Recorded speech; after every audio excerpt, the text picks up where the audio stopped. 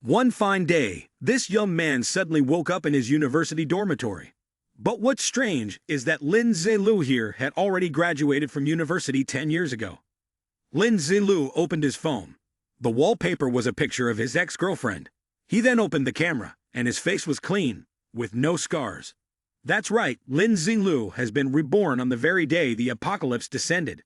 Before his rebirth, Lin Zilu had only just become the 10th war god of the Dragon Kingdom. Two of the war gods had set up a camp and organized a celebration party for him. But as they were chatting, a zombie king suddenly burst in. At that moment, Lin Zilu fought seriously with the zombie. But during the most intense part of the battle, two assholes behind him stabbed him with a painful blow. They get teamed up with the zombie king to send him to his doom.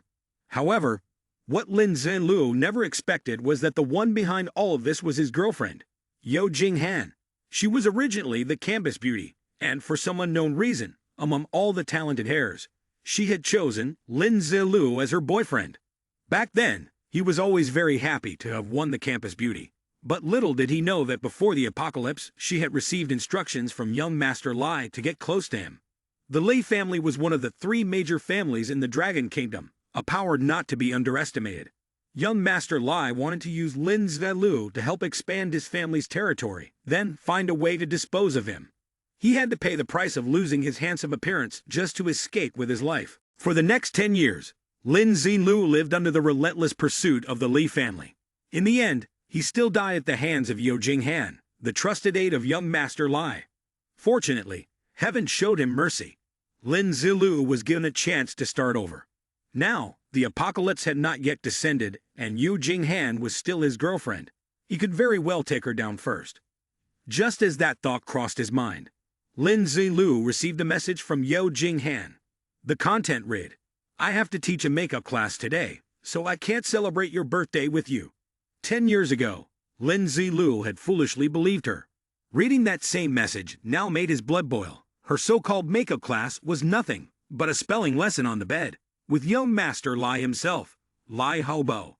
Suppressing his fury, Lin Zilu texted back, "Meet me tonight at the abandoned warehouse behind the training field. I have a surprise for you." In his previous life, Lin Zilu had gone to his grave, never understanding why Lai Haobo hated him so much. Because of him and Yo Jing-han, he had missed the best opportunity to level up. In this life, Lin Zilu swore he would never let that tragedy repeat itself, and he would make those vile people pay the price. That evening, Lin Zilu arrived at the abandoned warehouse right on time. The sky had turned a murky shade of red, like the color of blood. It was the omen, the sign that the real-world apocalypse was about to descend. At exactly 7 o'clock tonight, it would infiltrate the real world, turning Earth into a realm drowned in death. Lin Zilu brushed past a few people in the schoolyard. He remembered them as those who would survive after the apocalypse arrived, but it didn't really matter much. What mattered was that person with the surname Yao. Thinking this, Lin Zilu quickly walked toward the storage room. Yo Jing-han was already waiting there. As soon as she saw him, she pouted and said with a displeased tone, "Why are you only coming now? If there's something surprising, just say it quickly. I still have to go makeup lessons in a hurry." The words makeup lessons made Lin Zilu's ears itch. In the previous life, they even specially filmed a clip for her to send him as a birthday gift. What an annoyance. In the sleeve of his coat, Lin Zilu was holding a knife, but his face still wore an expression of sincere, almost foolish, smiling. Truly a master of acting. "Don't rush, I'll tell you right now." But Lin Zilu remained silent. Yo Jing-han began to grow anxious, since she was in a hurry to go make up lessons. "If you're not going to speak, what's the meaning of this? If you're not going to say anything, I'm leaving." Seeing her impatient look, Lin Zilu became even more irritated. He stepped forward, saying nothing, and immediately grabbed her neck tightly. The phone in Yo Jing-han's hand fell, and her expression quickly shifted to panic. "Are you crazy? Let go of me."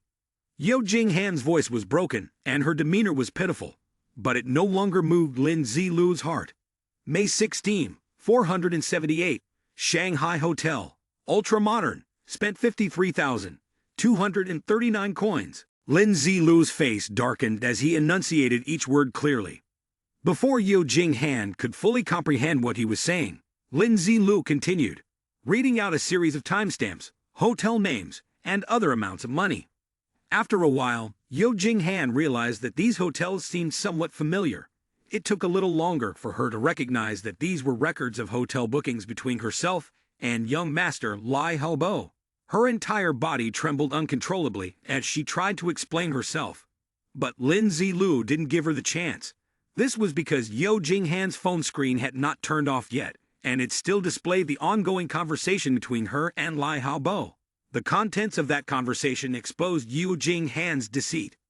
Although Lin Zilu had already gone through this in his past life, seeing it all unfold in front of him again, he couldn't help but let out a self-deprecating smile. He temporarily released Yo Jing Han, swiftly swiping to the 1-minute and 36-second long video.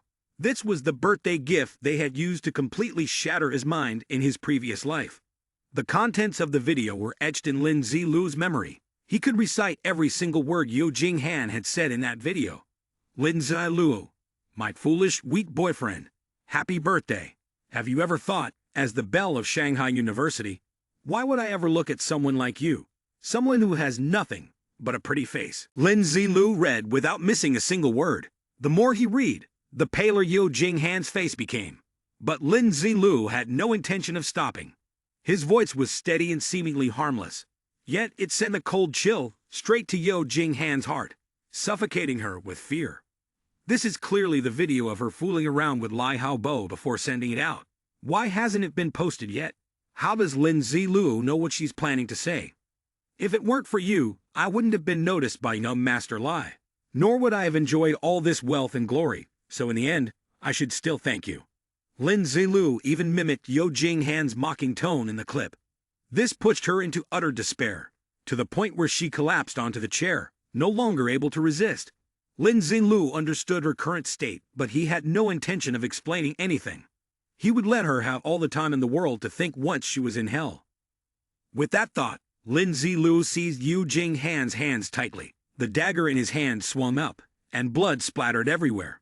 The strike was precise, and Yo Jing Han collapsed to the ground, blood pouring endlessly from her carotid artery. She had no way of surviving now. Though he had just become a murderer, Lin Zilu felt no fear. On the contrary, he was filled with exhilaration. 10 years had passed, and he had finally avenged this vile woman.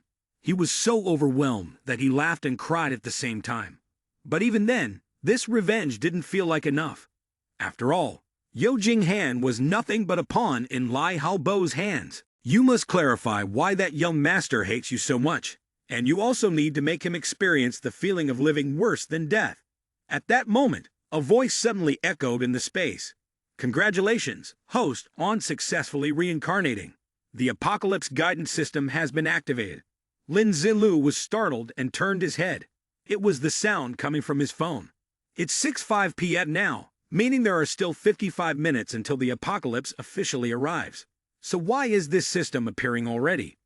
Moreover, this was the first time Lin Zilu had heard of this guidance system.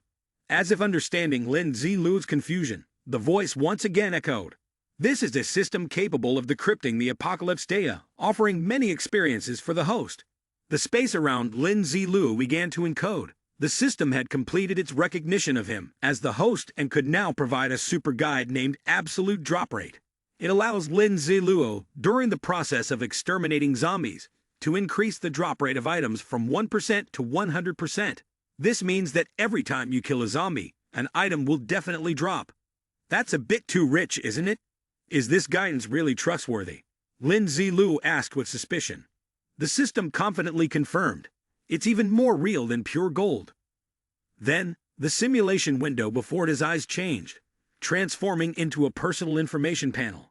Lin Zilu's current level was 0. The only instruction received was the absolute drop rate.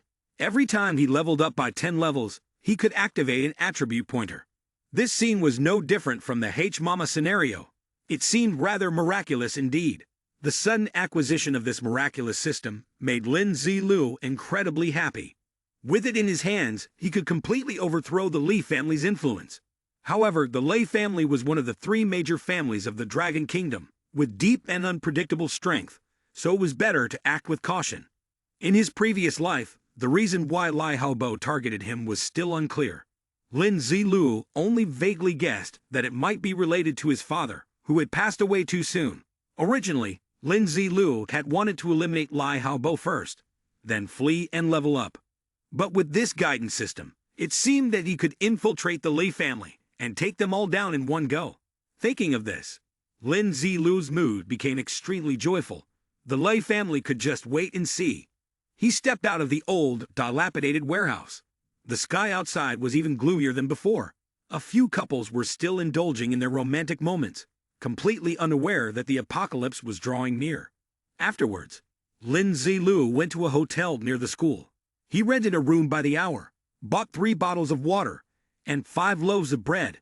After all, Lin Zilu still didn't fully trust the system that had fallen from the sky, so he thought it would be better to prepare for the worst when the apocalypse arrived. After returning to his room, Lin Zilu made a phone call, specifically requesting technician number 3 to come and serve him.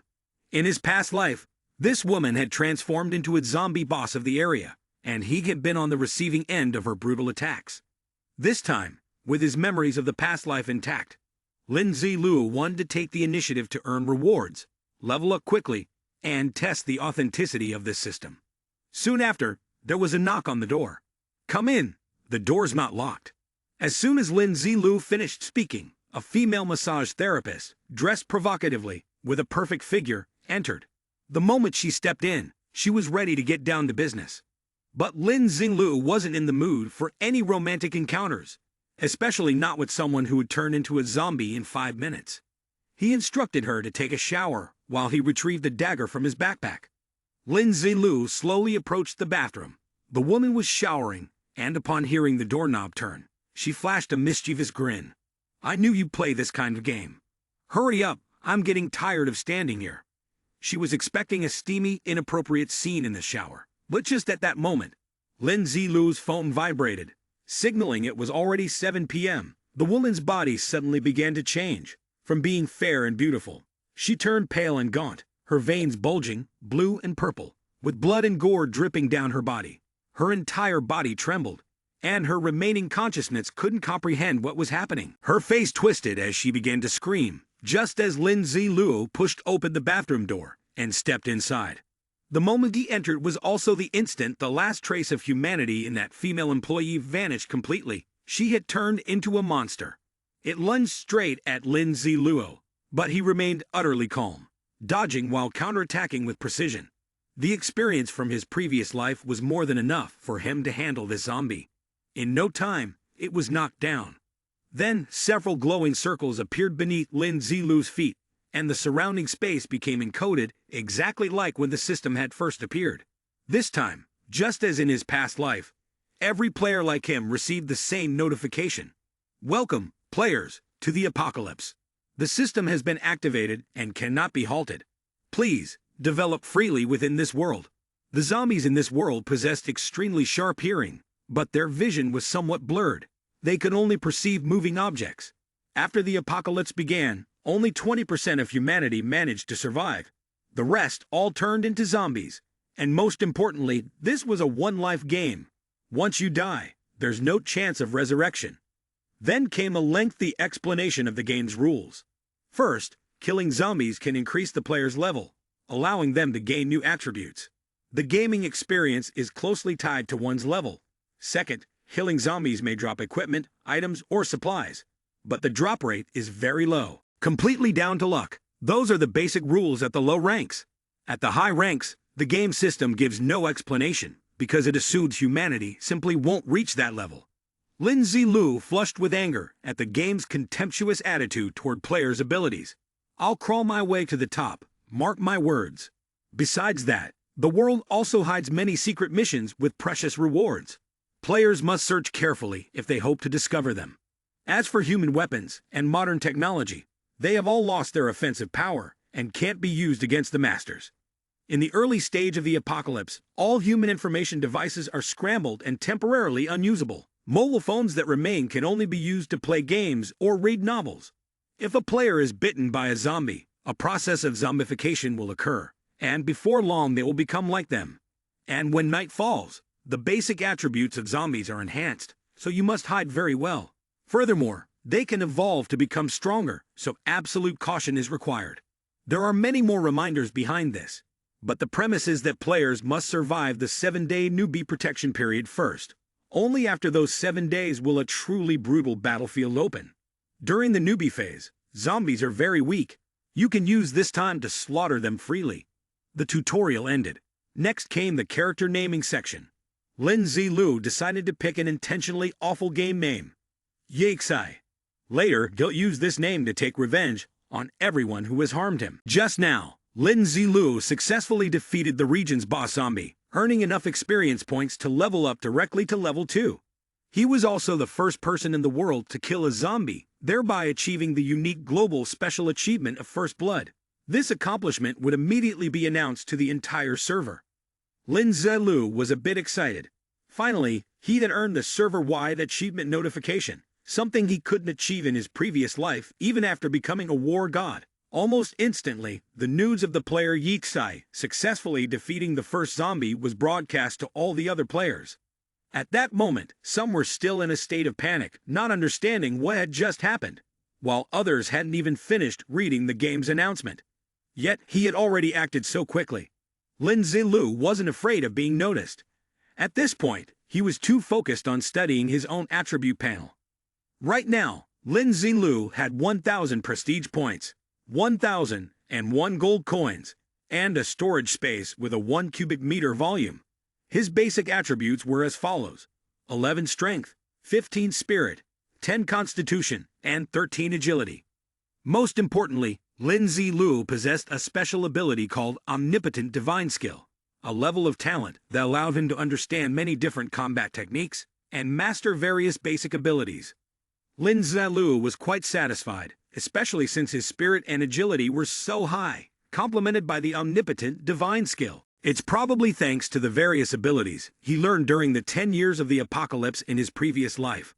The gold coins and reputation points he earned also have a significant effect because some equipment and items require a certain level of reputation points to be used. In particular, the shop also offers personal discounts. However, none of these can compare to the title #1 Blood Assassin that Lin Zilu just earned. Because of this, all attributes have been increased by 1 point. Moreover, after midnight, the first attack of the day will have its damage increased by 100%. Not only did he get 4 attribute points for free, but this damage effect could also have a miraculous impact. After reviewing all his personal information, Lin Zilu went back to the zombie corpse again, suddenly remembering the system's drop rate of 100% that he had received in the warehouse. Sure enough, next to the boss's corpse, a meditation necklace had dropped. This was a bronze-grade equipment, which, when used, would increase 1 point in mental strength and also boost mental recovery speed by 10%. Lin Zilu's eyes immediately lit up. Wow, the system didn't lie to me. This is my first time, and it already dropped a bronze-grade item. Please use the system's instructions wisely and don't forget the existence of the system. Seeing that Lin Zilu was still suspicious, the system felt a bit offended and reminded him. All right, I remember now. Lin Zilu nodded as if chopping firewood. I didn't expect a piece of bread to fall right into my lap like this. Looks like I really need to make good use of this system. His current task was to make the most of the 8 hours of daylight to hunt and eliminate zombies, because at night their attributes would increase dramatically. Lin Zilu picked up the meditation necklace and decided to start sweeping through the other rooms of the hotel. Before he could even leave the room, he heard some noises coming from the hallway. He carefully took out his dagger and opened the door, only to run into another zombie. After undergoing the transformation, zombies would retain some of the physical traits they had in life. It seemed that the zombie in front of him had been involved in some kind of physical labor when it was still human, judging by how its muscles were bulging. Although it was stronger than an average zombie by a few points in attributes, that wasn't enough to trouble Lin Zilu. The zombie lunged at him first. Facing its savage attack, Lin Zilu chose to dodge and then quickly found an opening to counterattack. With a swift motion, his dagger pierced into its throat and pinned it against the wall. Even so, it still tried to fight back. Lin Zilu, however, increased the pressure in his hand and drove the blade deeper into its throat. Finally, he eliminated the threat, earning an experience point and a gold coin. From the muscular zombie, a card representing a portion of a well-done steak about 7/10 of it, dropped. These cards represented actual supplies. After activation, they would yield the corresponding items printed on the card. This isn't a rare supply, but it's not bad for the early stages of the game. Lin Zilu put the card into his storage pouch and then began rummaging through the zombie's backpack. Inside, he found a photo of the person with his daughter, a reminder that he was once a pitiable human being. There were also quite a few repair tools. Lin Zilu casually picked up a hammer and rushed into the next room, continuing his zombie-slaying journey. However, upon entering the next room, the scene inside froze him in place. Lin Zilu saw two zombies, one male and one female, struggling on the bed. In a panic, he quickly ran out and slammed the door shut. Indeed, this hotel is utterly inappropriate. Even after turning into zombies, the guests can't seem to stop doing that kind of thing. But with their current appearance, the scene was far from stimulating. On the contrary, it was nauseating. Lin Zilu didn't want his eyes to be ruined by such sights, but he also didn't want to waste the precious 8 hours of daylight, so he decided to poke his head back in. The male zombie, enraged by him interrupting its activities, charged at him. Its speed was astonishing. However, compared to the repairman zombie from earlier, its total attribute points were still 2 points lower. Lin Zilu stepped back to gain momentum, and then swung the hammer straight into its forehead. As the zombie staggered, he followed up with a dagger thrust from his other hand. With a swift twist, he successfully dispatched the enemy. He didn't need to look to know that the remaining zombie was about to sneak up on him. The blade pierced its throat with precision.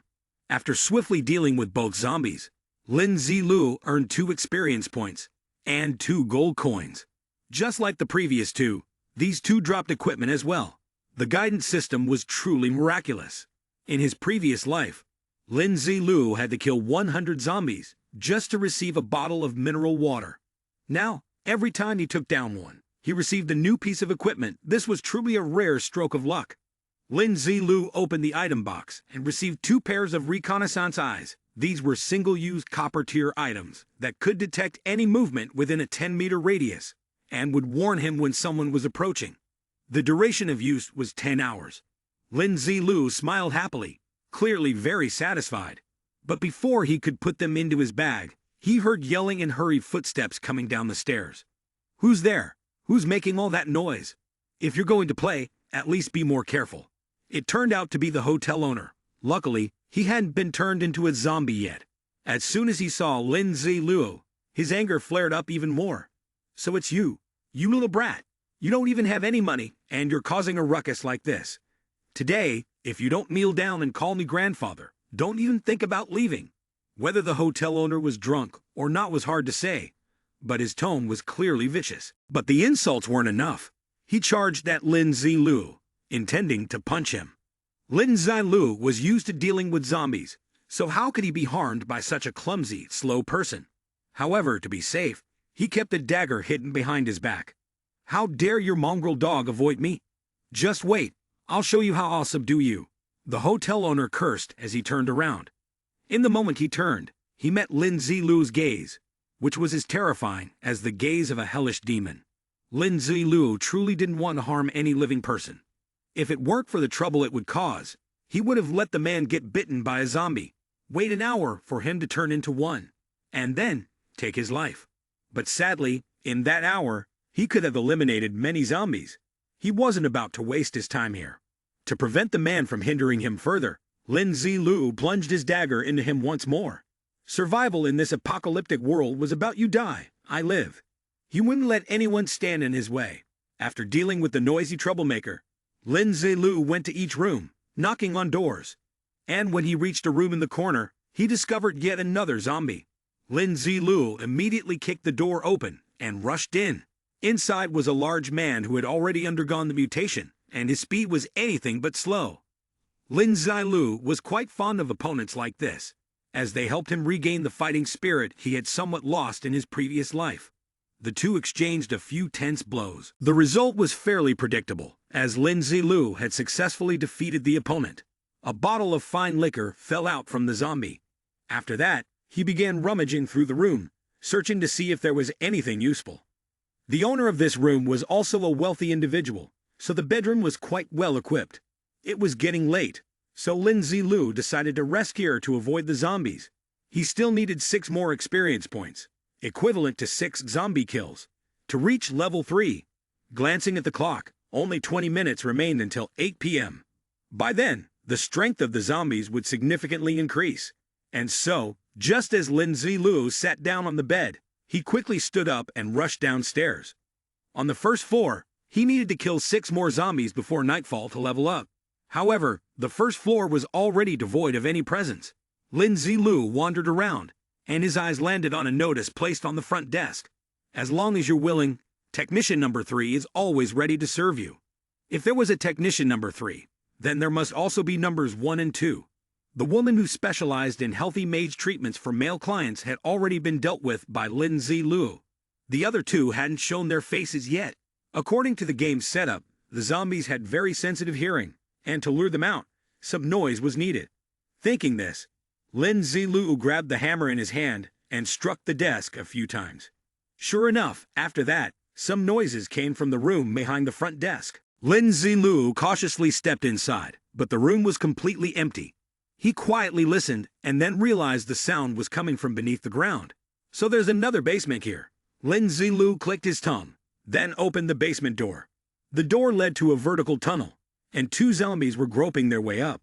However, their eyesight and sense of smell are poor, and after climbing a few steps, they would fall straight back to the ground. Lin Zilu couldn't bear to watch them struggle in vain anymore, so he decisively jumped down and took down both of them. He had destroyed 2 more zombies, but still needed 4 more to meet the KPI. The dagger in his hand had already become so dull it was unusable. Lin Zilu sincerely hoped that one of the 2 dropped items would be a weapon that suited him. It was just a casual wish, but Lin Zilu never expected his words to be so fortunate. The item that fell was the Tang Broadsword, a standard saber-type weapon from the Dragon Kingdom's military, bronze grade, about 70 centimeters long, extremely durable, and with a powerful armor-piercing effect. Equipping it will increase 1 attribute point and simultaneously reduce 10% of the enemy's defense. After the battle ends, the damage to the sword will gradually be restored. Although such standard weapons like the Tang Broadsword could later be purchased with gold coins, in the early stages of the game, acquiring it was like a tiger growing wings. He glanced at his watch, only 10 minutes left until 8 o'clock. It seemed like he needed to end this quickly. Lin Zilu climbed up from the basement to the first floor, then walked straight out onto the street. Outside, finding zombies wasn't hard. He stood in front of the hotel, snapped his fingers, and immediately attracted a group. However, the IQ of these zombies on the first day was really low. Without Lin Zilu even lifting a finger, they tripped over each other and fell in a heap. In his previous life, when Lin Zilu groggily woke up in his bedroom, it was already the 2nd day of the apocalypse, and all the zombies had already advanced to level 2. He had missed the most crucial time to level up because of Yo Jing Han, but things were different now. With the Tang Broadsword in his hand, killing these weaklings with 1 strike was no problem at all. During this period, the quality of the sword was exceptional. He had officially met his KPI of killing 6 zombies before nightfall and reaching level 3. Lin Zilu originally planned to put down his sword and stop fighting, but just then, another small zombie appeared. He thought this one might have slightly higher intelligence than the others, but unexpectedly, it walked straight into the blade and died on the spot. Although it was a little dumb, the equipment it dropped wasn't bad at all. It was a skill book. For now, Lin Zilu decided to put the skill book into his inventory, and by this time, the clock had already struck 8 p.m. Lin Zilu's instincts quickly sensed danger, so he took a step back. Sure, here is the translation. Sure enough, at the exact spot where Lin Zilu had just been standing a second ago, suddenly a zombie, twice the size of him, emerged out of nowhere. It was just a level 1 zombie, yet its 4 attributes were off the charts. Clearly, this was due to it having achieved the maximum growth boost during the night. The creature in front of Lin Zilu was not going to be easy to handle at all. Its strength would peak within 1 minute, and he had to resolve the situation quickly if he didn't want it to attract more zombies to this spot. However, dealing with this enraged monster wasn't as easy as Lin Zilu had imagined. The ones earlier didn't even withstand a single strike from the Tang Broadsword. But this zombie, even when slashed straight through the neck, showed no signs of dying. In fact, because of its thick, tough flesh. Lin Zilu's sword got stuck. He tried to pull the blade out with all his strength, but it was almost impossible. Facing the zombie with cloudy, lifeless eyes, Lin Zilu was forced to step back for the time being. He took the hammer from his inventory, gained some momentum, and threw it hard at the creature. The hammer struck the zombie's forehead with a loud thud. Seizing this opportunity, Lin Zilu quickly yanked his sword back. He thought that 2 consecutive attacks like this would be enough to put the zombie in a difficult position. However, it seemed that this only made the zombie more furious. It lunged forward, trying to grab Lin Zilu, forcing him to retreat a few steps. Still, this didn't mean that Lin Zilu was at a disadvantage. He tightly gripped the hammer in his hand. The other hand wielded the Tang broadsword, delivering another powerful strike to the opponent's neck. This blow was extremely forceful, and the wound it caused was deep. With such 3 consecutive, intense attacks, even a level 1 zombie like it could no longer hold on. Lin Zilu let out a sigh of relief. The attributes of this monster had already reached their peak level. If he hadn't handled the situation calmly due to his experience from his past life, there was no way he could have won. Lin Zilu picked up the remaining boxes of items scattered on the ground, then began to clean up the scene. It was already past 8 o'clock, and the attributes of the zombies outside had increased by at least 50%. The noise from his battle with the last zombie had been considerable. If he didn't resolve things quickly, he feared it would attract many more zombies. So Lin Zilu carried the zombie corpses and blocked all the exits of the hotel. He then returned to his luxurious room on the 2nd floor and used the reconnaissance eye artifact. From now on, if anyone or any zombie approached Lin Zilu, the shield of the reconnaissance eye would immediately turn red, warning him. No matter what state he was in, even if he was sound asleep, Lin Zilu would instantly wake up. After activating the reconnaissance eye, he felt at ease, and finally went to the bathroom to wash up. He had been busy all day and was covered in a terrible stench. Once he was clean, Lin Zilu finally had the mood to check the 5 boxes of items that had fallen, but not yet been opened. Inside were a dusk ring, a 1-liter bottle of Sanquid mineral water, 2 reconnaissance eyes, and a peeled Beijing roast duck. Food and drinks were abundant, weapons were already in hand, and he had even managed to pick up 4 reconnaissance eyes. Lin Zilu was beyond excited. The valuable items from his past life were now easily within his reach. This was truly the greatest blessing the heavens had bestowed upon him. Besides the 2 reconnaissance eyes he had just unlocked, the dusk ring was also a great find. It was a bronze-grade item that helped conceal 30% of one's presence when nightfall came. Additionally, it provided a boost to his agility by 1 point. Without hesitation, Lin Zilu equipped it. Then, he remembered something else. The skill book that he hadn't opened yet. In the past, the chances of obtaining a skill book were infinitesimally small. He recalled that in his previous life, players from level 10 to level 80 only had 3 chances to randomly acquire a skill, and even then, there was no guarantee the skill would be suitable for them. In his past life, there was someone known as the Archmage for possessing a total of 25 skills, more than any other player in the world. As for him, Lin Zilu, he'd acquired 10 skills, which already placed him ahead of 99% of players worldwide. Now having just reached level 3, Lin Zilu had found a skill book. He was incredibly nervous before opening it. He mentally called out to all the divine beings he knew. Please, grant me the blessing to open a useful skill, one that will suit me well. Only then can this life of mine have a smooth start. When the skill appeared in front of him, Lin Zilu's eyes widened, as if he couldn't believe what had just happened. He had unlocked the full recovery slash skill. This was a warrior-type skill. When the weapon in his hand was thrown, it would deal 120% damage. After the weapon hit the enemy or reached its maximum range, it would automatically return to his hand. The distance it traveled out and back was the same. During the return flight, if it hit an enemy on the way, it would deal 80% of the damage. The only weakness was that if it encountered any obstruction, it wouldn't return to its owner. Lin Zilu was incredibly excited because this was a rare warrior skill. Not only was it a ranged damage skill, but it also featured automatic retrieval and increased damage. Such a skill had a long cooldown time when used, but once Lin Zilu's mental power increased, he could shorten the cooldown period. After learning the skill, Lin Zilu was so eager to test it out that he immediately thought of throwing his Tang broadsword. But before he could act, His stomach growled loudly. Naturally, he'd been so busy all day that he hadn't eaten anything. He opened his inventory and took out the food he had collected from the resource card he earned today. Then he began eating hungrily, as if he had just come back from a long famine.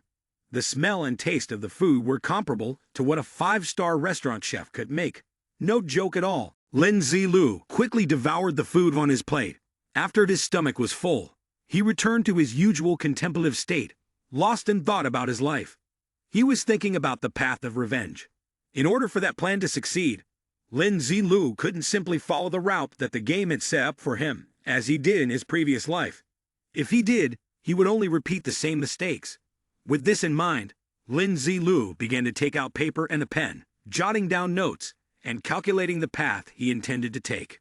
Players must reach level 10 before they can unlock the career system, and choose the path that suits them, he muttered to himself. In reality, the two best classes were still the warrior and the mage. If he chose the warrior, every time he leveled up, Lin Zilu would receive a fixed point increase in both strength and constitution attributes. Additionally, he would be given 2 free attribute points to distribute as he saw fit. If I choose a tank warrior, I should focus on increasing the constitution attribute. If I choose a damage-dealing warrior, I should increase the strength attribute, he continued. And if I choose an assassin, I'd allocate points to the agility attribute. For the mage class, every time he leveled up, he would receive a fixed point increase in both agility and spirit attributes. Additionally, he would be given 2 free attribute points to allocate as he wished. Most players would focus on the spirit attribute.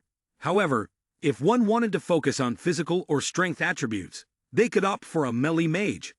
But what Lin Zilu was waiting for was not something so ordinary. He had already experienced that in his previous life, so in this life, he hoped even more to acquire it. It is a hidden profession, a type of advanced profession that differs from the common professions. Players can unlock the hidden profession system, which only comprises 1% of the total players worldwide.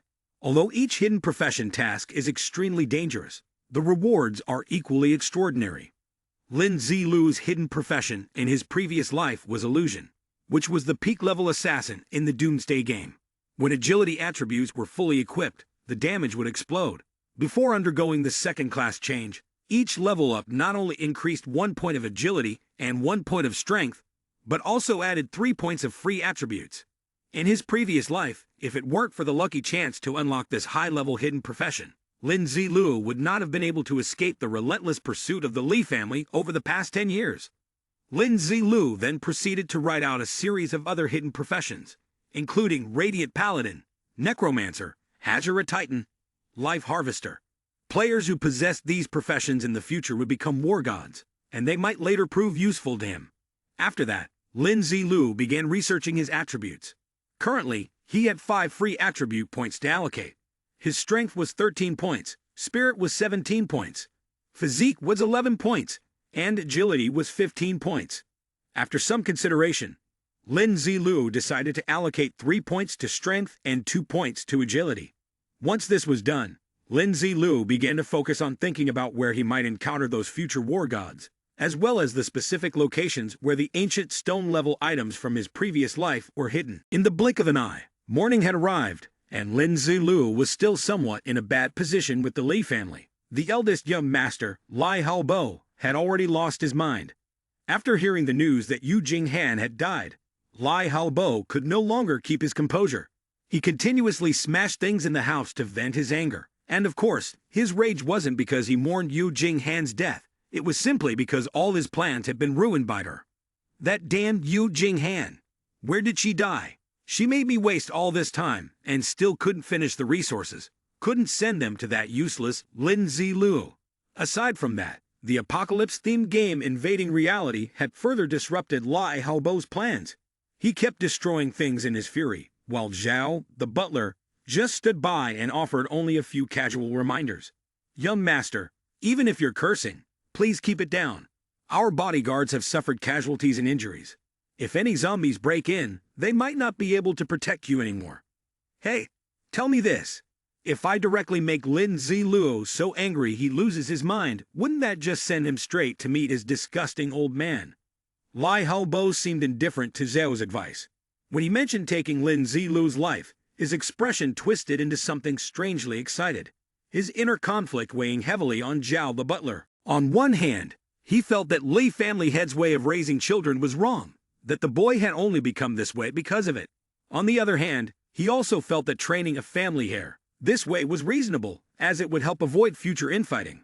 But now, the apocalypse had arrived.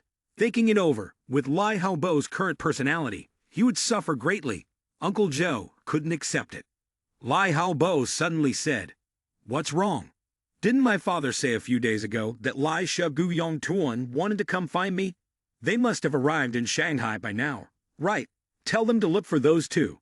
Lai Haobo wanted to find Yu Jinghan at all costs, even if it meant dying in the process.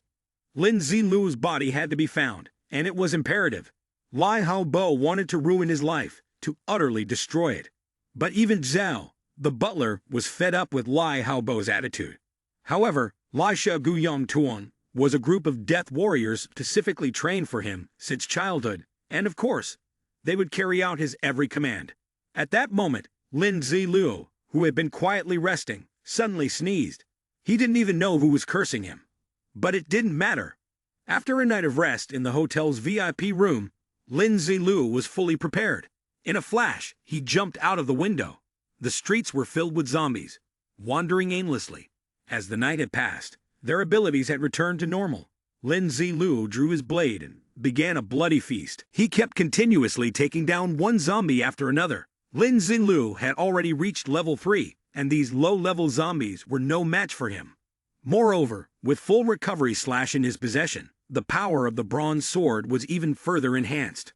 The only issue now was that his mental strength was too weak. In the early stages of the game, he had to focus on attributes like strength and speed, so he hadn't yet allocated any free attribute points to mental strength, resulting in a longer cooldown time for full recovery slash. After swinging his sword for a while, Lin Zilu began to feel fatigued. Having already met his zombie elimination quota for the day, he decided not to continue and instead turned his attention to unboxing the dropped items. Lin Zilu's eyes once again lit up when he saw that he had obtained a new attribute item. It was an equipment enhancement scroll, bronze grade, which could enhance a bronze grade item. This wasn't just useful, it was extremely useful, something one could only hope for. After using it, the equipment's attributes would be enhanced. The first enhancement would definitely succeed, but subsequent enhancements were not guaranteed. As the higher the level, the lower the success rate of enhancement.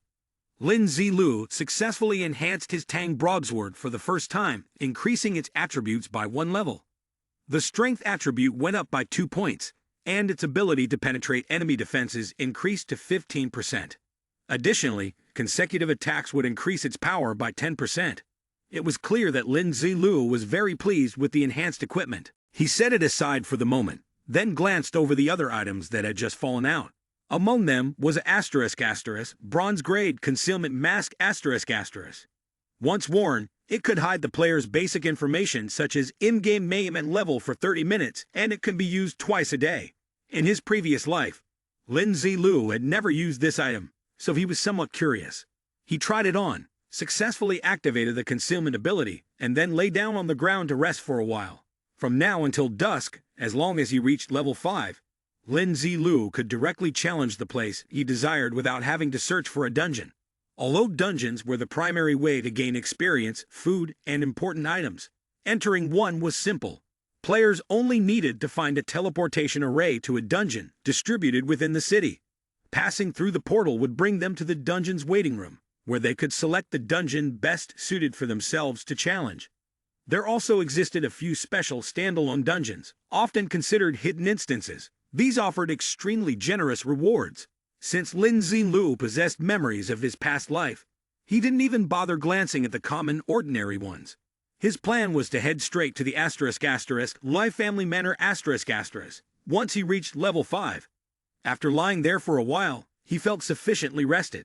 Lin Zilu strapped a watch onto his wrist and continued his journey.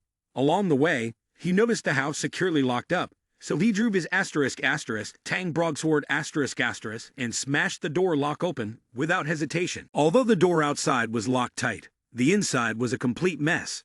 Objects were scattered haphazardly, and the entire house was covered in splatters of blood. Lin Zilu followed the trail of blood and opened the bedroom door. As soon as the door cracked open, a blackened hand immediately reached out from inside. Its speed was fast, but not faster than Lin Zilu's blade. He stepped back a little, creating enough space to swing his sword for a strike. But the zombie inside was quicker than he expected and immediately retracted its hand.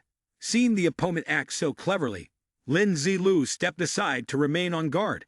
Sure enough, when the figure inside noticed that he wasn't making any move, it started to grow more anxious. Two hands with sharp claws from the zombie pierced through the wooden door, and it used all its strength to smash the door and charge out. Lin Zilu had been waiting by the door, ready to strike as soon as it came out. His broadsword sent the zombie on its final journey. Lin Zilu entered the bedroom to inspect. He saw a neatly placed photo frame on the table. The savage zombie from earlier turned out to be the single father of two high school students. For a moment, Lin Zilu felt a wave of confusion, but he quickly regained his cold demeanor. Forget it, with so many people turning into zombies, there's no way to feel sympathy for each one. Lin Zilu took advantage of the house as a place to rest and eat. Having killed so many zombies, his food supply was now abundant. Lin Zilu casually picked out 4 dishes and dug in happily, replenishing his energy after a busy morning dealing with zombies. After that, he lay down on the sofa to digest, his hands beginning to scroll through his phone, checking the map. Lin Zilu's current location was on Pingshan Road. If he headed east this afternoon, he should be able to reach the place he wanted. Right now, he was just a little bit short of enough experience to reach level 5. But walking down the road while slaying zombies along the way should be enough to level up.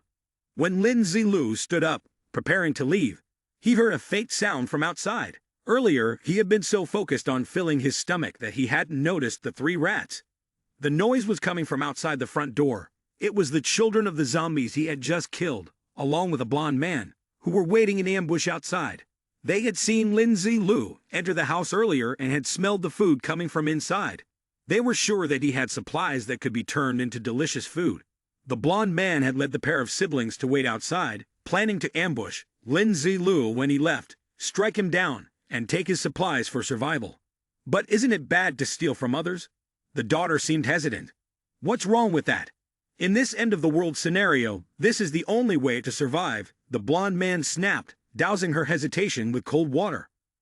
Little did they know, while they were discussing their plans, Lin Zilu had already climbed out of the house through the back window. He took a detour and quietly approached the 3 rats from behind. Kaiji was filled with confusion, frowning as he said, "That's right, little sister, we are justified.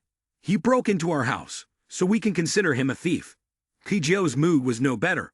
It seemed like it wasn't wrong either. The more she thought about it, the more worried she became, especially with her growling stomach, her insides pressed against her back, and the thought of her father suddenly turning into a zombie. She had rushed out with her brother without taking anything with her. From noon yesterday until now, she hadn't eaten anything. There was no choice. What could she do? Who told her brother to have food? Kijio, feeling desperate, used all of her strength to force out a loud shout. "All right, let's rob him. We'll rob him."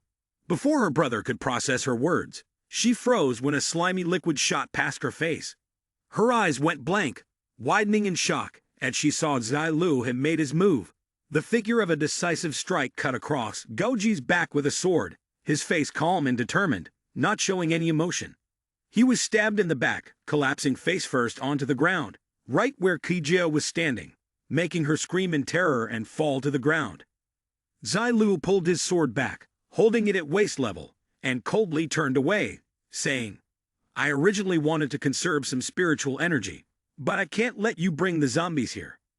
With that, he threw the sword, spinning it in multiple arcs like a boomerang. Zilu's face was as cold as ice, not needing to try, casually tilting his head to one side.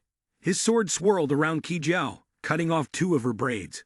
Already scared out of her wits, she grew even more frantic, her face draining of all color. Kaiji, the older brother, saw the tense situation and ran for his life.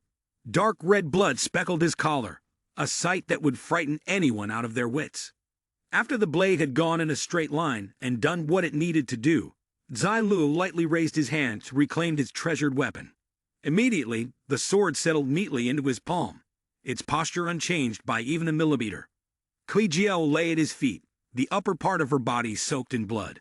Zilu turned to look at them one last time before leaving, his gaze judgmental.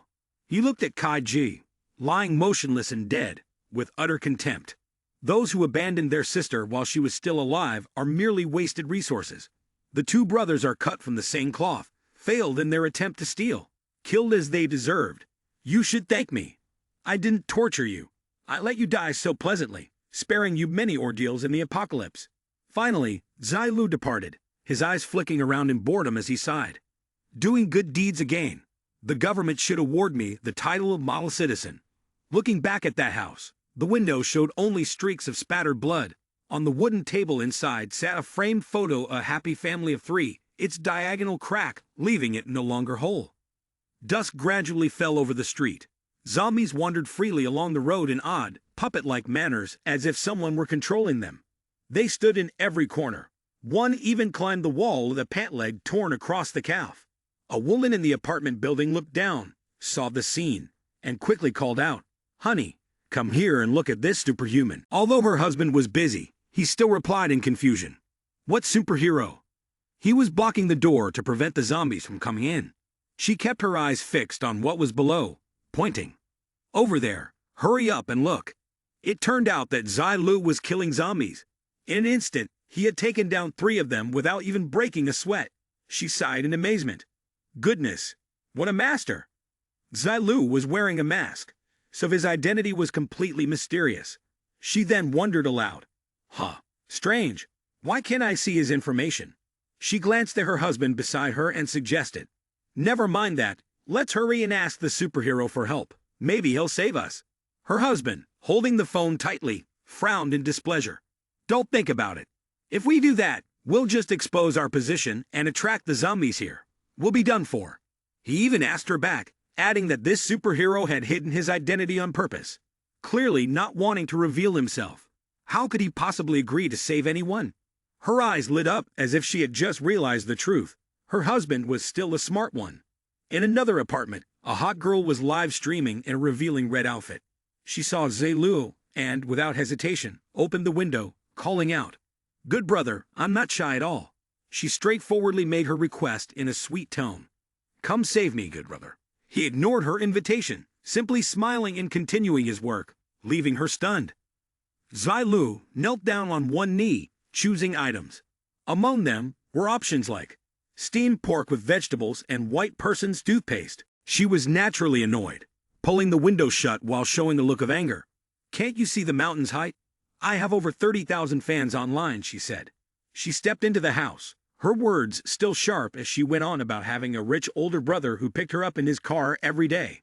Seeing a man like him with a mask, she became even more irritated. A hideous guy wearing a mask daring to ignore me? He'll pay for this. With that, she grabbed a flower pot. Gathering all her strength, she tried to throw the pot toward the window, and, as expected, let go, causing it to fall right where Zilu was standing. At that moment, he was focused on the card in his hand. Thanks to his intuition, Zilu sensed something was about to go wrong. He flinched slightly and took a small step back. The flower pot landed on the ground right next to him. Reflexively, he glanced over.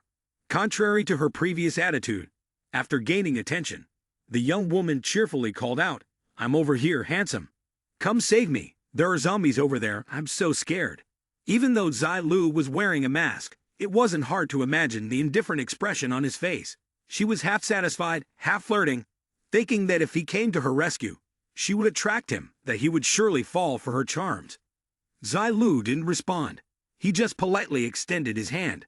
In his palm was a piece of raw meat soaked with zombie virus. This item in the post-apocalyptic world is referred to by players as the divine artifact that tempts zombies. Once it is taken out, zombies within a 100-meter radius will relentlessly chase it in the direction of the living flesh. This living object is soaked in a slimy substance. A second later, the piece of meat flies into the hot girl's room. She stepped aside, her eyes wide in shock, unable to comprehend what's happening. She's angry at Zilu, but little does she know, she's just stepped into a hornet's nest. "I don't want food. I want you to take me to a safe place." Does he not understand human speech? She wonders in her mind. What's wrong with this guy? The answer doesn't take long to arrive. A noise comes from outside the door, and she whips her head around, her face tightening in alarm. A horde of zombies, for reasons unknown, had opened the door and started crawling in. In uncontrollable numbers, they're like a pack of hungry beasts, ready to devour anything in their path. The hot girl turns pale, frozen in place, like a wooden plank. Blood splatters everywhere, and yet another life is lost. The red liquid spreads, pooling more and more. Her phone, used for live streaming, falls to the ground, the screen cracking. Inside the live stream room, people are in chaos, with many offering conflicting comments and criticism. What's wrong with you? It's the apocalypse, and you're still live streaming upstairs? You sure are comfortable. Still watching the live stream. Whew, what level are you at? Where's your dungeon? I just want to survive. Hoo, damn it, are zombies really this terrifying? Zilu, after handling the troublesome matter, leisurely put his hands in his pockets and walked away, thinking to himself. This is just the first lesson of the apocalypse. With the apocalypse beginning, humanity's life is becoming more and more chaotic. Some people are floating in midair, others are leaning over balconies. Zilu is the only normal person in this place. The content of the first lesson is to recognize yourself and never casually ask strangers for help. That was referring to the hot girl from the other day. He walked at a leisurely pace, as though strolling through a street, while in the distance, a group of hungry zombies was charging toward him. After walking for a while, when the sunset fell, he finally arrived. Before Zilu stood the Shanghai Sports Bow Center. From the outside, it looked massive and sturdy. He gently raised his head and glanced around. That's right, it's here. Zilu raised his hand to check his watch and calculated. There were still 2 hours until late at night. Enough time. He continued walking forward. Upon reaching the door, Zilu knew that this Shanghai Sports Bow must have a wild silver-grade treasure chest. In the setup of the Apocalypse game, in the iconic buildings of the city, special situations would occur. For example, dungeons, hidden robot merchants, wild treasure chests. What was mentioned was the wild treasure chest, which appeared in various places and could be opened by anyone. The boss guarding the treasure chest had to be defeated in order for the treasure chest to drop. Compared to wild treasure chests, the ones of higher value were much harder to obtain. The silver-grade treasure chest was guaranteed to give a piece of silver-grade equipment or an item. Zilu entered and quickly scanned the area with his system, which immediately provided the result. Host is about to enter Shanghai Sports Bow. The situation at Shanghai Sports Bowl meets the mission requirements. Therefore, the system hereby announces the mission 1 against 100. The host looked up at the system prompt. An elite host must demonstrate their strength. Please kill 100 zombies in the Shanghai Sports Bowl. No level restriction. Mission reward: 1 normal guidance draw and a random bronze-grade equipment. Mission duration: 24 hours. Would the host like to accept the mission? Zilu pondered deeply. 100 of them. By now, most zombies have already evolved to level 2. I have to think this through carefully before deciding. The sports complex is huge, and my original plan was to avoid large zombie groups, take advantage of stealth, open treasure chests, and then slip away. But now, there's this mission. Frowning, Zilu asked the system, if I don't accept the mission, or if I fail it, will there be any punishment? A chime sounded, followed by a calm response. Please rest assured, host. The purpose of the guidance system is to provide a better gaming experience. To allow the host to enjoy the gameplay process, there will be no punishment for refusing or failing the mission. On the contrary, the host will receive 100 gold coins as consolation. Upon hearing this, his expression relaxed and he exclaimed in delight, "Oh my God, that's great!" Without a moment's hesitation, Zilu accepted the mission, thinking that regardless of success or failure, there would be no loss. He then took his first steps into exploring the vast sports complex. According to his memory, the silver-grade treasure chest was probably in the warehouse on the 3rd floor. Zilu followed the path based on his memory, his expression a bit unpleasant. He entered through the side door, then walked along the safety passage on the 1st floor, mentally mapping out the specific routes in his mind. It was roughly the medical room on the 3rd floor, almost 8 o'clock, and the night was drawing near. There was a bed in the medical room, so he could sleep there for the night and continue fighting the next day. By midday the next day, You should be able to reach the warehouse on the 3rd floor. At this point, he crossed his arms, feeling self-satisfied, and opened the treasure chest. He then jumped straight off the edge of the building and scurried away. Standing in front of the locked door, Zilu simply swept his sword across it, solving everything in one motion. Both the lock and the chain shattered. When he opened the door, a zombie was waiting inside. Upon hearing the noise, it lunged forward. This one was muscular, with a gaunt face, blood-red eyes like a vampire's, and sharp teeth, ready to devour any prey that came its way. Nice start, Zilu thought to himself as he jumped into the room. He gripped the sword tightly with both hands and thrust it through the zombie's throat, clenching his teeth as he observed it closely. After pulling the sword out, Zilu frowned slightly. With his other hand, he pulled out a small hammer from somewhere and repeatedly hammered it into the zombie's face, not giving it a chance to retaliate. The basketball-sized head bounced off, covered in blood. The outcome was inevitable. The zombie died on the spot. Zilu stood there, speechless. "Didn't expect that, huh?" he muttered. Even playing basketball outside turned someone into a zombie. While observing, he squinted and noticed something unusual. Right next to the body, a small chest had appeared. Zilu, without hesitation, kicked the zombie's body aside to conveniently grab the box, from which emerged a new weapon, an ultra-grade ammo and an old key. Some information about this weapon. It was a bronze-grade prop, one-time use, capable of emitting a blinding white light. Anyone who saw this white light would fall into a state of blindness. The duration of the blindness depended on how long the person was exposed to the light and their sensitivity to light. He eagerly picked up the prize and carefully inspected it. Good stuff. Tomorrow night, I'll head to the mansion.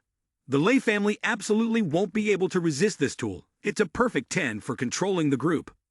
Zilu reached for the backpack on the floor. On the key was inscribed the words, "Universal key for the sports complex." He left the area, casually slipping the treasure into the backpack, feeling pleased. At least it would avoid the door-busting scene and make less noise to attract zombies. Zilu moved to another room. The door was ajar, and he slipped inside. Zilu skillfully peered through the small crack, his face tense, tighter than a stretched bowstring. Inside, a group of students in sports uniforms had long turned into zombies. They all looked irritable, identical to one another. It turned out they were in the ping-pong room. The game had just ended, with paddles still left on the table. The zombie students were moving toward the door. Meanwhile, Zilu successfully infiltrated without making a sound. He entered, crawled under the table to hide, and peeked out at the zombies' footsteps, which were now right beside his ear. Zilu raised his hand, carefully counting them all. 1, 2, 3, a total of 17.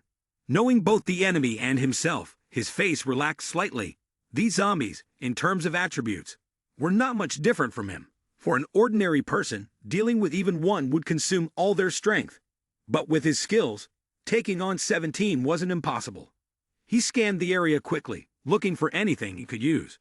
The large door of the ping-pong arena was closed, but a small sound could make the zombies outside come in.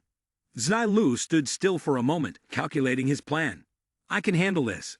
He would deal with the 2 zombies in front first, then execute a migration strategy with the remaining 15.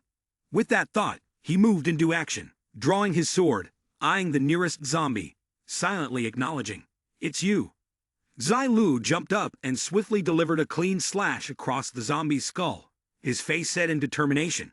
He was far too used to this by now. Another unfortunate victim fell, dead on the spot. Naturally, the noise startled the others. They hesitated for a moment. 2 or 3 zombies turned to look at their fallen companion, their eyes blazing with fury. Gradually, more of them took notice. Their faces darkened, their eyes bloodshot, and they all fixed their gaze on the same spot. The zombies rushed at that location like moths to a flame, their faces twisted in pure rage. On the other side, Zilu had already braced himself to face them head-on. He placed the sword before him, his blue eyes sparkling. The zombies had closed in, only a few steps away from Zilu. With a swift swing of his blade, blood splattered in all directions. Without wasting a single moment, Zilu gathered momentum, leaping forward. He spun around, and 2 of the zombies were struck across the legs. Taking care of the remaining ones, Zilu landed a short distance away. The nearest zombie changed direction, slowly approaching him. As usual, a quick slash across the head was enough to take one down. Zilu clenched his lips, lowering his sword just as the system notification sounded. Congratulations to player Zilu for successfully killing 2 zombies, earning 2 experience points, and 3 gold coins. Congratulations to player Zilu for leveling up to level 5, earning 1 free attribute point. Player Zilu is 100 experience points away from the next level up. Zilu opened the system to check, and his agility attribute was increased by 1 point. After finishing his task, he jumped over the corpses on the ground, landing on a table and briefly closing his eyes to focus. At this moment, Zilu stood tall on the ping-pong table. The remaining zombies had surrounded him. One of them was snarling and threatening behind him, but he noticed just in time, gently leaning to one side. His blade glided across the zombie's neck, sending it stumbling backward. Zilu tightened his fist. Another zombie, seeing this, became frightened and attempted to flee. At the same moment, the door behind him creaked open slightly. A single eye peeked through the crack, and before the door could fully open, the person, having witnessed everything inside that eerie room, stumbled back in terror. He frowned, his face twisted in frustration, cursing his luck. From inside, there was a loud rumbling noise, followed by 2 or 3 people piling on top of each other, their figures clearly imprinted against the wall. The man rubbed his chin, grinning slyly, thinking, judging by these shapes, they must be zombies that got beaten up. The players inside must have supplies on them. Time passed, long and agonizing. He waited and waited, his stomach now growling, his face hollowing out, his hair growing wild, but still no sign of any movement. He muttered to himself, as long as I wait for him to die, I can profit from those supplies. Losing all patience, he pushed aside the pile of hay and frowned in helplessness. Summoning all of his courage and curiosity, he cautiously approached the room to observe more closely, thinking to himself, if you can't make it, then I'll show some mercy and send you off. Inside, Zilu was still battling the zombies. The man grinned maliciously, his eyes shining as he thought, I need to figure out a way to lure more zombies here. In the room, a ceiling panel was torn off, letting light from outside shine through. After fighting off a group of zombies, another one snuck in, and Zilu, exhausted, was barely able to stand, his body trembling, his jaw clenched, sweat dotted his cheek. Damn it, the zombie's cry had attracted the attention of others outside. A loud noise came from the door, causing Zilu to jump in surprise. He had to look. The door, after being physically impacted, now had large cracks spreading across the surrounding walls. After that breath, everything returned to normal, silent as a chicken. Zilu, at this point, was also feeling fatigued. He knew he couldn't wait much longer, and wasn't sure how much longer this door could hold. Once he finished off these zombies, he had to escape. He gripped his sword tightly and turned 90 degrees toward the remaining zombies that had gathered. It wasn't just one, but 3 of them charging at him at once. They pushed and shoved against each other as if they wanted to tear him into 100 pieces. Zilu certainly didn't stand still and take the hit. He jumped up, did a somersault in midair. In a split second, the 3 zombies were dealt with, sent flying a great distance. Zilu landed lightly, his hand gently placed in front of him to steady himself against the momentum. His gaze was full of determination. Though he had taken care of the ones in front of him, there were still many more zombies wandering around the room. They wandered back and forth, some of them advancing toward him, growling with saliva dripping from their mouths. Zilu thrust his sword straight into the group of zombies, handling several at once. After a continuous flurry of movement, he collapsed onto the ground, wiping the sweat from his forehead, panting heavily to catch his breath. At that moment, the system flashed a suggestion behind him. Zilu was briefly startled, and instinctively looked behind him. It was a stamina potion, a bronze-grade single-use item. Once consumed, it could instantly recover 20% stamina, and then restore 5% stamina per minute for the next 5 minutes. After use, it had a 30-minute cooldown. He reached for it, downed it in one go, and immediately felt a surge of energy coursing through him. Zilu stood by a side table, sending his sword flying to the other side. The blade sliced through the air, striking the zombie's neck and causing it to drop dead on the spot, leaving behind another item. He quietly approached the chest and opened it to inspect, still cautious of the nearby zombies. Zilu found a stable spot where no one could disturb him and happily opened the chest. The fatigue from earlier vanished from his face. This time, he received a bronze-grade injection bracelet, an accessory that boosts magical spirit attribute by 1. It also grants an additional skill, Injection Strike, which can summon several injections from the ground to deliver a heavy vertical strike. The skill has a 24-hour cooldown. Zilu carefully held the bracelet in his hand, suddenly speechless, feeling utterly perplexed. Could it really be such a fortuitous equipment with a skill like this? He immediately put it on his wrist to test the new weapon, eager to try it out. The door finally couldn't withstand the pressure from outside and collapsed. A few people outside fell to the ground in a heap, a cloud of dust rising in the air. Zilu stood from a distance, quietly observing the situation. Through the thick smoke, he saw a group of uninvited guests. With one hand in his pocket and the other clenched in a fist, as if celebrating something, he sneered. Right on time, he thought to himself. A horde of hungry zombies from outside poured in, followed by even more. These were far angrier than the ones from earlier in the room. Among them were both men and women, their faces horribly disfigured. Zilu gathered his strength, leaped high, and soared over the advancing zombies. No matter how they reached out, they couldn't touch him. The bracelet on his wrist flickered, shining like the light of the party illuminating the zombies. Large cracks appeared in the ground, widening as they advanced, sending the zombies into a panic. Of course, there was only one person smiling here, and that was Zilu. He was delighted to witness the effect of his new toy. This is just the beginning, he thought to himself. From the cracks in the floor, large thorny plants began to sprout. They grew densely, twisting and reaching up into the sky, stabbing in all directions. Zilu stood aside, watching closely. He was briefly taken aback by what he had just created, enough to mutter a curse under his breath. Damn it, is it really that strong? The destructive power of this skill could only be achieved by a level 20 mage. A lone zombie, which had been hiding in some corner, finally jumped out at this moment. Zilu gave it a charitable glare, his expression unchanged. It met the same fate as its predecessors. Its throat was slashed instantly. Just as things seemed calm, he noticed a thorn growing up right where he was standing. He quickly jumped back, barely avoiding it. In front of him, the scene couldn't have been more chaotic. The thorns were taking care of the zombies, one by one. He remained silent, not uttering a word, as countless zombies fell. The system continuously sent out notifications. Congratulations, player Zilu, you have successfully killed 2 zombies. You earned 2 experience points and 3 gold coins. Congratulations, player Zilu, you have successfully killed 3 zombies. You earned 3 experience points and 5 gold coins.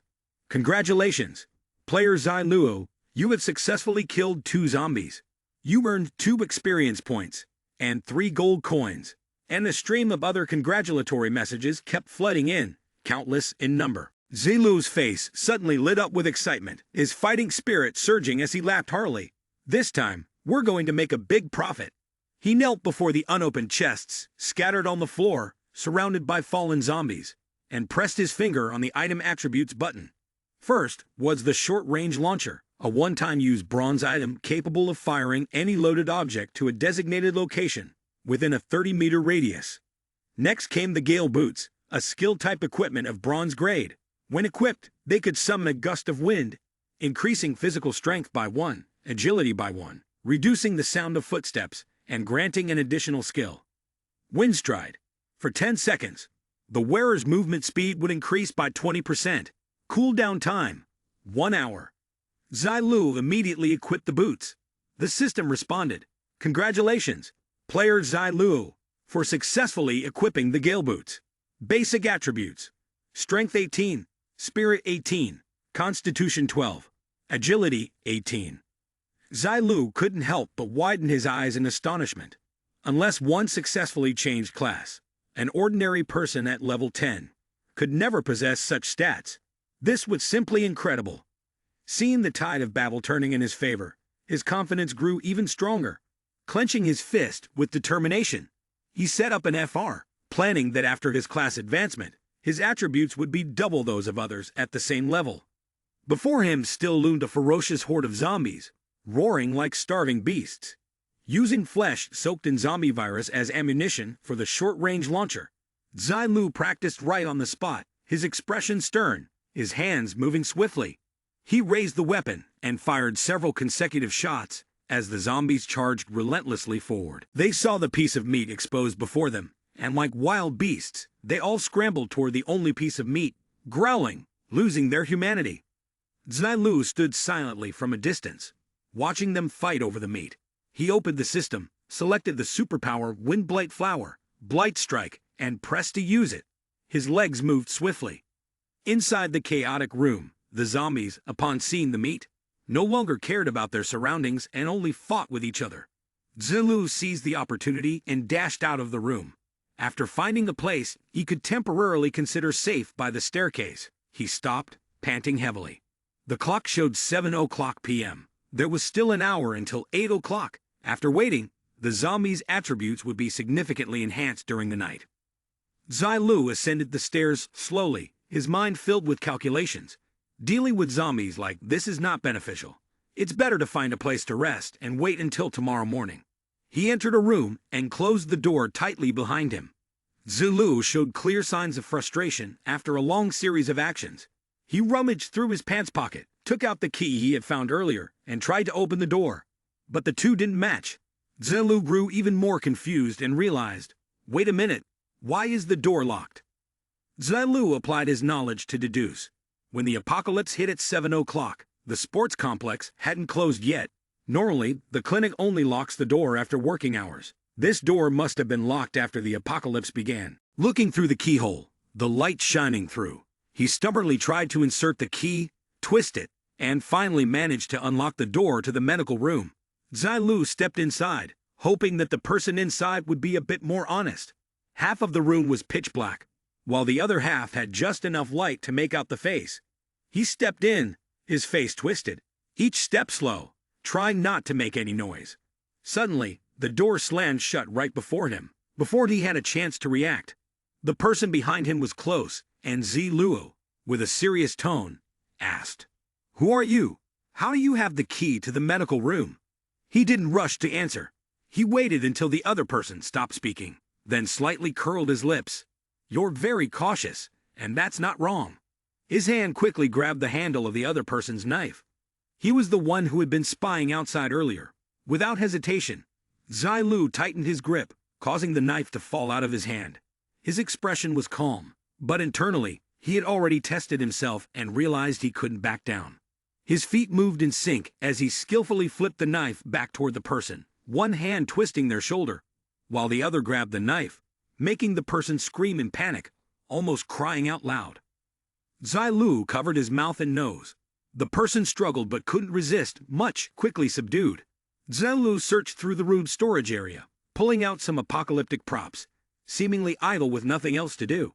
A piece of polka dot fabric, his face clearly showing his boredom.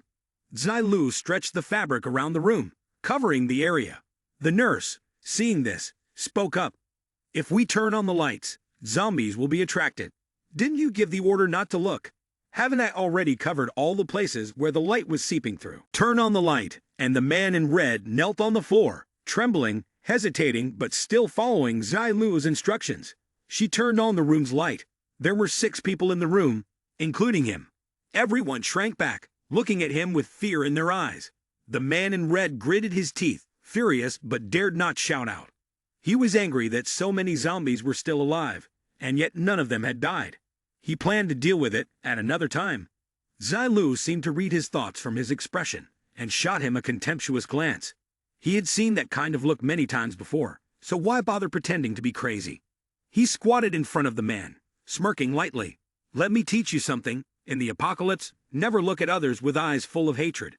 The man still didn't understand what was happening. Just a second later, Zilu's behavior toward him was no different from how he treated the zombies. His demeanor cold and chilling, making everyone shiver.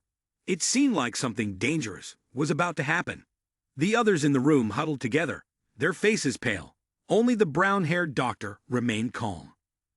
Zilu glanced over and saw a small knife protruding from the man's sleeve. Clearly, this person had prepared thoroughly. If he hadn't acted quickly, it might have been him who was in danger. The atmosphere in the room grew heavy, And Zilu scratched his head before giving a bitter smile, saying, "Don't get me wrong, I'm a good person." The group remained confused, and one person responded haughtily, "If you're a good person, then we must be the most virtuous people in the world." An uneasy tension filled the room. He kept explaining his recent actions, trying to justify himself. "You all saw it, right? He provoked me first. I only defended myself. I'm a reasonable person. As long as everyone treats each other kindly, nothing bad should happen." Footsteps echoed across the floor as the female doctor approached, a hint of annoyance on her face, clearly wanting to say something. Surprisingly, her first words were in his defense. He was right. We all saw it. Although slightly awkward, she still looked around at the others in the room. "Don't you all agree?" The people she addressed shifted uncomfortably, scratching heads and ears. They knew it was correct, but all answered together, "We agree." Only then did Zilu feel truly at ease, letting out a small, relieved smile. "Good." He walked past them, and the room fell silent. Everyone stood straighter, almost holding their breath. Zilu paid them no mind, his focus entirely on his own thoughts. Today's match in the briefing room had been a little dull, but if he performed at his best tomorrow, he was confident he could do better and complete the task more efficiently. Zilu found a spot, sat down, and yawned, giving instructions. The others were to handle the body and clean up the blood. Hearing this, the group paled, sweat forming on their faces, yet they followed his request. They paired up, carefully taking care of the body. Some carried it away, while others wiped up the bloodstains. Zilu glanced at the female doctor and thought to himself, "Where have I seen her before?" The information about her was revealed. Nickname Zhang Yixu, temporary title none, rank none. She pouted, helplessly tending to the bloodstains. At that moment, he suddenly realized, dumbfounded, Zhang Yixu, so it's her. In the previous life, he had met her during the post-apocalyptic period. At that time, she had already been known for her hidden occupation as a divine healer, a bit of a backward glance into the past.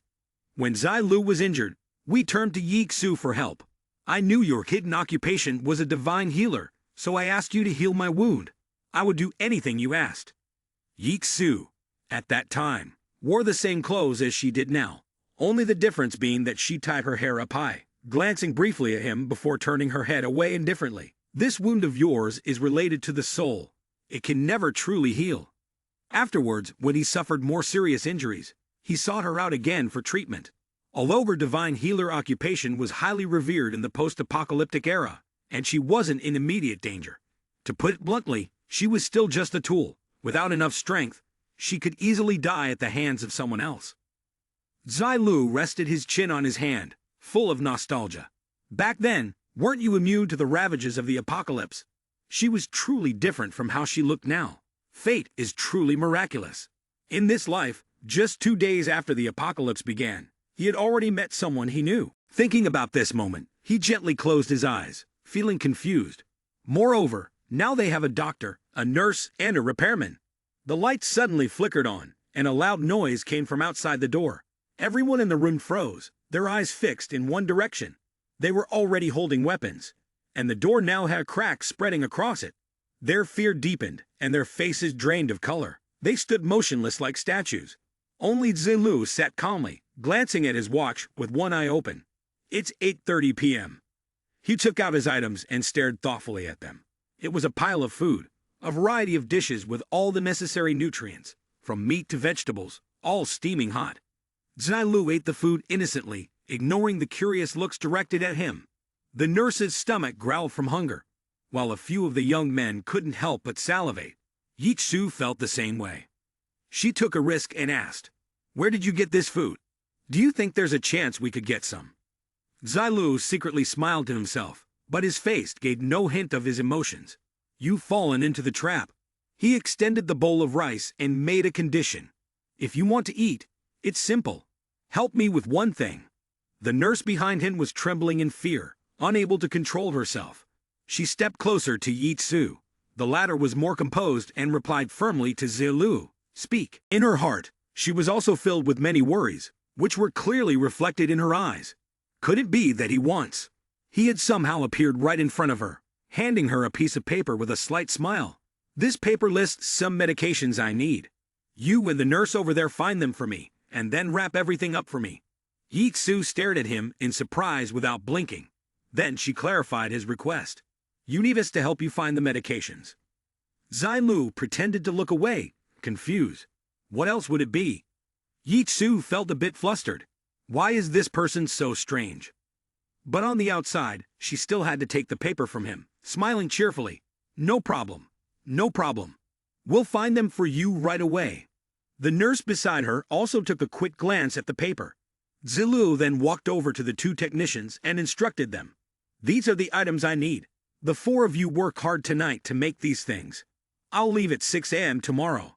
Before I go, depending on how much you've made, I'll provide you with food. They agreed. Understood. Our toolkits are here. Zilu spread out some valuable material cards. You can all use these. After assigning the tasks, he left, waving his hand with instructions. If that's settled, you all stay up late and work. I'll go to sleep now. Remember to come find me for food at 6 a.m. tomorrow. He thought to himself. The place I was just at was too close to the ground, and the zombies running around kept disturbing my rest. Zilu found a place to rest, then opened a protective screen around him. It's still better to be cautious. He carefully examined the treasures he had acquired, smiling with satisfaction. There's definitely no shortage of items. The information displayed. Level 6, 22 experience points remaining. Defeat one enemy 100 times. The outstanding host must demonstrate their strength. Please kill 100 zombies in Shanghai Sports Bao. No level limit. Task requirement. 45 100ths. Mission reward. 1 random normal clue through a draw. 1 bronze grade equipment. Mission deadline. 24 hours. Zilu, feeling sleepy, yawned repeatedly. I've only had a total of 6 hours of sleep this morning. There's still enough time. He lay down on the soft bed and closed his eyes to sleep. The next morning, after getting enough rest, Zilu returned to the infusion room to check on the situation. Inside, the 4 people, having stayed up too late, were both starving and looking emaciated, barely resembling themselves. Zilu smiled as he walked over. Not bad, you done very well. Sui and the nurse, who was even more panda-like than a panda, woke up groggily and shook themselves awake. He handed them the food as promised. You don't need to fight. 1 piece is enough to sustain you for a day. 1 for each of you. The price is fair and reasonable. The group happily accepted. Thank you. The nurse took the card, holding it hesitantly against her chest. Thank you. Su's expression brightened, smiling gently. I thought he was going to kill us and take all these things instead. Su continued. I've prepared the escape plan, and I didn't expect that he would really keep his promise. She closed her eyes, feeling the love spreading around her. It seems like he's not as cruel as I thought. Zilu carried the medicine box while whistling. We're just keeping what we need. Su asked, This, elder, how do I use this card? He was so shocked that he dropped the medicine box, freezing in place, his mind screaming as he remembered. I forgot, in the apocalyptic game, there isn't even a beginner's guide. In my past life, it took me several days just to learn how to open the storage space, and I was crying and screaming back then. I couldn't open it. Zilu patiently explained, piece by piece. Well, look here, let me do this as a favor for you. Su. Zilu pointed to the smart screen to select some food. Immediately, fried chicken and soft drinks appeared on the table. Zilu sat back with his arms crossed, arrogantly enjoying the admiration of everyone around him. Su smiled and said, Thank you, boss. In everyone's hands were various sticky notes, and a lavish spread of food had been set up. The group happily enjoyed the meal together. Zilu, sitting to the side with his sweet drink, thought to himself, I should still remind Su. In my past life, she helped me so much. If we don't have a good relationship in this life, I'll lose a path in the future. Without hesitation, he stood up, cleared his throat, and instructed, by noon, we leave this place immediately. Later, Zilu snapped his fingers, pulling back the curtain to let the warm sunlight pour into the room. By then, the zombies in the sports hall must have been taken care of. Zilu turned towards the door, his face expressionless. Before reaching for the doorknob, he furrowed his brows and gave Sui a warning glance. Remember, don't mix up the timing. Su looked frightened, her voice trembling as she stammered. There are zombies outside. It's dangerous. Zilu smirked, replying nonchalantly, "Just worry about yourself." He then left, carefully closing the door behind him. Lin Zilu scanned the hallway, his eyes quickly locking onto his target before he rushed forward to attack. Zilu swung his sword, decisively stabbing it through the zombie's neck, killing it instantly and earning a fishing rod as a reward. He used his other hand to support the corpse, constantly reminding himself, "Take it easy, take it easy. Whatever you do, don't disturb the zombies outside." Seizing the right moment, Zilu swiftly dealt with the vicious monsters one by one. Fresh blood splattered everywhere, the stench rising like repulsive slime. The hallway grew significantly quieter. Zilu moved forward, his focus sharp as he observed and listened intently, his sword still gripped tightly in his hand for protection. He forcefully pushed open the door, creating a loud bang. But the scene inside made him startle in panic. Damn it, zombies are moving around now, and not even wearing pants. It turned out that this was a restroom, and the zombie was in the middle of taking care of its needs when the loud noise from behind startled it. The two of them locked eyes, both seeing a delicious meal in front of them. So why waste the opportunity? The zombie bared its sharp teeth and lunged forward without bothering to do the most basic thing, pulling up its pants.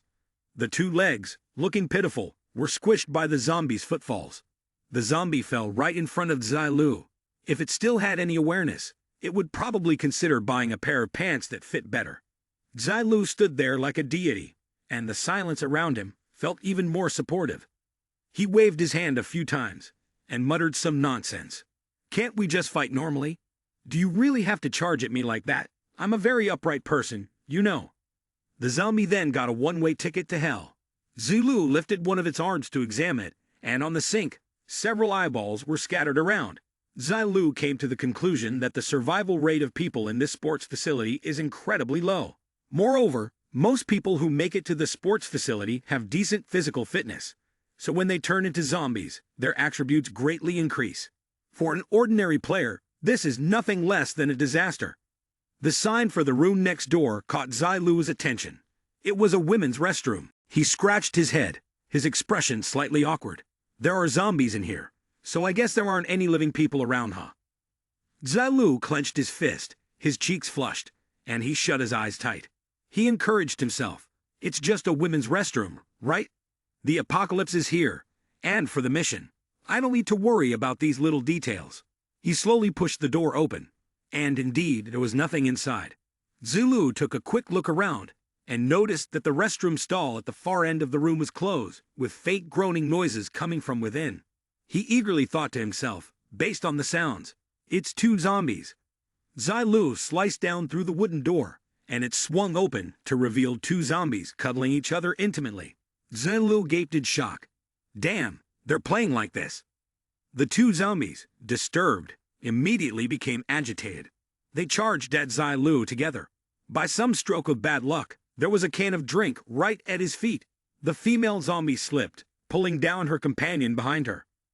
Then, through some miraculous twist, both zombies stumbled straight toward the edge of Zilu's sword.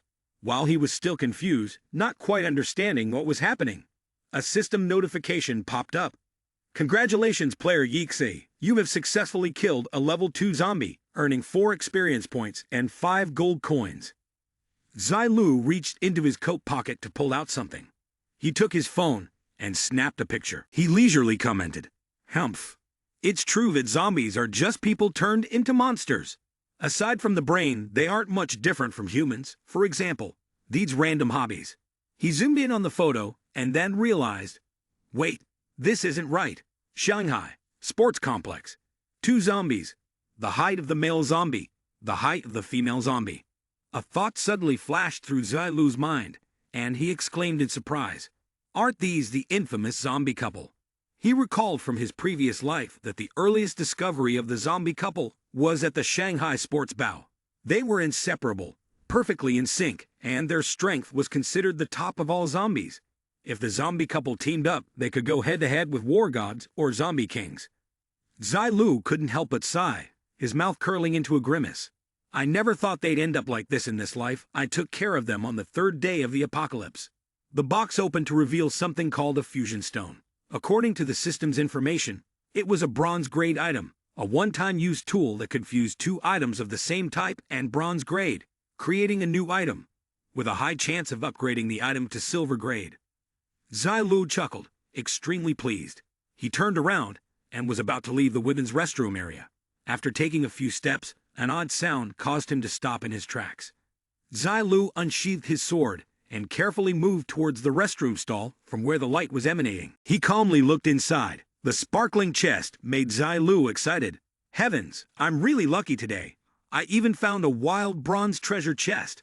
The system notified. System detects that player Yexai has discovered a bronze treasure chest. Fame reward plus 10. Would player Yexai like to open the bronze treasure chest? It will take 30 minutes. Lin Zilu didn't hesitate and immediately signaled to open it. The system began its countdown. 25, 20, 19, 18, 5, 4, 3, 2, 1. The smart card slowly floated up. Zilu grabbed it, feeling nervous. I hope this is a strength or agility boost. The system announced. Bronze grade physical fruit. Single-use item, called immortal fruit. After consumption, physical attributes increase by 2 points permanently.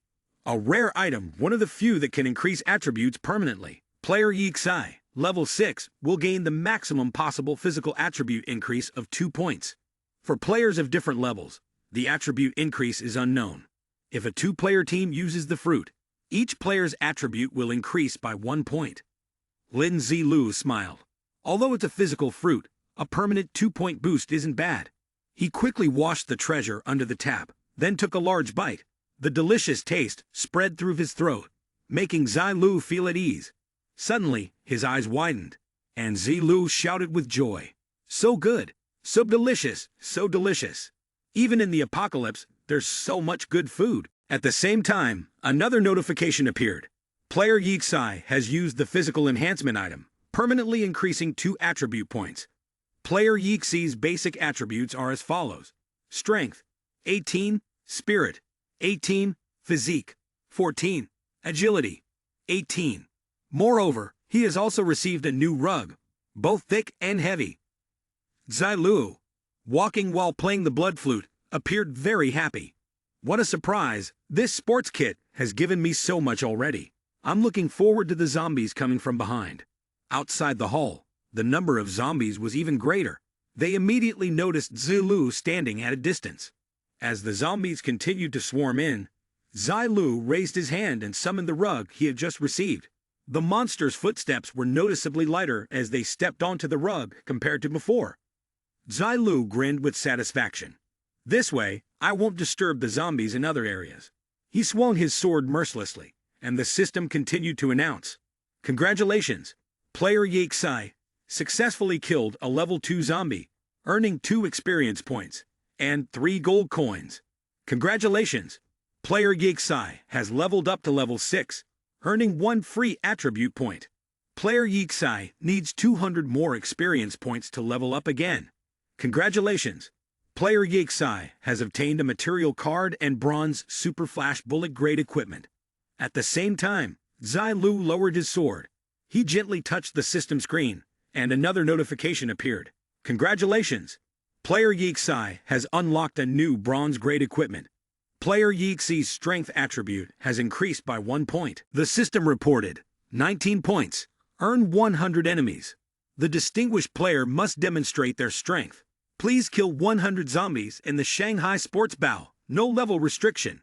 Mission completion status. 62 out of 100. Zilu reached out to take the treasure chest floating in front of him. The Mighty Lion wrist guard, a bronze grade equipment, was enhanced with the power of the Mighty Lion, which had the effect of suppressing others. It increased strength and constitution by 1, and had a 10% chance of causing the suppression effect on the opponent within 1 minute when attacking. The suppression effect reduced the opponent's body coordination ability, and if a skill was used, the state would directly stop the skill. Zilu looked at his profile image. The head can only wear a helmet or a mask. Wearing both will only activate the effect of one. The neck can only wear jewelry, while the upper body can wear chest armor or a jacket. The lower body wears pants and shoes on the feet. On the arms, you can wear arm guards, gloves, bracelets, or rings. Each type of equipment can only activate the effect of one item. Rare equipment will not increase attributes. Each equipment has a different effect, and players can choose to wear them based on their needs. The current strength attribute is 18, with an additional 2. Zilu walked down another dark corridor, a refreshing drink in hand. He glanced around, his eyes scanning the surroundings. The long corridor was filled with the bodies of people lying scattered on the ground. Zilu tensed up and thought to himself, a normal zombie doesn't have this kind of power. At most, they can only bite humans and turn them into one of their own. He speculated, unless they're in an extremely frenzied state of mind, they would only choose to eat humans and consume their brains. There are only 2 possibilities that could lead to this kind of scene. One is the boss zombie in the crowd of zombies. The boss, compared to an ordinary zombie of the same level, is far stronger, and they prefer to treat humans as food. They might even eat their own kind to satisfy their hunger, even when humans are not around. Zilu continued his analysis. The second possibility is animal zombies. The chances are smaller for this, as the stronger the animal, the easier it is for it to become a zombie. The weaker ones are much rarer. For instance, 1 in 100 million, or even 1 in billions, could successfully turn into a zombie. Animal zombies place particular importance on humans. What they like most is eating human bone marrow and brains, though they don't turn down other zombies either. Something caught Zilu's eye, making his face turn pale. He was shocked to realize, is this a zombie cat? Zilu looked at the remnants left of the ceiling of the corridor. The most troublesome to him was the zombie cat. A zombie cat has keen hearing and heightened sensory abilities, and it would definitely know that he had arrived. His steps became more cautious. Lin Zilu used his sensory ability. Let me see if the zombie cat is planning to ambush me or confront me head-on, he said. Where is it? We must first sense its location, seize the initiative. And it seems I'd already found it. Zilu's eyes widened in shock, thanks to his incredible reflexes. He quickly dodged the deadly strike from the zombie cat.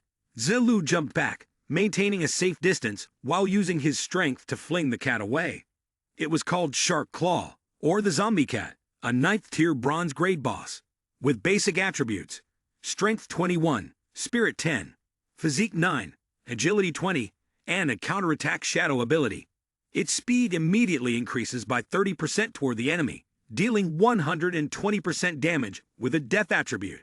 During the shadow state, the damage received is reduced by 50%. Zilu pondered zombie animals with a prefix representing boss level. And that's not all. Innate Shark Claw. After injuring the enemy, the wound remains in a tearing state, reducing their healing speed by 40%. The bleeding speed increases by 40%, and the cat's eye technique can pull the enemy into a terrifying illusion, causing fear and reducing all of the enemy's attributes by 20%. The effect persists, impacting the enemy's combat state. Zilu felt a bit excited. This type of boss is born with a very high level. In terms of strength and agility, it surpasses me. Zilu continued. No wonder this is the front line of the apocalypse game, slowing down healing and increasing bleeding speed.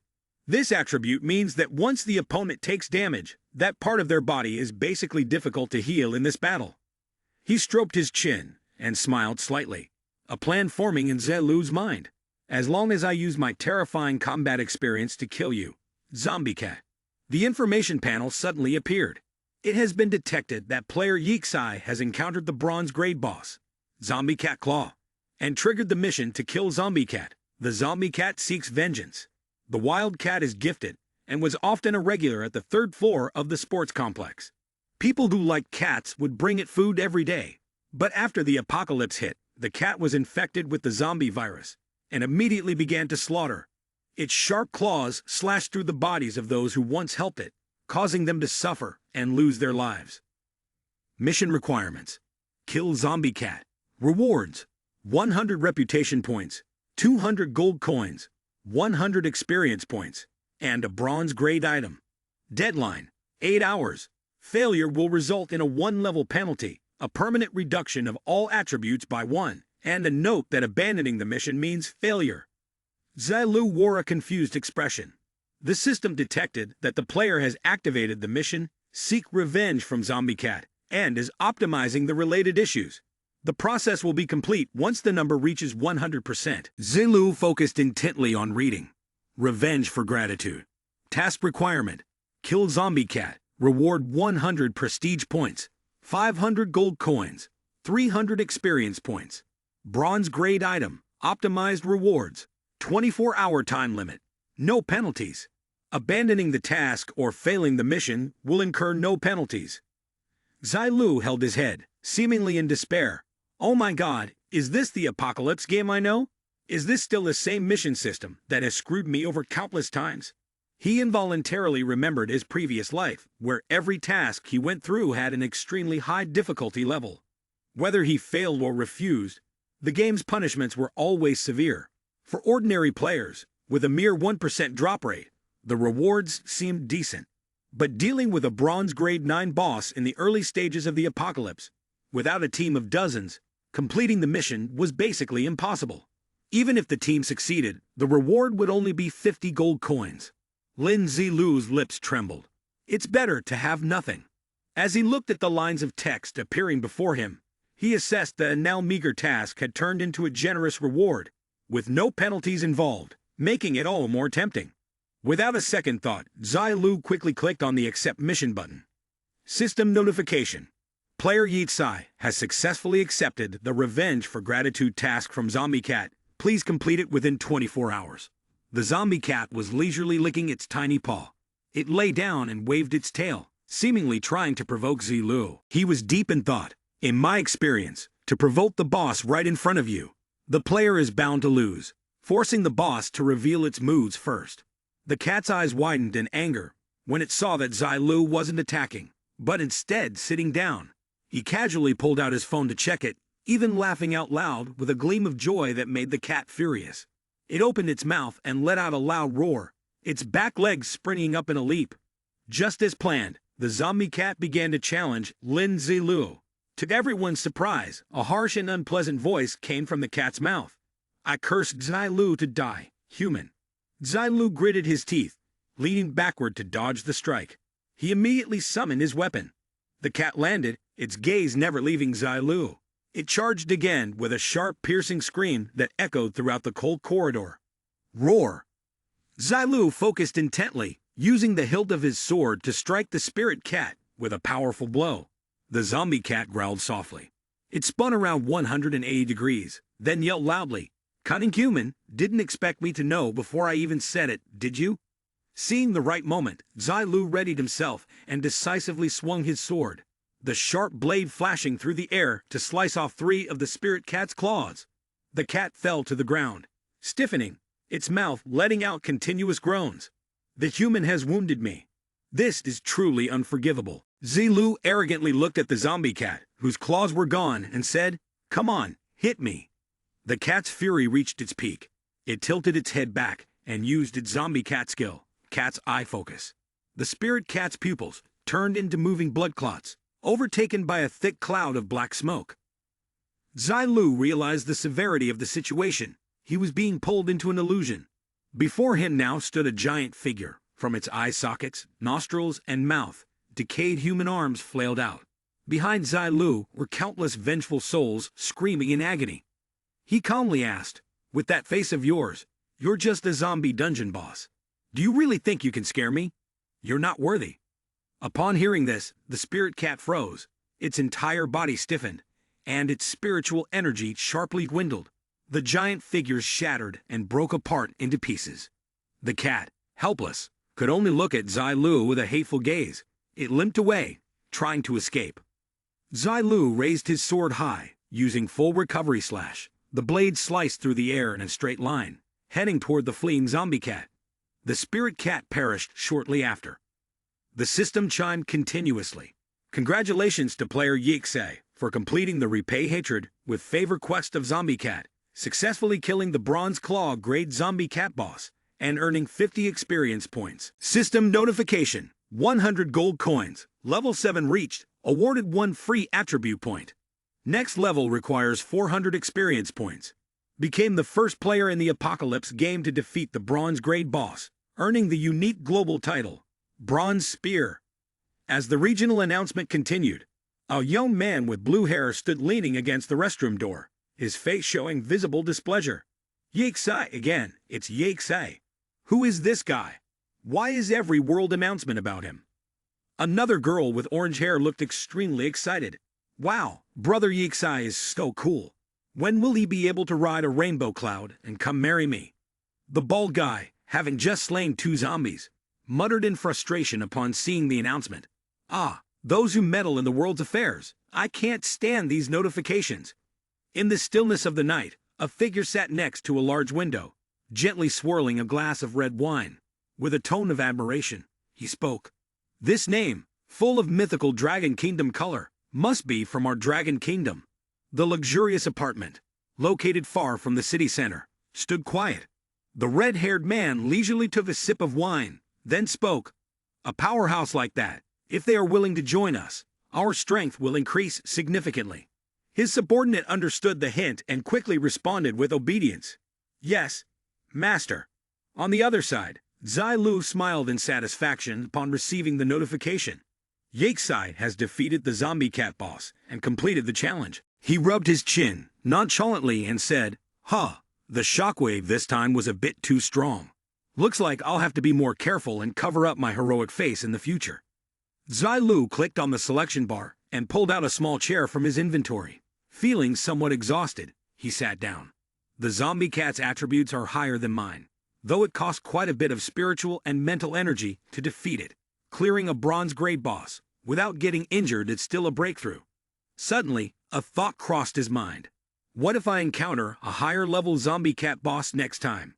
2 pieces of information popped up unexpectedly, leaving Zilu surprised. Congratulations to player Yixai for receiving the global announcement, Bronze Spear. The reward this time includes 1,000 prestige points, 1,000 gold coins, 3 free attribute points, and the storage space increased by 1 cubic meter. Zilu clicked on the game control panel, which displayed the rewards he had earned. Prestige, 2,000 points, gold coins, 5,000, free attribute points. 4. Storage space, backpack expanded to 2.4 cubic meters. Congratulations to player Yixai for reaching level 7 and achieving the Bronze Spear achievement. Stamina Potion, a one-time use item that restores 20% stamina immediately upon use. After each minute, it restores 5% stamina, lasting for 5 minutes, with a 30-minute cooldown. Bronze Spear, the most prestigious title, is awarded to the first person to kill a bronze grade boss in the new apocalyptic game. System display. All attributes increase by 2 for those with bronze grade or lower, or for ordinary existences, which can weaken basic attributes by 5%. Zilu chose to change, along with a compliment. This skill is amazing. System display. Hello, esteemed player Yixai. Would you like to use the Bronze Spear title to replace the First Blood title? Zilu firmly replied, choose to swap. Immediately, a notification arrived. Congratulations, player Yixi, on successfully equipping the Bronze Spear title. The effect will last for 1 hour. The player's basic attributes have changed. Strength 23, Spirit 19, Physique 16, Agility 21. Zilu massaged his shoulders. With these attributes, even if the zombie cat resurrects, he could easily hang it up and beat it. He wondered how high his attributes would be after the change. Half an hour later, Zilu arrived at the location where the zombie cat had died, and a large treasure chest appeared. He opened it, received zombie cat's horn. After blowing the horn, a claw beast and zombie cat can be summoned. The player can command zombie cat to fight for 30 minutes. The cooldown time is 48 hours. Zombie cat will inherit the player's basic attributes, and all experience and gold coins will belong to the player. However, zombie cat kills will not drop any items. Zilu excitedly shouted, a summoning item, or growth type item. This is huge. It means I now have an eternal helper, for no reason. He boldly picked up the corpse of the animal. The fur, meat, and claws of the zombie cat. I remember all of them can be crafted into clothes, food, or weapons with no attributes. Luckily, the whole body is a treasure. After that, Zilu casually threw the cat's corpse into the storage room. Once done, he calmly walked away. Standing in front of the tightly locked door, Zilu thought to himself, I remember the silver treasure chest is inside this warehouse. A faint screech echoed as the scene inside was incredibly gruesome. Human eyes, skulls scattered everywhere, and the stench of fresh blood filled the air, making anyone who smelled it feel nauseous.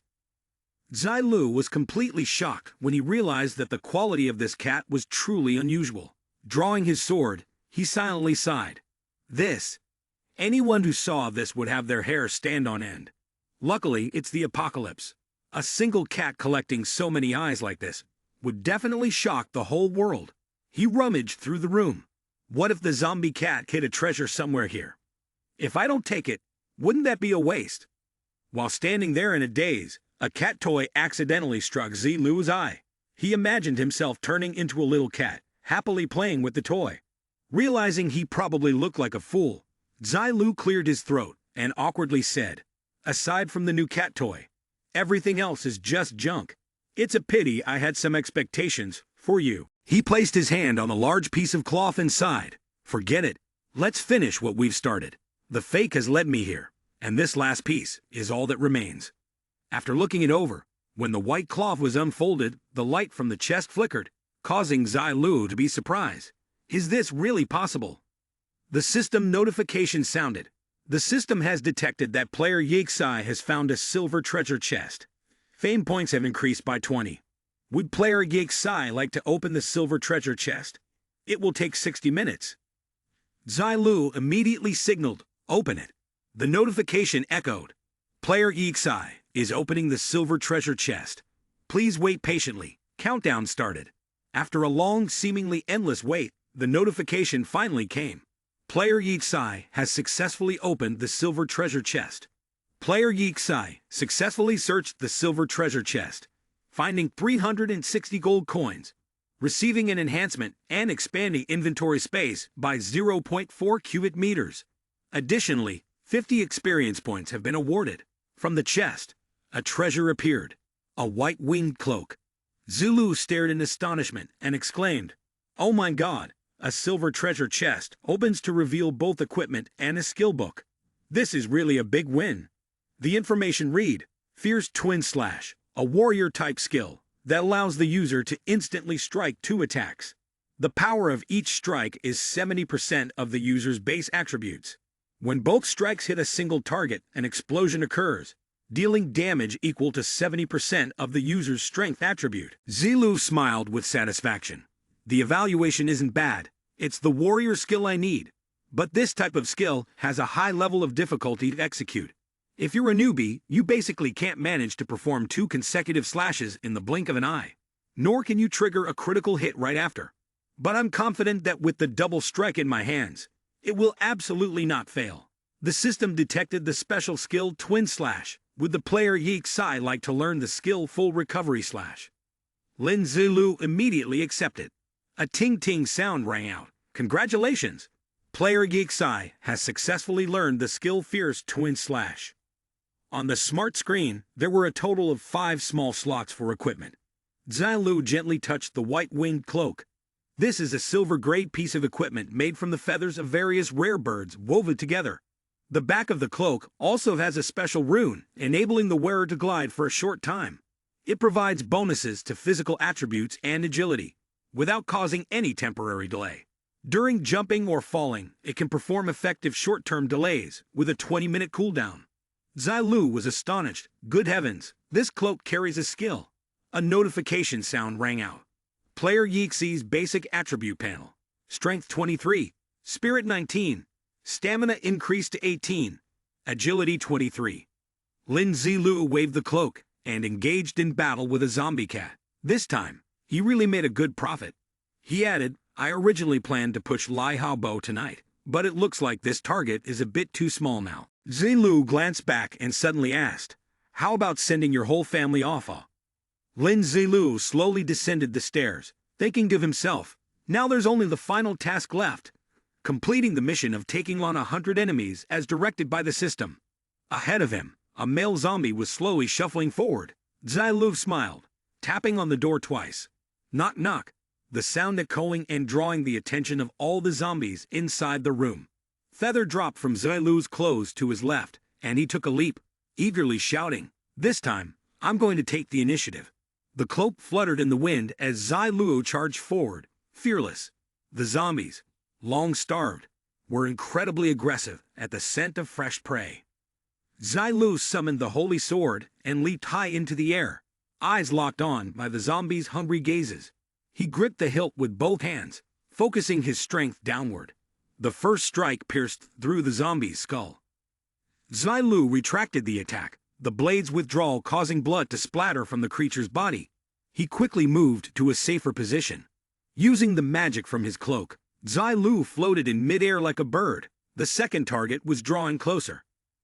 Zilu spoke calmly, "Help me test the effectiveness of the fierce twin slash. You're pretty suitable for it." He aimed his sword forward, then swiftly executed a 90-degree turn, gathering strength. The pressure from the blade's swing erupted so violently that even Zilu was taken by surprise.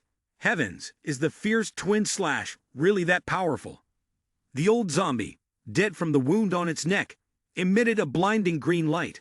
At the same moment, a massive flame erupted, triggering a terrifying explosion. Lin Zilu's eyes widened. The unexpected turn of events left him unable to react in time, and he was thrown back, accompanied by a desperate scream. "Owa owa!" Zilu thrust the sword forward, his face clearly tense, both hands gripping the sword tightly. Zilu forcefully drove the blade into the ground, simultaneously anchoring his feet to prevent his body from being thrown into a dangerous position. As the wind pressure subsided, he exhaled in relief. A zombie with attributes 30% stronger than other zombies could withstand the damage from the explosion and collapse. The thick smoke gradually dissipated. Zilu surveyed the aftermath and concluded, "The speed of this sword swing is similar to when I use full recovery slash, but the effectiveness is not just a little greater than full recovery slash." Finally, he said, "The experiment is over." The loud noise from the explosion attracted more zombies to the area. Zilu grinned maliciously. "Next, I'll have to get serious." 15 minutes into the battle, the notification sound rang out continuously. "Congratulations to player Yekse for successfully killing a level 2 zombie. Earned 2 experience points and 3 gold coins. Congratulations to player Yekse for successfully killing a level 3 zombie. Earned 3 experience points and 5 gold coins. Ting, the host has successfully killed 100 zombies at Shanghai Sports Bao, completing the task for a reward of 1 enemy defeated per 100. The draw resulted in a random normal hint and a bronze-grade equipment. Would the host like to receive the mission reward now?" Zilu sat silently among the corpses. He didn't rush to respond, instead retracting his sword. Looking at the desolate scene before him, Zilu was startled and wondered to himself, "Is it over that quickly?" He took the card out from the wooden box, counting it over and over. The result really disappointed Zilu. Sigh, could it be that I've used up all my luck after getting so many good items before? Why are all these just resource cards? He stretched his limbs to relieve the soreness, and said wearily, "Even if they're all resource cards, no need to rush. I'll rest a bit first, and then collect them." Zilu sat in the chair, intently looking at the offer the system had sent earlier. He pondered for a moment, then decided to draw for the equipment first. After getting the equipment, he would save his luck for drawing the hint, hoping that important or good items would appear last. This order was the best way to get a good result. Zilu pressed the button to draw, and the system notified, "Drawing for bronze-grade equipment." System notification. Congratulations to the player for obtaining the bronze-grade equipment, the blood-sucking ring. This sinister ring can absorb the stamina of the opponent during combat. It grants +1 strength, +1 constitution, and a 5% ability to convert the damage dealt to enemies into stamina, which is transmitted through the weapon into the player's body. Lin Zilu was overjoyed. Absorb damage and convert it into stamina for myself, and with such a rare attribute. He carefully placed the ring into his weapon inventory, his brows furrowed as if they might fuse together. He worried about whether such a powerful item might have a bad outcome if the drawing instructions didn't turn out well. A note appeared just as Zilu finished speaking. Each of the instructions in the common guide was essentially practical and could greatly assist the host. Though still a bit hesitant, Zilu resolutely signaled to withdraw the drawing guide for me. He pinned all of his hopes on this stroke of luck as he completed the drawing of the common guide. Zilu stared, his mouth agape. The screen displayed, "Congratulations to the host for drawing the common guide. Automatic collection level 1. The host can collect items dropped by zombies within a 0.5-meter radius. Items will be stored in the item space. If the remaining space in the item container is too small, collection cannot continue. After hearing this, Zilu quietly murmured, "Well then, let's start from now." His eyes lit up with excitement as he thought about the prospect. Wasn't it true that he could both enjoy a 100% drop rate for items when killing zombies and continuously collect those items at the same time? Zilu jumped down with enthusiasm, clenched his fist, and smiled joyfully. Before, I was worried that the drop rate was too high, that it would bring bad luck, but now, I don't have to worry about that anymore. Then, he curiously asked, "By the way, is this level 1 system just the standard guidance level?" A familiar voice responded, "Level 1 represents the basic level of automatic item collection guidance. If the host has the opportunity to upgrade it in the future, it will increase the collection range, and may even have additional effects. The system's guidance tasks are triggered randomly based on the host's situation and state. The host cannot specify the circumstances or dictate what happens." Zilu was excited that the first upgrade was already so powerful. He couldn't imagine what skills other types of guidance might have. What kind of guidance would he draw next time? His eyes shifted to the bodies of the zombies scattered on the ground, and he slowly walked around, savoring the feeling of the rewards. "Congratulations, host! You have obtained a supply card, a packet of grilling spices, a lightning treasure with 50% charge, a bronze-grade item, a reconnaissance eye, and a delicious lab rat feast. The system has detected that you have collected a variety of items, and the automatic collection has been optimized." The system announced, "From now on, only notify when the host has obtained equipment and items. The supply cards will automatically be categorized into storage compartments for the host." Zilu excitedly exclaimed. The experience is not bad. He used his hand to open the inventory. Inside were neatly arranged items, including food, drinks, tools, scrap materials, and other special items. Zilu sighed. "Not bad. The categorization is very detailed, very considerate." He suddenly remembered the previous battle with the zombie cat, where the collection instructions had wasted quite a bit of time. He had no idea what time it was now. Looking at the hands of the watch on his wrist, time had passed quickly. Zilu had run in a hurry and hadn't had a chance to eat. Now, he had to get to the Lee family estate first. He quickly jumped out of the large window frame and disappeared. At a large villa, Hao Bo was happily playing with 2 beautiful women in the living room. Suddenly, his expression turned serious, its sharp gaze fixing on the clock which showed, "It is currently 12:10. Seeing the confused and bewildered looks on the 2 women's faces, Hao Bo said nothing but stood up abruptly. He cruelly slapped one of the girls across the face, causing her to fall backward. Hao Bo gritted his teeth, his tone filled with anger. "Why haven't they returned yet? Are they wasting food? It's taken an entire day just to find 2 people." Zhao Qiguang stepped forward, politely calling out, "Young master." Zhao Qiguang continued, "Lai Sha Guyan Tuan will arrive at Shanghai University at 7:00 a.m. There are a lot of zombies in Shanghai University, and the situation is complicated. Searching will naturally be a bit difficult." Hao Bo, upon hearing this, gritted his teeth and cursed. "Damn it, zombies again. I'm so sick of these zombies." He couldn't help but growl. What kind of cursed setup is this? Clearly, I'm the one who kills the zombies. So why can't I gain any experience? Hao Bo thought back. I even thought this damn game could make up for my body's weaknesses. I told the bodyguards to kill the living zombies, and then I'd strike the final blow. How come I can't even get a little bit of experience? At that moment, the big door swung open, and a tall figure appeared. Hao Bo, furious, immediately asked, "Uncle Rong, you're back. Did you find that damn girl and that orphan?" Rong Zhen slammed a large bag onto the ground, then coldly reported, "Young master, I found the girl, but the boy is still missing." Hao Bo could no longer hold his anger in and shouted, "Found her? Where is she? Tell her to come over here and meet me. She dares to hide from me."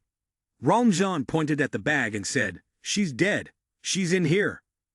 Hao Bo's face turned pale as he couldn't believe what he had just heard. What? What did you say?" Rong Zhen casually explained, according to the clues provided by young master. Rong Zhen said, "We went to Yo Jing Han's roommate and eventually found Yo Jing Han in the school's storage room. He bent down to start unlocking the door, and the screeching sound echoed in the cold space, the stiff body and the streaks of red staining the collar of his clothes. Rongzhan then continued. After she was killed, her body was shoved into a large box.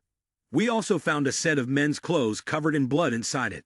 Hao Bo stared at him, looking as if he were in a state of utter panic.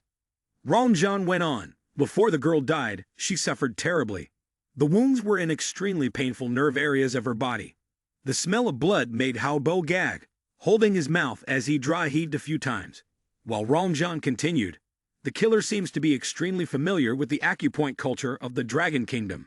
Every strike he made was precise, using a very unique shock weapon to break through the surrounding tissue at specific points. He knelt on one knee, gently touching the bag, the kind of torture inflicted on this person. I'm afraid even the world's #1 assassin, the Grim Reaper, couldn't have done. Rongzhan furrowed his brows, pondering. The one who killed Yu Jinghan must have been her enemy. The killer could be a threat to the young master. Hao Bo desperately wiped his mouth, muttering, she was just an ordinary beauty, if not for her involvement with that worthless guy. The moment those words reached him, he froze, his pupils constricting, his voice stammering. Worthless. Lin Zilu was not Lai Hao Bo. Spreading his arms wide, he tried to explain. Impossible, absolutely impossible.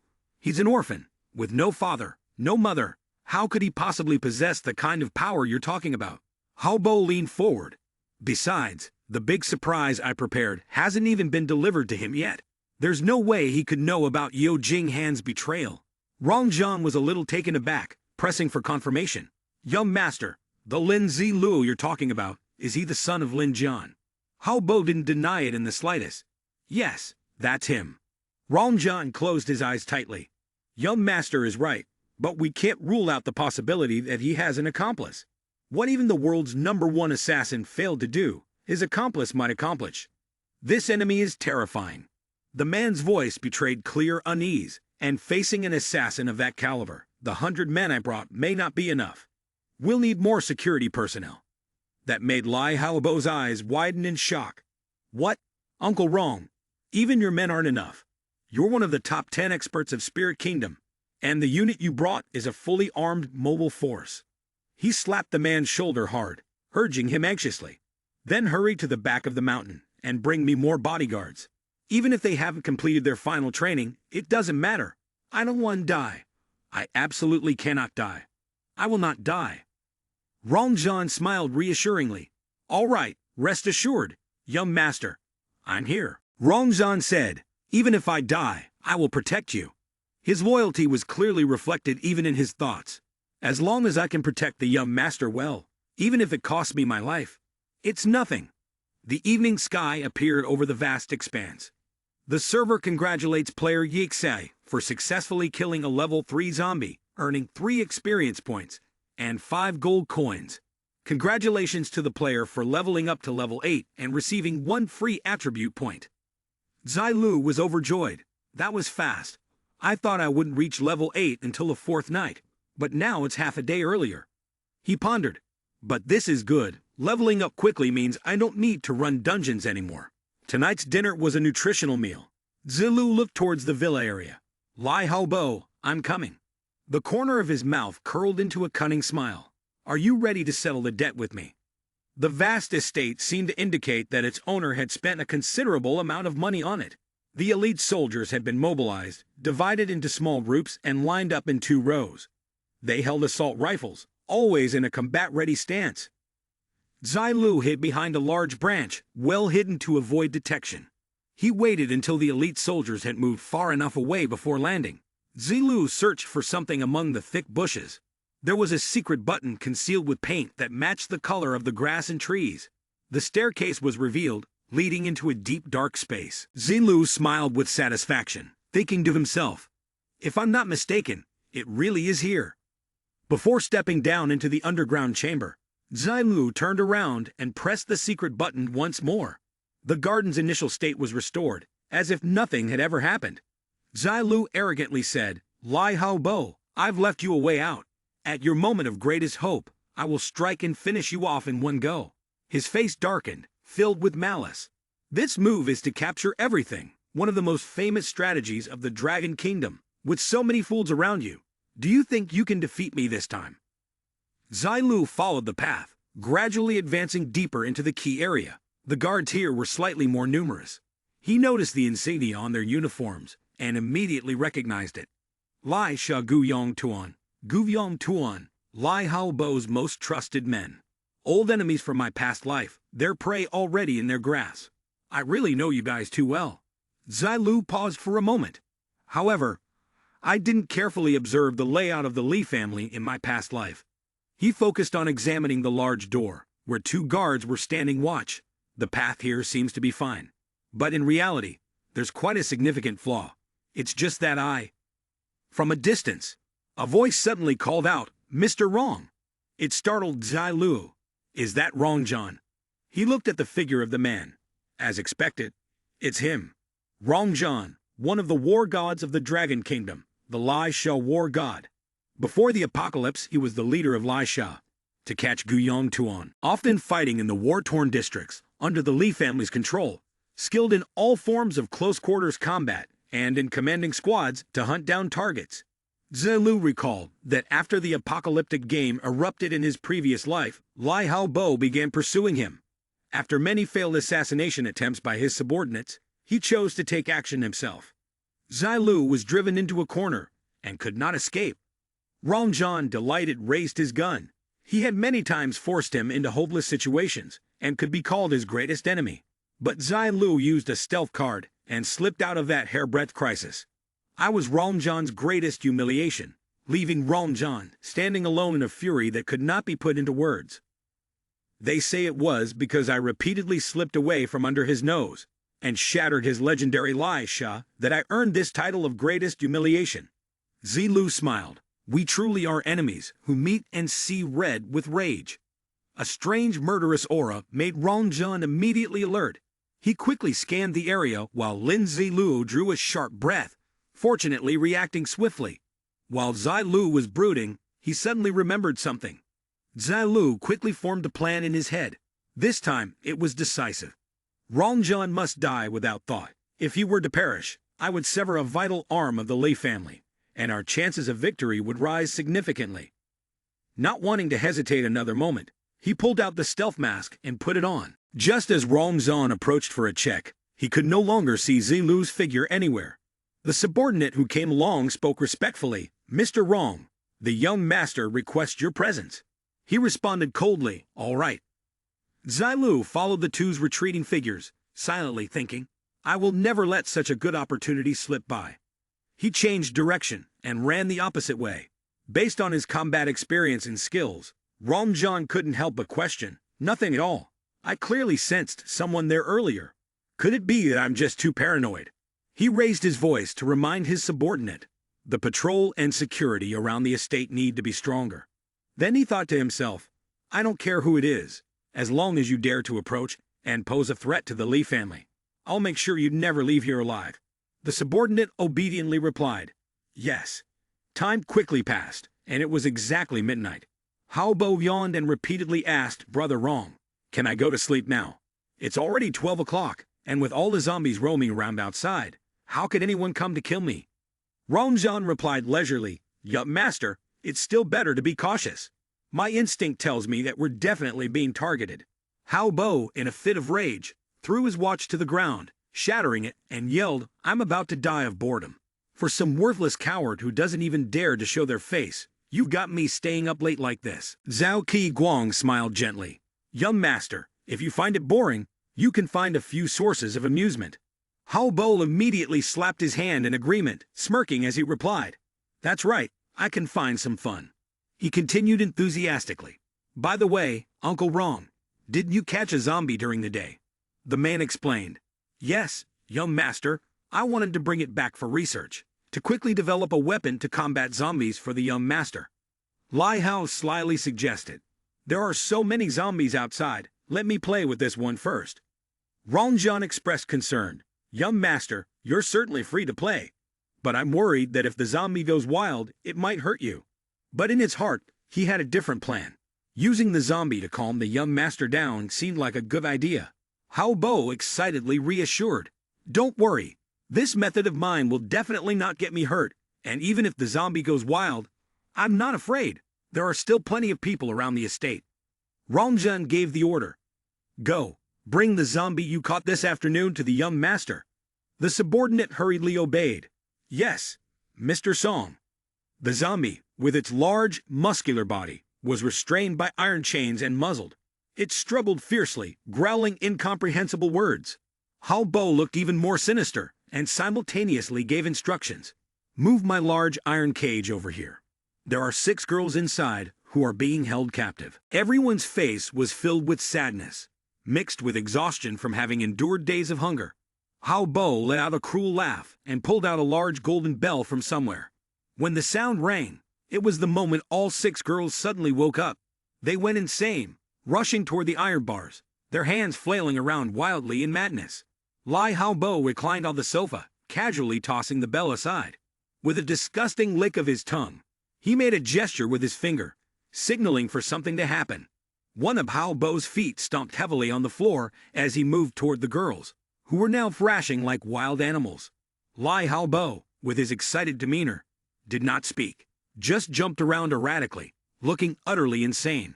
2 soldiers standing nearby understood his intention. They smirked, and the skinny one stepped forward first. He handed Hao Bo a key and received an order. Open it quickly. The sound of the lock clicking echoed, signaling the impending carnage. The zombie, aroused by the smell of fresh tender meat, grew even more savage. The skinny soldier cautiously approached and quickly removed the muzzle from its mouth. The fierce zombie bared its sharp teeth, glaring at the boy. Hao Bo, with an excited tone, said, "You two subdue it. Wait until its handcuffs and leg cuffs are off. Then throw it into the cage." Suddenly, someone appeared out of nowhere, recklessly running up to them, pleading, "Young Master Lai, this is too cruel. Please, let them go." Before he could get angry, the manager quickly knelt beside him, panic-stricken, and explained, "Sorry, young master, his name is Wang Dahu. Last night, a newly assigned bodyguard died. He was born with immense strength but has a mental condition. Please, don't hold it against him."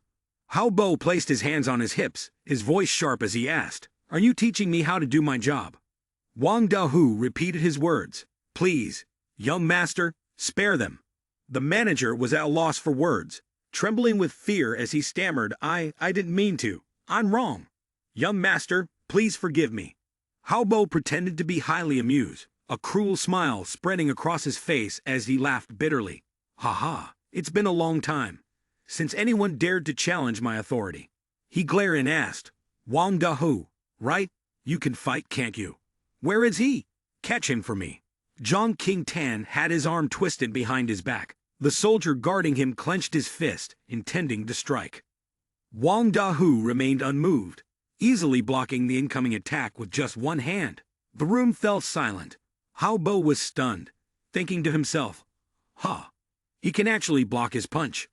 Rangjun, who had witnessed everything from the start, finally chuckled softly and muttered 2 words. Interesting. The soldier's arm was trembling under the pressure. Both sides stood face to face, ready for a fight. The soldier's mind raced. I'm going to lose to him in terms of strength. He slightly lowered his head, the anger rising. You humiliated me like this, so use your life to make up for the dignity I have lost. The soldier glanced behind, loudly commanding. You two, help me hold him down. They moved forward, though it didn't seem like they were in full agreement. I'm telling you, Hai Xing, have you been spending too much time with women lately? Yeah, how could an untrained bodyguard overpower you? But everyone knows Wang Dahu's strength can't be underestimated. Don't let this guy be of any use to Mr. Wrong.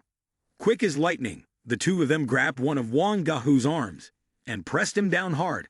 Hai Xing seized the opportunity and arrogantly lunged forward. The big tiger was helpless and had no choice but to take the beating. Hai Xing showed no mercy, treating him like a punching bag and freely throwing punches and kicks. Hao Bo, standing nearby, spoke up, reminding him, "Don't kill him." Hai Xing obediently responded, "Yes, young master." Hao Bo coldly said, "Aren't you the one who wanted to protect those women? Then watch them die with your own eyes." The group of subordinates cheered in agreement. As expected, the young master knows how to have fun. Wang Dahu was forced to face the bars, and the girls inside seemed to have fully accepted their fate, sitting motionlessly. The thin man happily untied the ropes of the tall, undead creature, and it was pushed toward the bars by the others with sticks. The undead creature looked around. It seemed like it was aiming for the first prey. It locked onto the long-haired girl sitting huddled up, the hunger causing saliva to drip from the creature's mouth in all directions. The zombie lunged forward with a deadly bite, landing squarely on her neck. For the first time in his life, Wang Dahu had to witness such a horrifying scene. He cried, but his mouth was shut tight, so no sobbing sound could escape. Wang Dahu struggled to break free, but every attempt was in vain. He felt hopeless, his whole body paralyzed. At the same time, a few soldiers let go. Wang Dahu collapsed to his knees on the cold tiled floor. Hao Bo was even more ruthless, ordering the men to throw Wang Dahu into the cage. Didn't he have great strength? I want to see who's stronger, him or the zombie. The soldiers shouted in support of young Master Lai. It was indeed young Master Lai, who was far more cunning than the uncultured Lai like us. How could we have thought of something like that? As expected of a young master, though some still thought otherwise. Even though it was the apocalypse, one shouldn't treat human life like dirt. Wang Dahu was lifted up, and the iron cage door opened once more. The zombie craze was feasting on the bodies of the girls. Wang Dahu was thrown inside. The zombie hesitated for a moment. It grinned as it realized it had just been given a new prey. Slowly, the zombie ambled towards him. The voice of the woman echoed in the young man's mind. Dahu, be careful. I'm at home waiting for you. The boy cried, calling his mother. I won't be able to live to take care of you anymore. Suddenly, Wang Dahu's eyes widened, and he forced himself to compose. No, I can't die. My mother is waiting for me at home. Wang Dahu pushed one hand against the ground, taking a combat stance. The zombie growled, dragging its heavy body toward him. Wang Dahu swung his fist, aiming directly for its head, successfully knocking the creature backward. Seizing the opportunity, he wrapped his arms around the zombie's torso, trying to weaken its defense. Wang Dahu screamed, "Ah!" Then he used all his strength to push the monster against the bars. Even as it struggled violently, the collision created a loud crash that echoed throughout the mansion. Suddenly, Wang Dahu coughed up blood, realizing that one of the zombie's sharp claws had pierced his abdomen at some point. Despite the pain, he refused to let go, continuing to resist. More blood poured from his body with each passing moment. Hao Bo Nu watched with excitement, thrilled as he remarked, "Thrilling." Wang Dahu gritted his teeth, stepping back a few paces. He decided to use his final deadly move. Afterward, he clutched his festering wound. Weak, he collapsed to the ground, gasping for breath. Wang Dahu knew he was nearing the end. He could only silently send his regrets to his mother. I was wrong. I shouldn't have listened. Rong Zhan remained silent. He sighed and lamented. What a pity. Meanwhile, the soldiers inside felt a sense of satisfaction. At least we've dealt with this threat. Hemph, he really died quickly. The corpse of Wang Dahu suddenly exhibited an abnormality. It shook uncontrollably.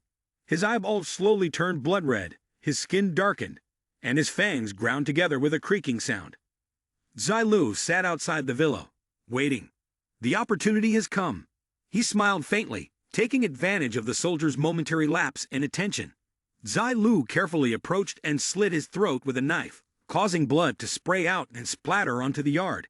Zilu proceeded to swap clothes, and was calculating what to do next when he suddenly heard a voice.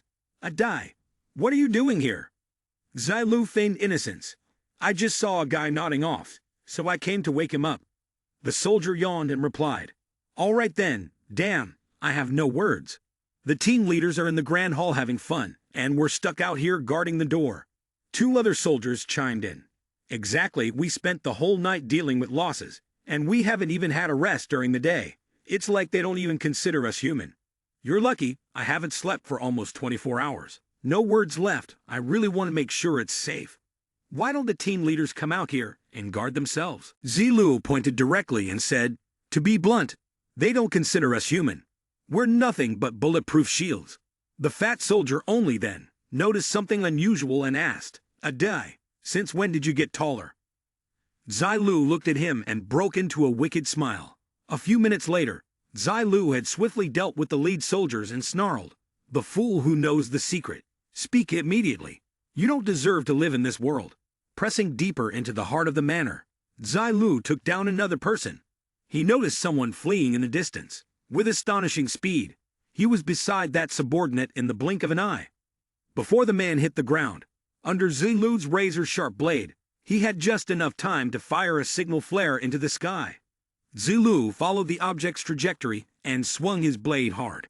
The flare was pierced and ruined halfway through its flight and fell at Zilu's feet. He sheathed his knife and said coldly, "Luckily in my previous life I studied the Lee family's ammunition thoroughly. Otherwise, this wouldn't have gone so smoothly." The system check reported, "All security outside the Lee family manor have been defeated.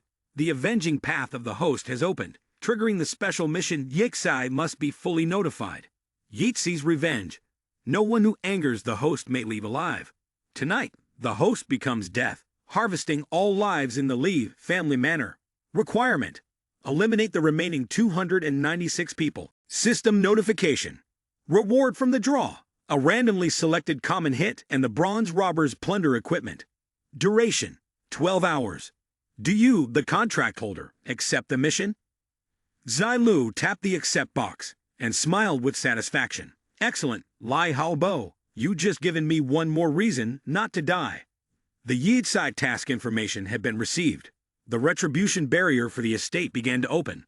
Once 296 people of the Lei family have a name leave the manor, the contract holder will be able to trace the fugitive's location via the search menu. Wishing the contract holder a successful completion of the mission. Zilu was curious. Retribution barrier? That thing torments people's minds until they die. He recalled, it first appeared in my previous life, used during the war between the Dragon Kingdom and the Frog Kingdom. He remembered that after the Dragon Kingdom lowered the retribution barrier on the Frog Kingdom's capital, the Dragon forces pursued Frog refugees fleeing the capital for days, and the effect of that reward lasted at least a month. Zilu rubbed his chin, then said, "After that they beat the entire Frog Kingdom until they cried for their mothers." He looked toward the building with excitement. "Today I have to take full advantage of this. Let's see just how fast these props really are." He had taken only a few steps when the system's second announcement left Zilu startled.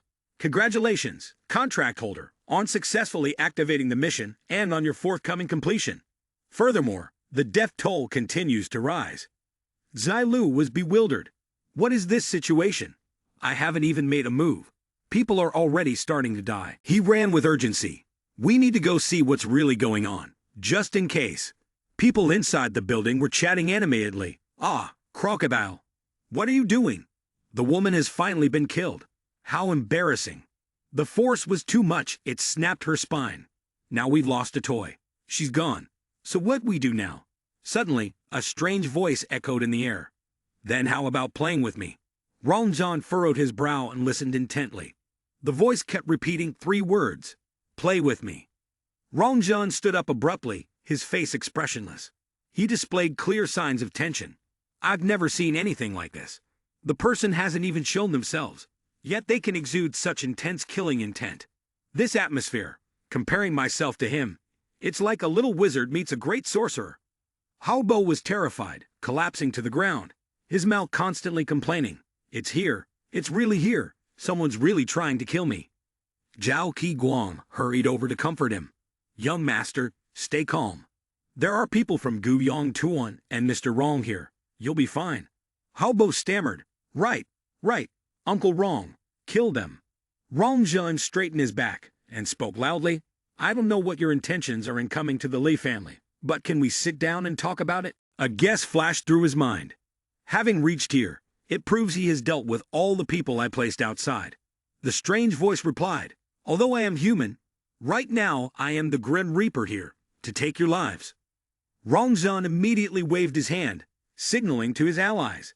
3 thugs began searching the surroundings, trying to pinpoint the source of the sound. Suddenly, a bomb fell from above, startling them.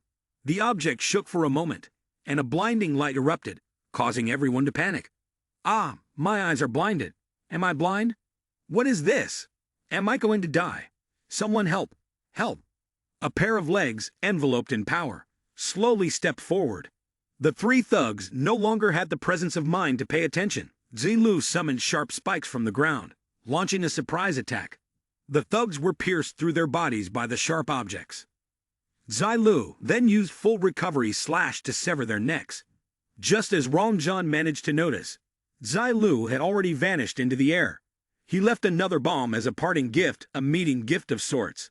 A massive explosion erupted immediately, and Zilu disappeared. Rongzhan, barely affected, gritted his teeth in fury. Damn it, this time I didn't even get to see the enemy's face, and I'd lost a large number of subordinates. He stood amidst the pile of corpses, feeling somewhat heavy-hearted. A subordinate called out anxiously to the boss. His technique is like sorcery. It seems young Master Lee's guards and mercenaries have all been slaughtered. The steel blade from behind keeps cutting. Those slain are our battalion brothers, including Black Bear, Crocodile, and White Wolf. Rongzhan, furious, barked, "Enough. Tell me straight, how many of us are still usable?" The subordinate replied in panic, excluding the young master, the boss, and Uncle Zhao. Including myself, there are 66 brothers, of whom 10 allies are gravely wounded, and more than a dozen lookouts still haven't recovered. Haobo nearly went mad. Who did this? Who ruined the plan and stole my pleasure? Uncle Rong must avenge me. Tear him to pieces. Rongzhan ground out an order, search for him. He truly can take on 100 alone. Then, quickly instructing Uncle Zhao, he said, take the young master and Skinny Monkey into the secret passage. The rest of us will hold off that assassin outside. Qi Guang must comply. Understood. He hasn't left. I feel him watching us. Rongzhan gently laid a hand on the old steward's shoulder, as if placing all his hopes on him. Zhao Qi Guang tilted his face to the sky. My whole youth is bound to this place. If I must go, there will be no regrets. Zilu moved to a safe position inside the luxurious residence, thought to himself, this is truly beyond expectations. Never imagined this butler would also be a master. Currently, the amount of money earned is at 200. Zilu fell into deep thought, realizing that those who think like him must split half of their forces to go outside for protection. Escort Lai Haobo out first, deal with the remaining ones, and he was still confident he could escape unharmed. He lightly pressed the system button, and 2 clear information panels appeared on the screen. Zilu couldn't help but admire, truly worthy of Rongzhan, who had managed to acquire 3 bronze-grade equipment in such a short time. From the room earlier, a shout was heard. Come out and meet me. Hiding like this is really unworthy of your status, isn't it? Zilu smirked, then used a provocation strategy.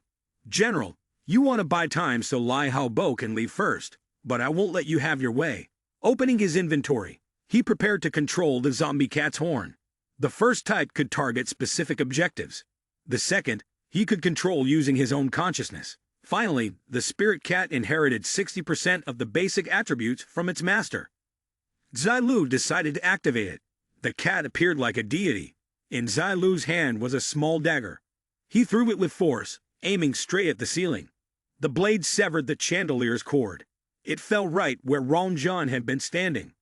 Luckily, he managed to dodge the fatal blow. Countless shards of glass from the chandelier scattered and struck the throat of the top soldier behind him. While Rongzhan and his loyal subordinate were plunging into panic, the zombie cat suddenly lunged to attack the young man. He cried out in pain, shouting, "Ah!" Zilu seized the opportunity, swiftly and efficiently finishing off the remaining soldiers. The perfect combination of man and beast left Rongzhan standing helplessly, unable to do anything. The server was unable to retrieve even the most basic data. Rongzhan exclaimed in astonishment, "Why can't I find any information on you? What's really going on?" He clenched his fists, his posture showing growing impatience. "Enough. What exactly are you?" Rongzhan nearly lost his mind, angrily shouting, "Arrogant." Zilu calmly tilted his head and looked back, inwardly mocking, "Poor skills, low attributes. Not even a personality that has reached the maturity of a few years later, and still hasn't thought of killing these hired soldiers. Humph, indeed, the greater the expectations, the greater the disappointment." Then he softly replied, "Watch closely. This is what despair looks like." In the blink of an eye, Zilu easily wiped out the small fry around him and moved straight to stand before Rongzhan, making his face turn pale. His body trembled uncontrollably, his mouth seemed to be blocked, and all he could manage was a sound. "Ah!" And in the next moment, his body froze, collapsing to the ground, with barely a sound. The cat, as if barely there, looked at Rongjong and said, "Go hunt down Lai Haobo's group." Then it leaped away, leaving Zilu standing there, a knife in his hand, his eyes fixed on the system displaying the vengeance barrier. He murmured, "They probably haven't escaped the manor yet." He nudged Rongjong's shoulder with his foot, his mouth dripping with mockery. "Move, Commander Lai Shaguyong Tuan." The other, his face ice-cold, shot back. "Lai Shaguyong Tuan has had nearly his entire force wiped out. Am I still worthy to be called Commander Huyong Tuan?" At that, he broke into a triumphant smile, inwardly exultant. In front of him, to kill all his subordinates. Bit by bit, to cut off his thoughts of resistance. This is the highest realm of revenge. Like a dam bursting, Rongjong snapped upright, screaming, "Who are you? Who on earth are you? I'm telling you, if you don't tell me, I'll die with my eyes open." But no matter how he screamed, Zilu gripped the knife tighter, stepped closer to him, and said, "Die with your eyes open. Is there such a thing?" Rongjong panicked, trembling as he backed against the wall, with nowhere left to go. With a single cut to the throat, Zilu gently sent him on his way, yet his eyes remained wide open. Still Zilu would not stop. He repeatedly stamped on his chest, speaking aloud the deep hatred in his heart. "Even now, I still remember the face from that day." He continued, "You kicked me to the ground, called me polite, called me an orphan, called me worthless. How dare you show your face? How do you have the gall to challenge the authority of the Lee family? And thank you for your action. It has taught me one truth. Before killing someone, don't say unnecessary words. If you can act, don't chatter. Look at you, lying there and talking to me. Isn't that blissful? This is what will truly make you die with your eyes open." Satisfied, Zilu exhaled, turned, and walked away, his mind already calculating how to deal with those who remained. Rongjong was dead. Now it was as if a useful right hand of the Lee family had been severed, and confronting the Lee family himself would be much easier. He flung the door wide, put his hands in his pockets, and leisurely stepped out of the room full of corpses. In the Lee family's secret chamber, Lai Haobo stood beside Zhao Qiguang, his face pale. Ripping at his hair in agitation, he said, "Uncle Zhao, they won't chase us all the way here, will they?" Zhao hurried to reassure him, "Of course not. Mr. Rong will deal with those people. Young master, you—" Before he could finish, a loud noise from outside cut him off. He quickly glanced toward the door, and saw the silhouette of a person stamped against it. Fear surged in Haobo's chest, and he kept screaming, "It's definitely Lin Zilu's people coming. He killed Yu Jinghan first, and now he's come to kill me." The butler Zhao looked at him, almost going mad, and had no choice but to speak up to comfort him. "Young master, don't panic. We've already arranged for others to go to the secret passage. He won't suspect us being here." Hearing this, he felt somewhat relieved, but the anger in his heart still surged. He gritted his teeth and cursed. "I really don't understand how he knows about my relationship with Yu Jinghan. Nor do I know where he found such a strong assassin." Suddenly, as if realizing something, he said, "Could it be that Lin Jian left some way for Lin Zilu to survive?" As soon as the words left his mouth, he jumped up and quickly rebutted, "Impossible. When we killed Lin Jian, the Lee family almost eradicated the Lin family entirely. There's no way Lin Jian would have left a way for them to survive. If the chief hadn't insisted on leaving a bloodline from the Lin family, that Lin Zilu would have been dead by now." At the same time, Zilu stood outside, just behind the door, and had heard the entire conversation. A cold aura began to emanate from his body, and with a quiet murmur he said, "So that's how it is." Inside, Haobo seemed to have recognized the voice, and fear began to overtake him.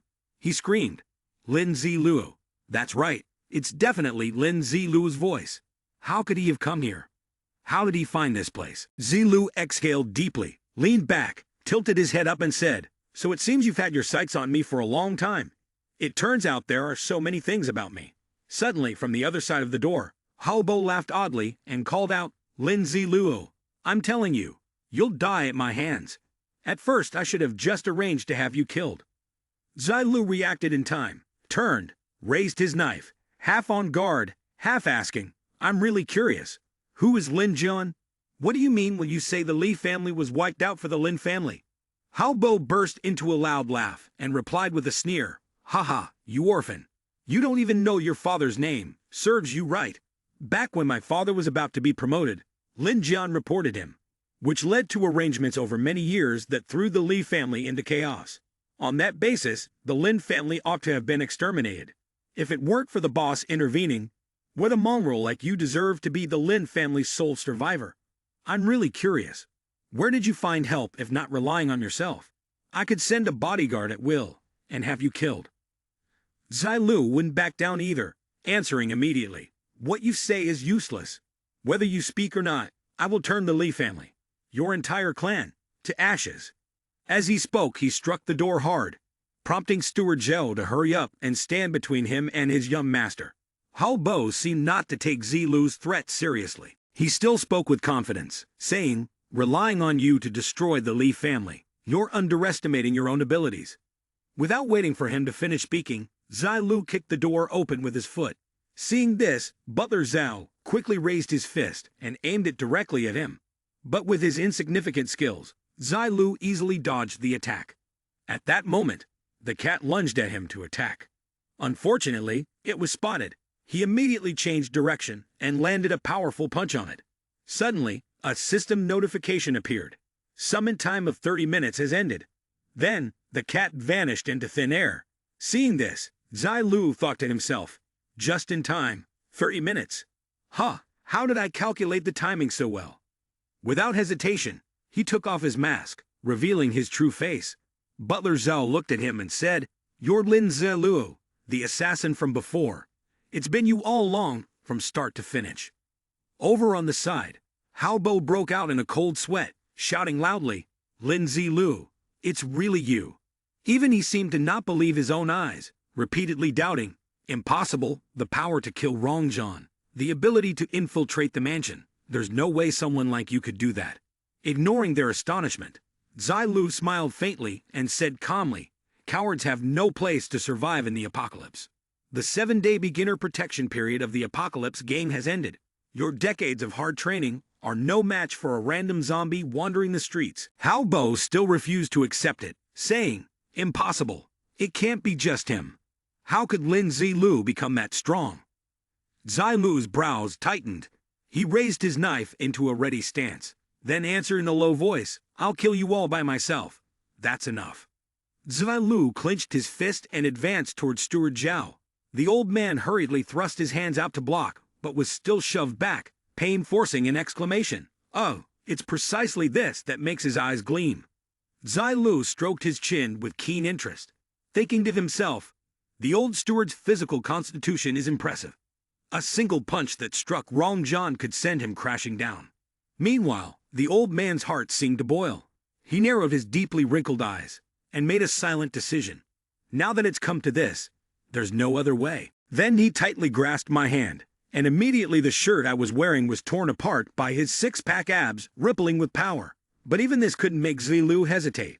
He swung his sword forward, but the man dodged and said, You don't talk about martial virtue. His face remained unchanged as he replied, Now I want your head. Do you think I need your permission first? Or do I need the approval of your 18 generations of ancestors? Before he could respond, Zilu immediately unleashed his technique, the explosive burst followed by a slash. The blade swiped across the man's arm, but it didn't stop there. It suddenly flew back, striking again, causing Zhao the butler to scream in pain. Suppressing the pain in his arm, the man tried to look at Zilu, his voice filled with disbelief as he said, How is this possible? I've trained in martial arts for 50 years. How could I lose so quickly? I can't accept this. Suddenly, an explosion rang out. Seizing the opportunity, Zilu swiftly drove his knife into the man's neck and said, One must never leave hidden dangers for oneself. Only by eliminating all enemies can one ensure peace. Looking at the corpse at his feet, he muttered, Such a pitiful yet stubborn person. Even in the apocalypse, you still cling to the idea that martial arts is about performing each move. The truth is, to survive, one needs not only sufficient strength, but also the sharp control of the situation and a clear understanding of the times. Otherwise, there's only one path left, death. He turned to look, and immediately saw Hao Bo, his face in shock, terrified, his limbs trembling so badly that he collapsed to the ground. Zilu couldn't help but sneer at the sight. He said, So useless. Without changing expression, he raised the sword in his hand and drove it straight into the man's leg, making him clutch his wound and scream in agony. Oh, the corner of his mouth curved. Awake now? Not pretending to be dead anymore. As he spoke, he drove the blade in several more times. The man's eyes bulged, and he screamed at the top of his lungs, "Help me! Lin Zilu! My parents, they will not spare you!" he howled. At that, he chuckled softly and brought the sword down again. The torment seemed to have pushed him to his limit. He hurriedly begged, "Please, kill me. Please, just kill me quickly." Zilu Lion replied, "Kill you? Of course I want to kill you." "Ah, right. If you hadn't reminded me, I'd have forgotten." He opened the system panel and selected a weapon. The old dull knife. The duller the blade, the harder it was to cut. He had Hao Bo hurl it, and another cry rang out. He feigned scratching his head and said, "Ah, how embarrassing. This knife is too blunt. It won't go in. My bad." But a moment later his tone turned cold. "This stab I'll give in your place." He thrust with force, turning the man's face ashen. The man screamed, "Ah, no, don't stop there." Zilu continued, "This path, this cut that passes through you, is exactly what I had to endure during 10 years on the run. You can't escape death. Life is as thin as silk. Pity, the pain you suffer isn't even 1% of mine." Hearing this, he looked up and asked again, 10 years? What 10 years? Hao Bo stared in disbelief and retorted, "Clearly, after I found out about this 3 years ago, I started thinking about torturing you." Zilu's face darkened, and he revealed a mocking smile. As he stabbed him, he spoke, "This knife is a stab on my behalf. This knife is for my joy." The pain was so intense that he hurriedly begged for mercy. "Stop, stop."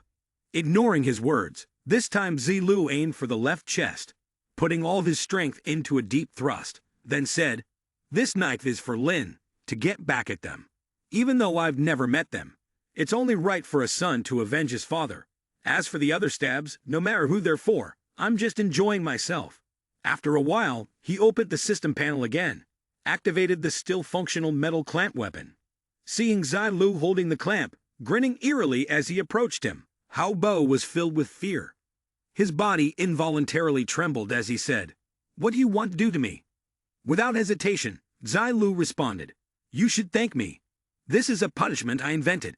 You've used this hand to torture and kill so many people, I have to give you credit. In terms of torture, you're really quite talented." Upon hearing this, Hao Bo seemed to come to a realization. His eyes rolled back, and he kept screaming, "This is how I went through it." Before he could finish his sentence, Zilu quickly cut off a piece of flesh from his body, shoved it into his mouth with the clamp, ignoring his screams. "No, no." After a struggle, Hao Bo, covered in wounds, his eyes vacant, collapsed against the wall. Looking at his dilapidated appearance, he immediately spoke with disdain. "So it's not good enough now. In your past life, you researched so many tortures. Yet how many people are even less than 1% of what you did to others?" Suddenly, he raised his hand to stroke his chin, and happily said, "Forget it. Looking at how miserable you look, torturing you any further wouldn't be interesting. It's just a pity that the things you researched can't be used on you." Even so, Zilu had no intention of letting Hao Bo off. He kept thrusting his blade into his neck while saying, "You're not pretending, are you? Fine, I overestimated him. With his acting skills, he can't fake this kind of state. Never mind, it seems like breaking his spirit has reached the limit that his body can endure with crippling twin slash." After speaking, he waved his hand and turned to leave. Suddenly, a strange light flickered from his body, followed by a shockwave. But it seemed that Zilu had already seen through it, as he casually opened his umbrella to shield himself. Nightfall had descended outside, and Zilu looked forward, unable to help but sigh. The night view from the Lee family's villa still wasn't bad. Suddenly, a notification appeared from the system. After checking, it showed that the player Lin Zilu Heart Realm had experienced a change, successfully activating the revenge talent. Seeing this, he was taken aback and exclaimed, "Huh." The system displayed a check for the revenge heart. Zilu froze for a moment and said, "So, the talent's activated." Then he clicked to check. The system reminded him that the talent and skills in the Apocalypse game were two different concepts. Skills can be learned through skill books, whereas talent can only be attributed to various factors, such as attributes, mindset, heart realm, experience, and personal abilities, all of which come into play after reaching a certain level of appropriate attributes. Skills can be activated autonomously, and the activation of skills may rely on skill books, but the activation of talent entirely depends on luck and strength. The talent skill is the heart of vengeance. Lin Zilu's resentment has a vengeance that must be repaid. For enemies, the greater your power exceeds their attributes, the stronger your advantage becomes. Once you identify an enemy, your own attribute's resentment level will increase, and the higher the resentment, the greater your base attributes will rise. The maximum increase is up to 20% of your basic attributes. After reading this, he cheerfully thought to himself, I didn't expect this heart of vengeance to be so effective. The maximum increase can be up to 20% of my base attributes. Then he murmured to himself, thinking that his basic attributes in the game were getting higher and higher, and with the talent he had gained, they would continue to rise. So, this is a talent that keeps growing. Just then, the system suddenly popped up with a new notification. The host has successfully killed 269 people in Lai Family Manor and completed the Lin Zilu vengeance mission. Congratulations, the host has obtained the mission reward, a random normal guidance drawing, and a bronze-grade equipment. Would the host like to draw now? He quickly clicked on the draw button. A bronze-grade equipment appeared along with an explanation. Congratulations, the player has drawn a bronze-grade equipment, the Minor Magic Staff. The Minor Magic Staff is a bronze-grade equipment, a unique item for the profession, capable of enhancing magic power and increasing the speed of casting spells. The power of skills increases by 5%, the casting speed of magic skills increases by 5%, and the spirit recovery speed increases by 20%. After staring at it for a while, Zilu raised his hand, turned his chin, and spoke with a slightly disappointed tone. I can't use this, but for a mage, this is considered quite an excellent item. When I sell it in the shop later, I might make a nice profit. After saying that, he immediately put it into his bag. Looking at his inventory, he couldn't help but think to himself that the automatic item collection feature was really useful, as he no longer had to worry about missing out on any equipment. It was impossible not to mention that the player-killing system in this game was truly twisted.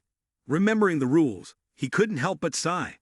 In the Doomsday game, once a player kills someone, the storage space of the deceased player disappears forever, and the items within it can no longer be retrieved. Players can only check the corpse to see if there are any items. However, it was at this moment, during the opportunity to check the corpse, that after some time had passed, everyone knew that after the death mechanism, players often chose to let the fish go and leave the net broken. This was one of the ways the Doomsday game discouraged killing. Suddenly, he discovered an item from Ron John, and curiosity arose in him. He quickly checked it and thought, Purification Necklace. Immediately, the system explained the Purification Necklace. Bronze-grade equipment, a necklace with the ability to purify mental attributes, and a skill that comes with purification. It is possible to blink and chew a disadvantageous state one is enduring, such as being petrified, stunned, or blind. The cooldown time is 12 hours. Comparing the two necklaces on the screen, he chose the Purification Necklace and the Meditation Necklace. His brows furrowed tightly as he silently calculated. Although the attributes of this necklace were not as good as the Meditation Necklace, the skill it came with could be used to save his life in actual combat. In the end, he decided that the other two were useless and threw them into his inventory for now. Zilu let out a long breath and continued, System, draw a general guidance for me. The system received the information and began processing the data. Drawing general guidance. Drawing complete. Congratulations, host. You have drawn general guidance. Absolute Slave Level 1. Absolute Slave Level 1 allows you to enslave a zombie whose strength does not exceed that of the host, turning it into a servant of the host. A zombie that is enslaved will absolutely obey any order from its master. All zombies will consider the host as their master and will protect the host's safety, even at the cost of their own lives. Note: zombies have a player analysis module and can grow alongside the zombie, potentially acquiring some of the player's abilities. Once the zombie is bound to death, this guidance function will disappear. Seemingly grasping the key point, he was so stunned that he screamed, "Oh my God, enslaving zombies! I've never heard of such a thing in my previous life." Am I really not dreaming about this zombie enslavement thing? Saying this, he pinched his own cheek. Feel the rawness of this cry out. Damn, it really feels like a cow that spent the night with 10 bulls. It's brutal as hell. If this zombie is truly loyal to me, then Zilu grinned with delight, talking to himself. Well, I guess that means I won't have to do all those tough jobs anymore, huh? Ever since I found out that Yo Jing Han betrayed me, I've been cautious with everyone. This life has been like walking alone. But what if a zombie can bear the hard work and follow me? Maybe it could even heal my emotional wounds. The next moment, he seemed to think of something, quickly asking the system in all seriousness. If I leave this absolute slave, what extra benefits would I get when it levels up? Soon, the answer came to him. The absolute slave, once leveled up, would increase the number of zombies it could enslave. Each level would add one more zombie. A flash of childhood memories, filled with screams, suddenly crossed his mind, jolting him awake. He shook his head repeatedly, muttering to himself, No, I can't do it. But to reach that level, how much do I need to level up the absolute slave? This needs careful study, and which type of zombie would be best for enslavement? The ones who could eventually become the zombie kings might actually be decent. Though these zombies have potential, he felt they weren't perfect enough. Most importantly, he still didn't know if, after being enslaved, they would end up walking the same path as before, not abandoning him. Speaking of which, he'd heard rumors in his past life that the Lee family's underground floors contained many treasures. He would have to check them out to see what was usable. As he thought about this, he walked straight down the stairs. The moment he opened the door, his eyes gleamed brightly, like stars, only to quickly snap back to his senses. Looking at the pile of gold, silver, and jewels, he threw a piece into it and said, At the end of the world, these things aren't worth a penny. I wouldn't even want to use this to go to the bathroom. So, Zilu turned his attention to other things, happily saying, I remember these self-portraits have some use, but I can't quite recall what exactly they do.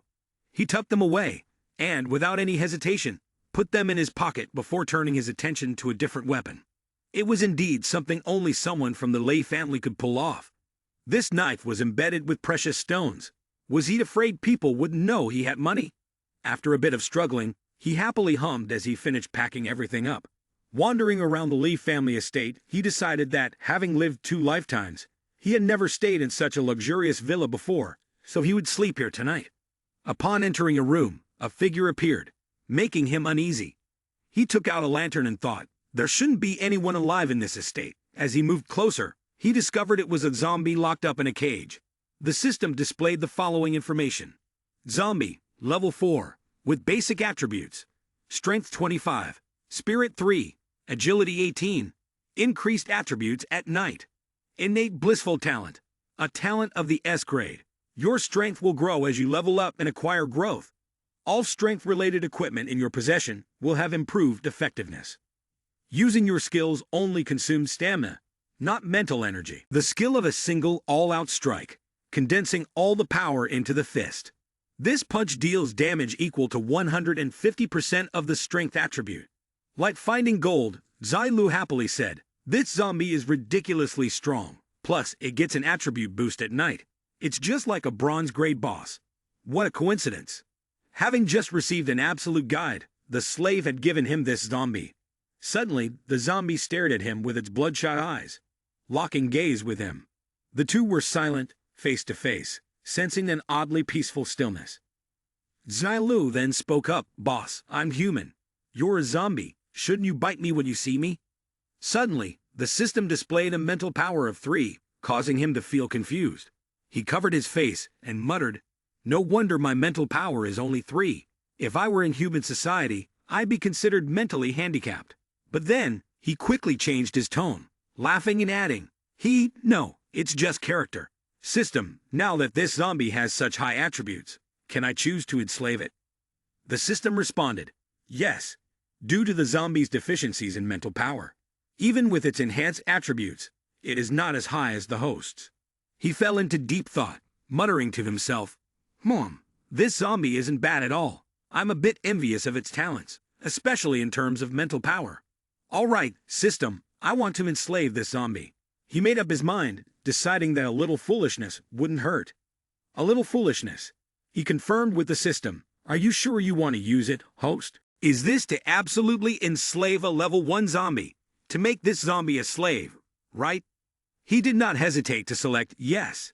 A stream of red light emanated from the zombie. It seemed to exert all its strength to resist. Zilu was taken aback, his eyes widening in surprise as he exclaimed, "Is this supposed to be a struggle?" However, in the blink of an eye, the zombie's face returned to its previous dazed expression. He was stunned by this rapid change. This can be considered a struggle. Do you regret it now? As soon as he finished speaking, the system announced, "Successfully enslaved the zombie. Please, host, assign a name to your enslaved zombie." Feeling even more headache, he scratched his head and thought, if this name is already so grand and majestic, and with such strength and talent as a level executioner, able to move mountains, then let's call him Big Fool. The system promptly responded, "Successfully named the zombie Big Fool. Congratulations, host, on successfully subduing Big Fool. Big Fool will absolutely obey any command from the master, and will protect the master with his life if necessary. Level 1 enslavement has fully bound Big Fool. Creating an analysis table for Big Fool. Player, Big Fool. Level 4. Experience, 32/50ths. Fame, data missing. Gold coin, storage space data missing. Basic attributes, strength, 25. Spirit, 3. Agility, 18. Title, none. Innate talent, sky strength.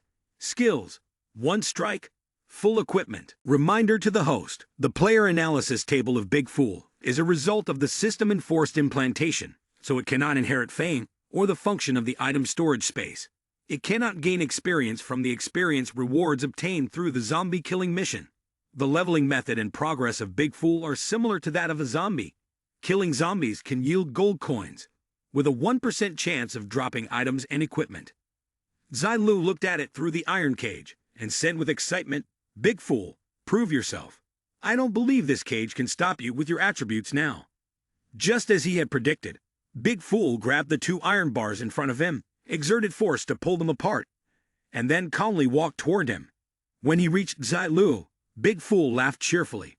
Zilu could only sigh in frustration and mutter, "What was I even thinking? I was expecting him to do something different. Just him understanding my commands is already impressive enough."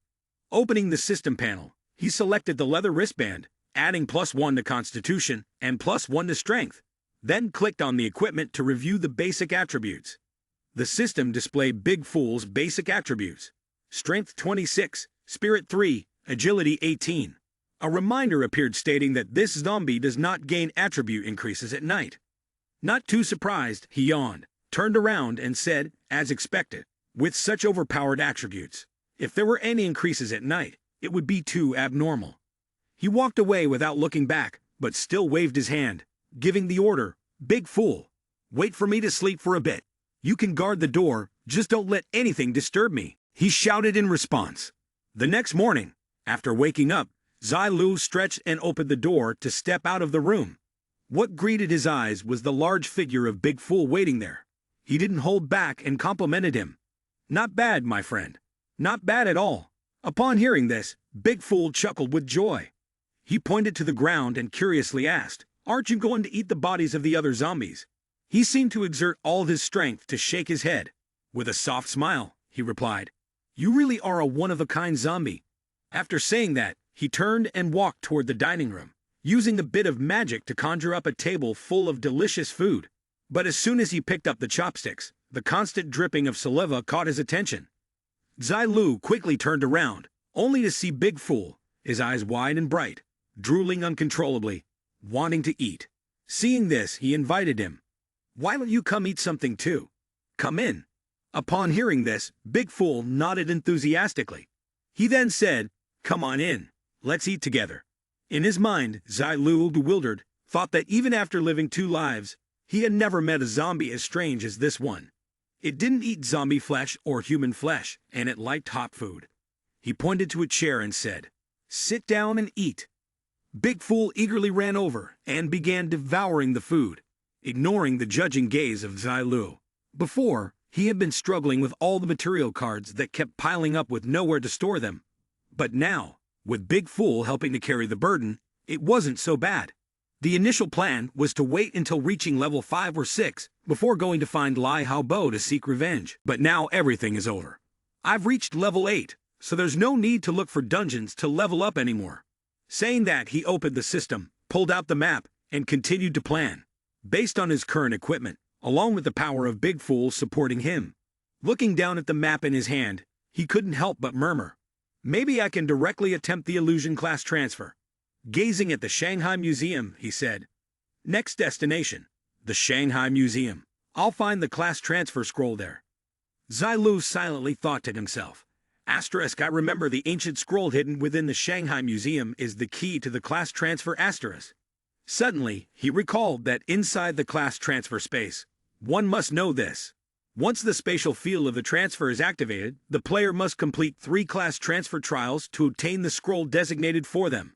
If they fail to complete it within the given time, the transfer fails, and the player is killed instantly. At that moment, the memories of his previous life began to replay in his mind like a film. In that past life, it was all thanks to Lai Haobo. Back then, my roommate and I heard that the Shanghai Museum held a great treasure, so we wanted to go there to search for it. But unexpectedly, on the way, I received the news that Yao Jinghan was having an affair with Lai Haobo.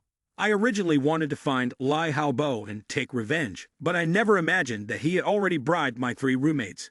They tricked me into entering the class transfer space. They wanted me to fail the transfer and use that as a way to kill me, yet unexpectedly, I succeeded. That wound stayed with me for 10 years. Remembering the Madu Museum, Zilu thought to himself, in his past life, when this incident occurred, it was the 8th day of the apocalypse game, but now it was only the 4th day. There would absolutely be no one at the museum district. After thinking this through, he said with satisfaction, "This time, there's no obstacle. Lai Haobo should have a much smoother time." At this moment, he looked over at Big Fool, who was still eating. Suddenly, an idea came to him, and he said, "But this look of the bank is a bit too noticeable." Got it. A little later, the 2 of them stood right in front of the villa gate. Big Fool, fully covered up, had a large sword hanging from his shoulder. This sight made Zilu think with satisfaction. This is perfect. At the Shanghai Museum, many zombies were wandering around outside. The 2 of them hid in a secluded corner. Zilu quickly came up with a plan. "Looks like someone's already here. I need to be a bit more careful." In the blink of an eye, he had taken down 3 zombies by himself. System notification. Congratulations, the host has received a one-time bronze-grade item. He pressed on his inventory, and the analysis panel immediately showed a fireball technique scroll, a one-time bronze-grade item. After use, it could unleash a fireball attack with fixed energy. The player could control a fireball to attack enemies, or choose to make it explode, causing significant damage. He happily said, "Not bad." Suddenly sensing something, he turned sharply, only to see Big Fool being groped by other zombies. Zilu crouched behind the wall, silently observing Big Fool. Can't help but think, Big Fool doesn't actively attack the zombies, and the zombies don't attack him either. That's really interesting. Big Fool could approach the zombies to ambush them, and even open the treasure chest without attacking. This way, he might be able to avoid a lot of unnecessary trouble. However, Big Fool can't gain rewards like experience, fame, or storage space from opening the Yang Bao box, which is a bit of a waste. We'll see how things go when the time comes. Suddenly, he recalled a memory from the past and couldn't help but worry. In my previous life, on the 8th day of the apocalypse, most of the zombies here had been taken care of by players. Now it's a bit difficult to handle with just the 2 of us, me and Big Fool. Zilu used binoculars to observe the activity inside the museum, looking at the people inside before saying, "Ah, the class change scroll can't be here. Otherwise, I'd just call Big Fool into the museum to take it. Much simpler." Wait, something's wrong. He suddenly noticed something odd, and thought to himself, the sweep of these zombies. Inside the museum, we don't have enough manpower. The language of these people isn't standard. They need more training. I'm not sure if I guessed right, but I saw traces of their battle, and it was left by them. If I could join them and go into the museum with them, it would help avoid a lot of trouble. In the Xiao Runfa shopping mall, at the Death Club, Gao Dong stood high above, looking down at the crowd below, shouting, "All right, we've made our decision. Once we gather 200 people, We'll set off. On weapons, everyone prepared their own. But those below refused to accept that. They kept shouting in protest. I couldn't wait any longer. Waiting for 200 people would be an insult to my brother's capability. Now, charge straight through there. The others agreed and shouted, "That's right. I want a whole roasted goat." Right. The supply cards weren't enough long ago. Jiao Dong, what are you so worried about? Do you want to starve us here? You're going to take our supplies. A slap across the face sent De Huang Mao reeling to the ground. Tian Ning Jing looked at him and said angrily, "Da Huang Mao, calm down." He struggled to his feet, rubbing his mouth, and with an insolent tone sneered, "I'm telling you, Tian Ning Jing, don't think your big bronze-grade iron rod makes you superior to us. You can slap me all you like, as long as you obey me. Maybe I won't come after you. Okay. Do you really need to consider that?" he added, reaching to touch her face. Her expression immediately darkened. She tightened her grip on the iron bar and said coldly, "What are you so confident about, Da Huang Mao? I know, if I ever listened to you, I'd spit. Do you even deserve it?" Furious, he shouted back, "What the? Don't be rash. I'm behaving like a gentleman now. I won't pick a fight with you. Wait until I get my chance and I'll make you lose face." She hissed straight at him. "You think you can use me as your punching bag? You should look in the mirror and see yourself. It's hilarious." The people around him joined in, laughing with glee, making him feel embarrassed. He quickly grabbed a wooden stick, ready to fight back. "Don't say I didn't warn you." Seeing this, everyone continued to provoke him. "Hit Wang Mao. Don't be afraid. How can you be scared like a girl? Hit him hard. I want to see how you'll twist when you're fighting." As the situation became chaotic, Gao Dong quickly spoke up, trying to mediate. "Everyone, stop it. Listen to me for a moment." Suddenly, a voice from behind the door caught everyone's attention. In the next moment, Lin Zilu, wearing a mask, appeared with Big Fool standing protectively behind her. Upon recognizing the people present, Zilu was a bit surprised, thinking, "It's him." Zilu stepped into the party and immediately spotted a familiar figure. In her past life, on the day she activated the scroll, she seemed to have encountered him. What was his name again? Gout something. She, dressed in all pink, spoke with an obviously irritated tone. "Who are you? What are you doing here?" After her words, all eyes turned to him and Big Fool. Gao Dong approached, somewhat polite, and asked, "May I ask how we should address you? What brings you to our death club?" A guy from afar was staring directly at them. He repeated the question, "May I ask how we should address you?" They tried to gather information about him, but came up with nothing. What the hell was this information? Turning to the person beside him, a full profile appeared.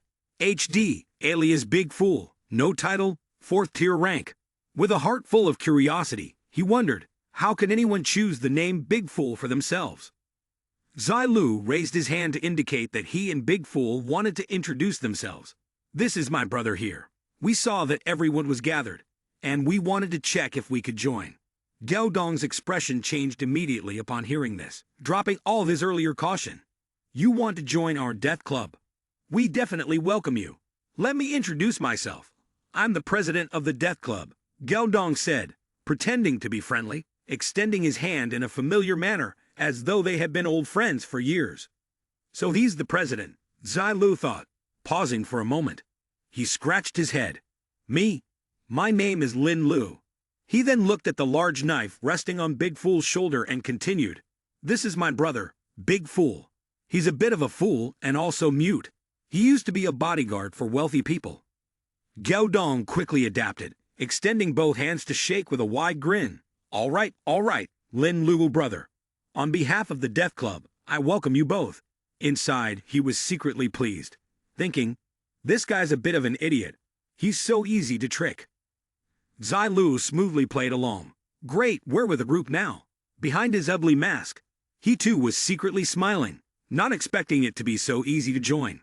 The three of them sat down in a private room, chatting and starting to get acquainted. "Lin Lu brother, Big Fool brother, it's true that we became acquainted as soon as we met. I don't know what interests you, but as brothers, I'll make sure to arrange something for you. You started creating a new identity. That's how it is. Mr. Gao, my brothers, and I enjoy fighting. Our biggest goal is to become stronger. When we have free time, We like to go out and kill zombies to level up. The main reason we're here is to join the faction. Gao Dong sweated a bit but still forced himself to remain calm. Oh, you want to get stronger, huh? I have a lot of skill books left over in my place. Well then, I'll just let my brothers have what they like. Zilu, hearing this, felt puzzled and hesitated, not quite understanding. Skill books. These must be quite valuable, right? He raised his hand and laughed. We're all part of the same family. Whether they're valuable or not doesn't matter. Here, Lin Lu brother, take it. Gao Dong pushed the book closer to him. Zilu looked carefully and thought to himself, oh my god, is this really a skill book? Am I opening it the right way? Is this how players of this game really are? So generous. He flipped open the book, and the card inside was revealed, releasing a surge of madness and fury. This is a warrior-type skill. After use, the user will enter an uncontrollable state, losing all awareness and becoming a madman who only knows how to attack nearby living creatures. All attributes increase by 20% to 50% depending on the level of rage. The effect lasts for 2 minutes. After 2 minutes, the user will enter a state of chaos based on the increasing levels. The higher the level, the longer the chaos lasts, and the side effects of this skill are significant. Use it with caution. Use it with caution. Zilu pouted and frowned as he read these lines. He knew that there was no such thing as a free lunch in this world. During these 2 minutes, he would completely lose consciousness. Wasn't that just like a zombie? Moreover, when unconscious, his combat power wouldn't be the same as when he was conscious. Gao Dong scratched his face and laughed awkwardly. Although the side effects of this skill are quite big, he hesitated for a moment, then thought of a saving solution. These skills might just be a lifesaver when you're in a desperate situation. He thought to himself, considering the person in front of him to be quite naive. Why not use the skill book? But was this skill really meant to be used by people? However, he hadn't expected this kid to react so quickly. Zilu closed the book, clenched his fist, and pretended to be very grateful.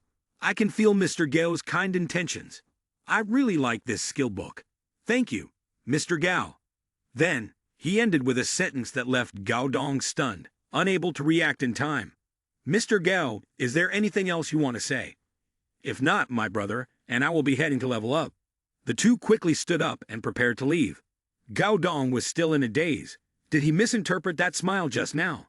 As Zilu turned to leave, he was suddenly called back. Brother Lin, wait a moment. He asked Mr. Gao. Is there something else? Gao Dong took out a yellow card from his pocket, hurriedly handed it over, and added, it's my fault with Brother Lin. How about this? I still have some KFC fried chicken supply cards. Let's use them together, okay? He thought to himself, after all, I had used someone else's skill book to deceive him earlier. I should at least make it up to him somehow. Zilu waved his hand, refusing. No need, big fool, and I need to go find zombies for experience. Under the mask, he felt an indescribable emotion, unable to move forward or backward. Taking someone else's skill book made him feel guilty inside. Sigh. Taking more supply cards. I feel a bit guilty. Gao Dong pushed the card into Zilu's hand, accepting it with all sincerity. Brother, just take it. If you need anything, just grab it directly from the warehouse. No need to be polite.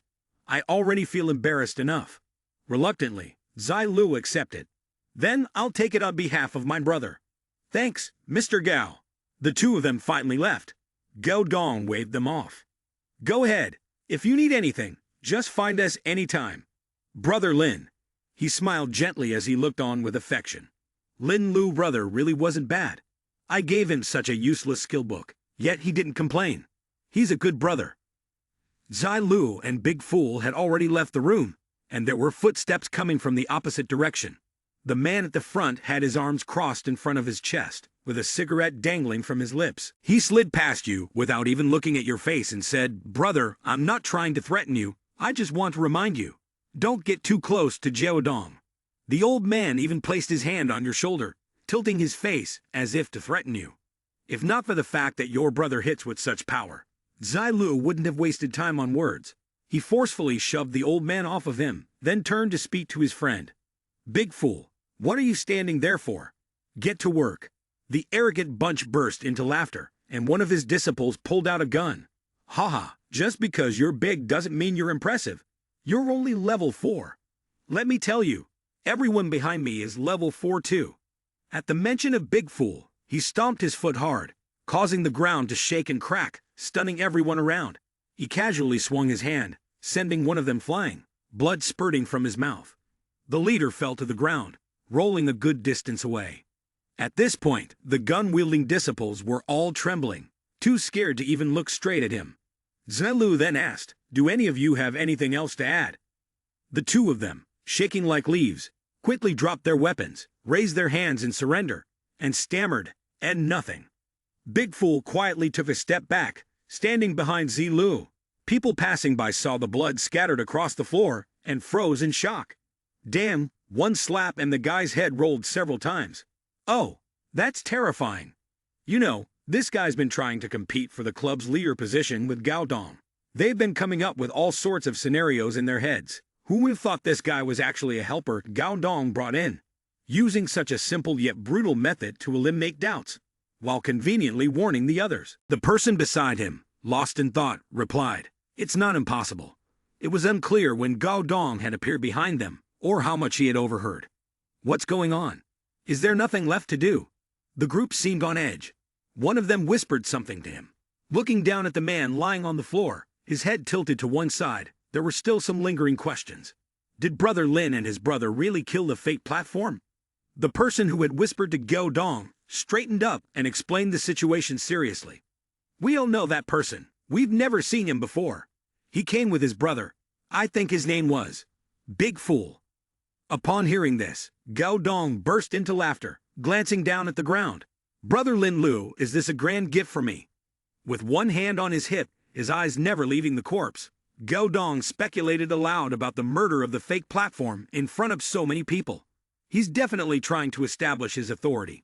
In the short term, no one will dare challenge the club president position. He folded his arms and began giving orders to his disciple. "Go find a few people to bury the fake platform, and make sure a funeral is done with some dignity. If he has any good equipment on him, give it to the brothers." The disciple nodded obediently.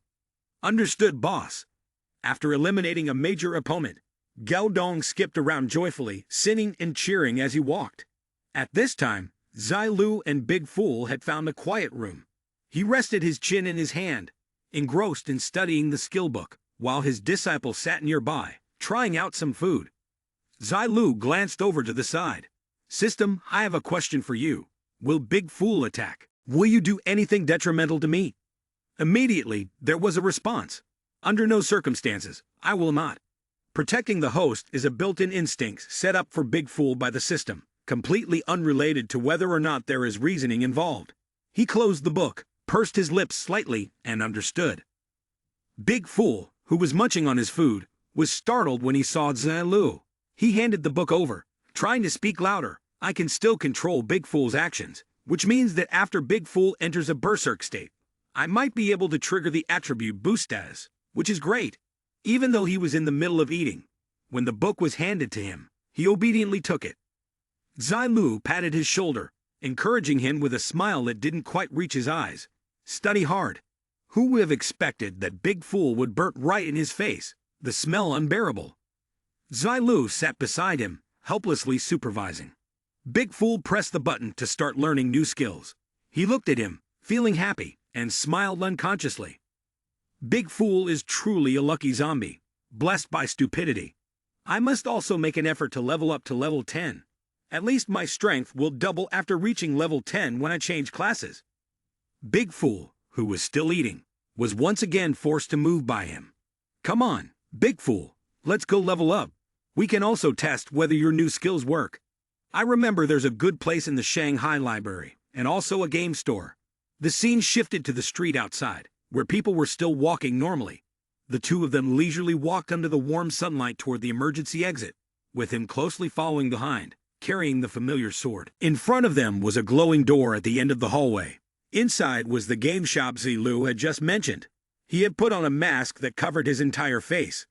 The two of them moved closer. Zilu placed his hand on the door's opening. The system appeared. "Player Zilu, welcome to the game shop. We wish you a pleasant shopping experience."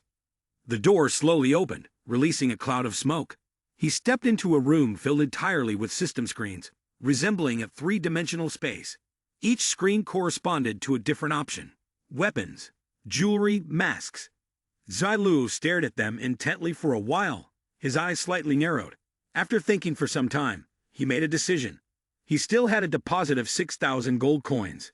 Each set of bronze-grade equipment of good quality cost 2,000 gold coins, so he could easily buy the pants, gloves, and armor that were still missing.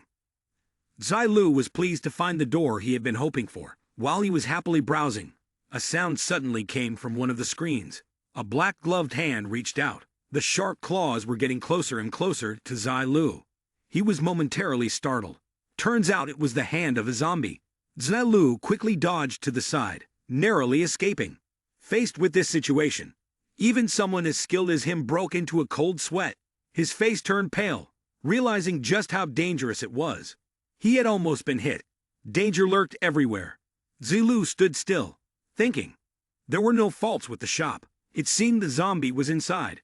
Earlier, only its arm had come through. Now, half of the woman's body turned into a zombie and crawled out of the screen, letting out a terrifying scream. Zilu had no choice but to draw his sword. This zombie lived in a game shop. What was he thinking? Showing his teeth and nodding with a smile. Had he ever encountered a zombie like this in his previous life, and if so, did the game take care of it? The woman had completely emerged from the game and was struggling to steady herself. She lunged forward, spreading her arms wide, mouth open, drooling. It was an easy task for Zilu to handle this zombie, who clearly didn't know its place. He quickly turned, assessed the target, and made a swift move. The woman fell to the ground at his feet. Her status changed to dead. Please do not mention it again. Zilu, pleased with himself, crossed his arms and gave the order. The system quickly and automatically collected the loot.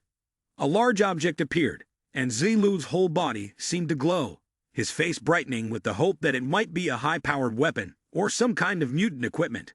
He opened the item, but before he could see anything, a green light flashed.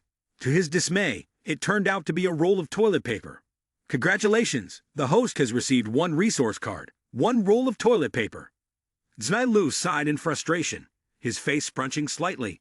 He fell into a moment of disappointment as he glanced at the shopping summary. This time, he had spent a total of 6,000 gold coins. With no remaining gold coins, the shopping was complete, and he was ready to close the game shop. The surroundings changed, transforming into a normal place with neatly arranged merchandise. It took Zilu a moment to regain his composure. Now he was in a clean, shiny room, with neatly organized items on the shelves. He glanced around with little enthusiasm. Zilu casually grabbed a bag of items and said, "Forget it. Let's check Big Fool's haul first." As he stepped outside, he saw Big Fool dealing with the zombies scattered in front of the door. Zilu gave him a thumbs up, a gesture of approval. The two exchanged a strange smile. He strode over to the muscular zombie that was still moving. The floor was covered with long streaks of blood. The system chimed repeatedly. "Congratulations. Player has obtained a one-time use bronze-grade scarecrow prop." "Ting, congratulations. Player has obtained a bronze-grade equipment, the quick strike gloves." "Ting, congratulations. Player has obtained a bronze-grade returning blade Zilu." "All enemies have been subdued. Congratulations. Player Zilu has acquired a new item. The new item has a high compatibility with the Tang broadsword you are holding. You can use a fusion stone to combine and upgrade it." He turned his gaze towards something and frowned slightly. The experience bar appeared, showing that 40% more experience was needed to reach level 9. Zilu glanced at it, rubbed his chin, and smiled in satisfaction. Automatic loot collection is really great. This way, nothing gets missed. He then pressed the button to check the attributes of the newly acquired item. The image of the old worn-out scarecrow appeared. It was a one-time use bronze-grade item. Once the player placed it on the ground, it could redirect the hatred of hostile creatures toward the scarecrow. Once the scarecrow was destroyed, the creatures would resume attacking the player. Not bad, not bad. It can save my life. The next item is the critical hit gloves, a bronze-grade equipment. After wearing the gloves, there is a chance for a critical hit, with +1 strength and +1 constitution attributes. After each attack, there is a 5% chance to add one more attack. Even Zilu himself couldn't help but exclaim in surprise. This skill attribute is almost like Fierce Twin Slash, except it doesn't have the explosive effect, and its power isn't higher than Fierce Twin Slash, but it's still not bad. He happily studied the new toy, the returning blade, a bronze-grade equipment. It was a long blade made of steel that had been forged and tempered multiple times. It added +3 to strength. Zilu drew the sword, his eyes gleaming. If he maxed out his strength, completely removing all supplementary effects, and focusing entirely on power, this can be considered a top-tier bronze-grade equipment. He skimmed through the other available equipment options. The critical hit gloves were already equipped. The system spoke up. Would you like to use the fusion stone to combine the holy path and the returning blade? Player Zilu. Items fused with a fusion stone have a certain chance of being one tier higher than the original item, unless you're extremely unlucky. Otherwise, the fused item will not be weaker than the original. Zilu held the material card in his hand, suddenly feeling confused, beads of sweat forming on his forehead. Even though the system had the golden hand mechanic, it only ensured the drop rate for equipment, not the outcome of other actions. He exhaled softly, then made his decision. Zilu steeled his nerves and decisively shouted, "Fusion!" He thought to himself, "At worst, I'll lose just one piece of equipment. In the worst case, success." The system quickly activated. The player Zilu activated the fusion stone, preparing to fuse the returning blade and Tang broadsword. Are you sure you want to proceed with the fusion? After fusion, these two items will disappear permanently. Fusion is starting. Please wait 30 minutes. At this moment, in front of them was a feast, so lavish that just looking at it made their mouths water. He and Big Fool took their spots at the table and dug in immediately. He finished his portion in no time, leaving only a bone behind. Just as he was about to take another bite, a notification appeared. Ding! Congratulations to player Zilu, fusion successful. Acquired silver-grade equipment, demon-slaying blade. He paused, confused. Once the system's words sank in, Zilu was stunned and awkwardly repeated the name of the silver-grade weapon. He immediately rushed to check it with a sense of panic. Demon-slaying blade, silver-grade equipment, a fusion of Tang broadsword, and demon-slaying blade. Additionally, due to previous frequent head-slashing actions, the fusion resulted in the demon blade, which has a synergy effect with head slashing. Attributes: +4 strength, +1 constitution. Can slowly repair cracks on the blade after stopping combat. Passive skill: head slashing. During head slashing, the speed of head slashing increases by up to 20%. After successfully head slashing, an additional point of strength is granted to the player, lasting for 3 minutes. This effect can stack up to 2 layers. Zilu shouted excitedly, "Oh my god, these attributes are insanely OP. I'm testing out the new weapon right now. This is seriously overpowered." 2 against the heavens. He was still sitting, examining the clean bone, when he was called. "Big Fool, let's go. We need to kill our way to the library and get the damn scroll." The 2 left. Zilu was checking the map to find the way. He pointed and spoke the plan to him. "Big Fool, this time don't hold back. Just rush in and kill all the way to the library first, and then we'll talk." He stared at them blankly.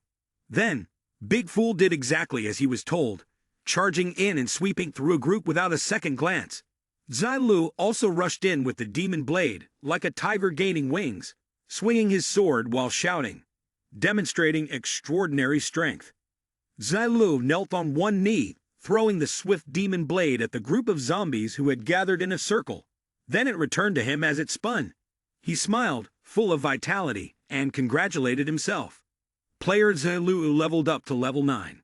Gained 1 free attribute point. Player Zilu needs 1,000 experience points to level up again.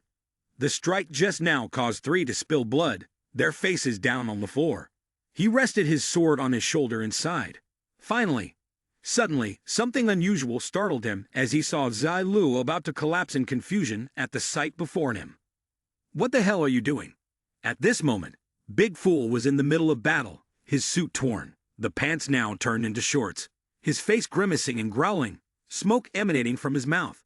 Zilu was dumbfounded, full of disappointment, not knowing what to say. He was stunned. remembering Big Fool's original human form. Could it be that the monstrous humanoid wasn't him? At this point, Zilu left, not forgetting to remind his brother. "Hey, Big Fool, you hold on here for a bit. I'll go clear out the restroom area. 10 minutes later, you head up to the rooftop. I'll be waiting for you there." He simply growled in response. "Got it." Half an hour later, just as planned, the two of them met on the rooftop, accompanied by a group of zombies. Zilu, hands in his pockets, tilted his head back and looked up at the sky. "Big Fool, activate the frenzied rage." In an instant, the beast within him was summoned. Frenzied rage activated. His muscles bulged, swelling with power, tearing through his shirt. At this point, he effortlessly controlled it. Big Fool was. The zombies in front of him had eaten all the roasted chicken he had. There would be no more roasted chicken tomorrow. He was like a man poked at his sore spot. His strength surged to the next level, teeth clenched in fury. Big Fool had only just started, but already the zombies were scared stiff, frozen in place. Zilu sat back leisurely, sipping his tea. A cup of premium lounging tea felt like it was teasing him at a cafe. Who would have guessed? Right after that, a storm broke loose, as flames exploded in front of him, shaking the very heavens and earth. Was frenzied rage really that powerful? Big Fool punched relentlessly, not stopping for a second, single-handedly taking on the entire group. Zilu clicked his tongue, impressed by how Big Fool's attributes had doubled under the stimulus. He seemed genuinely pleased with this violent display. He was thrilled. This fighting power was just extraordinary, truly a natural-born powerhouse. He roared loudly, preparing for the upcoming phase in CD. Big Fool's muscles gradually shrank back to their original size. He collapsed to the ground, his body covered in countless bruises and scratches, his face contorted in visible pain. His body was slowly recovering, with hot air seeping out of his wounds. He looked on, speechless. Oh my God, does the Apocalypse game have such twisted skills? The system message appeared. Energy supplement. Your consumption speed has increased by 30%. While in a consumption state, the food you eat will quickly convert into energy to heal your wounds and replenish your stamina. Zilu watched in disbelief. Big Fool is walking down a path of self-destruction. The further he goes, the further he strays. He casually tossed a supply drink into his mouth, and then ordered, "System, automatically collect the items." Everything was automatically gathered. "Congratulations, the host has received the equipment." Strengthening scroll. "Congratulations, the host has received the equipment." Stamina potion. "Congratulations, the host has received the equipment." Mental potion. "Congratulations, the host has received the equipment." Protective armor. Some details about these items. The protective armor is bronze grade. It is a lightweight metal armor with a physical defense bonus of +1 and agility +1. The protection skill can form a transparent shield around the body based on the user's thoughts. The shield lasts for 1 second. If the shield absorbs damage beyond a certain threshold, it will break prematurely. The skill cooldown is 1 hour. After the shield breaks, the cooldown increases to 12 hours. The spiritual medicine item, bronze grade, is a one-time use item. After consumption, it instantly restores 10% of mental energy, and every minute thereafter, it restores 5% of mental energy for a duration of 4 minutes. After use, a 30-minute countdown timer will be activated. Zilu gazed at the system screen, tenderly pressing the button to equip the new item. 2 enhanced items appeared on the screen, and he hoped that after enhancing them, the vitality absorbed by the blood-sucking ring during combat would offset the energy consumed in battle. Relying on his current physique as an Owlwang, waiting to see how things would turn out. His emerald green eyes gleamed, and the ring floated neatly in the palm of his hand. Zilu smiled slightly, his gaze fixed on the system screen. It displayed the successful enhancement. Congratulations to player Zilu for obtaining the +2 blood-sucking ring. +2 blood-sucking ring. The evil ring could absorb the enemy's vitality during combat. It had 2 attributes, +2 strength and +2 constitution. He lightly pressed his lips together, somewhat satisfied. At least it was a success. As he spoke, he pressed the equip button. At that moment, Zilu's mind painted a picture of 77-49 battle scenes using this precious artifact. With the +2 blood-sucking ring, player Zilu successfully converted 12% of the damage dealt to the enemy into his own vitality through the blood-sucking ring. The system repeated the message. With the +2 blood-sucking ring, Player Zilu successfully converts 12% of the damage dealt to the enemy into his own vitality. Thinking about this, he rubbed his chin, his gaze distant. Basic attributes: Strength 28, Spirit 19, Physique 20, Agility 2%. Zilu, along with his brother, moved forward with his hands in his pockets. After a good rest, Big Fool went upstairs. The door was no longer intact but covered with scratches. They opened it, revealing a room in ruins, with documents scattered everywhere, dark and murky, leaving Zilu puzzled. But he smiled when he realized that such actions, if they had this kind of power, could only be from a boss. The two slowly stepped into the room. In his previous life, when he came here, the boss had already been dealt with. He never expected to arrive in time this time. His steps suddenly halted. I really want to see what kind of boss this is. He was standing before a door with a sign reading Shanghai Store. He reached out and turned the doorknob, which made a faint sound. Inside, the room was spacious, resembling a game store from before. Congratulations, player. You've successfully found the Shanghai Store and earned 10 prestige points. The time each player could spend in the store daily was limited to 30 minutes. If this time was exceeded, a huge fine would be imposed. In the corner of the room stood a cylindrical machine. If you refuse to pay the fine, the game system will immediately eject you from the store. He coldly interrupted. Got it. Dear player Zilu, welcome to the Shanghai Store. As you are the first customer to arrive at the Shanghai Store, you have earned the privilege of a one-time 50% discount on your purchase. He turned around and handed the task over. Is there really such a good thing? Big Fool, cover me, he growled in agreement. Zilu stepped inside, and the machine slowly closed the door. Big Fool stood guard outside. Inside, the place was quite spacious, with system screens surrounding him. Zilu shoved his hands into his pockets and looked around. His eyes stopped at the words, Shanghai Store welcomes you, and he curled his lips. Zilu pressed the text to view the merchandise. A large screen appeared right in front of him. Important information when shopping at Shanghai Store. Physical contact is not prohibited in the store. When customers engage in fights, whether using fists or magic, even if they strike the metal walls, the metal will remain undamaged. You will still need to pay a repair fee. If customers have conflicts with others, causing damage to the walls or floor, you will also have to pay a cleaning fee. All fees will be calculated based on the actual situation. We hope you can shop here in peace and happiness. Zilu pondered for a moment, recalling the setup from his previous life. He hoped no one would show up while he was shopping, so that he could avoid the cleaning fees. He pressed the button for the items. 4 options appeared on the screen. Supernatural Flash Bullet, priced at 1,000 gold coins. Stock 100. Short Range Emitter, priced at 500 gold coins. Stock 100. Ice Spike Techniques. Scroll, priced at 3,000 gold coins.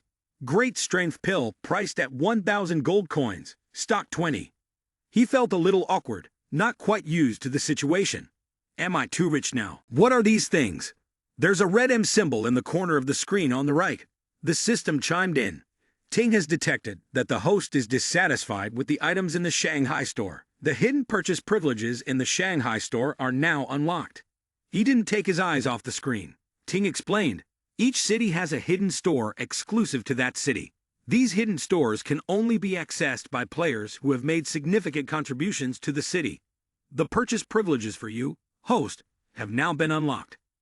Zilu was stunned, unable to speak. He scratched his head, deep in thought. Did I really contribute that much to this city before? Zilu, feeling like a content kitten after being praised, murmured to himself, let me check what treasures the Shanghai Store has. Whatever he saw made his eyes go wide. The text appeared clearly and large. Welcome, contributor to the esteemed city. Zilu doubted himself and asked seriously, System, are you absolutely sure you're not mistaken? The response came back immediately, absolutely sure. Host, you will understand once you enter the store. Before him appeared incredibly valuable items. Fake Honor Badge of Shanghai, priced at 200,000 RMB. Stock. 1 Order Enforcer Uniform Shanghai, priced at 12,000 gold coins. Stock. 10 Guardian Seals of Shanghai, priced at 10,000 gold coins. Zilu scratched his chin, and, with a frustrated glance at his store balance, muttered, 6545 gold coins. I might be able to afford the second one. He selected Order Enforcer Uniform Shanghai, with the thought, since there's a discount now, why not buy it, even if it's expensive? The system asked. To confirm, you are purchasing the Order Enforcer Uniform Shanghai, which cost 6,000 gold coins, originally priced at 12,000 gold coins, struck through below. Will you proceed with the payment? Yes. Zilu quickly brightened up, encouraging himself. Next time, I'll buy the Guardian Seal Shanghai over there. The system continued. Would the player Zilu like to purchase any other items? He turned away and responded briefly. No, thank you. As he stepped out of the Shanghai store with ease, Zilu heard the system say, Thank you for visiting. We look forward to your next visit. The machine emitted a puff of gray smoke. With the spoils in hand, Zilu felt even more reassured. The Order Enforcer Uniform Shanghai, a diamond-level special equipment, is an extremely valuable uniform, crafted with exceptional finesse, and offers superior effectiveness. Only those who have made extraordinary contributions to Shanghai are qualified to possess it. Illusion ability. After equipping the Order Enforcer Uniform Shanghai, all your clothing-type equipment can be concealed within the uniform while maintaining their effects. The uniform also has self-cleaning functionality and other features, such as regulating temperature, automatic recovery, and blood separation. Majesty.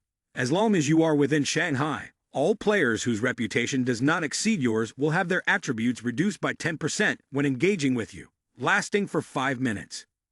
Self-order. You can establish the Order of Shanghai. Each day, you may assign a task to be assessed by the system for a player, excluding yourself. The rewards and punishments for the mission will be determined by the level of your fame. The difficulty of the mission will decide the specific content, and you won't need to pay for the rewards. As expected of the exclusive equipment of the city, it doesn't look bad at all. Zilu removed all his gear, leaving his smooth, six-pack abs exposed. Don't just stand there waiting. I really want to see how this gear performs in combat. He pressed the button to activate the Order Enforcer Uniform Shanghai. Instantly, the new outfit fitted Zilu perfectly. He looked down at himself, eagerly testing the virtual attributes first. Upon inspection, the protective armor will be equipped. Has the virtual effect of the Order Enforcer Uniform Shanghai been activated? Zilu raised his hand in response. The outfit changed colors, and he narrowed his eyes slightly, overly excited about his new loot. Zilu continued pressing buttons to switch outfits, leaving Big Fool outside a maze. The system notified. Player Zilu, your time in the store has nearly reached 30 minutes. Please be aware of the time. He smiled, not bothering to pay attention to the reminder.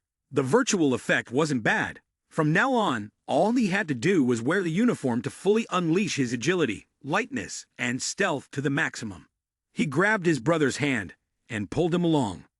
Big Fool, hurry up. Suddenly, Big Fool knelt in front of Zilu, not understanding why he did so. He smiled, showing his teeth, and used the order function with Big Fool to destroy the entire world.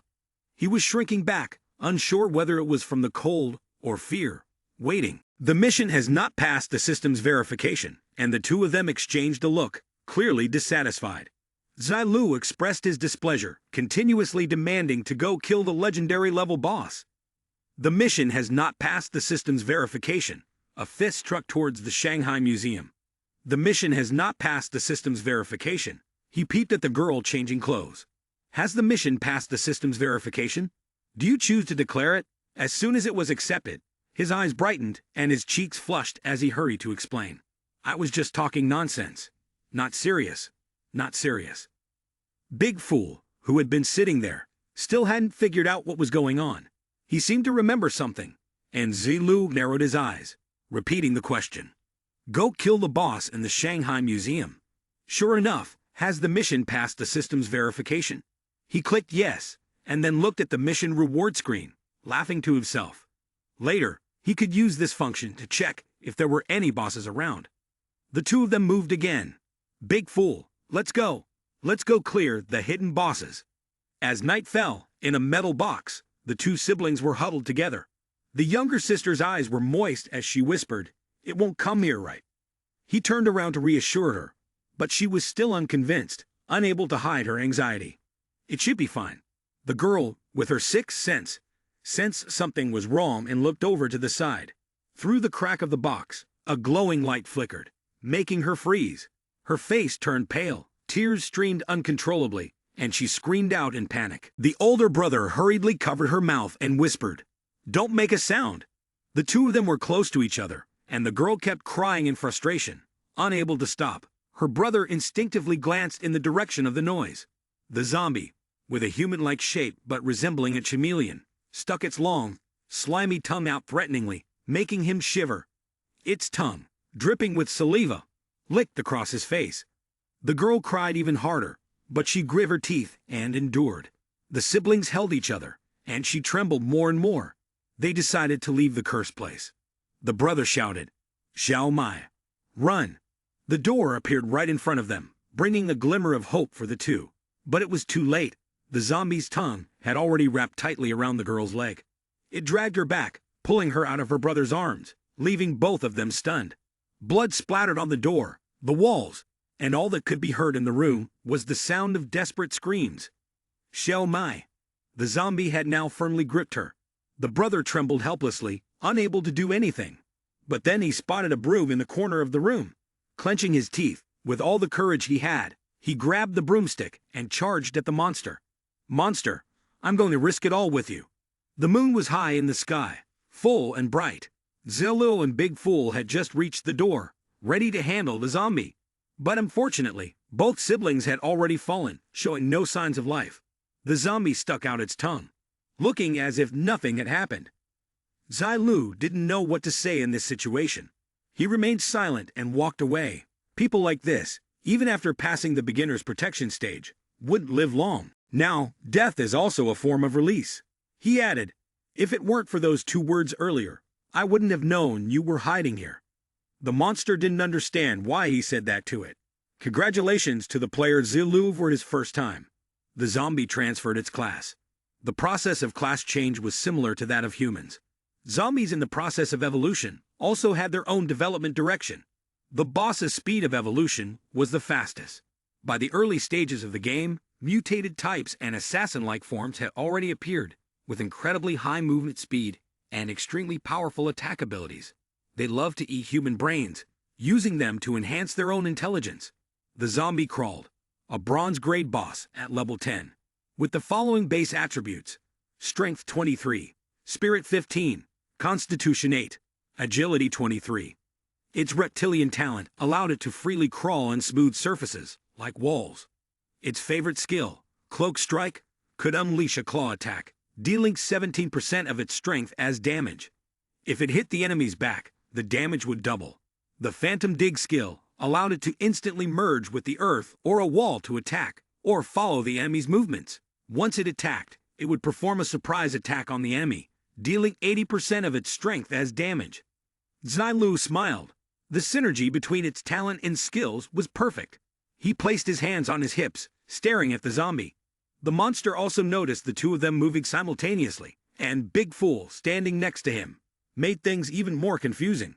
Zilu crossed his arms, and, after a brief check, realized that player Zilu was facing a bronze-grade boss. The reptilian zombie issued the mission of the reptilian zombie's resentment. The golden hand system checked and found that the host had activated the mission of the reptilian zombie's resentment and was optimizing the related issues for the mission.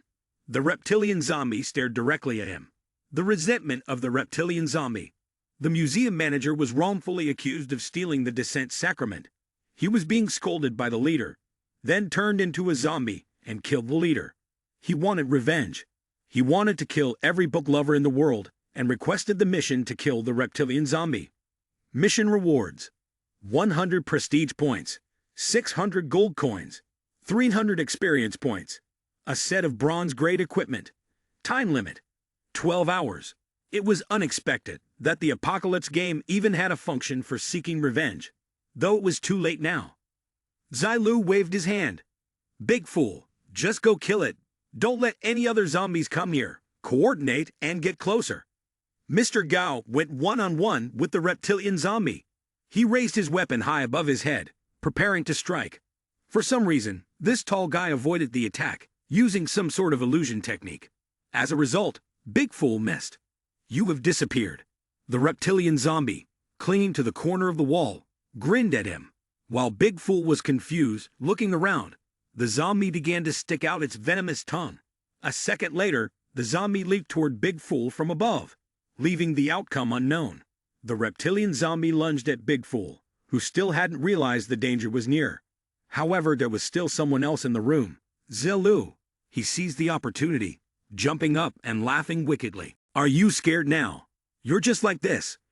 Zilu lowered his sword, and the two landed on the ground. The monster raised both hands and used all its strength to defend. A series of sword slashes severed both its arms. The reptilian zombie, seeing this, cried out, trembling like a child. He stood behind, watching the little one. The monster, escaping with its life, cried out like a river of tears. The rough translation would be, "Help! Someone's killing zombies." Zilu yawned, covering his mouth, then said, "Your chance is now. I'll count to 3 before I chase." He swung his sword down, grinning.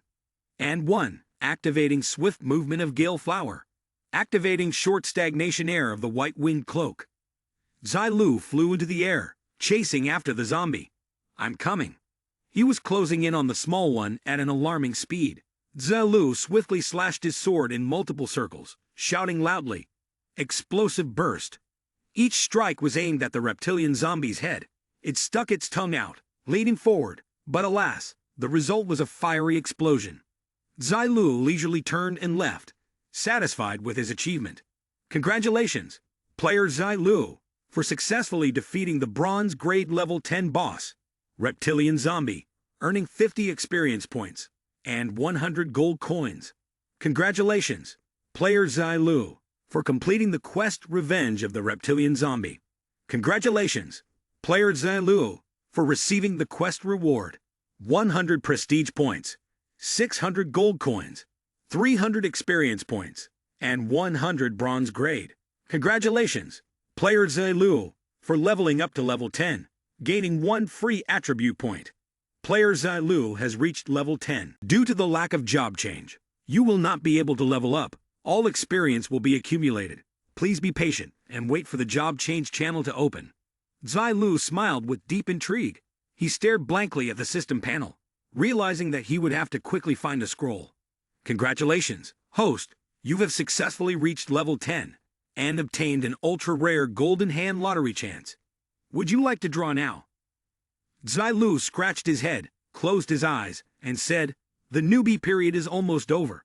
If I'm the first player to successfully change jobs on the entire server, I could even get a server-wide announcement."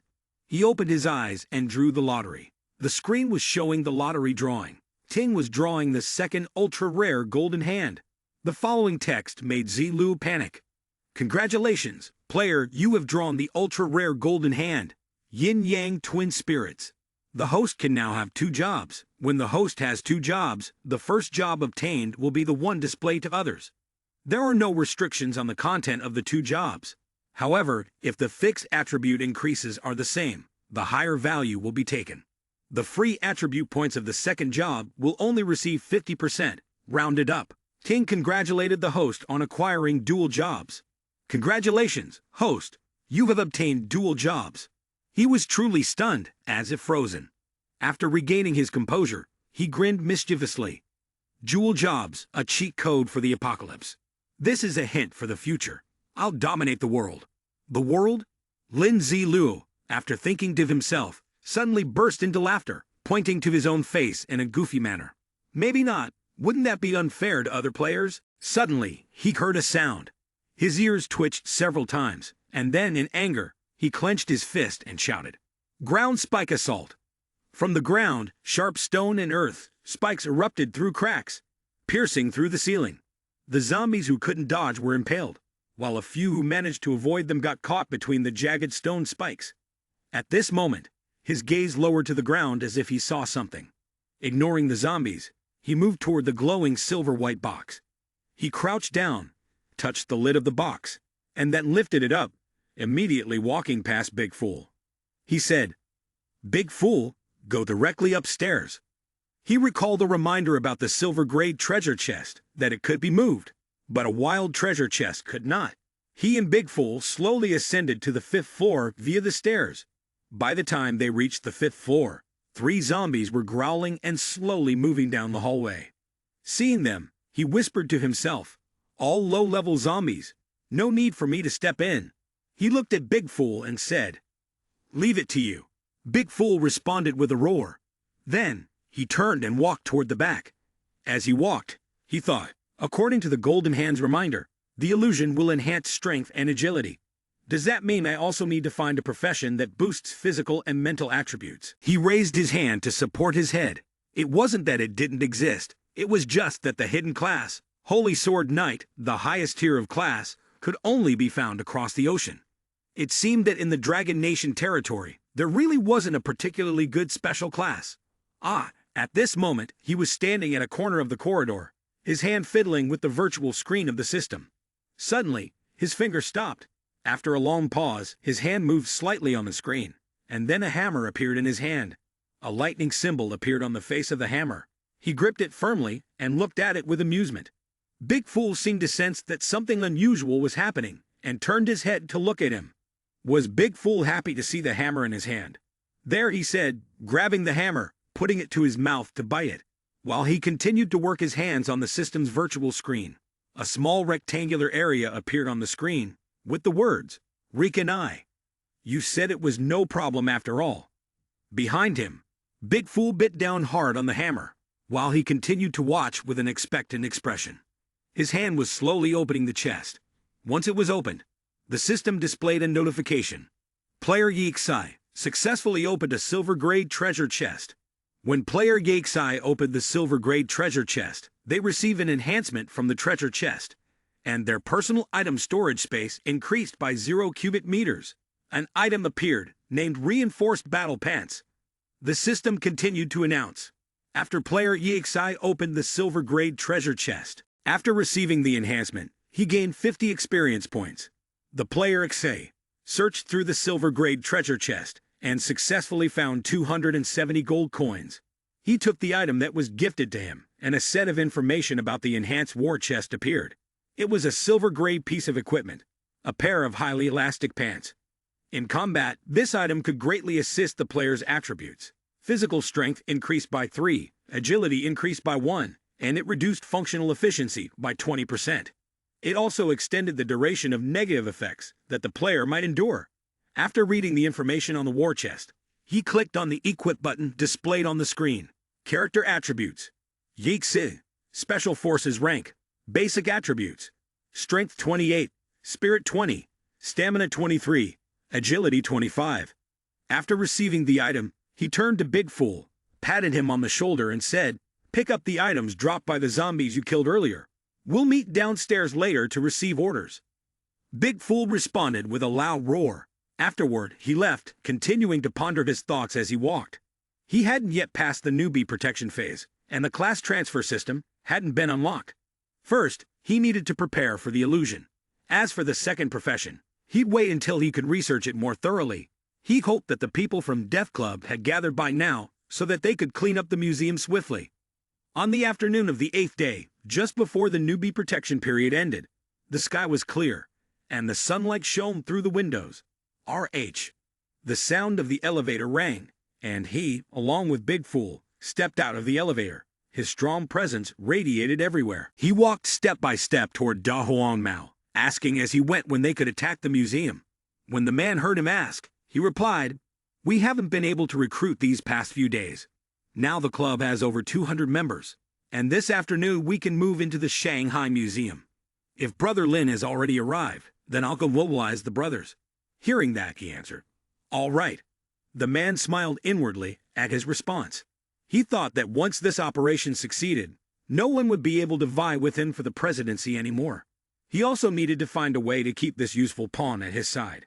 At that moment, the loudspeaker announced, "Dear members, today is an important day for our Death Club. We are about to launch a major campaign."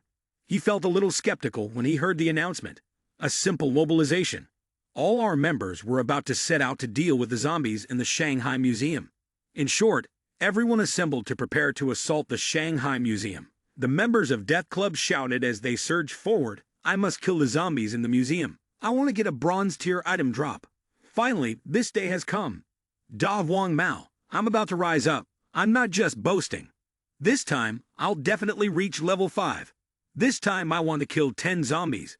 He exhaled, and seeing the scene before him, thought that they had truly turned the apocalypse game into a dull, easy monster-slaying game. Killing monsters can make you stronger. Wait until the new player protection period ends. I don't know how many unlucky people will die a miserable death. Suddenly, a strange object flew towards him. At that moment, chaos broke out among the crowd. Screams filled the air. Someone shouted, "My shorts! Where are my shorts? Who took my shorts? My shoes, my shoes!" Da Wang Mao was left speechless at the scene before him. Outside the building, a mass of zombies was slowly advancing toward it, accompanied by growls. At this moment, a pair of binoculars was focused on the group of zombies. They were jostling to move forward. Da Wang Mao, holding the pair of binoculars, looked at him and called out, "Brother Lin, are you sure your combat power will be effective? There are already too many zombies inside." He replied calmly, "It will work. As long as the people I've arranged are fast enough, there won't be any casualties." He gently placed his hand on Da Wang Mao's shoulder and added, "It's almost 7 o'clock. If we miss this opportunity, there won't be another. Besides, everyone has already agreed to this plan. Of course it's fine." Da Wang Mao seemed a little worried but still responded, "Okay, let's give it a try." He glanced behind him and then nodded slightly at the Death Club members, as if giving an order. Upon receiving the signal, the Death Club members nodded back at him. However, at that moment, a piece of meat materialized from his hand, floating in midair. This was raw meat soaked in zombie virus. He said, "My agility in the club is considered to be quite high. Leave the first wave of zombies to me." He turned his head and said, "Mr. Gao, Big Fool has assigned this to you." The person called Old Gao immediately replied, "Don't worry. Big Fool is currently engrossed in playing with the mace you handed him earlier." He looked over and saw the scene in front of him, thinking, why is he playing with that mace everywhere he goes? Is the pull of the mace that strong for him? Thinking this, he let out a slight smile. However, he did quite like the mace. It seemed to suit him well. After that, in a flash, he swept past Da Wang Mao, like a gust of wind, leaving only the afterimage of his fluttering cloak. Seeing this, Da Wang Mao muttered, "He really runs fast." Others, full of excitement, said, "The first round is the most dangerous. Brother Lin really has it tough." One person added, "His dedication. No matter how high his rank or rewards are in the club in the future, I will never be jealous." At this moment, he and a few others charged out of the crowd of zombies, with a piece of meat in his hand, the aroma of which spread everywhere. At the same time, others were also taking the opportunity to move toward the other gate. The zombies, drawn by the scent, began moving in his direction. At this moment, he threw a piece of meat toward a member of the Death Club. With a righteous, commanding stance, he declared, "Take this meat, keep running, and I will take care of the zombies for you." As he ran toward the zombies, he waved his hand at the 2 Death Club members. "When you meet the president later, this reward is all yours." The 2 members of the club looked at him. One held the meat, while the other stared intently. Then, both of them adopted a teary-eyed expression, giving him a thumbs up in full admiration. Brother Lin is such a good person. As he ran, he couldn't help but chuckle inwardly. Too easy to deceive, going to kill zombies. I'm just heading to find a scroll, avoiding being robbed by others. The 2 members of the club, now outside the encirclement, witnessed the scene where zombies were being knocked away, mouths agape, shouting, "Wow," as expected of the big boss. Turns out he was just slowing down his speed before. At the entrance to a secret room, his figure appeared behind the door, and the class change scroll was now in his possession. At that moment, a scroll appeared inside a transparent box. He saw what he was looking for, and whispered with awe. Indeed, this is something that can make people disregard their lives, chasing after it like ducks. There must be some deception involved here. Then, as he approached it, he began to flex his fingers. His fist struck hard at the glass box that was holding the scroll, creating a loud sound. The warning light, detecting an intrusion, began to blare, accompanied by flashing red lights. He heard the sound and looked up at the alarm light. Then, his punch accelerated and became even more forceful. hitting the glass box, holding the golden scroll. A loud crash followed. Soon after, the glass surface of the box cracked. His final punch caused the glass casing to shatter, scattering pieces everywhere. After breaking the glass casing, he pulled back his fist and gently blew on the slight sting in his knuckles. His hand reached toward the glowing golden scroll. The system's voice echoed. Player Yixai has discovered a strange scroll, which seems to hide a great secret. Player's reputation increased by 500. The system then reminded him. The scroll is calling out to the player. Player Yixi, do you wish to accept the call of the scroll? He heard the system's prompt and responded. Accept. A beam of light radiated from the scroll, illuminating his face. At that moment, 2 lines of text appeared on the surface of the scroll, stating, Player Yixai has accepted the call of the scroll. Just as he was about to enter the scroll, he felt a bit confused upon hearing that. Then, his entire body was enveloped in a stream of golden light, which pulled him into the scroll. His body fell into another dimension. System notification. Player Yixai, program for entering the scroll completed. He slowly opened his eyes, his feet lightly touching the ground. At that moment, he was surrounded by blazing flames. He reached out and touched a wall that was emanating a faint blue light. His hand gradually sank deeper into the spatial gate before him. He murmured, If I remember correctly, this is the place. System notification. Congratulations, Player Yixai, for successfully activating the trial. His body slowly entered the wall. A long notification appeared before his eyes. Mystic Trial. Trial description. It seems that within this scroll lies a certain secret. It has always been here, waiting for one worthy to inherit the scroll's power. Trial requirement. Clear 3 trials. Trial restriction. During this period, all equipment, skills, and power are sealed. Trial reward. Level up by 1. Obtain special class. Illusion. Trial duration. The flow of time here differs from that of the outside world. Please disregard it. Trial punishment. Failure results in immediate death of the host. After reading through the series of notifications, he felt it was just as he had expected. Cruel, just like in his previous life. The system once again announced. The Golden Hand system detected that the host was undergoing a trial and was in the process of initiating program repairs. The host will not face any punishment for failing the task. The system will ensure the host's safety and allow them to leave the trial space. Checked and found that the host was indeed undergoing the trial, successfully activating the trial mission of the Ancient One. After hearing the series of system announcements, he felt confused. In front of him, another notification appeared. Trial of the Ancient One. This is a legacy of thousands of years. It awaits a person with enough power to inherit it. Trial requirements. Overcome the trial from the scroll. Inherit the true power of the scroll. Trial reward. A random draw for a common golden hand. 1 silver grade equipment. Trial duration. The flow of time. Here is different from the outside world. Please disregard this.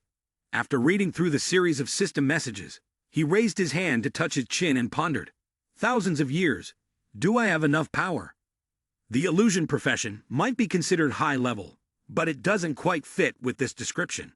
The illusion profession does come from a legendary assassin in the ancient dragon kingdom. That's true, but it only has a history of 1,000 years. Moreover, at level 50, the illusion profession will advance to illusion assassin, and at level 80, it will advance to illusion god. It doesn't quite align with this description. After a series of speculations, he turned and asked the system, Golden Hand System, what is all this about? The system responded with a series of ellipses, as if to subtly imply that asking the system felt almost like not asking at all. Then, the system disappeared, leaving him alone, bewildered as a flock of black crows flew past. He felt helpless, a bit frustrated, and shouted out, Forget it, accept the mission. The system received the notification and immediately responded to him. Mission accepted. At that moment, his mind was filled with ellipses. In front of him, a piece of fabric and a cave appeared. The system announced the opening of the first trial gate. On the surface of the fabric, a glowing golden orb appeared. The system notified him, inviting the player Yixai to place his hand on the pearl. Hearing the system's message, he followed its instructions. His hands slowly moved toward the pearl orb. As his hand touched the orb, some shifts in energy began to manifest inside it, and golden light flashed. Then, Red chains spread out from the orb, wrapping around his hand and the orb itself. He stared wide-eyed at the orb, his inner voice shouting, "It's coming." His entire body was enveloped in the red and golden energy, and then it began to float. Rays of light from the orb spread out, surrounding him, causing his eyes to gradually ache. Seeing this, he instinctively raised his hand to shield his eyes. After a few minutes, he slowly opened his eyes, gazing around in shock. He found himself surrounded by a space filled entirely with red, and a transparent cushion was supporting his body. He knelt down, then used his hand to pick up a red liquid. He clenched his hand tightly, and the liquid began to drip from his fingers. He stood up and gazed into the distance, a vortex materializing above his head. At the center of the vortex was a pale pink color. His body seemed to be racked with excruciating pain. His face darkened. The image of him trembling, curled up, clutching his head, appeared. In my past life, I relied on my hatred toward Yo Jing Han to get through this gate. Passing through this gate back then was truly cowardly. He thought to himself, his hands covered in blood, gritting his teeth in agony. He silently vowed to himself that in this life, he would never be so cowardly again. At this moment, once again, a stream of purple light emanated from above his head, radiating an immense power that formed into a vortex. The red liquid slowly began to move more forcefully. He stood up straight, puffing out his chest, his hands casual, without a trace of the fear he had shown in his previous life. His hands, body, and clothes were gradually covered by the red liquid. His face too became enveloped in the liquid, but unlike his previous life, his expression now was one of delight. After enduring the sensation caused by the formation, he uttered slowly, "I've made it through." Then he smiled happily, clenched his fists, and shouted joyfully, "Finally, I've proven myself." At that moment, a voice from above rang out, "Good, good, let's go." Hearing the voice, he looked up at the faint pink light above his head. Then, with a defensive posture, he raised his hand to shield himself. A flash of light gleamed, and a streak cut across his vision. Then, he returned to his original entry point. The system announced, "Congratulations, player, you have passed the first gate of the trial. Please proceed to the next trial gate." His hand reached for a small round object placed on a flat surface. He tossed it a few times, then looked at it and sighed. I never thought that such a small orb could put someone in such a terrifying situation. A green gate opened, and the system reminded him. Second trial gate opened. Player Yixai, please proceed forward. He stepped through the gate, walking while thinking. The second gate in my past life, I relied on hatred to move forward. In the end, I couldn't hold on and collapsed on the ground. When I woke up, I had reached the third gate, but in this life, I will definitely see the dawn at the end. At that moment, a series of gloomy voices echoed. Give up after all. If you just pass out, you can directly enter the third gate. Give up, give up. Each of his steps forward was accompanied by eerie sounds, as if trying to pull him back. Give up, give up, give up. At this moment, each step he took became more determined, and his thoughts grew firmer. No, how could I think like this? Absolutely not. Why shouldn't I give up? I've already gone through this once in my past life. His expression darkened, but he still gritted his teeth and endured. This time, I must reach the ultimate point of awakening and wash away the humiliation of the past. If I have the chance to start over, why shouldn't I persist? Then, he closed his eyes and calmly walked forward. At that moment, an image appeared. A man with a patchy beard, standing with his arms crossed, gazing into the distance. He gradually recognized that image. It was his former self in his past life. Back then, his appearance was that of a middle-aged man, but his eyes were filled with sadness. Seeing that image, he thought about his life in this world. His body wavered slightly, but he clenched his teeth, his hands tightly gripping, and his feet, full of strength, lifted and stomped forward into the space, heading towards the crack that radiated a dazzling golden light. It felt like a compulsion, and he sensed, "You must go there." He struggled against his wobbly body, pushing himself towards the light before him. He stared in astonishment at that light. A glowing rectangular frame was shining. He questioned aloud, "Is this the final point? Have I really persevered until the end?" He couldn't believe his eyes, but then a wave of happiness overcame him, tears welling up in his eyes. Finally, I've done it, haven't I? Finally, I've proven myself." With that, he boldly stepped through the door in front of him. This is the true meaning of reincarnation. He walked briskly ahead. Suddenly, a different scene unfolded around him. A system notification rang out. Congratulations, player, for successfully passing the second trial. Please proceed to the next trial door. His eyes were filled with hostility. Next is the final door. It's just you left. The image of him in his past life appeared. He was then in pain, suffering, clumsily dealing with the attacks of the enemy, and then running away, clutching his chest. He raised his hand to support his head, his expression dark. The traces of your past life you left on me. I will settle the debt with you in this life. It's not too late. Thinking this, he immediately thrust his arm into the next door, and his body once again passed through the wall. System notification. Opening the third trial door, player Yakse killed the guardian beast. He tightly gripped the sword in his hand and moved forward. His posture was defensive, scanning his surroundings. Suddenly, a sharp sound whizzed past his head. In the air, a vortex appeared, and his expression immediately darkened. From the vortex, a long-tailed black object shot out. It landed lightly on the ground and then looked at him, its eyes full of disdain. At that moment, he closed his eyes tightly, his sword aimed at the black cat. It looked at him and thought, after waiting so long, is this the crazy one who finally showed up? The image of him at that moment appeared, using the sword to block its attack with his eyes tightly shut. One of his eyes had already been struck by it, leaving a long red scar. However, he still struggled to fight with various tools. At that moment in his mind, the system rang out, checking the level of player Yakse, detecting a breakthrough ability, a talent at the execution level, fully skilled, and transformed into a legendary level of all-around combat talent. The system began to explain to him. Total wisdom, total power in combat. A legendary level talent in the art of battle. You will reach a level of mastery beyond imagination. In every aspect of combat, from fighting techniques to weapon handling, you will achieve perfection, as if your actions were strokes of a master's pen. At that moment, a blue square appeared around him. He shifted his stance, preparing for battle. Suddenly, before him, a golden beam of light shot upward. Without hesitation, he closed his eyes, gripped his blade tightly, and attacked. His sword clashed with the black cat. The blade sliced across its face, leaving a deep gash as blood splattered everywhere. The wound he had once suffered in a past life. Now he had returned it in this one. Then he struck a few more times. The creature was slammed hard against the stone wall, blood spraying in every direction, before falling to the ground with a painful cry. The system promptly announced, player Yakse has successfully slain the guardian beast. Congratulations, player Yakse, on passing the third trial. Congratulations, player Yakse, on receiving your reward. Trial level increased by 1, illusion class transfer scroll. Before him, the scroll floated in midair. Because the player had not yet completed the class transfer, the level up reward would be accumulated once the transfer was finished. He let out a soft chuckle, then reached out to take the scroll. At that moment, he looked around in confusion and spoke.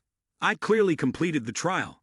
So why am I still here? At this moment, he began to analyze. In my previous life, after I killed the cat, I was teleported out of the trial. Why is there no reaction all this time? Could it be that I'm trapped inside the trial? He approached the rock wall, placed his hand against it, and observed carefully.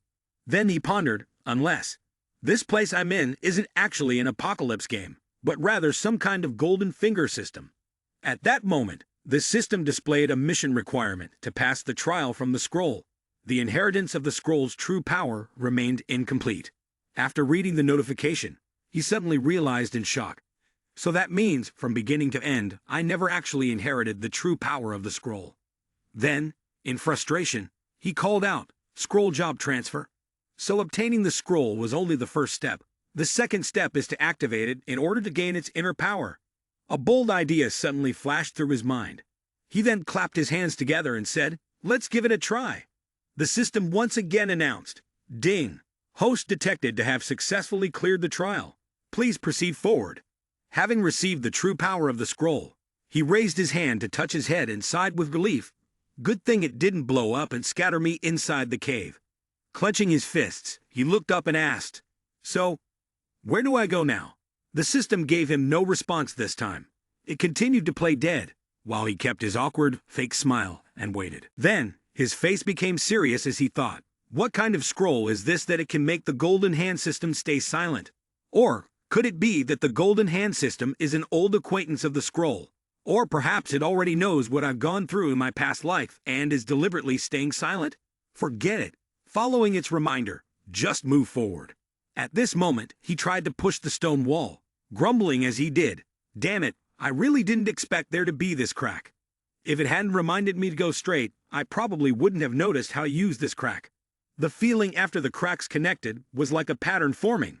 He raised his hand and gently touched the gap, and it immediately emitted a flash of light. Seeing this, he took a few steps back, watching as the golden light gradually spread out.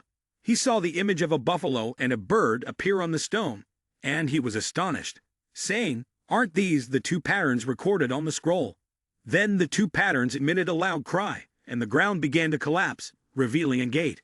After a tremor, a stone door with patterns appeared. He then extended his hand and gently pushed the door. The sound of the door opening echoed. In front of him was a stone table, with the scroll and the pearl orb glowing on top of it. As he stepped inside, he observed his surroundings.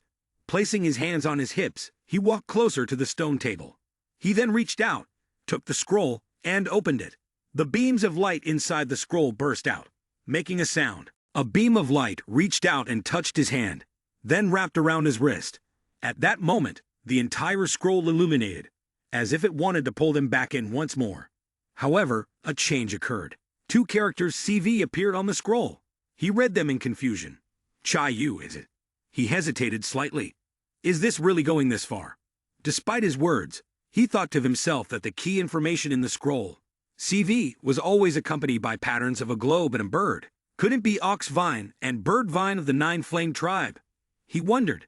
The text within the scroll gradually materialized, and he read aloud. Cha-Yu was killed by the Emperor. The Emperor beheaded him and buried his head. The severed head became the blood maple forest, where it is said that the cat demon can preserve a soul. The soul of Cha-Yu was spared because he encountered the cat demon. As he spoke, the words began to drift out of the scroll, floating in midair. Cha-Yu knew his soul would dissipate, so before it vanished, he created the trial scroll. The final door of the scroll was guarded by the cat with the bloodline of the cat demon guardian. What the Great One sought to test was the indomitable will, eternal resolve, and perfect combat skills. Right? Your third trial has met the highest standard. You have earned the right to inherit the greatest power of the Nine Flame Tribe. Please place your hand upon the totem. As he finished reading, his hand unconsciously moved toward the scroll. At that moment, he also had a vague understanding. This was the true power of the scroll. Both of his hands were placed on the scroll. At this moment, the system beeped and detected the player Yixi, who was receiving an unclear inheritance power and undergoing an unclear ability check. The energy from the scroll spread out and wrapped around his body. The system successfully detected the unclear power originating from Blue Star. The Apocalypse game system was currently working to integrate the unknown energy with Blue Star's culture. As the system's announcement echoed, the power radiated stronger and stronger, successfully integrating, successfully gamifying. Player Yixi was undergoing a class change. Time passed, and finally, he had fully received the power. His body took a few steps backward. The system continued to remind him. Congratulations, Player Yixi, for successfully changing your class. Based on Blue Star's culture, the Apocalypse game has named this class Military Lord. Please, Player Yixi, end the trial. The Military Lord required a step of digitization, and he tiredly sat down on the ground. Looking up, he smiled faintly.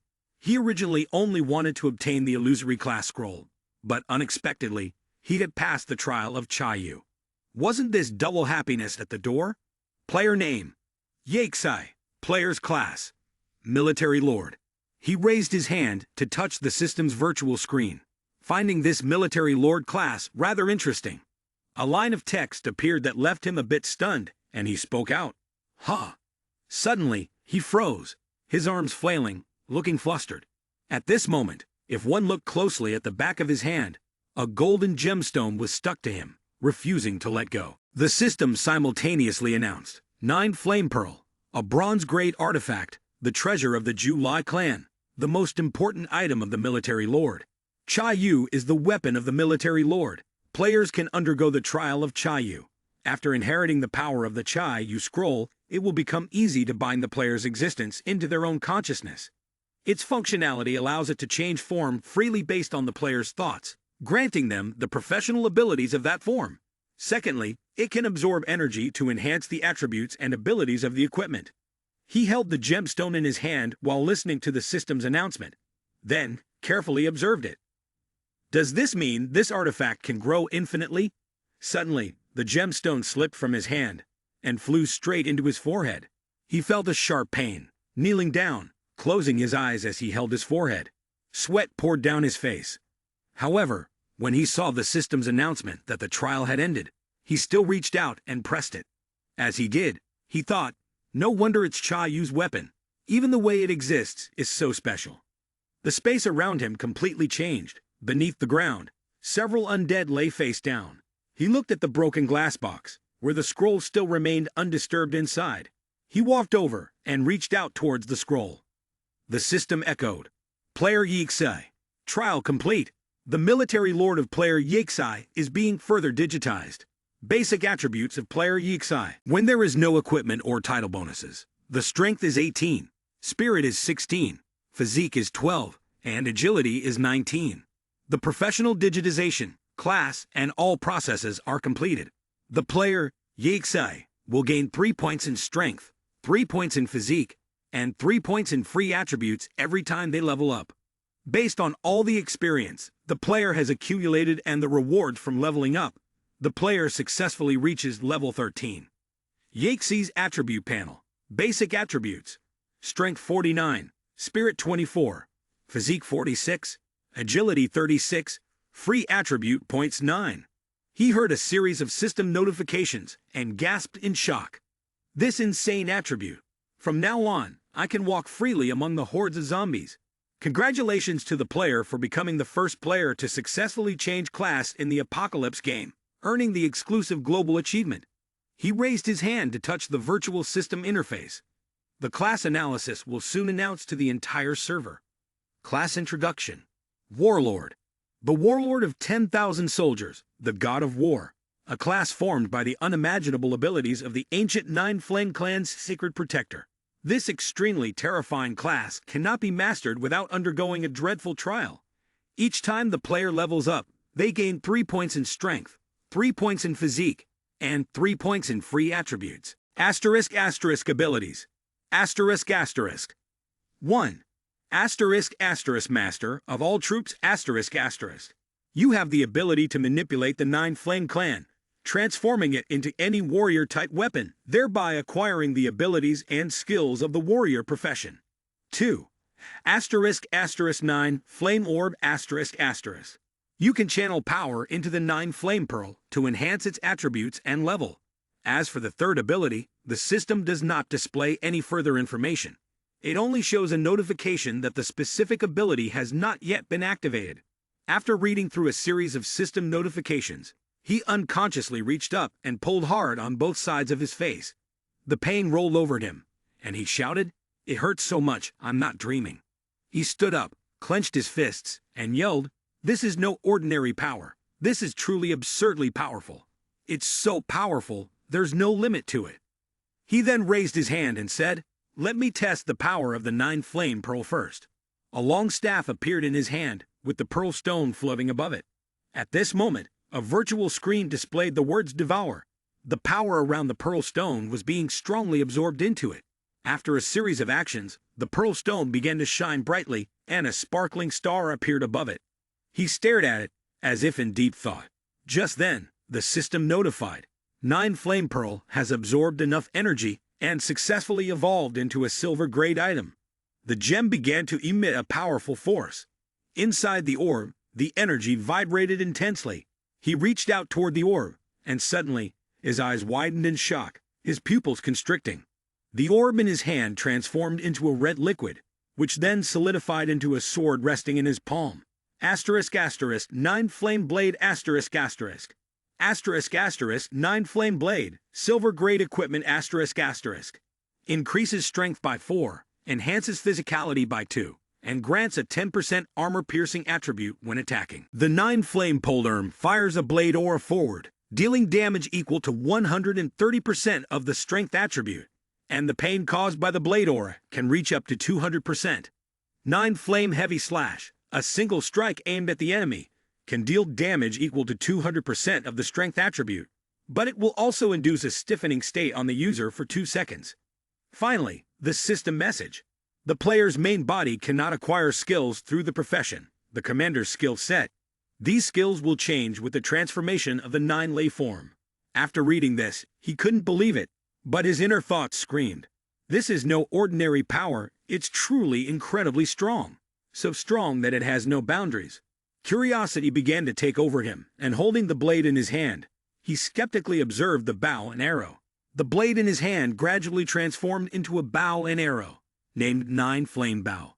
The 9 Flame Bow is equipped with silver grade attributes, increasing strength by 4, agility by 2, and has the ability to condense spiritual energy to form fiery arrows. Shooting a fire arrow forward, the power of the fire arrow is equal to 120% of the strength attribute, and upon hitting an enemy, it will cause a continuous burning effect.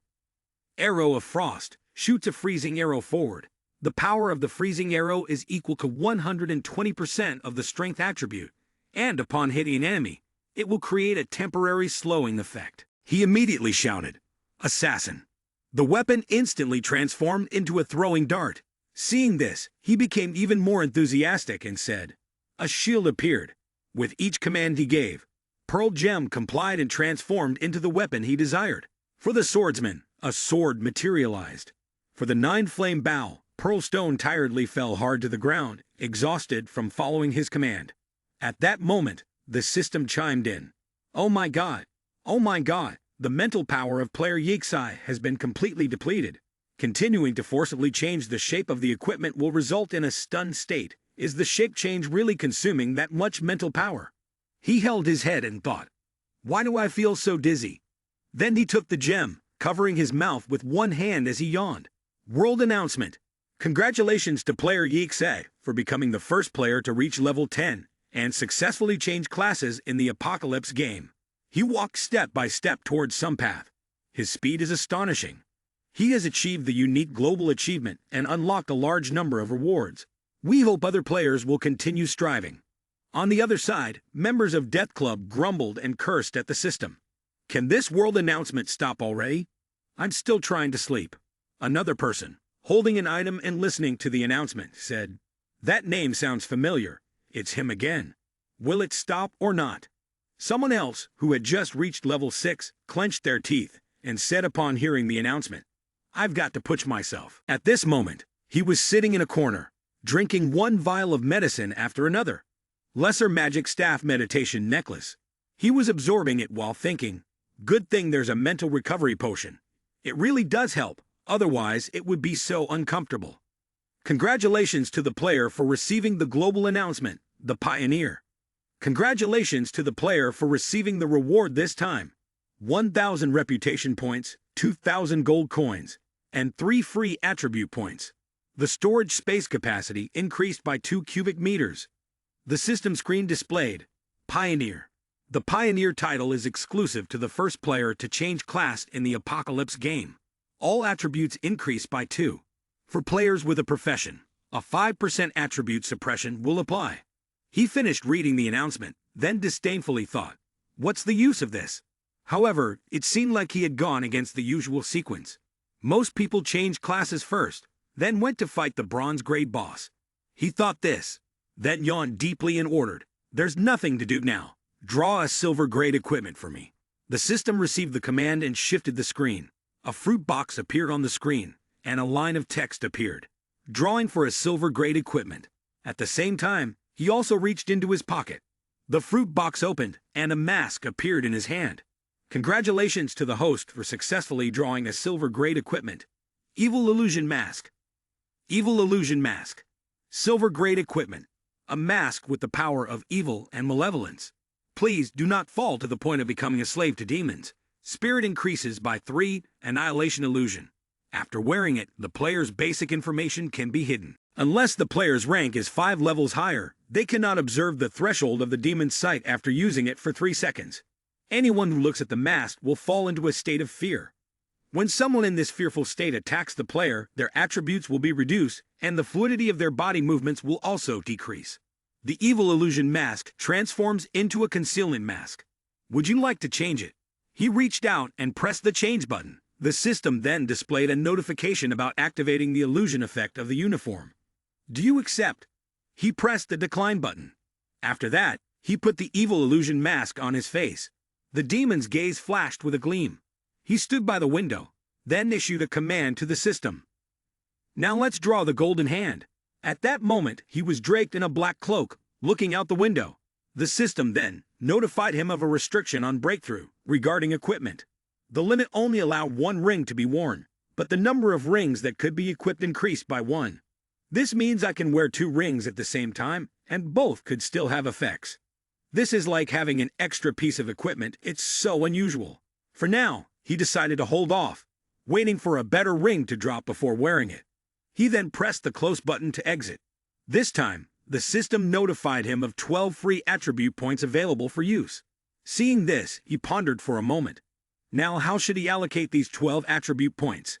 As if an idea crossed his mind, his hand quickly tapped the virtual screen of the system. Strength attribute is 52, Spirit is 33, Physical is 49, Agility is 36. Having completed everything, he calmly walked out of the building. Elsewhere, on the rooftop, everyone was partying joyfully, firing confetti everywhere. On the high platform, Gao Dong and Big Fool walked towards the other platform. When people saw them, they cheered excitedly. The Death Club's operation to clear out the Shanghai Museum today will go down in history. Let me introduce this great hero to everyone. After introducing him, Big Fool Gao Dong paused, awaiting a response, but there was no reaction from Big Fool. The only thing noticeable was Big Fool's appearance, holding a chicken leg, with saliva clearly dripping in his eagerness to devour it. How endearing. Seeing this, Gao Dong called out, "Big Fool, brother." Big Fool thought Gao Dong was about to take his chicken leg, and immediately let out a loud cry. Then, he turned and walked away, glaring at him as though he were an enemy. Seeing this, Gao Dong remarked, "Chicken legs are Big Fool's life, huh?" At that moment he entered, wearing his mask. When Gao Dong saw him, he called out, "Brother Lin." He happily responded, "Finally, I get to see you. You probably don't know this, but we've been looking for you for half the day. These kids thought something had happened to you." The Death Club members looked at him with obvious admiration. It was him. He, however, paid no attention to their gazes.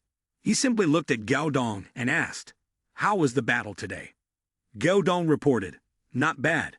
We managed to kill 1,000 zombies, recruited quite a few people, and got a fair amount of supplies." Then, his hand pointed towards Big Fool, who was holding a chicken drumstick, and said, "Today, Big Fool brother single-handedly eliminated over 100 zombies. Quite an achievement. Brother Lin, come over here with me." He and the other person walked through a door. Behind the door was a storage room that appeared. The other person said, "This is the harvest we collected today." He looked at Brother Lin and said, "Brother Lin, today we have a lot of new brothers joining us, and this operation must have been tough on you. Are you free later? Could you talk to the brothers for a bit?" Then, he whispered to him, "I'll tell you this, with so many powerful people, if we control these brothers, we'll make things much easier in the future." Upon hearing this, Brother Lin thought, with so many people, we can surely find a lot of equipment, right? There's hope for the 9 Flame Pearl to break through to Diamond. A club with more members will have more resources, and my supply cards will be used up. Maybe I can exchange these supply cards for gold coins from them, or even equipment or props. After all, the 9 Flame Pearl upgrade requires these things. After thinking it over, he turned to Gao Dong and said, "Let's make a deal." Gao Dong looked at him in confusion, then placed his hand on Brother Lin's shoulder and said, "A deal? What do you mean by that? Brother Lin and Big Fool brother made a breakthrough contribution in this sweep. You don't need to worry about it. Just let me know what you need." He looked at him and replied, "I want the equipment." Upon hearing this, he said, "What else could it be?" He placed his hand on his, saying, "This is the surprise I've prepared for you." After his hand was withdrawn, a silver ring appeared in the palm of his hand. He said, "Equipment. I didn't expect that you'd need it just now." Gao Dong placed his hand on Zilu's shoulder and smiled, giving him a gentle reminder. From now on, if you need anything, just let me know. With so many people in our club, we should be able to handle whatever comes our way. He agreed. If it's Mr. Gao's intention, then I accept the ring. I'll come back at 8 p.m. tonight. Gao Dong sighed in relief, thinking to himself, with this equipment, he would likely stay by my side for a while. Gao Dong expressed his surprise, asking, 8 p.m. tonight. He explained calmly, that's when the newbie protection period ends, and I need to understand the rules before I can move forward. Lin Zilu added, it'll be around 8. I'll be doing some business with the members of the Death Club, and at that time, you'll be in charge of gathering the people. He already had a plan in mind. At this point, he figured the guy wouldn't go out, and in a way, he was saving him. He silently thanked him for the help at the museum and for the ring he had given him.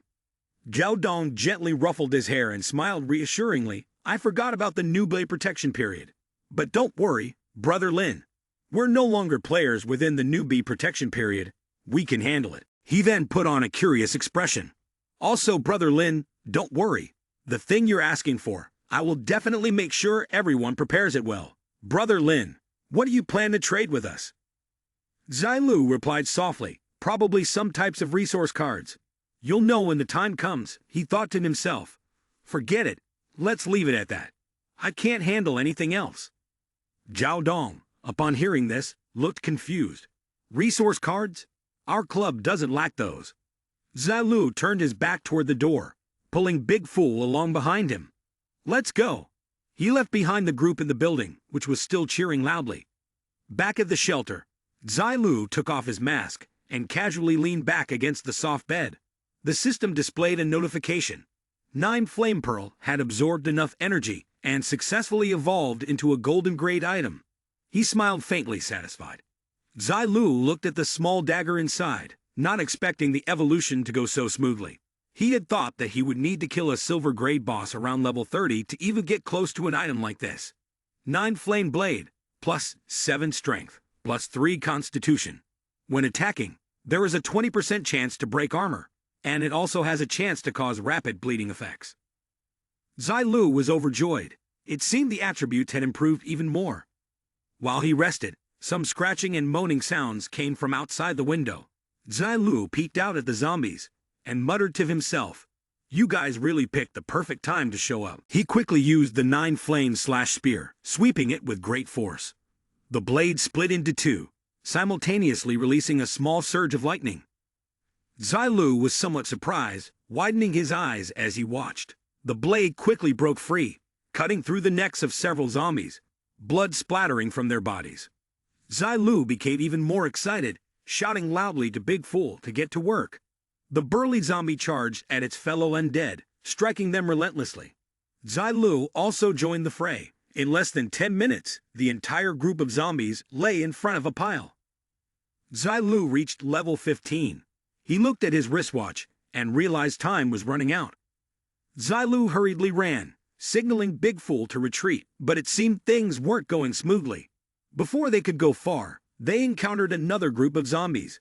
Zilu and Big Fool had no choice but to take refuge in an abandoned house nearby. The bloodthirsty zombies attempted to break down the door to get inside.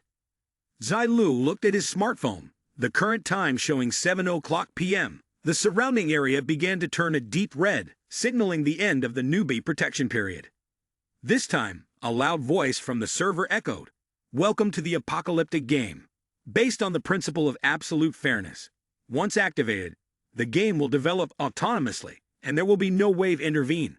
The simple and easy time has come to an end. I believe everyone is now familiar with this pleasant, warm environment, right? Newbies, well then, the real apocalypse is about to begin." Here are the updates that followed. 1. All attributes of zombies have been significantly increased, with enhancements to their sense of smell and hearing. 2. Zombie parts have been granted various forms, such as stalking, frenzy, venomous, super heavy, and cursed. Zombies will reorganize at any time and launch large-scale attacks. The infection ability is only effective against players with low overall attributes. 3. Nighttime has become a major symbol of death. Zombies will actively seek out the presence of players. 4. The geological structure, architecture, building materials, and natural environment of Blue Star have all been enhanced in terms of durability and other aspects. 5. To ensure a better experience, all non-gain-related food that drops will deteriorate at an accelerated rate. Decay and poisoning will increase significantly. Consuming these items for extended periods will gradually decrease a player's basic attributes, which cannot be recovered permanently. 6. Supply cards have been fully upgraded. The higher the level of the zombies, the higher the satiety of the food they drop. 7. The climatic conditions will lead to widespread environmental degradation. 8. The transmission channel function has been fully unlocked. 9. The National Ranking Board feature has been launched. Players will receive significant rewards based on their level, fame, and equipment, and will be eligible to participate in the upcoming regional competition. 10. The dungeon system has been comprehensively adjusted. 11. All cities are now divided and cannot be crossed. 12. Future updates will be unlocked once the specified conditions are met. Zilu furrowed his brows and softly sighed, just like in the previous life, truly ruthless. When the apocalypse truly arrived, every line of text simply vanished into nothingness. Zilu stood motionless, listening to the final words spoken by the server. Please try to survive. The zombies outside quickly transformed into different forms, marking the beginning of a new world. They gathered, their backs bent as they moved forward, either living or dead. The scene was chaotic, cutting off any temporary means of survival for the players, forcing them out and into combat for their own lives. The stored food reeked of rot, and it had become an extremely important issue, since it directly affected humanity's survival. There were several desperate screams. Help! Don't eat me! Zilu clenched his fists and thought, live or die. This game really is two extremes. He glanced up and called out, Big Fool, but then grew fearful. He lamented, why did I forget that Big Fool is also a zombie? The mutation process was progressing rapidly. Big Fool let out a thunderous roar, forcing Zilu to retreat several steps. In a panic, he called the Golden Hand system. What's going on here? A notification responded. The player analysis board and the evolution of the zombies on Big Fool have clashed. The system is repairing its permissions. During the repair process, Big Fool will not appear in a new form. The zombie attribute receives a 50% enhancement effect, which can be considered as compensation, and it is not forced by the instincts bestowed by the Apocalypse game. Engaging in actions, like the zombie wave and new talents, can also trigger class transfer. Zilu suddenly came up with an idea. If a class transfer is possible, I'll arrange for him a hidden high-tier profession. Even better than inheriting 100%. After browsing through Big Fool's talent analysis board for a long time, Zilu's face turned pale. Sixth, the level of power this time was beyond any words. The server also sent him a few other notifications, such as reaching the Dragon Kingdom rank and gaining 3720 prestige points. 2 fake Shanghai Order uniforms, 9 Flameblade, successfully topping the list. Would you like to hide your name? Zilu didn't hesitate at all and rejected it immediately, not hiding anything. The current ranking list had 4 names. The first was Yi Xi, second Zhang Yuan Zhang, third Big Fool, and fourth Breaker. Zilu stared at the zombie's name in disbelief. He actually ranked third. The prestige ranking still had him firmly occupying the top spot, with other players' information and equipment listed below. Zilu felt a bit conflicted. Should he hide his identity and become a hidden powerhouse, or be the panda with a mask surrounded by other players, observed and watched? He pondered, recalling the time when he concealed his identity. It was because, in his past life, the Lee family had cast a huge shadow over him. He wanted to silently and gradually infiltrate the Lee family, but now they were still immature and could hardly pose a threat. Zilu Chu wiped the blood from his flute. Not hiding wasn't such a bad thing, though people were now staring at him like he was some kind of panda. Why should I be afraid when I'm wearing a mask? Conveniently, he recruited a few underlings under his command to help him gather more equipment, just in time to feed his 9 flame blade. With so many titles stacked up, it seemed the attributes were pretty overpowered. He smirked. With just these alone, he could sustain an entire squad. Reward ranking. Player Yi Xi, esteemed. Based on your current level, if you remain in a certain position within 24 hours, you'll receive experience, gold coins, and reputation, increasing over time. The next announcement left him even more stunned, for he was always among the top ranks. Moreover, Zilu received an epic-level title, ***, peerless move ***. All attributes and rewards increased by 10%. Discounts in all shops were reduced, with a cooldown period of about 24 hours. Big Fool was baffled when he saw Zilu shouting excitedly. His power was truly beyond measure. Oh my god, even if a level 90 war god came right now, he wouldn't be able to harm a single hair on my head. He was determined to secure that top title, to always stay within the top 3 rankings. Wearing his arrogant expression, he had equipped ***, peerless move ***. Though it would take another hour before the effect activated. Zilu reviewed the details again, frowning in confusion. Drop rate increased by 1%? That can't be right. The signal was sent. When the failure rate increases by 1%, 2 items will drop. Zilu was astonished. Is it really possible to do that? He waved his hand and called Big Fool.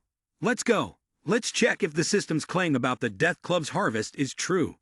Zilu slowly twisted the doorknob, and just as he leaned halfway out, he saw a zombie charging toward him. Zilu quickly dodged, pulling out his sword, his face devoid of emotion. The zombie was swiftly taken down, its head rolling away. Zilu paused for a moment to assess the situation around him. He smiled and said, "Turns out, I don't even need to go far. Right outside, I've already run into a stealthy hunter zombie with camouflage abilities. The sky is a chilling blood red. The zombies are wreaking havoc on the road ahead." Realizing something was wrong, Zilu hastily ordered Big Fool. Oh my god, the zombie has a lethal toxin.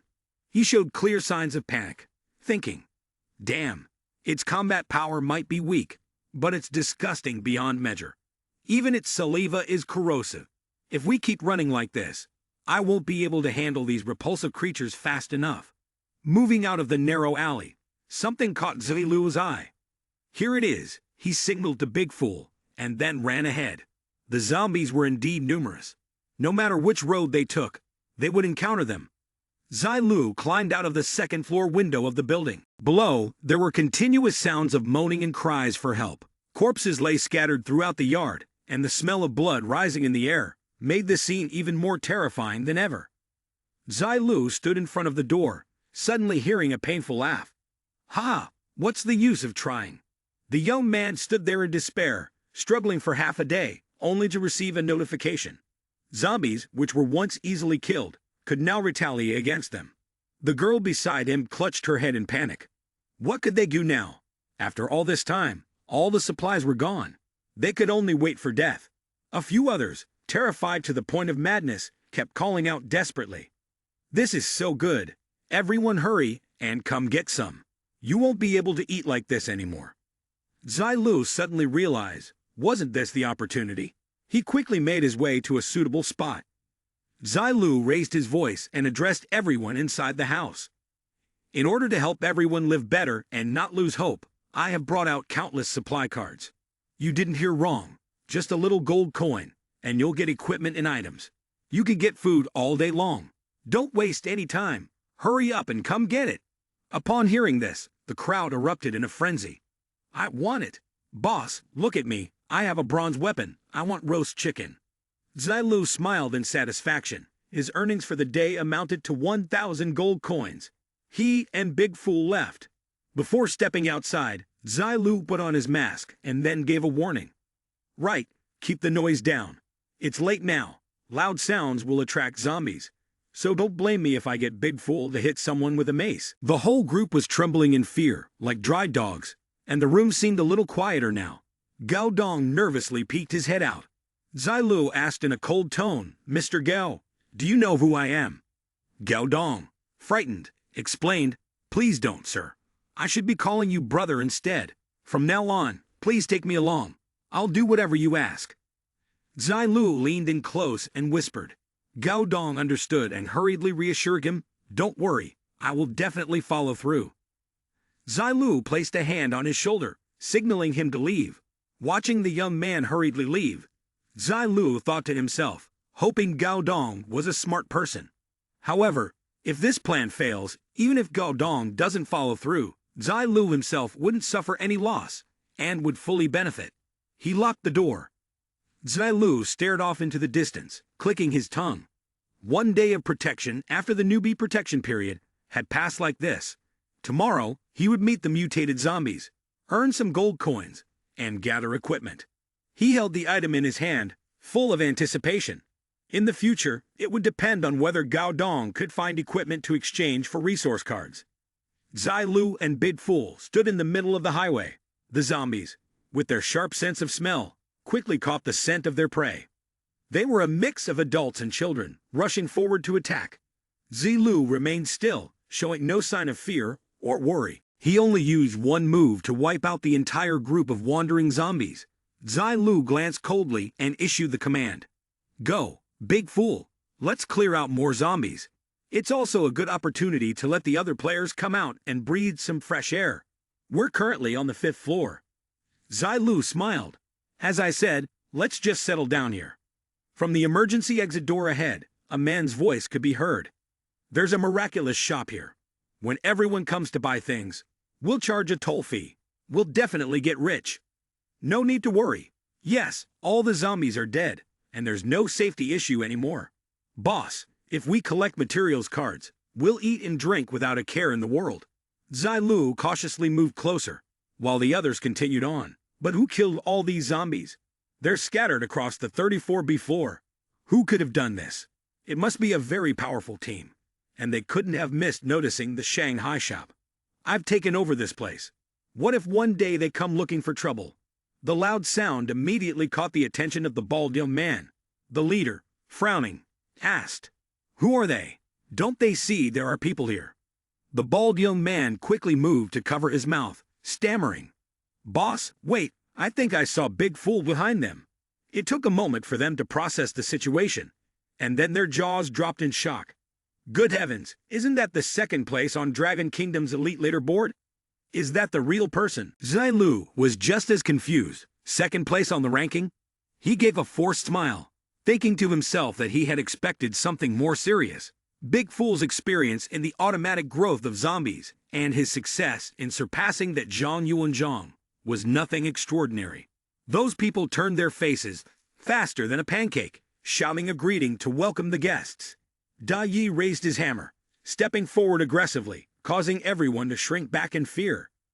Zilu could only gently comfort him. "All right, Big Fool, let's go buy the items. No need to pay attention to them." Watching the two of them leave, the young man with a shaved head showed a tense expression and spoke to the leader, saying there was no other choice. Big Fool is clearly a local tyrant at first glance. He may be strong, but there are more of us. He seemed to understand the situation and explained, "Do you think it's normal for him to get second place on the Dragon Kingdom ranking? More people, you say? The number of zombies he's killed is far more than what we've seen. He can easily take care of them. This time, if they let us go, it's already a great act of mercy." Zilu sighed. The goods at this price must be something special. If we keep trying, maybe we can gather everything before the city opens. We absolutely can't let others get their hands on it.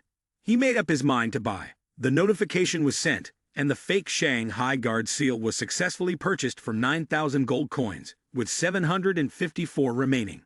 It was now packaged into a card. Zilu eagerly pressed the activation button. According to the information displayed on the board, this seal appeared to be some kind of special item. Zilu attached it to his chest, successfully activating it.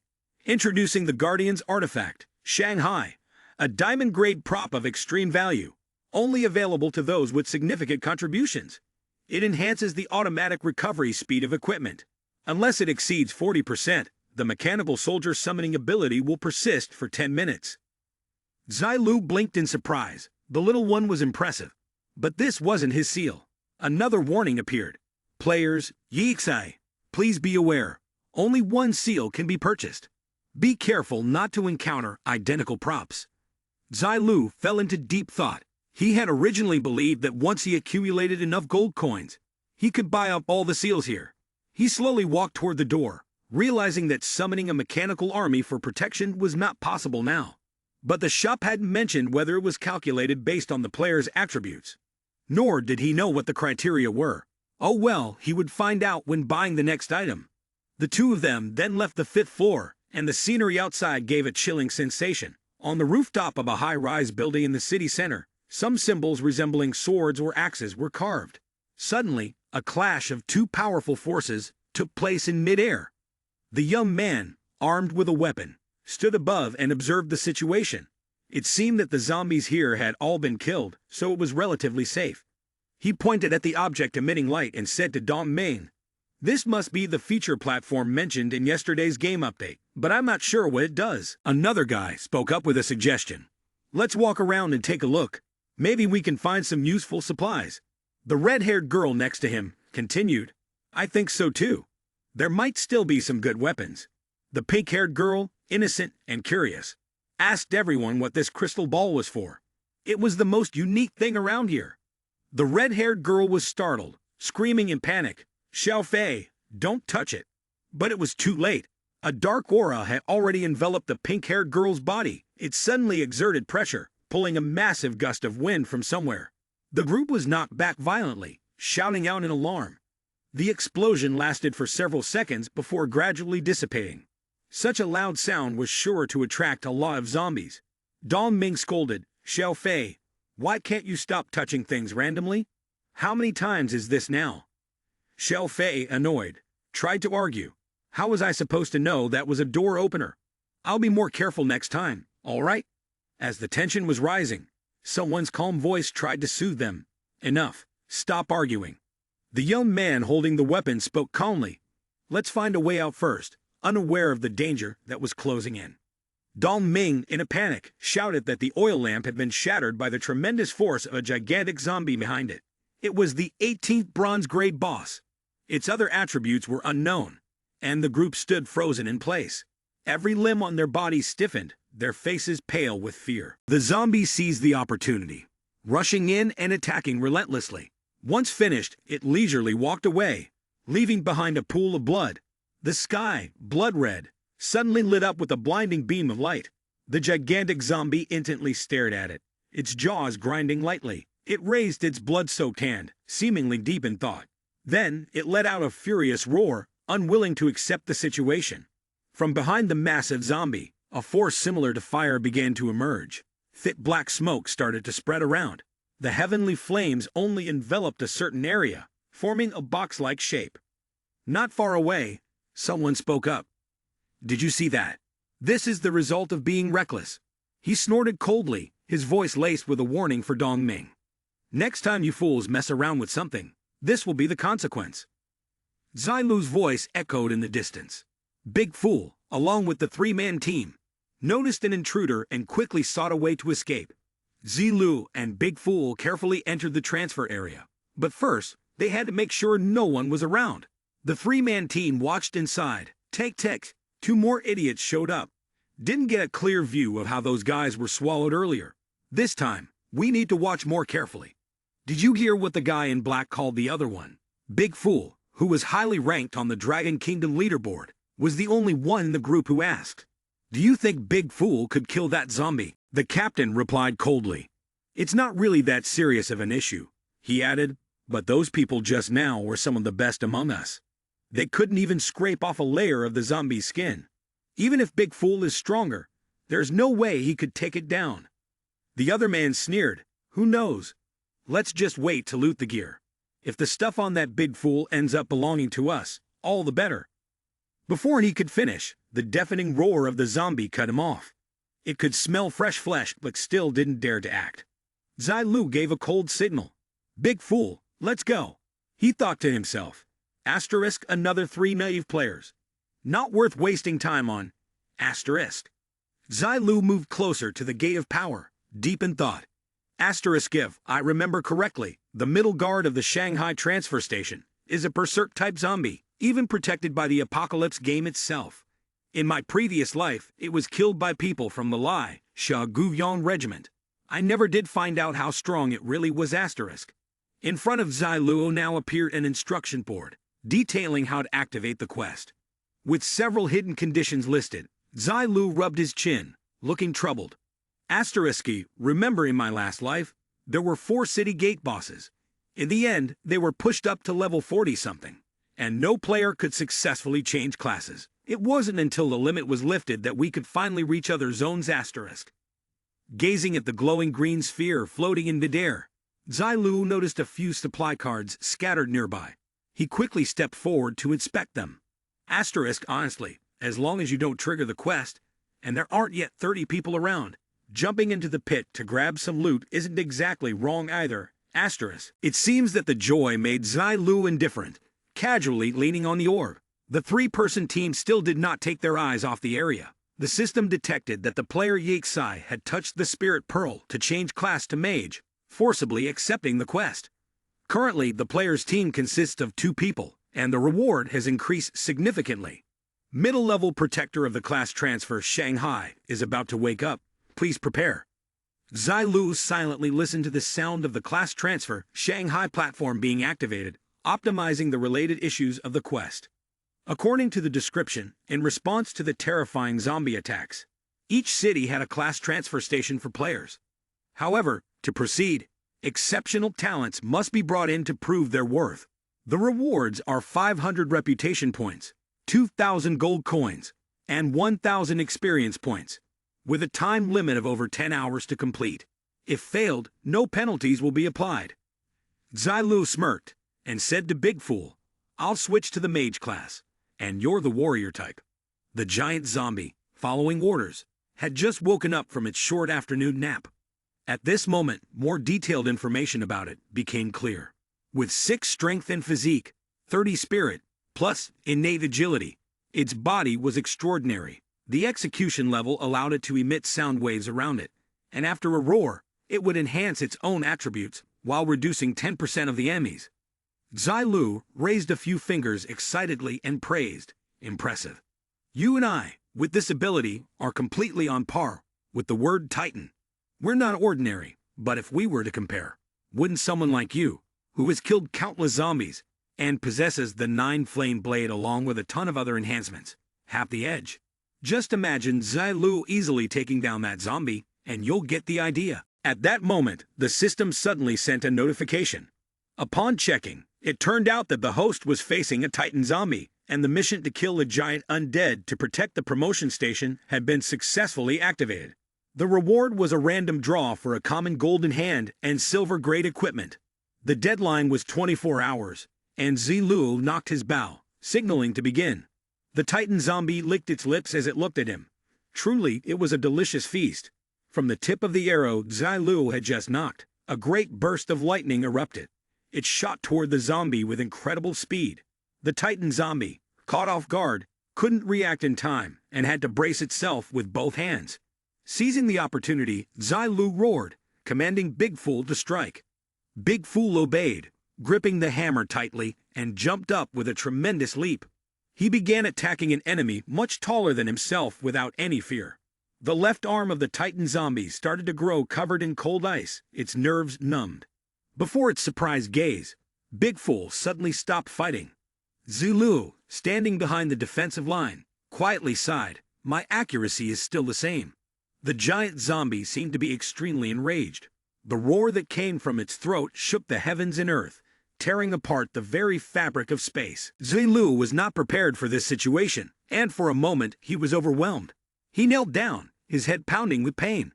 Zilu struggled to think, but everything before his eyes began to blur. This unusual talent of his, using sound waves as an attack, triggered the staggering effect of the Titan's body. He lifted his head, and Zilu panicked, shouting, "Big Fool," as he saw the giant zombie retaliating against him. The zombie Titan violently grabbed the arrow and snapped it in a fit of rage. The enormous zombie rampaged furiously, and Zilu was forced to keep moving. He smiled confidently, drawing his bow once more. 6 arrows were shot, splitting into 2 types, fire and ice. The massive zombie spun in confusion as every part of its body was hit. Finally, it took a full blow right in the center of its forehead. The giant zombie rubbed the bald spot on its head, groaning with unintelligible sounds. It suddenly howled in despair. Zilu showed clear signs of bewilderment. Was this guy a construction worker when he was alive? Couldn't fight, so he just went back to his old job. He aimed his shot, his tone filled with disdain, turning his back to the enemy. The result of this will be terrifying. Each arrow was surrounded by powerful holy flames. The enormous zombie wielded a large boulder with force. Zilu was at a loss for words, unsure of how to describe the situation. In desperation, he ordered Big Fool to unleash 7 gods' fury. Zilu pointed ahead, taunting, "While you were unconscious just now, this damn black-hearted guy ate 5 roasted chickens of yours." Big Fool, upon hearing this, became even more enraged, simultaneously unleashing the full force of 7 gods' fury. He charged into the battle like a bloodthirsty wild beast, the 2 zombies pounding each other violently. Meanwhile, Zilu quietly searched for a suitable position. Realizing that the giant zombie no longer paid attention to him, Zilu began to execute his plan. This was the moment. The arrow shot straight, but something seemed off. The sharp pain made the giant zombie shed tears. Zilu, pale-faced, instinctively hugged his rear. The giant zombie went into a frenzy, knocking Big Fool down first. Its body trembled violently, bending at a 90-degree angle. It glared at Zilu with fierce hatred. Zilu nervously tried to explain. "I really didn't mean it." He swore on it. Of course, the explanation was not accepted. The zombie roared, and Zilu became its target. Big Fool was determined to protect his master. Leaping up to firmly grasp the zombie's head, he used every ounce of strength he had, desperately trying to bring it to the ground. The giant zombie thrashed wildly, twisting around and grabbing one of Big Fool's arms. The situation quickly turned upside down. Zilu remained remarkably calm, simply holding his bow, aiming carefully. The arrow shot once again, embedding straight into the zombie's rear. Zilu, in despair, imagined himself as a divine being descended from the heavens. The giant zombie stared at him with an indescribable look. Zilu had no choice but to explain. "Twice in the same spot, I really didn't mean it. Do you believe me?" The zombie titan bellowed and, in fury, drew its bow. It suddenly became exhausted and collapsed. At that moment, Big Fool's 7 gods' fury also entered its cooldown phase. Zilu pulsed 7 more bows and urgently signaled Dong Ming. "Big Fool, get back." He obediently complied, finding a retreat before his body reverted to a smaller form. The colossal undead, not yet risen, was struck again. Zilu staggered slightly from the force of the explosion.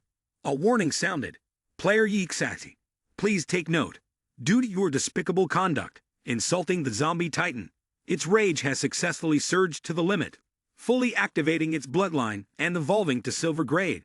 Zilu listened, astonished, thinking to himself, "I knew the boss could mutate, but to grow stronger as it's about to die. What a beast." The undead was now several meters taller than before. The information it produced also reflected the change. 70 strength, 300 spirit, 65 physique and agility increased significantly. Physical and magical damage taken decreased. Recovery ability improved. It can generate tremors, and it attacks relentlessly. Zilu gaped in disbelief. A legendary talent form. Heaven and earth truly defy reason. This attribute, you still call it a silver grade boss. Golden rank behaves the same way. The Golden Hand system checked and confirmed the zombie titan's successful evolution. The mission difficulty rose, and the reward contents are being upgraded. Zilu sat, torn in thought. How should I hit now? The giant zombie gradually lost its patience. Zilu snapped back to reality, realizing he didn't have time to check the rewards anymore. He relied on his instincts to strike first. The weapon he chose was still a bow and arrow. The giant zombie gritted its teeth from the attack. A healing effect immediately appeared from the wound on its body. Zilu took a defensive stance and used the 9-flame blade. He jumped up and spun in midair, using the momentum of his sword strike to sever part of the giant zombie's body, but it seemed to have little effect.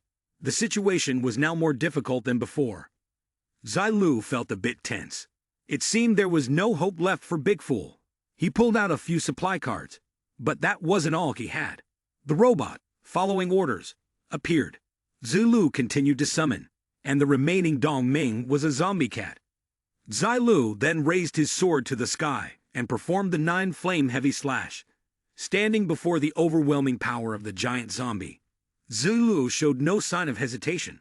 He chose to attack head-on, dragging his sword from below upwards. The Titan zombie was quickly sent flying several meters back. The server simultaneously triggered a red alert, and the skill entered its end lag phase. The player became stiff for 2 seconds.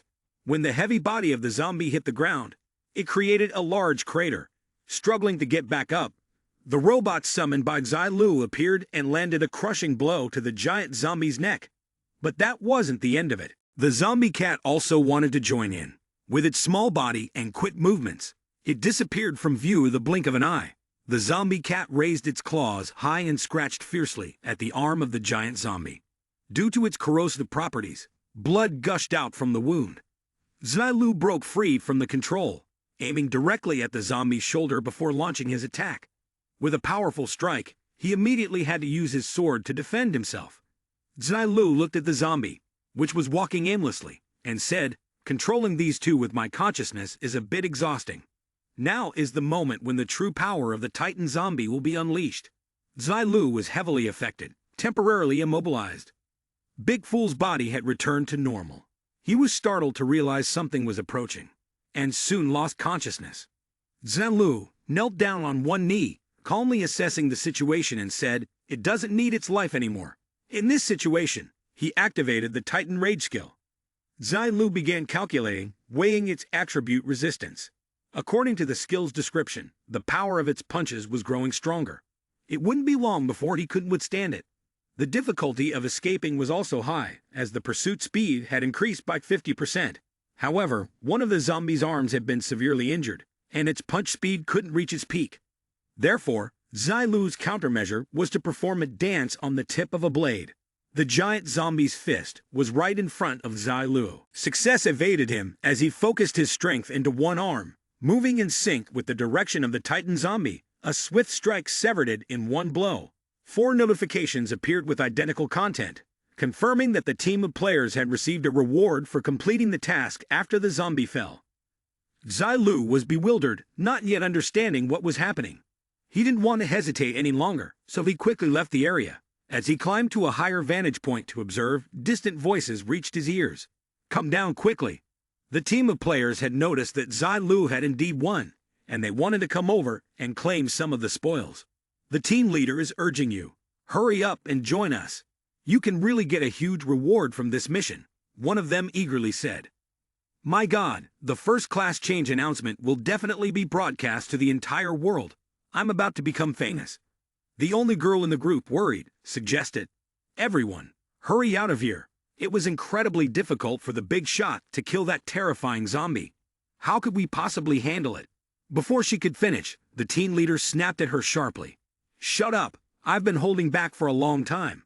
This is the apocalypse. Stop acting like some innocent girl. Just wait. Once we get out of here, I'll make sure to deal with you." The girl shrank back in fear, only managing to whisper a single word, "I." Zilu's tall figure was cast in the warm glow of the setting sun, his entire body surrounded by an intense aura. Even the team leader now spoke in a fawning tone. "Big shot, it must be Deeksai, right? You're really too strong. I'd always been a loyal fan of yours." The other two smiled and joined in cheerfully. "I watched your battle, so I decided to bring my brothers here to help." "What's wrong?" "That's right, we all deeply admired you." Zilu asked coldly. "Admire me? Help me?" He spoke bluntly. "Haven't you all been hiding around here from the start? Why didn't you show yourselves earlier?" The captain, realizing he couldn't escape, stammered awkwardly. "Well, about that." Zilu decisively swung his blade, slicing the man's body clean in half. He cast a calm glance at the corpse. Fake. Blood splattered in all directions, startling the remaining men and sending them into a panic. Zilu stood still, but his voice rang out slowly. "I hate fake people the most." As he turned his face, a massive eye appeared, radiating an eerie violet light. The squad felt their minds being drawn deep into that strange entity, and something within them began to change. They started tearing each other apart. "Everything's mine. Zombies, stay away." Zilu felt a surge of disgust and irritation. Such repulsive, shameless people, only eager to join missions for a share of the rewards. The system detected that one team of players had decreased, increasing the completion reward accordingly. Zilu pondered. Acting like this wouldn't just split the profits. If they encountered a challenge that scaled with the strength of the challengers, he'd be the one to die because of them. One of the men suddenly shouted in anger.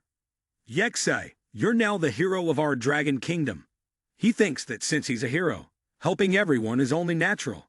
We just want to follow you and get a little share of the rewards, nothing more. The person standing next to him quickly interrupted.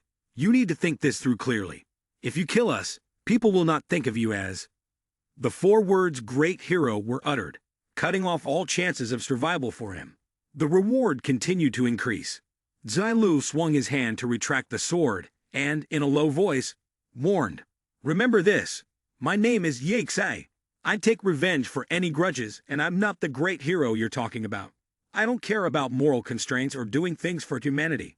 I just want to live. The team trembled and quickly sought a way to escape. Zilu shouted, anyone who touches, hinders, or disgusts me will definitely be killed. The system announced, currently, the mission can accommodate 25 more participants. Please make arrangements. Zilu cursed angrily, useless thing. Still wanting to lecture about ethics? I haven't even checked if I deserve it. He swung his sword with rage when the Lee family hunted me down at the beginning. Why didn't anyone advise them for the sake of humanity? They're just a bunch of hypocritical cowards who trample on others while putting on an act. Congratulations to player Yexai for successfully defeating the silver grade level 19 boss, Titan Zombie. Earned 400 experience points, 500 gold coins, and the world's only achievement. Silver grade will soon announce to the entire region. 2 rare golden hands and random equipment added.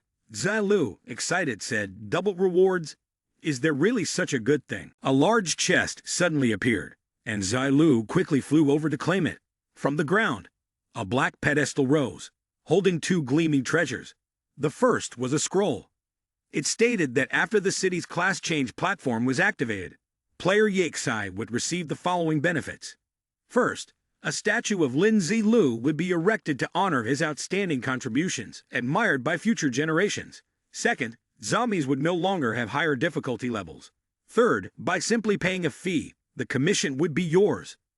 Zilu swiftly signed his name, the blood-red letters standing out on the page. The system then displayed, congratulations, player Yexai, for completing the task of activating the Shanghai class change platform. You have earned 500 kin points, 3,000 gold coins, 100 experience points, and leveled up the Overlord scroll to level 15, granting an additional 3 points of physical strength with free attributes. To reach the next rank, 2,800 more experience points are required. You are the first player to activate this in Blue Star City and have earned the exclusive global title, Class Change Master. An announcement will follow shortly. Zilu was thrilled. This was the reward enhanced by the system. When the loud noises behind him caught his attention, he paused thoughtfully. How could I have forgotten? You guys are still here. I need to find a quiet spot to claim my reward. He no longer felt like lecturing anyone. He patted Big Fool's face a few times to wake him, then gently signaled, let's go. Let's have some chicken legs. And just like that, the 2 of them left. Over here, the survivors were in a state of complete confusion. What's going on? Didn't Yexai already defeat the zombie? A few of them were panicking. Could it be that he activated a higher level mechanism, intentionally leaving us here as bait for the zombies? How could he be so ruthless? He only wanted to share in some of the profit, but to him, we were nothing. The server congratulated Yexai for becoming the first player in the apocalyptic solo game to kill the silver grade boss, activating the job transfer station. With his heroic strength and the worldwide shock caused by his unique achievement and the large amount of rewards, players were encouraged to learn from his example. Since Shanghai was where the first job transfer station was activated, all players received city-level rewards. If zombies were killed within 24 hours, the drop rate would be doubled, with a 10% increase in experience and gold coins. A column of fire fell from the sky, and everyone stared in astonishment. The 2 girls seemed very happy. We really leveled up. Yes, from now on, Yexai will be my idol. The others began to fight amongst themselves, scrambling for profits. The boy looked out the window and muttered softly. If I remember correctly, the job transfer station only appeared last night. Inside, there was a bronze-grade boss that was incredibly tough. We lost 30 people and still couldn't defeat it. Yet they'd already cleared it by this afternoon. Yexi's admirer excitedly shouted. I knew it. He had just wiped out numerous other players. The elder no longer found the monotonous world announcements satisfying. He directly reached the three types, forever a god. In the pitch-dark meeting room, the leader spoke. I told you all. The player named Yixi is truly a talent of our country. However, before the apocalypse, when the descent arrived, he came to Shanghai and got captured there. He smirked, but in his mind, the young man still belonged to this territory and would eventually return to the embrace of the motherland. In the quiet night, Big Fool sat alone in the outer room working. Zilu focused intently on the rewards he had received today. He now owned more than 12,000 gold coins along with 7 cubic meters of storage space. His arrogance had already reached level 16, and at this speed, it was even faster than before the newbie protection period. Now, even if he wanted to be humble, it was impossible. The old rule was to first collect the game rewards. Inside the drawer, there were a total of 3 scrolls. Was Zilu considering his class advancement? It would automatically increase when he leveled up. As for the free attribute points, he could distribute them between spirit and agility. This was equivalent to transforming his personal strength. He slowly folded the scroll and put it away. Since Zilu already possessed the golden hand for automatic level 1 daily task completion, receiving more rewards would further enhance this. He suddenly chuckled softly. These two are not bad. Later, fighting zombies and bosses will be much easier. Zilu suddenly remembered. Oh, right, what was the double drop rate mentioned in the world announcement earlier? Does it mean that everyone gets a 1% increase? He looked completely dazed. Zilu clutched his head and screamed. My chance of failing is 201%. The system congratulates the host for drawing the silver-grade equipment, phantom battle armor and trousers. He was genuinely happy. It was armor, and as expected, the mystical items had their effects. Each artifact brought different benefits to Zilu, like resilience or suppression. He tapped the equipment button with his finger. After taking a quick look, Zilu made his decision. Agility and mental power had fallen a bit behind, so it would be fine to allocate points there for now. He braced himself against the cold and assessed the situation. This isn't too bad. Zilu was pleased and requested, draw 2 more golden hand system items. He pulled out a supply card from his bag. It looked ordinary, but in critical moments it could decide the outcome of any battle. Zilu casually brushed his hair back, but overall, these 2 items in this chest aren't particularly useful. I must be too wealthy. Next, he moved on to the titles. Zilu frowned in thought. None of these are as good as Peerless Move. Could it be that by unlocking Overlord, my luck has flown away? These rewards were all average. Fortunately, that agreement was enough to soothe his wounded heart. Overthinking made his head ache, so Zilu was forced to decide. Now system, draw the silver-grade equipment for me. He squeezed his eyes shut and began to pray. Infinite Heavenly Sovereign, Amitabha, may the Lord protect me. Amen. Introducing the profession of butcher. Inherited skills from his father, specializing in slaughtering pigs, cows, and bulls to make a living. Attributes. Each level up grants 2 strength, 1 constitution. Zilu pursed his lips. This is a bit ordinary. It's of no use to me or Big Fool. I'll hold on to it for now. Maybe it'll be useful later. He was free, so he sat down to organize his Zilu's bag of items, then opened the golden chest, receiving blessings and a ton of experience points. The last item was a treasure, one with a name that sounded pretty cool. Cucumber Slicing Knife, which activated a threatening effect for 2 minutes, lowering the opponent's attributes by 10%. Zilu was confused inside. A knife is nice, but saying this line during a fight would be so lame. Never mind, I'll just let 9 flame pearls swallow it. Zilu walked into the outer room, clenched his fists, his determination clear. Rest? No way. Only 24 hours. I have to seize every opportunity. In his hand was a stamina potion, which Zilu gulped down in one go. Big Fool was slightly startled when he realized his master was standing right behind him. He just smiled and winked, signaling, let's get to work. Today, we take down all the zombies. Leave the rest to me. Zilu raised a few fingers. For every 2 zombies, I'll treat you to a roasted chicken tonight.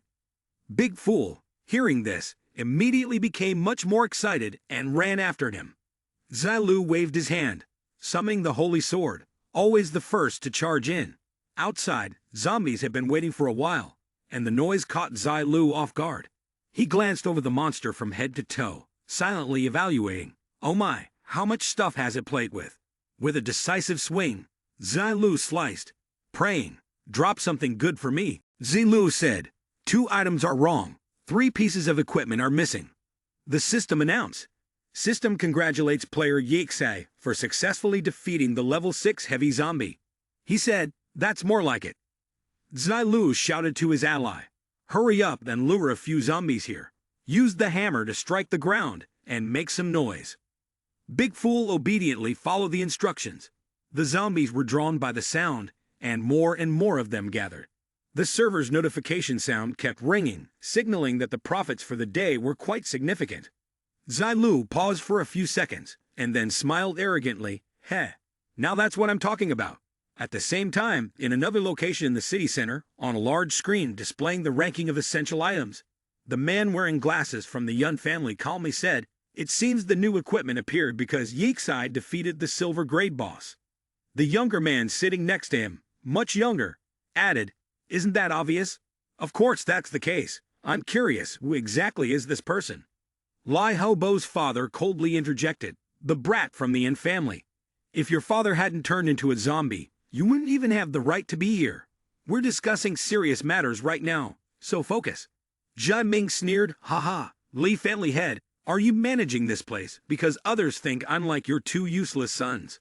He added, "I think Lai Haobo is in Shanghai, isn't he?" He said, "Look, even from this distance, it doesn't help. Based on his character, I suspect he won't survive for many more days." The situation was tense, and the man wearing glasses had to mediate. "Brother Lai, don't forget today's topic is Yixai, someone else's business. If householder and has no objections, let's not ask further." He recalled, "Back when I was in the Dragon Kingdom, I never heard of this person. It's hard to believe that someone who had been so quiet could suddenly become so powerful in just a few days."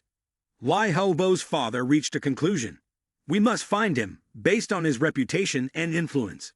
If he joins the alliance, it will be a huge help to the plans of all 3 houses." Jia Ming didn't seem particularly concerned, but he didn't reject the idea either.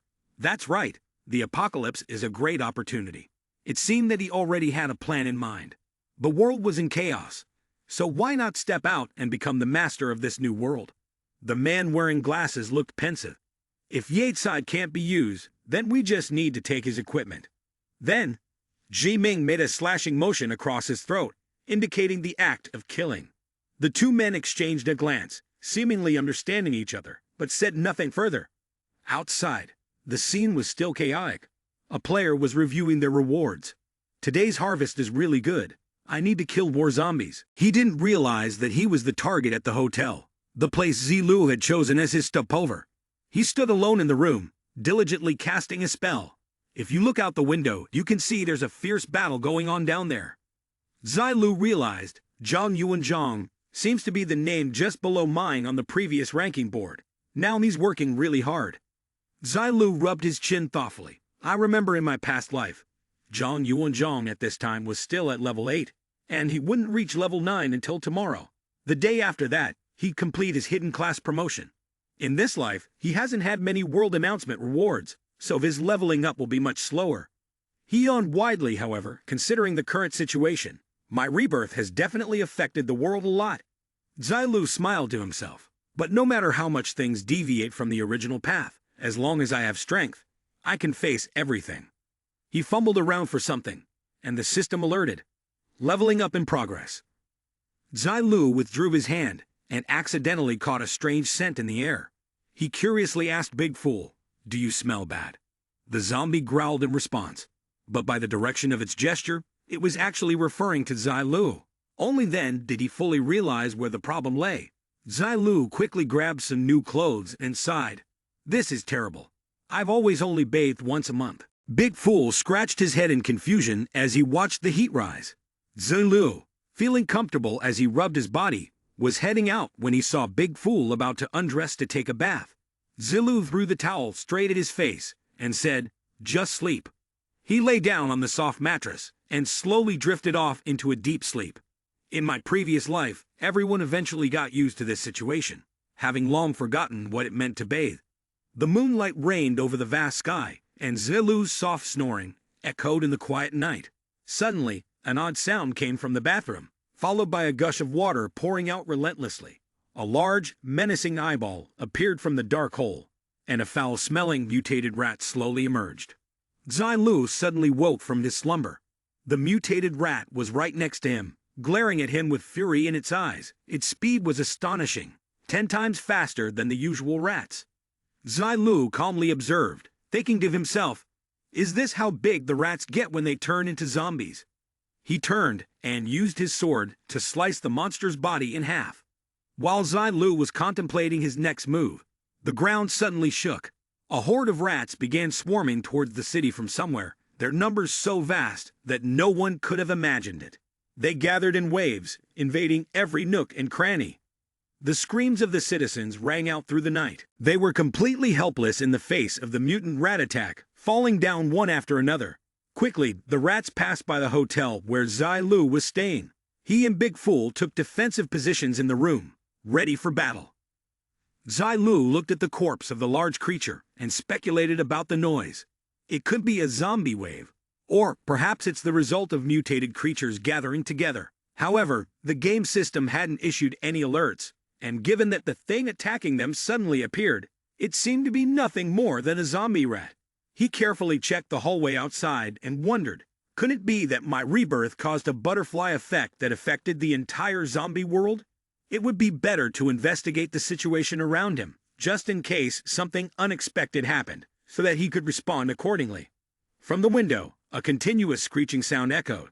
Zilu frowned and concluded it doesn't seem like there are many zombie rats. Could I be overthinking things? His original plan was to survey the situation first. Suddenly, a loud bang echoed nearby. Zilu felt uneasy. This isn't right. A few zombie rats shouldn't cause such a huge commotion. He began to feel a sense of fear. The noise is so loud. It must mean the zombie rats have gathered into a group. The commotion is so massive. They must be close by, maybe even on the floor below. Are they targeting me? There's even a larger number of creatures rising from the sewers below, and they're moving in a highly organized formation. Zilu judged, looking at the neat and orderly appearance of them. There must be a high-level zombie rat with innate leadership abilities giving orders. It seems that another fierce battle will break out tonight. We can't stay here for long. He coldly commanded Big Fool, "We're going to the rooftop." Breaking open the door, Zilu walked forward with confidence. He and Big Fool quickly made their way to the edge of the rooftop. Zilu put on his mask and quietly observed everything happening through the bars. Something caught his eye. Zilu couldn't help but sigh. There are so many of them, but luckily they're not targeting us. Excitement began to rise in him. If he killed this rat, wouldn't he make a fortune? But soon, Zilu sighed in frustration. Forget it, there are too many of them. Preserving my life is more important. I still don't know why these zombie rats are gathering their followers over there, so it's better not to act recklessly. He fell silent and warned Big Fool, "Stay here and preserve your life. Don't run around." Zilu opened the system interface and equipped the night ring. He then jumped to the building next door to find a better vantage point. There seemed to be fewer rats on this side. Suddenly, a mournful cry rang out. Zilu sneered. The apocalypse has been here for 7 or 8 days already. How naive can they be? Do they really think that hiding will let them survive? He slowly looked towards the hotel at the beginning. I could temporarily delay the affliction walker and the team from reaching the opposite rooftop, but with such useful life-saving skills, using them here really feels like a bit of a waste. Zilu murmured to himself, "Forget it. Let's observe first and talk later." About an hour passed, and Zilu remained seated, motionless. He silently worried to himself, "I can't hear anything." It disappeared without a trace. Could it be that an hidden instance has appeared, like the class change platform that blocks access to the outside world? Zilu rubbed his chin. I didn't expect to stumble upon such an unexpected harvest today. Lucky me, my luck isn't bad. He mentally called out to Big Fool, "Hurry up and come here. It's time to work." The zombie obeyed and immediately appeared. Big Fool, who had been right behind Zilu, quickly sensed that something was wrong. Countless black feathers, like crows, were falling from the night sky, flying back and forth in a fixed area with no apparent purpose. Zilu whispered a reminder. "Big fool, don't disturb those animal zombies, there are too many of them. I might not be able to handle it." Zilu looked down at the ground, where several crows were calling their companions to feast on the corpses. His face turned pale. Heavens, how could something this strange happen? The two types of zombie, rats and birds, not only coexist peacefully, but are also obediently lining up to enter the villa. What on earth is hidden here? Zilu used the rope ladder, carefully stepping toward the area. He landed safely, and everything around him was eerily quiet. Zilu led the way, his hand gripping the sharp sword. The number of zombies of different kinds gathering around the villa was even greater than before. Zilu felt a sense of dread, whether in the past or present. The destructive power of this bear cannot be underestimated. There was a central gate right in front of the main hall, through which the zombies entered. They lined up in a long, unbroken procession, with no end in sight. As the first light of dawn broke, Zilu sat down wearily, muttering, "Well, I guess it's over." Once the zombies dispersed, he began searching the area. "They've all run off, right? There's nothing here." Zilu wore a look of delight. There really is nothing left, for sure. He loudly signaled to Big Fool, who was hiding nearby. "Go, the central gate has appeared right in front of us." The system asked if Zilu wanted to enter, and he wondered aloud, "The dungeon has no hints. How come there's nothing?" Additional information. The game's Apocalypse dungeons are divided into two types. The first is a showdown between players, with this battle as the main event. The scene size and difficulty are mostly fixed, but they are adjusted according to the player's level. The second type involves quest transmission, with appropriate reminders. Zilu recalled, "In my past life, I encountered quite a few dungeons, so my experience is relatively rich." Zilu said, "With my current strength, and not to mention the golden finger I possess, getting through this shouldn't be a problem at all." He wondered curiously, after entering the Apocalypse game's replication, will there be any protection mechanism like in the mysterious trials? A crisp **ting* sounded in reply. The essence of the system is to provide the best possible experience for the character. If you're dissatisfied with the content, you may terminate the mission at any time. Zilu's excitement flared. "Doesn't that mean I can retreat anytime, anywhere, without suffering any loss? What's there to hesitate about? Let's do it. I'm in." Zilu pressed the button to accept the dungeon. The server announced his successful activation. Turning to his ally, Zilu said, "After all, I've got a golden finger. Big Fool doesn't." He gestured to the zombie. "Stay here and wait for orders." Zilu assessed quietly to himself. He squatted down so decisively. "Why does that leave me a little uneasy?" The dungeon opened swiftly. Zilu gripped his sword tightly, took a deep breath, and steeled his resolve. The space within was enclosed by 4 walls, a few flames floating in midair. He knocked on the surface a few times to test it, then channeled his strength into the blade and swung decisively. The slash carved a long crack across the wall. The system announced, "Congratulations, player Yixai, for activating a special dungeon, the Labyrinth of Despair." On the screen appeared a series of messages. May's data states that no one has ever survived leaving this place in the 1,000 years of its legend. Will you become one of them? The task is to find the exit, eliminate zombies, and deal with hidden animals. Avoid traps. The storage space is locked. Deadline: 3650 days. Warning: a player named Yixai was detected entering the open dungeon through a special method. Parameter adjustments are required. Zilu silently asked with concern, "Is it not open yet? Is the so-called special method the teleportation door I saw earlier?" He pursed his lips and speculated. That door, could it be that the maze used it to spawn zombies and animals? Once completed, it would close, and I just happened to see it. Does that mean I need to jump into it with the zombies? Zilu imagined himself diving into a fiery pit and was at a loss for words.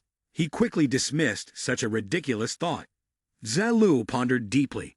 If the maze isn't open yet, it means the danger level is very high, not suitable for normal players. But that doesn't concern me.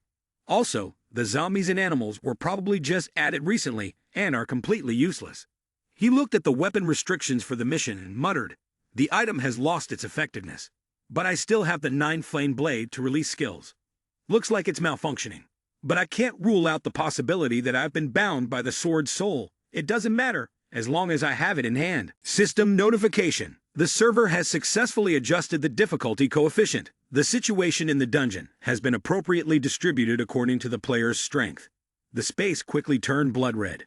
Zilu exclaimed with joy. This apocalyptic game is becoming more humane. It's even helping reduce the difficulty for me, because the player Yixai entered the dungeon ahead of time.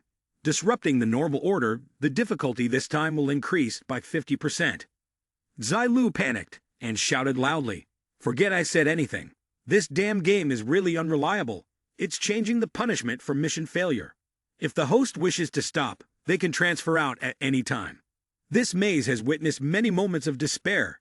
Success will reward you with 2 random golden hands." Zilu accepted the conditions and slowly advanced into the area, surrounded by stone walls. Suddenly, an arrow shot out from a small niche. Zilu wasn't prepared in time, but fortunately, he managed to raise his blade to block it.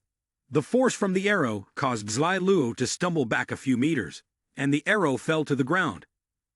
Zilu tensed and thought to himself, no wonder this dungeon was not opened earlier. Judging by the attack power of the protective arrow, it's likely equivalent to the strength attribute of a player with about 30 points, who could block it. While Zilu was distracted, countless other arrows were suddenly launched, their sharp tips speeding toward him rapidly. Zilu hastily leaped to one side to dodge them. The road ahead stretched out, but there was no sign of life whatsoever. Zilu sighed with tension. Phew, that gave me a fright. I thought I might be able to pick something up to use as a weapon. He swung his sword to test it. Nothing appears. Zilu felt a little relieved. Looks like it's really over. He carefully scanned the surroundings. In front of him appeared a fork in the road. Zilu muttered to himself, "From here on, it's all up to my intuition and memory. I'm oddly excited. What's going on?" He smiled, and the path to the right seemed promising. "Let's go ahead and check." Zilu gripped his sword firmly and suddenly stepped on something underfoot. He was greatly surprised. Human bones. Zilu crouched down to inspect. He calmly concluded, "This thing doesn't provide any clues, and it's of no use, just here to scare people." The heat from within the underground chamber made Zilu drenched in sweat. There was a door nearby. He tapped on it lightly, but no sound responded. He reluctantly cracked the door open, and a mutated rat, sensing the intruder, shrieked. It lunged at Zilu, who decisively swung his sword in a wide arc. The system announced. System congratulates the player, Yixi, for successfully killing the rat zombie, gaining 6 experience points and 8 gold coins. Zilu received the reward, then excitedly shouted, "Beef fried rice." He scooped a spoonful into his mouth, signaling that he was about to starve to death. The bowl was quickly emptied. Zilu leisurely dusted off his hands, brushing off the rice grains still stuck to the edge, and sighed, "This is ridiculous. They only know how to exploit loopholes. At the very least, they could have given me a napkin to wipe my mouth." Zilu continued his journey. Thankfully, he had already gone through the trials to promote to a commanding officer. Otherwise, he wasn't sure he could have endured this. He chuckled lightly, and the familiar rule on the right at the second turn finally appeared. Zilu tapped the stone wall with his treasured sword and seriously observed everything behind him. He was currently standing between 2 different paths. Zilu quickly avoided the toxic acid trap and cursed loudly. What bad luck. Zilu opened the second door. He encountered a zombie dog and dealt with it immediately, then proceeded to search for a few more rooms. Zilu snorted indifferently. 10 wooden doors for a rat zombie boss. He struck it down with a swift blow, retrieving the 9 flame pearl royal rank from the rat's body. Zilu decided to rest for a while. The intersections ahead all looked the same, so he began to draw blood markings. 3 paths, 2 dead ends. One of them contains all sorts of traps, the others are empty. Behind the door, random animal zombies are hidden. Killing them will drop either material cards or weapons. Zilu realized the number of zombie monsters corresponds to the number marked on the door, but there are still many other unresolved questions. He dropped his arm, and Zilu furrowed his brows in contemplation, as if he had already figured out why this maze could drive people to despair. He left the room with the thought that the zombie animals behind him were only getting stronger, and he wasn't sure what traps lay ahead. so he needed to be extra cautious. Zilu pushed the wooden door open with force, revealing two bronze bandit bosses inside. He muttered to himself, "Seems pretty much like what I expected." The battle immediately broke out, and with just a few basic slashes, Zilu successfully defeated them, leveling up to level 18 in the process. The system congratulated player Yixai for finding an agility fruit, granting 2 more points to Zilu, who eagerly took a big bite of it. He excitedly used the recently acquired supply card called Trap All. Any animal zombies that dared to enter were immediately dealt with. Zilu didn't even have to lift a finger, standing confidently as he braved the cold. The next day, Zilu entered the maze on his 3rd day.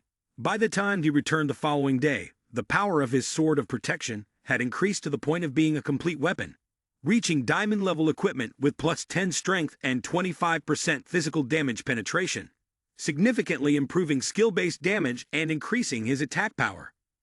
Zilu couldn't help but marvel. It's really so powerful that it's almost unbelievable. This truly is a complete transformation. He stared at the weapon. It looks like I'll be able to cut down low-level zombie animals much faster in the future. Since then, it was evident that Zilu had been relentlessly killing with fury. The bronze-grade worm was nothing to him at that point. The maze no longer seemed as terrifying as the rumors suggested. Meanwhile, in the city of Shanghai, a girl was immersed in happiness. "Mom, I've reached level 10. The server congratulated the player on successfully advancing to the next class. A group of young people whispered among themselves, "Do you have any news about the idol Yaxi?" "There's nothing. It's like he's disappeared from the world." In my opinion, Yaxi must have found a good place and retired early, no longer planning to level up by killing zombies. He probably got assassinated. But I guess some organization must have found Yaxi, imprisoned him, and is using him as a guinea pig for experiments. The next message appeared, breaking their baseless chatter. "This is impossible. He's still on the leaderboard. Didn't they say that once someone dies, they'd vanish from there? And Big Fool hasn't made a move either." Now Zilu is at level 10. He executed the 9 flame slash spear. Before him stood 3 zombies in different forms. Zilu was so fast that in the blink of an eye, he disappeared from sight. The zombies stood there, stunned and motionless. Zilu sneered, "You guys have a bit of potential. But too bad, I leveled up 1 more time than you." He drew the sword from the corpse, and immediately a mutation appeared. Under the pressure, Lin Zilu had to use both arms to shield himself. The server congratulated player Yixai for successfully killing the level 9 boss, the greedy rat zombie, and awarded 50 experience points and 100 gold coins. A treasure chest appeared from behind, containing a bronze-grade artifact. At that moment, 2 more monsters rushed toward him. Zilu gently turned on his heel, watching as they killed each other off. The stench of blood filled the room. Zilu and Bao defeated the last zombie, and the spoils of war surged tremendously with no sign of stopping. Zilu also received the opportunity to draw from the Golden Hand Lottery, which he naturally accepted. This time, the item was called the Eye of All-Seeing, allowing Zilu to search for all the information on creatures he had not understood before. Zilu appeared hesitant. He tried pressing on the computer screen, and the wealth of information it provided made Zilu overjoyed as the host checked the zombie's details, revealing its weaknesses. He suddenly grew thoughtful. However, the second point was quite vague. How effective could the advantages and weaknesses truly be? This would only become clear the next time he encountered a zombie animal to see the specific results. Zilu fumbled around in his bag, pulling out a mixed pill, and proceeded to consume it. Zilu calmly stepped out of the dark room, making his way toward the next door. Number 41. The foul stench from inside the dungeon wafted out, making Lin Zilu extremely uncomfortable. He hurriedly activated the Eye of All-Seeing. Using fire attributes would counter the zombie birds. Zilu thought to himself, so this is what they call a weakness. Seems quite useful after all. Standing before thousands of eyes, red like blood, he quickly unleashed the 9 flame slash spear. Zilu single-handedly destroyed the zombie bird swarm. He retrieved his treasured sword and drew an 8 trigrams formation on a blank sheet of paper. Zilu coldly noted, only 14 doors left, almost there. He changed direction, leaving behind the foul remnants. His steps were slow, and as he moved, Zilu noticed a strange object blocking his path, a large stone. His face filled with confusion. This path doesn't have a wooden door. Zilu traced a few lines with his sword, examining the area. Referring to the diagram he had drawn earlier, he tried to find an opening. A growing unease gradually seeped into his mind. Zilu was unsure whether his calculations were correct, his worry mounting. The path I took earlier was too smooth. I have a bad feeling. I'm close to getting out, but I need to be more careful. The light ahead signaled the right direction. Zilu quickened his pace, but then suddenly froze. This area was completely different. On the door, there was the image of a giant dragon. Zilu clearly demonstrated his determination, but the aura emanating from it was incredibly captivating, urging him to step further inside. He stood still in front of the wooden door for a long while, then sighed in frustration. He pushed with force, feeling an invisible strength hanging in the air. Zilu blinked in surprise. Is it the heavenly circle, earthly square? The system congratulated player Yixei for finding the exit of the despair maze, successfully completing the legendary dungeon. The reward he received this time was a unique product and culture from Blue Star, with the status currently in coordination. A few seconds later, the system sent another notification. Randomly drew 2 common golden hands. However, Zilu wished to delay this, and did not agree immediately. The remaining rewards included the boundary-breaking branch and the origin of Lai and Can symbols. Zilu took the key, a special one-time use item that could open the barrier within 10 seconds. He carefully evaluated it. On the surface, it didn't seem difficult, but one should never let their guard down. Instinctively, Zilu recalled that in the Bagua, Lai represented fire, so it seemed this reward had something to do with flames. Finally, the Chai Yuan Can symbol, of course, was linked to water. The server congratulated player Yixei for completing the dungeon challenge, and now weapons and item storage space were fully usable. Zilu fell silent, pondering. The rewards from this dungeon seemed a bit strange, and the 2 orbs didn't have specific descriptions. It appeared there was still something else in the room he needed to find. Missing out on the benefits. Wasn't that a huge loss? He moved toward another area of the dungeon, the treasure revealing something that made Zilu somewhat suspicious. Another scroll. He opened it. Fuexai, the beginning of the Dragon Kingdom civilization, one of the 3 emperors, known in ancient texts as the god of creation. This maze was created solely by Fuexai, located beneath the Kunlun Mountains. Those who enter through the gate will have the chance to inherit the 8 trigrams power left by Fuexai. Since the maze appeared, no one has ever reached the end. All those who attempted have turned to dust. Zilu exclaimed in fear, so could this also be a class transfer station? And to gain the attributes of the 8 trigrams, the power inherited from Fuexai can't possibly be weak, right? The shock came so suddenly. He happily speculated, this might be Dark Emperor's trouble, right? He can go wherever he wants. Hell, I've been thinking about a second class. Isn't it time yet? The jade ring was surrounded by a protective energy shield. Zilu used his mental power to accept it.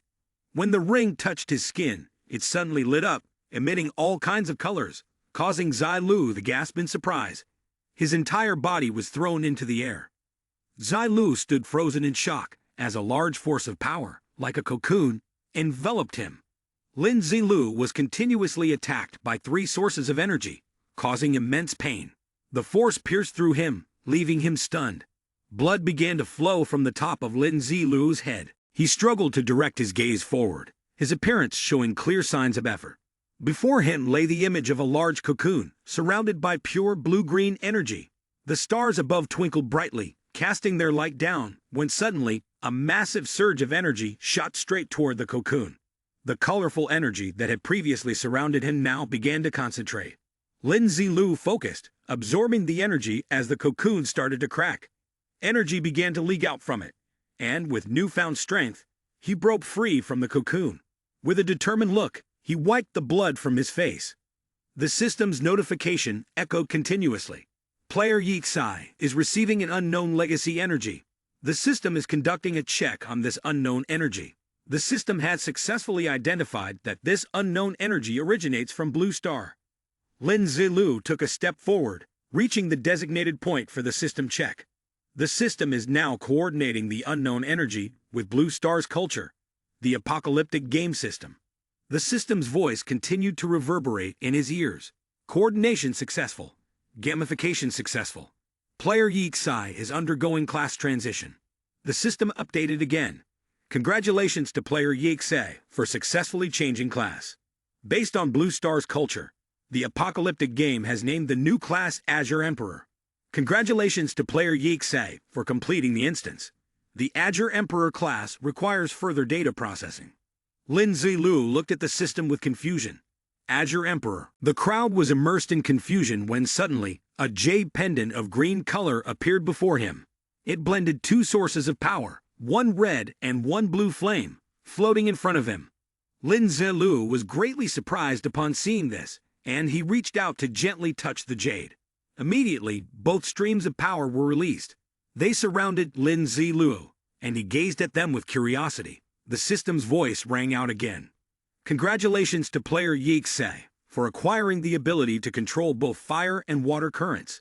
Other abilities are waiting for player Yixai to unlock them gradually. Lin Zilu immediately gestured with his hand, casting a spell. One after another, the water current and the fire flame were condensed and grasped in his hand. He smiled joyfully, full of pride. Just these two powers alone are already impressive. It's over for them. If I fully unlock them, what can the apocalypse game even do to me? He clicked his tongue, eagerly anticipating what would happen next. I'm really looking forward to what will happen. Confidently, Lin Zilu moved forward, opening the stone door. Around him, the walls with cracks were beginning to collapse. Lin Zilu glanced around in confusion, realizing that this room was being supported by Fux's 8 trigrams power. He was drenched in sweat as he observed, confirming that it was indeed a structure built on the ruins of others' work. Lin Zilu opened the system interface, and a question appeared. Do you want to exit the dungeon? He immediately selected yes. The system quickly transported him out. Lin Zilu smiled inwardly, full of confidence. Finally, after saying that, he reached into his pocket and pulled out his phone, holding it in his hand. Lin Zilu was full of surprise. He frowned, his face filled with a mix of worry and confusion. Checking the notifications, he saw that the display time was 2 weeks. He was shocked and exclaimed, I've been in this dungeon for 2 whole weeks and didn't even realize it. I need to get out of here quickly. Just as he turned his head, a pale face suddenly appeared right before his eyes, startling Lin Zilu and making him step back. Recognizing it as Big Fool, he exhaled and looked up at the person approaching him. Since I entered, you've been standing in the same spot all this time. Big Fool looked dazed but nodded and let out a shout in response. Seeing the drool dripping from the corner of his mouth, Lin Zilu was at a loss for words. He asked Big Fool, aren't you hungry? Seeing him nod foolishly, Lin Zilu helplessly patted Big Fool on the shoulder. All right, once I finish handling things here, I'll take you to get a chicken drumstick. Hearing this, Big Fool shouted happily. Lin Zilu then glanced back at the system board and saw the current rankings displayed. Rank 1, Yixai. Level 20, Military Lord. Rank 2, Zhang Yuanzhang. Level 17, Soul General Profession. Rank 3, Lost Soul. Level 16, Fire Flame Manipulator Profession. Rank 4, nicknamed Destroyer General. Level 16. System Display, Destroyer General Profession. Rank 5 is Westgate Waning Wind. Level 16, Wind Martialist Profession. After checking the leaderboard, Lin Zilu sighed. It's been 2 weeks, and none of you have made any progress. Then, he handed Big Fool the notice. Let's go, Big Fool. This is the time for us to refresh our sense of existence. He yelled out, then reached out to check the system's character list. At the same time, in another place, the familiar system voice echoed. Congratulations to player Zhang Yuanzhang for successfully advancing to level 18. He had just finished fighting and was standing triumphantly on the battlefield, flipping his sword and resting it on his shoulder. Zhang Yuanzhang wiped the sweat from his face. Finally passed Yixai, 1 level ahead. I guess it's a win for our army's reputation. Saying that, he opened the system. Zhang Yuanzhang's expression twisted as he saw the result. Damn it, is this guy hacking? How did he level up to 20 in the blink of an eye? In contrast to Zhang Yuanzhang's dissatisfaction, two girls in another place cheered with joy when they saw the ranking results. Yaxai is back. He's finally back. Our faith has returned. On the rooftop, the young man with white hair also checked the results, scratching his head. Before, Big Fool never made it to the leaderboard, and now he's risen to rank 5. What the heck happened these past few days? Others who were eating were even more shocked. Oh my god, in just 1 minute, the leaderboard has changed so drastically. What on earth did Grand Elder do to level up to 20 in the blink of an eye? While everyone else was panicking, he was calmly sitting somewhere, eating. He was shoveling rice into his mouth when the system board kept displaying notifications. Player Yaxai has completed the Desperate Labyrinth dungeon, and is now performing a step of data calculation for their Azure Emperor profession. This profession is currently optimizing the player's basic attributes based on Military Lord and Azure Emperor. Then another notification appeared. Player Yaxai's current level 10 basic attributes are Strength 40, Spirit 40, Constitution 40, Agility 40, with 50 free attribute points. The Azure Emperor profession has completed its data calculation.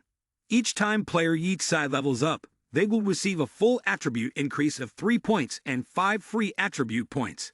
He then checked the basic attributes. Strength 90, Spirit 80, Constitution 80, Agility 80. After reviewing the stats, Lin Zilu reached out to examine his profession. Azure Emperor Profession Introduction.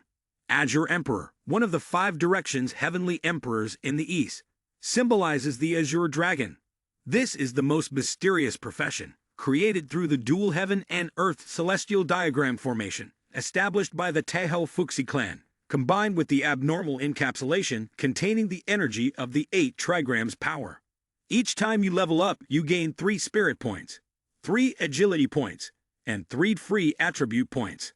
The Heaven and Earth Star ability allows your actual strength to receive blessings from heaven and earth. The brighter your spirit, the higher your actual power will rise, enhanced by the 8 trigrams power. System report. You can compensate for the missing energy of the 8 trigrams amulet through the Origin Pearl set, thereby controlling the elemental powers related to the Origin Pearl, the power that the universe cannot bear. Upon reading this, Lin Zilu was stunned. 8 trigrams amulet. He had actually received the 8 trigrams amulet card. Hastily putting down the bowl he had finished eating from, he reached out to catch the item that had fallen out. It was a special grade item, the pendant of the 8 trigrams power. Its abilities were Lie, where you can control the power of flames by consuming mental energy. Can, where you can control the power of water by consuming mental energy. The skill was that, after you acquire the corresponding elemental attribute, you could use your understanding to comprehend skills related to that attribute. As he looked at the jade pendant spinning in his hand, Lin Zilu was overjoyed. This meant he now possessed unlimited skills. Even if he didn't understand them, he could control these elements at will. Wow, is this what it feels like to be a powerhouse? I'm way stronger than they are. I feel kind of embarrassed. He then began practicing according to the system's instructions. All attributes had been perfectly balanced. The pinnacle of a dual-class battle strategy had been formed in one entity, allowing him to learn many skills. Suddenly, a faint groan sounded. It was Big Fool. His current condition was abnormal. Thinking something was wrong, Lin Zilu was surprised when Big Fool suddenly stood up, shouting loudly, tearing off his shirt, and running out. The level of Big Fool's Overlord ability also broke through level 16. Seeing this, Lin Zilu immediately opened Big Fool's class analysis page, and a series of familiar characters appeared. Overlord ability. Strength to move mountains. 1 strike to break all laws. Strength is the foundation of all your abilities. As long as you have enough strength, you can break many kinds of prohibitions, curses, controls, restrictions, and so on through your own attacks. He looked at it with a sense of disappointment, feeling that there was not even the slightest change. Lin Zilu suddenly had an idea and turned to Big Fool.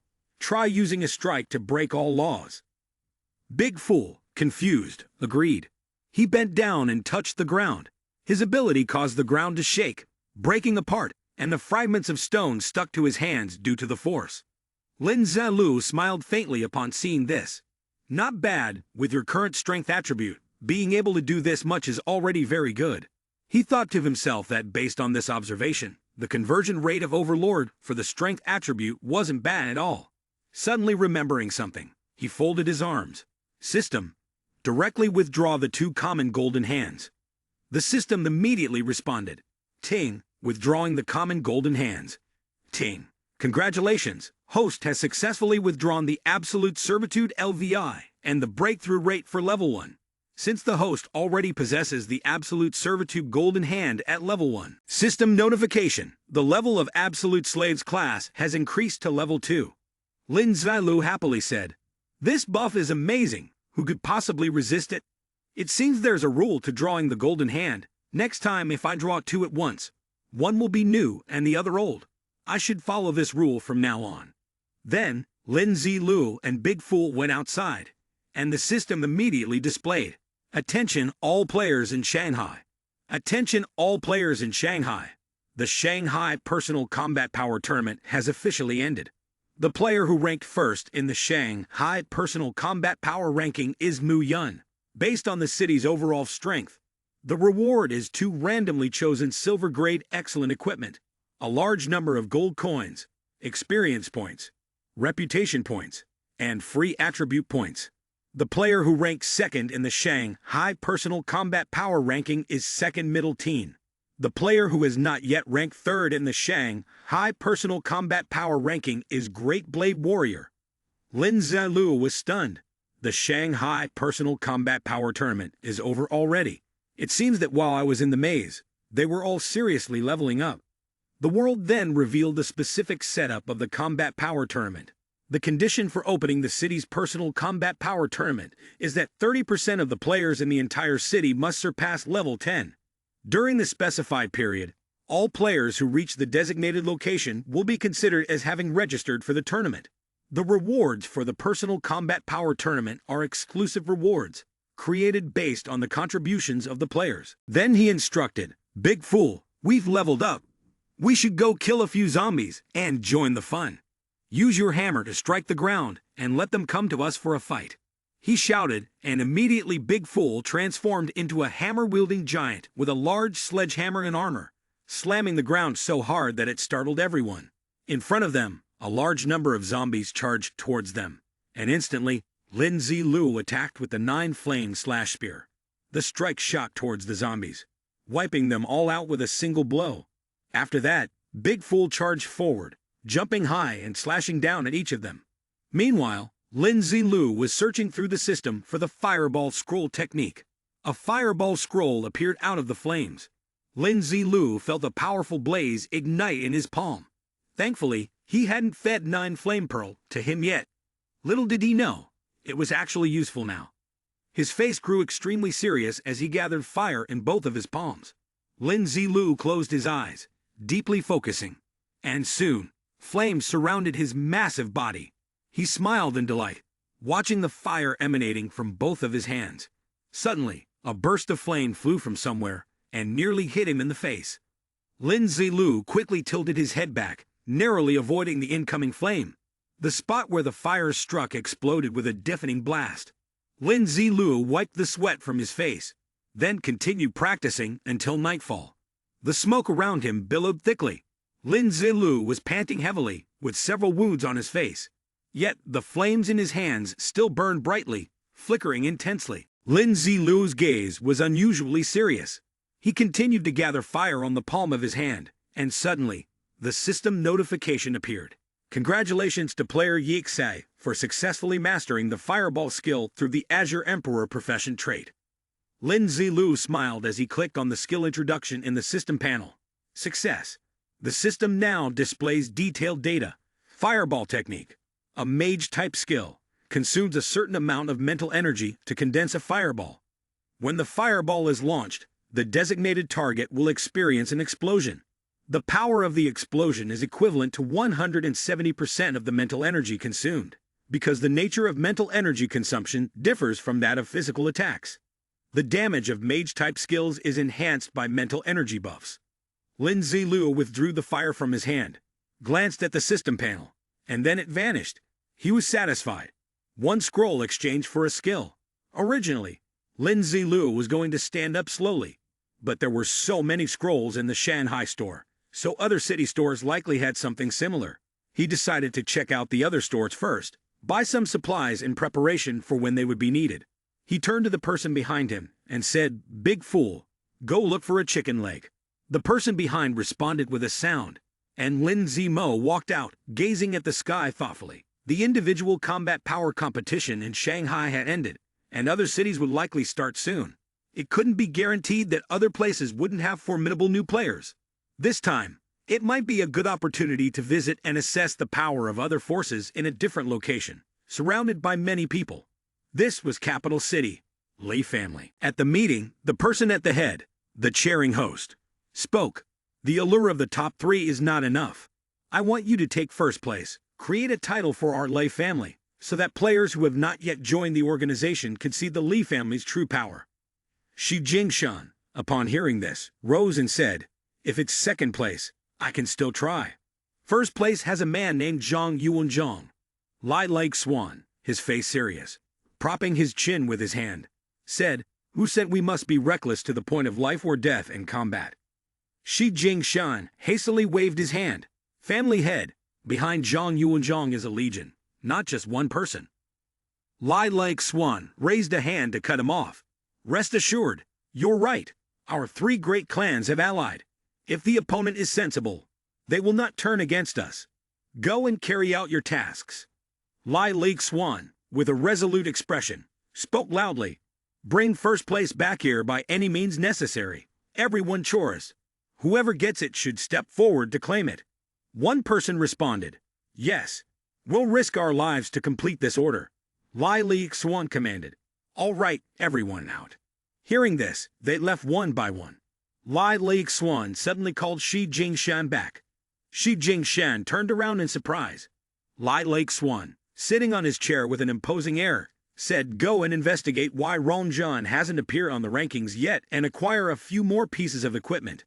Quality items, and the matter of that name Zhang Yuanzhang needs to be dealt with sooner rather than later. Nothing else. You may go." Lai Lake Swan respectfully clasped her hands together. "Yes, master." Shi Jingshan stepped out, leaving Lai Lake Swan with a lingering gaze. Once everything was settled, Lai Lake Swan sat in the room, her expression hardening. "I can't shake the feeling that something's wrong." As he walked away, he thought to himself, "How Wen is gone. The Lee family has already been in turmoil once. There can't be a second time. I must seize this opportunity to push the Lee family to the top." Meanwhile, after finding Hao Bo and walking for a while, Lai Lake Swan pushed open a door to enter a room. She picked up a porcelain jar and began to move it, revealing a hidden compartment in the metal cabinet. As she stepped inside, the door immediately shut behind her with a soft click. Over in another area, Lin Zilu continued practicing diligently with 2 fireballs in his hands. This was the outskirts of Shanghai, on the edge of the city. Lin Zilu used flames to burn zombies. One zombie charged toward him, and at the same time, a notification from the system appeared. "Congratulations to player Yixai. You have gained 12 experience points and 14 gold coins." Lin Zilu performed the 9 flame/spear technique and killed the ambushing zombie. The system message popped up again. "Congratulations to player Yixai. Successfully killed a level 2 zombie, gaining 11 experience points and 13 gold coins." A series of notifications appeared before him. "Congratulations to player Yixai for reaching level 21. All attributes increased by 3, and you have earned 5 free attribute points." Lin Zilu pressed the button to increase his spiritual points on the system panel. Player Yixai needs 33 more experience points to level up. Once done, he walked leisurely. Big Fool, who was following behind, responded after a moment, and then a sign appeared on the road 500 meters ahead. "Boundary of Lin Zilu City ends here." Looking at the bright red sky, he noticed a large gathering of zombies in the area. The system then explained, "The city center has been completely sealed by a barrier. Players are advised to wait until the city barrier is lifted before moving to another city." Zilu then received an item, a key. As soon as Zilu took the key, a small spatial gate appeared. The system asked, "Zilu, do you wish to consume the key to break the barrier and open the city shield to enter capital city?" He immediately replied yes. He then inserted the key into the gate. The portal immediately expanded. On the other side of the portal, a black void appeared. Zilu frowned, suspicious. Shouldn't the area beyond the shield be the road's end?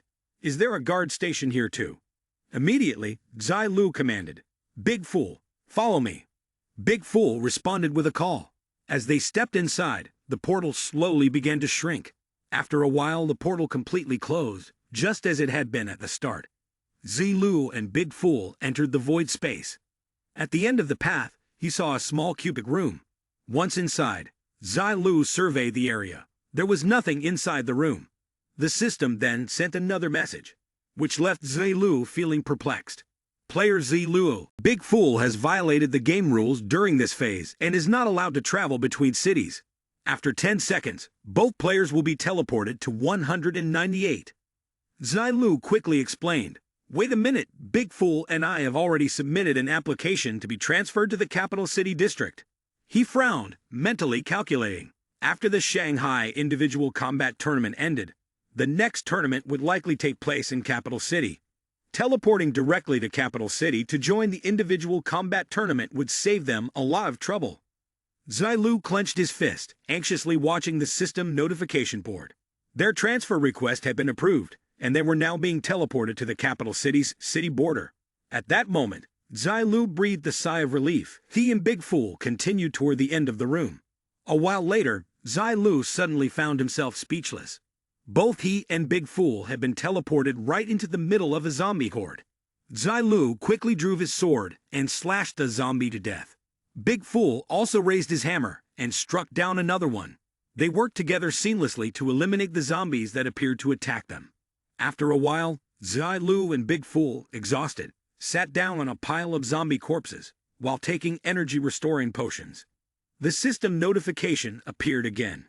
Congratulations to player Zilu for successfully killing a level 11 zombie, earning 11 experience points and 13 gold coins. Zilu wiped the sweat from his forehead, listening to the system continue. Congratulations to player Zilu for leveling up to level 22. All attributes have increased by 3, and you have earned 5 free attribute points. Player Zilu is 3,845 experience points away from the next level. Suddenly, Zilu sensed that something was wrong. He immediately turned around and fled, not forgetting to shout, "Big Fool, run quickly!" Zilu and Big Fool hurriedly ran for their lives, constantly fleeing from the pursuit of the zombies behind them. Soon after, Zilu swiftly jumped into a sewer. Big Fool followed him down and even remembered to close the manhole cover. Zilu quickly landed on the ground. He didn't notice that he had startled Big Fool, causing him to hit his head on the manhole cover and collapse unconscious on the ground in front of Zilu. Zilu crouched down helplessly, looking at Big Fool, who was knocked out with a bump on his head. It was just the right time for him to rest for a while before setting off again. Zilu then helped Big Fool sit with his back against the wall and opened the system interface. The system was considering whether it could teleport the players into the zombie horde. Clearly, it was trying to intimidate him and Big Fool. It seemed that this journey to capital city would be full of difficulties. Zilu smiled as he looked at the system interface.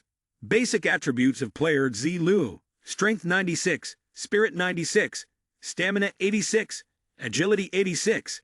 It seemed like he had gained a little more confidence in himself. He then clicked on his inventory. Inside, each item was displayed one by one, along with an illustration, including the Wolf Fang Guard Orb.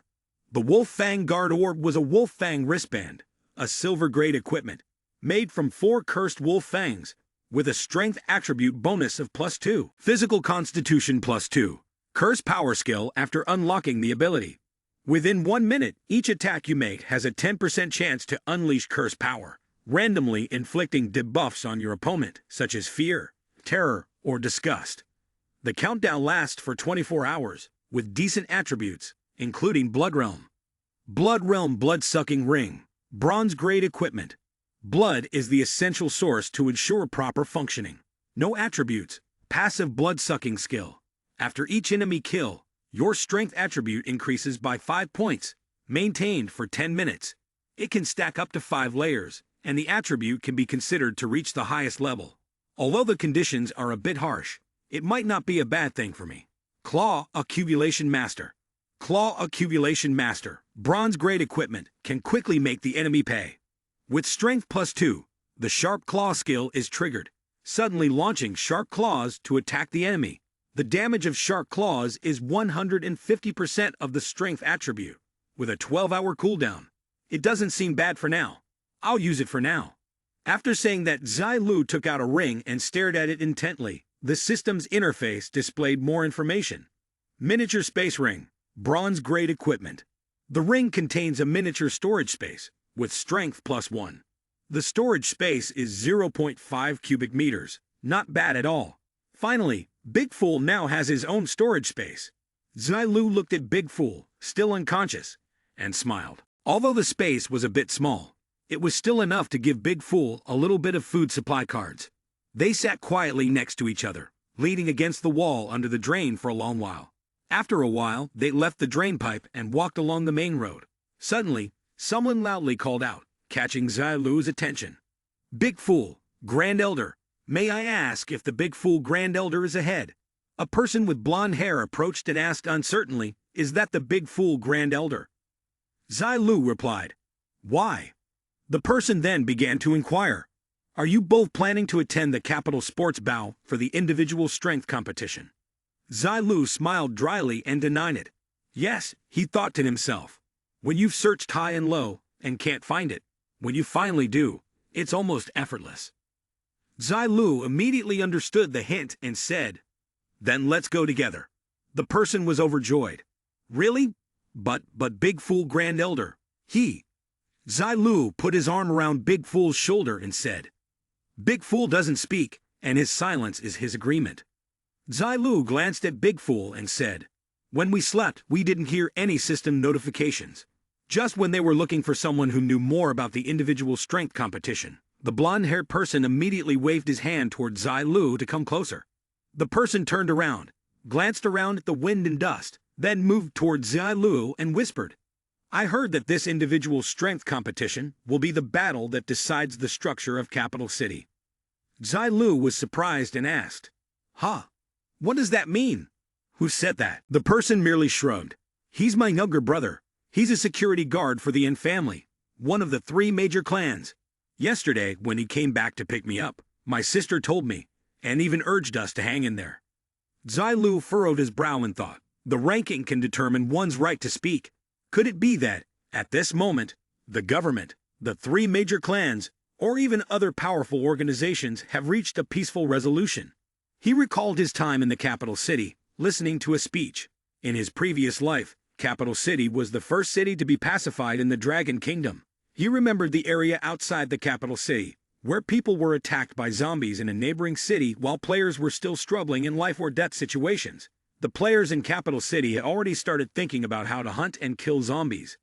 Zilu thought about the cooperative relationship between the 3 major clans, the military, and the government. This ranking system that determined one's right to speak was the negotiation condition of the 3 major clans, in addition to the other organizations teaming up with the military and government. Zilu, with his arms crossed, was deep in thought, calculating the upcoming timeline. It seemed that the situation in Capital City was temporarily similar to his previous life. If that's the case, there would be many mysteries to uncover. Seeing Zilu still lost in thought, the person felt confused. How could a mere security guard know such sensitive information?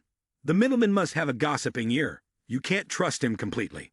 He then said to the person, this piece of information you gave me is actually quite useful. I must repay you for it. Zilu immediately pulled out a card. Do you know what a resource card is? I'll give you one for 90 gold coins. How many do you want? The person immediately became overjoyed. Really? Grand Elder, is that true? He confidently replied, yes. Really? The person happily took out their storage bag. My goodness, who doesn't know that the resource cards in the shop are 100 gold coins each now? Grand Elder, 90 gold coins is entirely a charitable act. Then the person took out all the money in their bag. Grand Elder, I trust you. I just happen to have 270 gold coins. Can I get 3 cards? Zilu immediately responded, sure. Then came the scene where one person handed over the cards and the other handed over the money.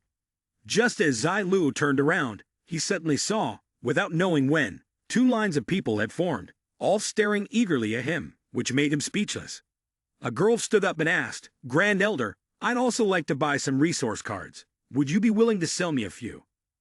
Zilu immediately pretended to hesitate and pointed behind him. "But this gentleman here already answered my question. I gave him this benefit first." Hearing this, everyone there seemed disappointed, realizing they weren't worthy. Seeing this, Zilu gritted his teeth and made a decision. He pointed at the person and said loudly, "All right, here's the deal. As long as this gentleman agrees, I'll sell the resource cards to everyone for 95 gold coins each. Everyone can avoid wasting half a day going to the capital city store to buy." Immediately, all eyes were focused on the person, causing them to become flustered and stammer, I agree." Right after that, a basket of pressure-packed supply cards appeared in front of them. Zilu, squatting nearby, made a condition. "Within an hour, I'll offer a supply card for trade as currency, with no limits on the quantity." Immediately, everyone lined up to buy. Watching the scene unfold, the person couldn't help but admire. They hadn't expected that the Grand Elder, whom they had casually met, would be such a good person. He was using supply cards to help pull in other players. In Capital City, I won't have to fight alone anymore. But in reality, Zilu was calculating for Shanghai, as his gold coins were insufficient, and he had missed the honor medal in the Shanghai competition. This time, he had to win the honor medal in the Capital City competition. A little while later, Zilu and Big Fool continued strolling down the road. The young lady holding the supply card reported, "Boss, that person selling the supply cards seems to have gotten into some trouble." Looking at their retreating figures, another person asked, "Trouble?" The person standing next to him is ranked in the top 5 on the Dragon Kingdom leaderboard, and there are people who want to cause him trouble. The young lady also looked at them, saying, "Earlier, the messenger was sent to find those two. The 3 of them together could at least gather 20 to 30 top-tier experts who have changed classes." Right after that, the young lady happily turned to talk to the person wearing the hood. "Even if Big Fool is stronger, 2 hands are no match for 4, so let's take action too. Who knows, we might get a good deal." But as soon as she finished speaking, a knife appeared. The hooded man simply plunged the knife into the young lady's body. "Young lady, you truly disappoint me." And just like that, you collapsed to the ground. The pool of blood beside her reflected the image of him wiping the knife clean. "I really want to see how many foolish people will follow the adventurers onto the pirate ship this time." He smiled as he saw the knife had become completely gleaming. "Yet, I am also very curious." From the reflection on the knife, Zilu laughed happily, saying, "Who could have made Big Fool willingly follow? After all, what kind of deity is that?" From a distance, someone suddenly appeared, running after the 2 of them. As he ran, he called out, catching Zilu's attention, Grand Elder, wait." As he reached them, he asked, "Grand Elder, are you planning to head to the city center at night?" Zilu crossed his arms and looked at him, asking, "Why?" The man cautiously turned to look back. Though the zombies on this road had been dealt with, there were still quite a few remaining. Then he tugged on Zilu's sleeve, urging him, "Well, I know a resting place in the outskirts. Grand Elder, why don't you come with me?" Suddenly, a group of people appeared behind them. Zilu glanced at them indifferently. It was impossible to avoid what should come. The man looked flustered, while Big Fool took a defensive stance, and Zilu stretched leisurely. "Come out here. If you want to make a move, do it quickly. Don't delay my departure." Immediately a group of people stepped in front of them, surprising the other man, while Zilu calmly counted, 1, 2, 3, B. Then he looked toward the 2, a top-knotted fellow and a man with glasses. 32 people had shifted positions. Quite bold, indeed. The top-knotted man snapped, "You think you can come here and do business just because you have Big Fool as a bodyguard? Have you forgotten something?" The man with glasses added, "To be able to get so many supply cards, I know you must have a considerable force behind you. But this is our turf. Doing business without a word of warning is outrageous." Zilu twitched his ear and replied. So the top-knotted man, relying on his numbers, laid down terms. "We won't make things hard for you. Leave half of today's gold coins and split the remaining supply cards evenly, half for our brothers. Then we'll act as if nothing ever happened." The men brightened instantly, raising their weapons with wicked smiles. "Don't even think of resisting. We're doing this for your own good. Big Fool alone can't protect you. That's right, boss. We're letting you go because our boss is merciful. Hand over all the gold coins. Now, kid. Otherwise, one careless move and you won't live to regret it. Zilu produced a knife from the void. Nothing like this had happened before. Holding the blade, he said calmly, "But you people have delayed the time of my departure." The system panel popped up, introducing a dagger product in a ruined state, equipped with bronze looting. The dagger, having been used for a long time, was worn down. Its blade was jagged and covered in rust stains. The pain attribute inflicted by this dagger would increase by 200%. A Lin wounded by this dagger, if left untreated, would gradually rot. After that, Zilu transmitted an intent toward Big Fool, making Big Fool utterly enraged. "Big Fool, what are you doing?" Zilu said. Then he seized a hammer and charged at the group, letting out a shout. The man with glasses hastily grabbed the furious bald man when he saw his subordinate collapse to the ground. "Damn it! No sense at all!" the man shouted angrily. "Don't kill him. Maim him. I want him to understand what true torment means." His underlings obeyed and surged forward. "Yes, boss," one of them said. Big Fool held the hammer up in front. Zilu stood calmly behind him. "Hemph. Although you were all top 10 players who transferred ranks and have battled zombies, you still have a way to survive," Zilu said. "It's a pity you ran into me today." Without hesitation, Zilu swung his hand and killed one of them. From the sky, a barrage of weapons appeared and aimed at him to attack. From Zilu's hand, a water orb quickly condensed. He swung his arm and effortlessly gathered all the enemy's weapons, then let the orb containing the weapons hover above the group. Seeing this, Zilu said, "Hold tight." Immediately, the water balloon above those people's heads burst, water spraying everywhere. They were soaked through and couldn't believe their eyes. There. Zilu stood opposite, arrogantly folding his arms and asked, "Want to keep going?" The bald man, furious, barked an order. "Damn it, beat those two to death for shaming us, and don't hold back for me." His henchmen immediately acknowledged the order. "Yes, boss." They advanced again, confronting Zilu. Zilu condensed his power around the knife, then spun and hurled it. Wherever the blade flew, it swept through anyone in its path. Zilu glanced at the scene with indifference. On the other side, the two men watched in shock as their men fell one by one. The man with glasses went pale and shouted, "One strike, just one strike. Too strong, too strong. How is this possible?" He immediately turned and fled. The bald man looked back in alarm when he realized the other had also taken a full blow from the blade. The knife whirled through the air and returned to Zilu, which made the bald man even more terrified. Zilu gripped the hilt, smiled a chilling smile, and asked, "Why the terrified face? Come on, bring it on." Instantly, the henchman clutched at his feet, screaming in fear. We're wrong. Please, great sir, be magnanimous and spare us." Yes, spare us. We were blind and failed to see your greatness. Our Grand Elder has superiors above and juniors below. We beg you, please forgive us." At that moment, Zilu finally smiled, resting his knife on his shoulder and sparing them. "No problem." The group asked excitedly, "Really? You're not tricking us, are you?" Zilu turned his head, raised an eyebrow, and replied, "Of course not. Everyone knows that Lin Zilu has never deceived anyone. I once swore that if Lin Zilu were ever to trick someone, my entire family would die untimely deaths." Then he set a condition. Should they have to pay a price to redeem their lives? Zilu looked on impassively as the people hastily knelt on the ground and took out all their possessions from the system. Without turning, he asked the bald man who was about to flee, "Do you want to die?" The bald man immediately dropped to his knees, trembling. "Whatever you want. If I have it, I'll give it to you." Zilu turned and said, "Take everything you have out here." A moment later, Zilu collected all the items from the system, while the others supported one another and fled. Then he stepped forward, his voice low, and gave the order. Big Fool spared no one. When the bald man looked back, he saw a hammer coming down toward him. Big Fool raised the hammer and struck relentlessly.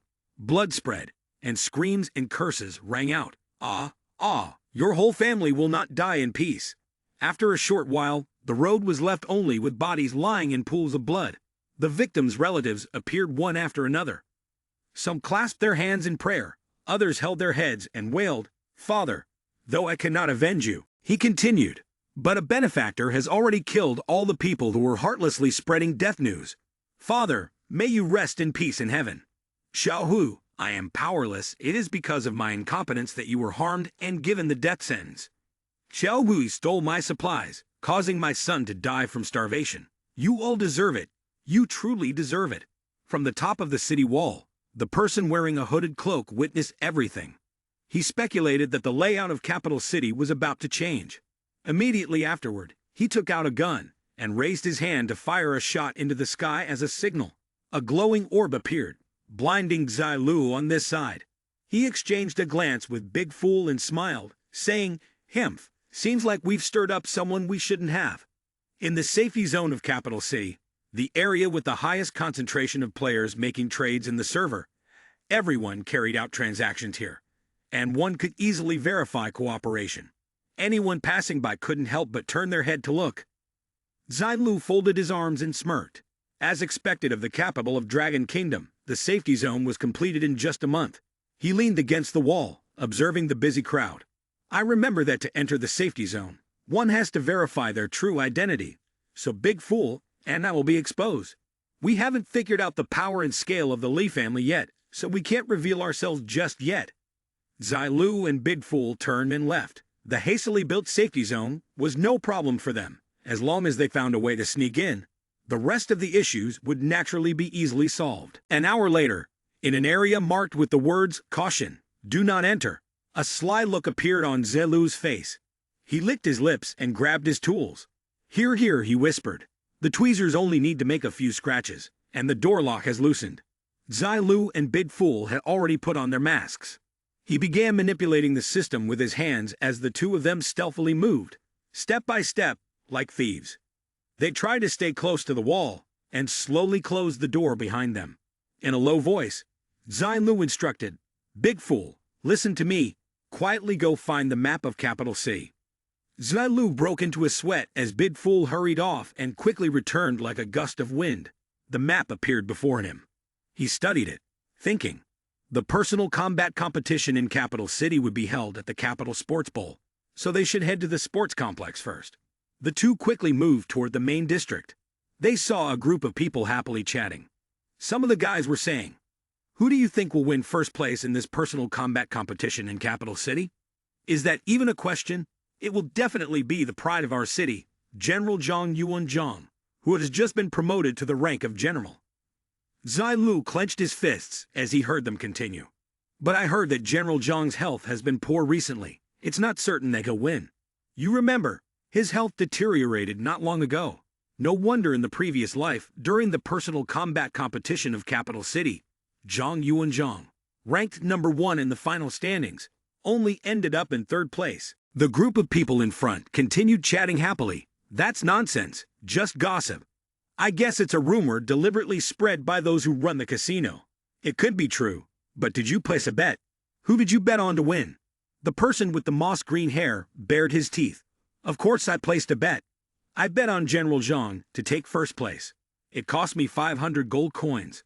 The blue-haired friend shouted, "Oh my God, you're such a tycoon." At this moment, Zilu stepped forward and asked, "Excuse me, may I ask where this casino is located? Who's the owner?" The group of people were surprised and turned to look at him. "Huh, hey, are you planning to place a bet too?" The moss green-haired person pointed. "It's the red building up ahead. This casino is run by the 3 major families. Of course, it may not just be those 3 families. It's considered a fairly official channel." After receiving the information, Zilu turned around and waved his hand in gratitude, moving swiftly like a gust of wind. He and Big Fool quickly left the group behind. In front of them stood a tall building with somewhat ancient architecture. Zilu stroked his chin, making a decision. "The personal combat tournament starts in 3 hours. I'll place a bet." As Zilu and Big Fool entered, they saw a large crowd gathered in front of a gate with the sign "Personal Combat Tournament. Secure point." Big Fool moved forward like an unstoppable machine, knocking into several people along the way. A woman behind him, who had been bumped into, showed a look of annoyance. "Hey you!" But Big Fool kept walking, ignoring her completely. The casino staff noticed the two Anju approach them. "Hello, may I ask how you'd like to place your bet?" Zilu smiled. "What are the odds for General Zhang Yuanzhang?" The staff member glanced at the statistics board. The odds for Zhang Yuanzhang placing first are 1/12. Upon hearing this, Zilu sneered, "Ha, taking advantage of others' trust in Zhang Yuanzhang to inflate the odds. You're making a huge profit off this round." The staff member asked again, "May I ask how you'd like to place your bet?" Zilu raised 3 fingers, his face full of confidence. "I want to bet on Zhang Yuanzhang placing third." He took out his purse, but it seemed the staff member hadn't anticipated this. He had to ask again, "You want to bet on Zhang Yuanzhang placing third?" "Yes, General Zhang Yuanzhang," Zilu said, his eyes gleaming with confidence. A pile of gold coins, dazzling in others' astonished eyes. "That's right, 20,000 gold coins. All in, betting on Yuanzhang placing third." The players behind them exchanged doubtful glances. Wasn't he just trying to stir up trouble? Spending 20,000 gold coins on betting General Zhang to place third. If he bet according to the odds, he could potentially win around 60,000 gold coins. Big Fool also took out his purse. He ignored the murmurs of the players behind him. General Zhang was that formidable. There was no way he could win. It was simply throwing money out the window. Big Fool placed the gold coins directly on the table, his mind being controlled by Lin Zilu. "I'll also bet 20,000 gold coins on Zhang Yuanzhang placing third," he said. The staff member began sweating coldly, both of them throwing down this much. He stuttered, "TT2 people. Are you sure? A total of 40,000 gold coins." Zilu grew impatient and urged, "Stop stalling. I'm definitely buying." He pouted, "Hurry up a bit. The individual strength competition is about to start." Big Fool leaned in close and threatened. The clerk turned pale. Okay. Right now. He handed 2 lottery tickets to Zilu. The arena was still empty, with no competitors yet. As he stepped into the display system, the player Zilu entered the capital city individual strength competition hall, spending gold coins. His face radiated a clear sense of triumph. Zilu blended into the crowd. He looked at the people queuing for the spectator entrance. Zilu immediately turned around and headed toward the player entrance. The system scanned again and confirmed that the player's level met the requirement of level 10, qualifying him to participate in the individual strength competition. 10 players entered the preparation area. Waiting for the competition to begin, the 2 of them leisurely strolled in. The murmurs around them made him feel quite pleased. Zilu glanced at one person and muttered, "Zhang Yuanzhang." The announcement appeared once more. At 14 o'clock capital city time, the individual strength competition will officially begin. The red notification screen zoomed in so all the spectators could follow the match. Everyone focused on the announcement. The preliminary round will select 32 players to advance to the finals from the 46 players currently in the preparation room. Other announcements popped up in quick succession. The arena before them comprised 32 rings in total. Each player could choose to attack or defend. The process would last a maximum of 5 minutes. If it exceeded 5 minutes, the attackers would fail. Any player whose attack or defense failed would be ejected from the current match. Time passed and the matches were resolved. If a defending player persisted in defending on a ring for 1 hour, it would be regarded as a successful defense, and the ring would be permanently closed. The successful player would advance to the finals. If no player on a ring satisfied the condition for a successful defense, then after 4 hours the last player remaining on the ring would receive the promotion slot. During an attack, the life or death of the player is to be borne by the player themselves. If a player wished to concede, press the surrender button on the control panel, or say the 3 words, "I concede," to successfully withdraw from the ring. All the rings were constructed from special materials. Players, rest assured and fight at ease. Now, the competitors are invited to enter the arena. Zilu once again appeared utterly swaggering. With one hand in his pocket, he thought, "Isn't this a free-for-all?" The other contestants, upon hearing the signal, shouted and charged. Their cries, full of fighting spirit, sent the entire arena into a frenzy. But Zilu and Big Fool continued to stroll along nonchalantly. Player Zilu Please enter the preliminary area. Any contestant who fails to enter the preliminary area within 5 minutes will be considered eliminated. He and Big Fool looked at each other. The audience gasped as they looked at the arena. A light green shield appeared, surrounding the stage. He was still holding a card in his hand. The competition time could be controlled through the panel to secure a spot on each arena. Zilu added Big Fool. The two of them sat on their armchairs, looking like tycoons watching the play. During this time, players were not allowed to leave the stage and must maintain a peaceful state, unable to attack anyone. Anyone who attempted an attack would be teleported to the audience area, losing their eligibility to compete. Big Fool, despite his enormous size, sat with his hands placed gently on his knees like a child. As for him, he looked like a rebellious kid. Now the official competition began, inviting players to choose the arena they wanted to challenge. He grinned triumphantly as he looked up at the system panel, which was randomly selecting. When the battle on stage begins, the button will turn red. The remaining time will return to white. Zilu glanced at the arena, a little stunned. That was fast.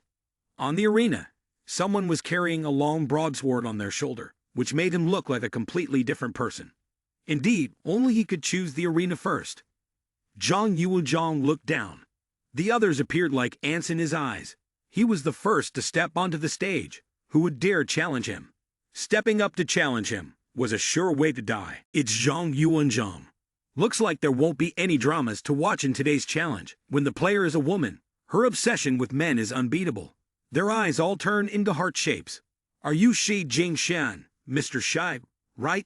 If you're going out today, could you teach me 2 moves? Zilu glanced at Shi Jingshan, the battle god Wine Demon, one of the 3 great war gods of the Lee family in his past life. He pressed his lips together, not expecting to run into him here. It was worth the trip after all. At that moment, who was climbing onto the stage? Oh my, so many grand elders had come. He charged up, with only one thought: just showing his face was enough. Even if he couldn't pass the preliminaries, it was already good enough to be seen. I'll go up first, he said, while the crowd below cheered him on. Fight, fight! Why are there only 2 people? Not enough to watch. General Zhang. Go for it. Defeat him. Go up, go up, go up. Did all the others leave to go home and hug their moms? Hemph. Trash. Then, Zhang Yuanzhang swung his blade, and the other person immediately gasped for breath. Anyone who could cross swords with General Zhang, he would admit defeat with respect. The cheering from below grew louder. General Zhang is amazing. General Zhang is amazing. Seeing this, the other competitors also began to choose their opponents. At this moment, some people dressed in mysterious black robes appeared on the arena. Zilu's face showed clear discomfort. The death clan of the Lee family. Zilu clutched his beating heart in his chest. On Arena 18, 2 fighters were facing each other. On one side was Taizan Zhu, the mountain leopard, and on the other side was Lai 76B, from the Death Clan, a force cultivated by the Lee family, which was also the most central power of the Lee family, ranking 76 in the Death Clan rankings. The number 4 was repeated when assigning the name in numerical order, so he was named Lai 76B. He still maintained a relaxed demeanor while watching the match. The equipment on Lai 76 was clearly far superior to that of the mountain leopard. Judging by his appearance, it seemed that before stepping onto the arena, he had gathered quite a few people to prepare his gear. No sooner had the words ended than the mountain leopard landed a punch on Lai 76. He immediately retreated backward. Zilu observed the fight and had already put on his mask at some point. The mountain leopard was sure to lose. Though he was highly skilled, Lai 76 was simply too ruthless. On the battlefield, Lai 76's face darkened. He wiped the blood from his hand and revealed a knife hidden behind his back. His face exuded cunning as he threw a punch that barely grazed Taizan Zhu. At the moment Taizan Zhu was off guard, Lai 76 stabbed him. Taizan Zhu wasn't soft either. He immediately kicked Lai 76, forcing him to retreat. Lai 76 started attacking once more. But just then, Taizan Zhu moved behind him. One hand covered his wound while the other punched down. However, what he didn't expect was a slash appearing on his neck, and fresh blood instantly sprayed everywhere. Lai 76 spun around, stabbing him right in the neck. He then kicked Lin Zilu down to the floor of the arena. The others immediately turned pale, continuously protesting and voicing their objections. The Lee family is treating people like nothing. It's clear that the Lee family has no respect for the government and the military, and they even dare to kill someone during a personal combat competition organized by the government. If we don't resist today, tomorrow we'll be the ones who get killed. Everyone was enraged, and their sense of justice was clear. The Lee family should step down. The Lee family should step down. Protest, protest. The government officials were observing the match from above. Commander Xi's face darkened. What does the Lee family want to do? Himu frowned. Commander, are they planning to tear the mask off completely? Commander Xi was furious. This is really insulting. They've gone too far. Every day we hear those old men talking about maintaining the overall situation, and now look at them. What's left to maintain? Once today's match is over, we'll immediately start executing the plan and target the three major families. Himu bowed. Yes, Commander. He received his orders and immediately left. In the meeting room, a chair was thrown across the room, and Jai Ming shouted angrily, "Do you even know what you're doing? You've already crossed the line with them." Lai Lake Swan, upon hearing this, remained calm and laughed. Ha ha. He raised his cup. So what if it's true? Do you think it can still be hidden, or that we can escape? Facing the wrath of his opponent 16, he said calmly, "I'm terribly sorry. I slipped just now and killed your teammate. That was my fault. I yield." The opposing side fell silent. Murderous intent flooded the air around him. He was Chen Chu, leader of the Mountain Leopard clan. From behind, Shi Jingshan hurriedly urged, "Leader Chen, don't be hasty." He thrust his hand forward, his face resolute, and said, "I have come to be your opponent." Zhou Le and Big Fool grew excited at Shi Jingshan's challenge. He leaned back in his chair and said, "Not yet. This one. Let me kill him.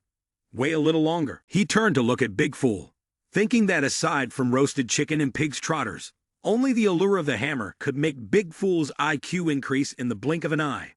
He reassured Big Fool, "Don't worry. This hammer will definitely belong to you." He looked down at the match board for match number 18, waiting for their fight to end, as that would be his turn to step onto the arena. Above, the crowd was cheering and shouting in excitement once more. "It's Captain Chen of the Mountain Leopard clan. I've heard of him. Over there is Shi Jingshan from the Lee family, also a powerhouse. Chen Chu was sure to lose this time. He's simply not on the same level as Shi Jingshan." At this moment, the crowd continued to cheer. "Fight! Fight already! Hurry up and fight! Why is that guy being so cowardly?" He looked up at the stands, seeing the crowd's enthusiastic cheers, feeling a sense of helplessness. Indeed, the audience could be quickly drawn in by something new. The impact of two heavy fists was already too much. The gap between the two opponents and their equipment was just too vast.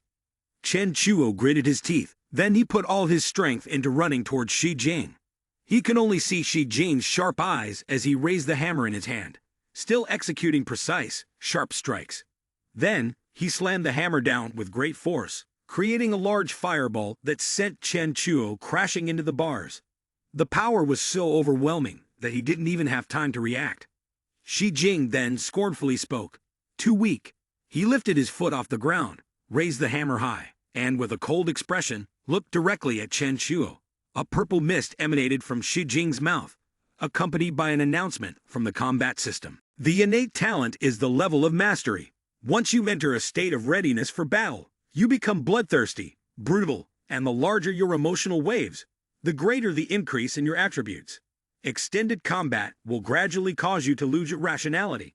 He immediately swung the hammer down hard where his opponent was standing. When he lifted the hammer, the opponent was nowhere to be found. He stood dumbfounded, frozen in place. While Shi Jing wasn't paying attention, Chen Chuo quietly sneaked up behind him, flipped over, and attempted to stab him with a sword in his back, but Shi Jing remained unaffected. He was shocked, unable to believe his eyes. No harm at all. Shi Jing's eyes rapidly turned red, like lightning. He slammed the hammer straight into the opponent's face. The opponent spat out a mouthful of blood, and the surrounding area was drenched in it. He was knocked back and collapsed onto the ground. He trembled and struggled to get back up. Shi Jing had no intention of letting him go and easily raised his hammer, ready to strike. Suddenly, a voice shouted, "Enough! Yuan Zhong's face turned pale as he shouted, "Chen Chuo, I order you to surrender." Chen Chuo, weakly lying on the arena floor, said, "I surrender." And with that, he was immediately teleported off the stage. Only Jing Shan remained on the arena. He then tossed Chen Chuo's weapon down below and arrogantly asked, "Is there anyone else, a worthless coward, who dares come up here? Are you going to avenge team leader Chen and that silly leopard of yours?" Zilu, on the other side, immediately pressed the button on the 18th arena screen. Now you will be teleported to appear before Jing Shan. The other players were completely confused upon witnessing this scene. Why did he dare challenge Shi Jing Shan, seeking his own death? He wanted to make a name for himself on the stage, but he picked the wrong opponent, completely overestimating his own strength. The audience on this side couldn't stop discussing it. It's him. It's definitely him. The one who earlier bought a 20,000 gold coin betting ticket at the grand event. Not just him, but his bodyguards also bought 20,000 gold coin tickets. My God, 40,000 gold coins. What kind of person could have that much? The real question isn't why he wants to challenge Shi Jingshan, but rather, what if he gets killed? Then he'd have nothing left. Meanwhile, Zilu took out his weapon from the space. Jingshan was still full of arrogance, but it seemed that breaking each of his bones, one by one, was the only way to stop him from pretending to be so confident. Behind the mask, Zilu felt an intense discomfort.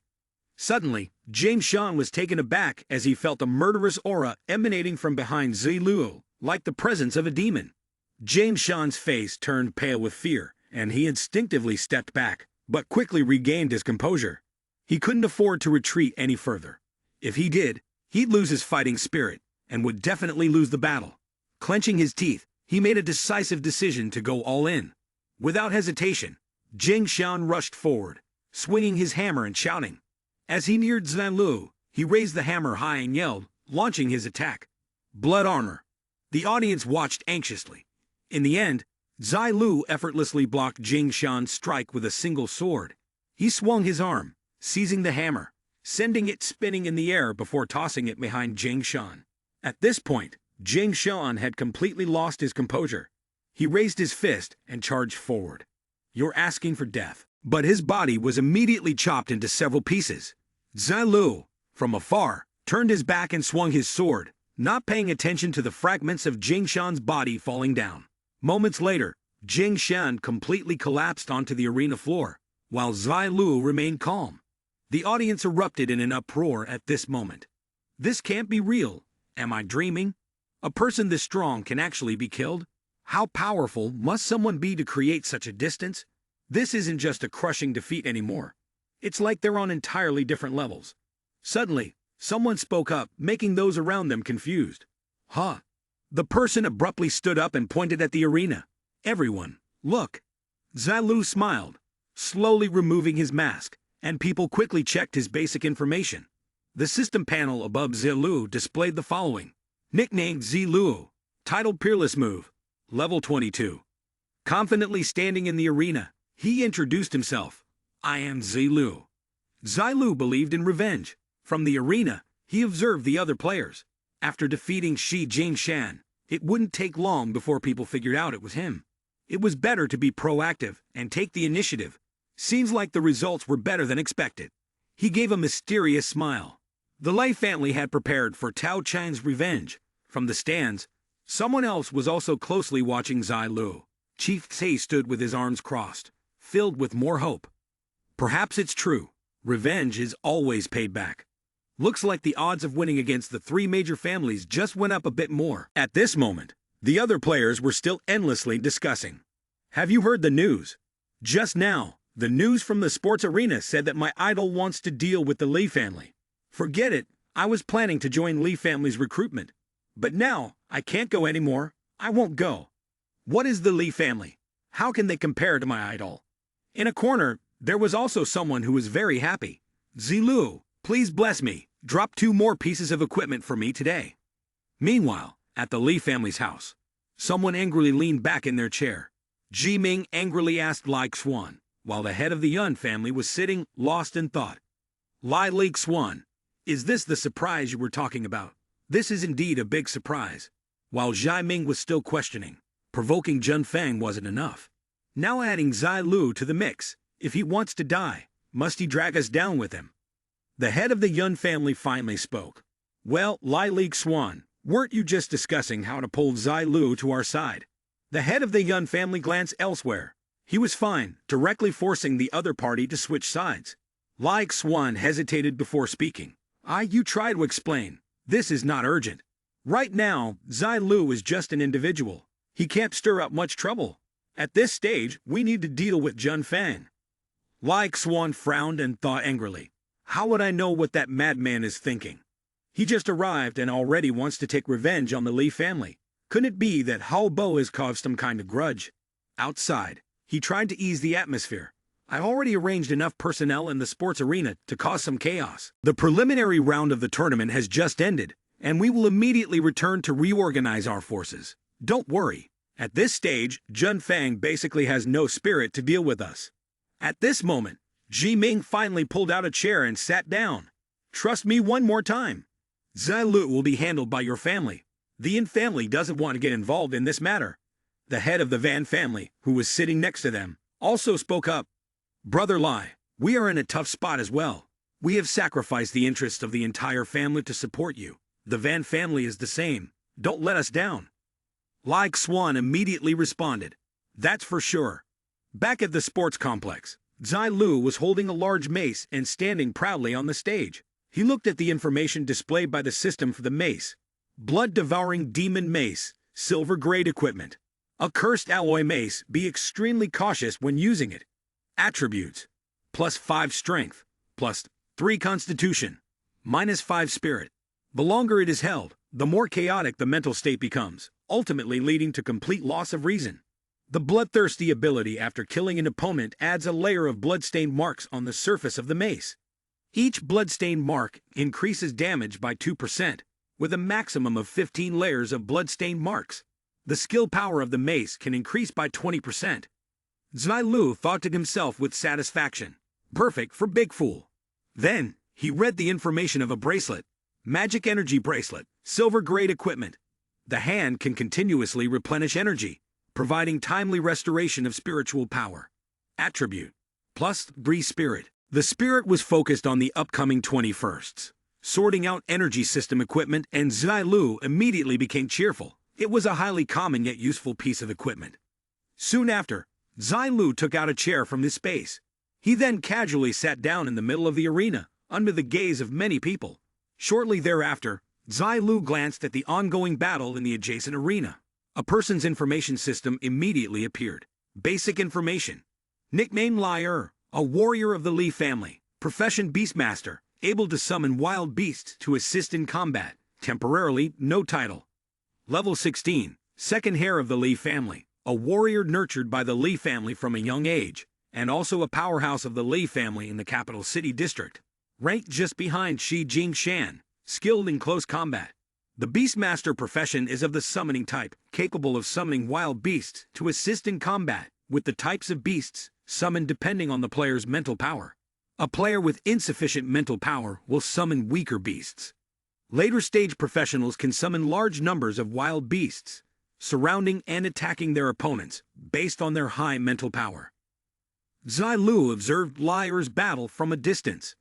This was the horse racing style of the Lee family's equestrian combat, specifically designed to target opponents with weaker abilities, such as Jun Fang. Zai Lu rested his chin on his hand, pondering, what exactly is the Lee family trying to do?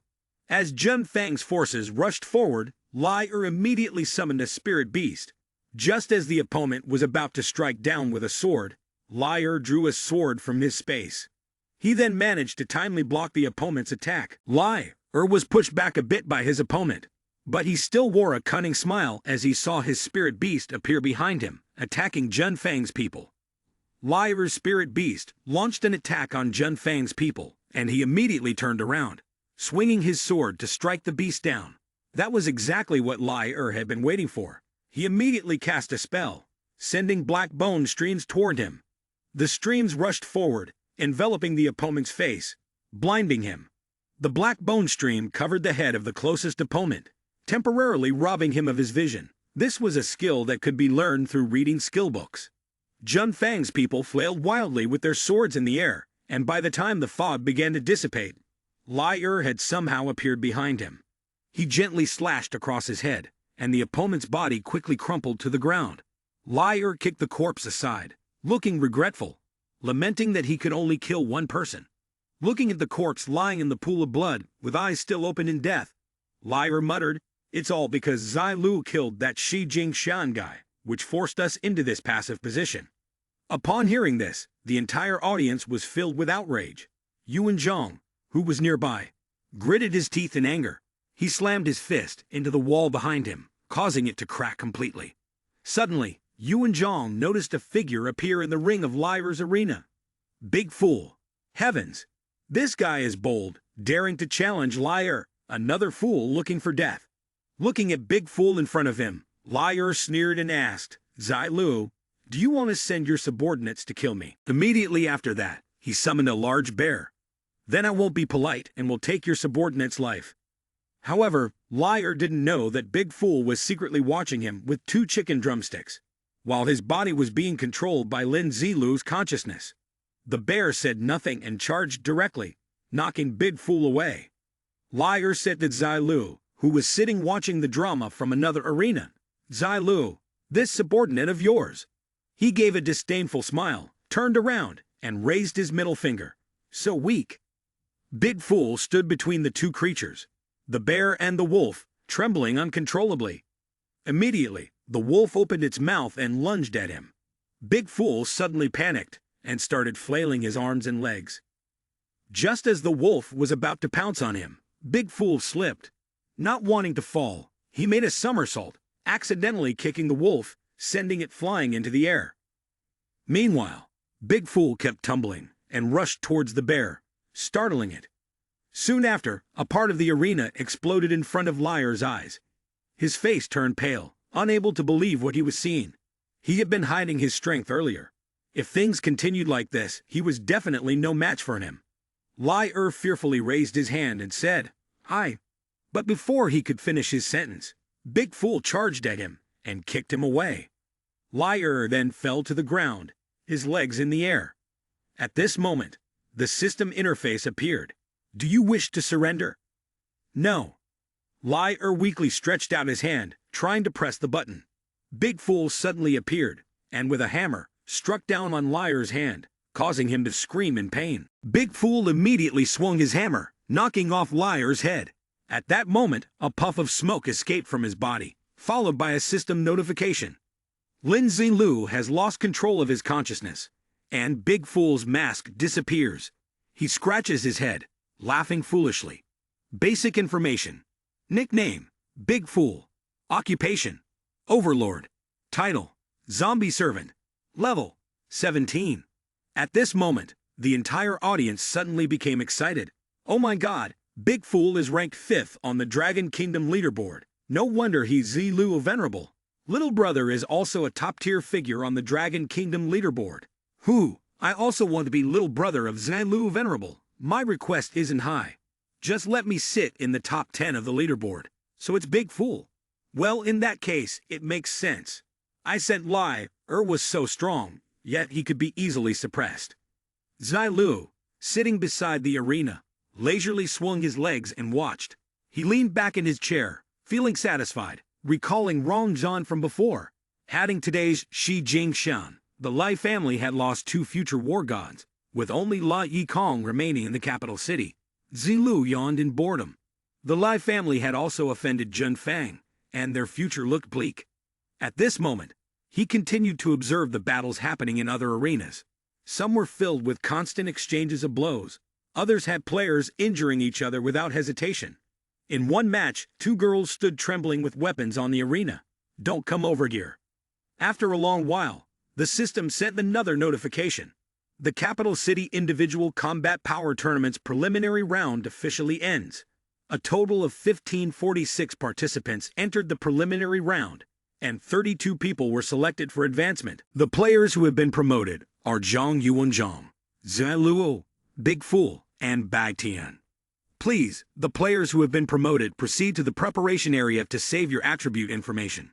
The final match will take place at 2:00 p.m. tomorrow. We welcome the audience to come watch, and we hope the other players will be happy.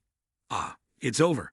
Zilu, on this side, continued to check the system information. He stroked his chin, calculating. The promoted players were 14 from Jun Fang, 10 from the Yin family and the Yun family, and 6 from other unknown organizations. Recalling the rewards of the Lee family from the individual combat tournament in Capital City in the previous life, their influence was still weaker back then. This time, the Lee family would fare even worse than he expected. Big Fool suddenly appeared behind him, drooling as he asked Zilu, "Where's my new hammer?" Without hesitation, Zilu took out the hammer he had collected, watching as Big Fool reluctantly held onto his old hammer. Instantly, he reached out to take the new hammer. Big Fool immediately cheered and hugged the hammer tightly. Big Fool cried out in excitement. Zilu, standing nearby, could only feel speechless. After a while, Zilu stood in front of a small room. "Please, the players, enter the small room ahead to save your information." He extended his hand to open the door. As soon as he stepped inside, Zilu saw an information-saving orb. He then placed his hand on the orb. At that moment, the system notified, "Congratulations, player Zilu, for successfully saving the information. In this battle, when participating in the final match, the match information from this round will be used as the standard." The player Zilu could leave now. But just as he turned to prepare to leave, another system notification popped up. Upon checking, it showed that the host had successfully entered the finals of the Capital City Individual Combat Tournament and had specifically triggered the Capital City First mission. Capital City First requires the task of winning first place in the Capital City Individual Combat Tournament. The mission reward is a random draw for a gold hand system and a silver-grade equipment. There is no time limit for the mission, which piqued Zilu's interest, causing him to turn back. Oh, the system continued. The gold hand system assigns tasks based on the host's own strength to assess the task difficulty and determine the mission reward. After evaluation, the difficulty of the host winning Capital City First is as easy as flipping a hand, so the mission reward is rather low. Zilu immediately smiled, clicked on the system screen to accept the mission, then left the room, where someone was already waiting. Yuan Zhang immediately introduced himself. "Hello Zilu, I am the Capital City First General." But Zilu coldly interrupted. "General Zhang, there's no need for any introduction. I understand you better than you think. If there's something, just say it directly." Yuan Zhang hesitated for a moment. "Well, there are two main things today. The first is this. The apocalypse game has arrived, and the national crisis is imminent. We urgently need strong fighters like you to serve the country. If you agree, we are willing to compensate you." Zilu turned around again, interrupting him once more. "General Zhang, you're getting impatient. If you're just going to waste time, then there's no need to say anything further. It would be better for everyone, wouldn't it?" At this, Yuan Zhang started sweating and finally stated the purpose. "Commander Xi appreciates your talents and wishes to meet with you." At this moment, Zilu finally smiled and said, "So that's how it is." It made him breathe a sigh of relief. Immediately after, Yuan Zhang moved closer to Zilu, looked around cautiously, and whispered, "The issue is that Jun Fang wants to take on the three major families and is looking to cooperate with you. Let's talk for a while." Zilu led the way for Yuan Zhang, and they walked to a room. Zilu waited for the other players to leave. When he saw that the door was completely closed, he turned to ask Yuan Zhang, "What kind of cooperation are we talking about?" Yuan Zhang replied, "Jun Fang has long wanted to take on the three major families, but before the apocalypse, their power was too strong, and they controlled many high-ranking leaders of various countries." Yuan Zhang rested his chin on his hand, thinking, "Once we go after them, it could lead to social chaos and instability among the high-ranking officials of the countries." Zilu furrowed his brows, losing his patience. He said, "I know all of this. Tell me something I don't know." Yuan Zhang then said, "After the apocalypse, many of the leaders controlled by the three major families turned into zombies, so there's less resistance now." He quickly added, "But the situation is still unstable. Jun Fang is focusing on establishing the safe zone in Capital City and clearing out the zombies. It's just that everything Lai family has done today has completely enraged Jun Fang." Zilu interrupted, So they decided to activate their plan to target the three major families. You want me, using the identity of Zilu, to help you recruit players to target the Lei family. Yuan Zhong happily said, exactly, and Jun Fang will help you too. If the Lei family intends to use force, Jun Fang, we also hope you can step in and help us. For you, the main benefit is that we can help you get your revenge. Zilu pretended to ponder. But he immediately refused. No, you're far too slow. Yuan Zhong was aghast. What? Zilu stood before his astonishment with his hands on his hips, laying down his terms. General Zhang, I've seen your sincerity. Here's the deal. Go and seek approval from your superiors. Tell them I can have the matter resolved in a quarter of the time, and with losses reduced to the minimum. What can you offer as payment? Yuan Zhong asked, frantic. 1/4. Zilu turned away. You should leave now. General Zhang, I'll be waiting for your news. Then he turned and smiled. I'm only giving a trusted man an opportunity. To Yuan Zhong's surprise, Zilu summoned Big Fool and left. Let's go, Big Fool. Outside, a stream of players were rushing about. Zilu stepped out and overheard their shouted, breathless warnings as they ran. The wall at the southeast corner of the safe zone has collapsed. We need a large number of people to go there and defend it. A lot of zombies are pouring in from the southeast. Everyone head over and stop them from entering the safe zone. He watched the two ahead as they ran and talked. Every zombie you kill will be recorded in the kill log, and you can claim 50% of the bounty for killing them. Zilu frowned and kept watching, unaware that someone was running up from behind. If you can go, then go quickly. This is a great opportunity to earn gold coins. Without hesitation, he swiftly grabbed hold of someone. Ahead, the person turned around, angrily saying, "Why don't you go yourself?" But as soon as they saw who had grabbed them, they were instantly flustered. Zilu Venerable. The person hurriedly waved their hands in confusion. Zilu Venerable, although I'm a fan of yours, there are some matters that are quite confidential. Before Zilu could speak, someone else interjected. It's fine. Yuan Zhong appeared from behind and addressed the person. I'd like to hear this as well. Upon seeing him, the person was even more startled. General Zhang. At this moment, they straightened up and saluted. Reporting to General Zhang, the conference has just concluded, and we were informed by the superior officer to block the head of the Lee family. However, we haven't found the Lee family head yet, and the sports hall's entrance is now chaotic due to some arguments and disturbances. Zilu asked, Is there more? The person hurriedly continued. We finally managed to suppress the chaos. However, the Lee family members had already left. We were about to pursue them, but someone from the city wall reported to us. They went on to say that the section managed by the Lee family suddenly collapsed. Zilu silently listened to the person recount the entire situation. Furthermore, after the city wall collapsed, a large number of zombies appeared. We had no choice but to summon personnel to deal with the zombies entering the safe zone. Upon hearing this, Zilu couldn't help but sigh inwardly. Truly, the Lee family head was ruthless. Immediately after, he speculated. Could it be that the Lei family dared to provoke Jun Fang at this personal strength competition? No matter whether the plan succeeded or not, he could still leave unscathed. As for the lives or deaths of others, they were completely beyond his concern. At this moment, Zilu called out, causing Yuan Zhong to turn around and look back. General Zhang followed the group of players running along with the crowd and speculated. It's possible that all the members of the Lei family already fled. Yuan Zhong furrowed his brows, his eyes filled with doubt as he looked at him. What do you mean by that? Lin Zilu did not answer immediately. He stood in silence for a moment, seemingly observing or contemplating something. Now was not the time to explain in detail.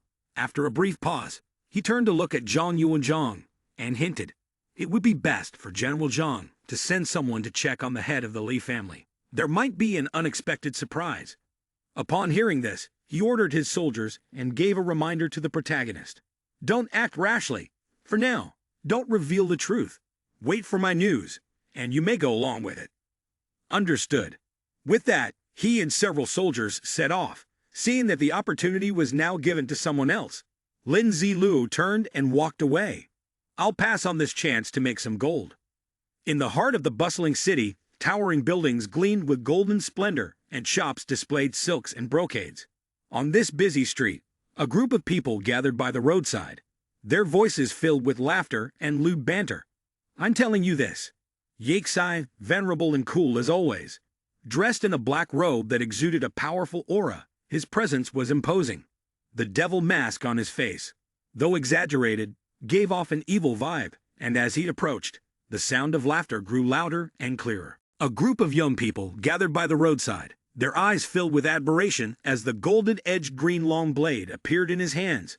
The aura, the posture, it was so overwhelming that I almost kneeled down to show my respect. One by one, they complimented him without stopping. My God, that's intense. I thought this was just a regular match. I have to see the finals, no matter what.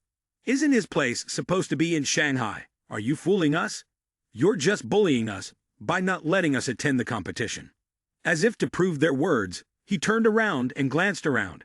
See, I can just randomly pick someone and ask them. And then he chose the male lead. Look at those two people passing by. Don't they look like the characters from your Yixai story? Looking back, the other guy suddenly gasped in shock, yelling at the person ahead. That's Yixi, the big boss. He then quickly ran over to grab the two and pulled them away to escape. Don't look directly at Yixi, the boss. If he notices you, your head could fall with one swift strike. Although Lin Zilu had no idea what was going on, he ignored it and walked on, leaving behind a group of people huddled in a corner. When they saw that he had finally disappeared out of sight and remained silent, they sighed in relief. In the vast expanse of sky, a towering building appeared, shining with a brilliant golden light. It exuded an air of nobility and power. In front of Capital City's store, the male lead was being enthusiastically sought after by the crowd. Despite their fervor, their eyes showed a deep respect for someone with immense strength.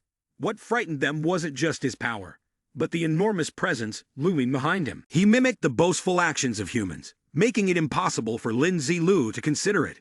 It seemed that in the future, he would have to ask Big Fool to be a bit more civilized to express everyone's warm welcome. He thanked the representative. Thank you. Seeing this, he panicked. The great venerable is speaking to me. After saying that, he started walking into the store. As soon as he entered through the door, an automated system voice greeted him. Dear player Yixai, welcome to the Capital City store, followed by a series of necessary items being displayed before him. Seeing the prices of these items, he couldn't help but frown. Why are the items here more expensive than in Shanghai? Immediately, the system responded. Due to factors such as store size, number of players, the strength of zombies, and many other elements, the prices of items in each store differ. Knowing in advance he would be wealthy, he regretted not saving gold coins. If I had known, I should have saved gold coins. Anyway, the money was being paid by Jun Fang and the three major families, and when the time came, he would still need to get a uniform and a seal from Shanghai for Big Fool to wear. That settled, he touched the renew option. Immediately, the necessary items were purchased, accompanied by the continuous beeping of the system. After finishing the purchase, he stepped outside. As he left the store, it was already dark. He couldn't avoid feeling tired and stretched out his body to relax. Then, he pulled out his device to check the time. Surprisingly, it was already 10 p.m. The late hour had arrived. Lin Zilu, with a bright expression, turned to invite Big Fool. Let's go, Big Fool. Let's go eat chicken feet. They leisurely walked past the two police officers on duty. Can't go out at night, don't you know? I told you about the fine and the detention. You've really gotten yourself into serious trouble. Lin Zilu and Big Fool turned back. The blonde guy next to them panicked when he saw them, knocking on the head of the brown-haired guy. You idiot, didn't you see anything? Is your gang crazy? You even dared to mention Yixai. I didn't see anything. There was no one earlier. No one at all. Lin Zilu had indeed heard their conversation, but he chose to ignore it. After that, and family Manor's elder, and Jai Main, smashed the items in the four-tone room. He was furious. Lai Li Xuan trapped me. I was all prepared, and in the end, they threw me right in front of Jun Fang. He turned around and cursed at someone. When you allied with the Li family, you all bragged about how great you were. Now, are you all mute or what? Furious beyond reason, and Jai Ming lifted the servant by the collar. But his anger still hadn't subsided. How are we going to deal with Jun Fang now? You tell me, aren't you supposed to be the advisory group of the Yen family? What gone silent now? The tense atmosphere was broken when the maid arrived to report. Master, Yatesai has come to pay his respects. And Jia Ming's interest was piqued. What? Yatesai? Impossible. He has grudges with the Lee family, but he doesn't have any with me. Why is he coming to see me? She suddenly said, everything's almost lost. Don't you want to continue maintaining the Yin family? However, and Jia Ming patiently listened and lowered his tone, instructing someone to take the person up and call for the meeting to be cleaned up. Yes, Master, he pondered. I really want to see what his purpose is in coming to find me. He sat arrogantly, casually propping his feet up on the table. Master, the person you asked for has arrived, Lin Zilu said eagerly. Householder and is still very cautious, isn't he? His sharp eyes have not missed a thing. It seems that the life-preserving tools on him are not few. And Jia Ming said, our Yin family and Yixi, with their great reputation, don't seem to have any connection. Why have you come to the Yin family at this time? What exactly do you want? Lin Zilu replied, I don't have any connection with your people, but your Yin family does have connections with the Lee family. Then, and Jia Ming emphasized, Yixi, if you intend to sever the relationship between the Yin family and the Lee family, then please leave. You've misunderstood. I came to see you because of one person. You mean the person in charge of the food and drink in your house, named Fan Go Chao. Right. Hearing that name, and Jia Ming's anger flared. He thought back. This person had been in the Yin family for decades. Usually, he handled things swiftly and had never made any mistakes regarding food and drink. Could it be? Then, he appeared calm and said, are you suspecting that he was sent here for some specific purpose? Perhaps you don't fully understand the inner workings of our three major families. Lin Zilu responded. The inner workings, the secret brainwashing techniques? Is it that since birth, a special drug is used, followed by a certain form of sorcery, which creates a family member who is absolutely loyal to the clan, like reading his mind? And Jia Ming was startled. Lin Zilu continued. How would I know? That's not the important point. The important thing is where you got the secret technique from.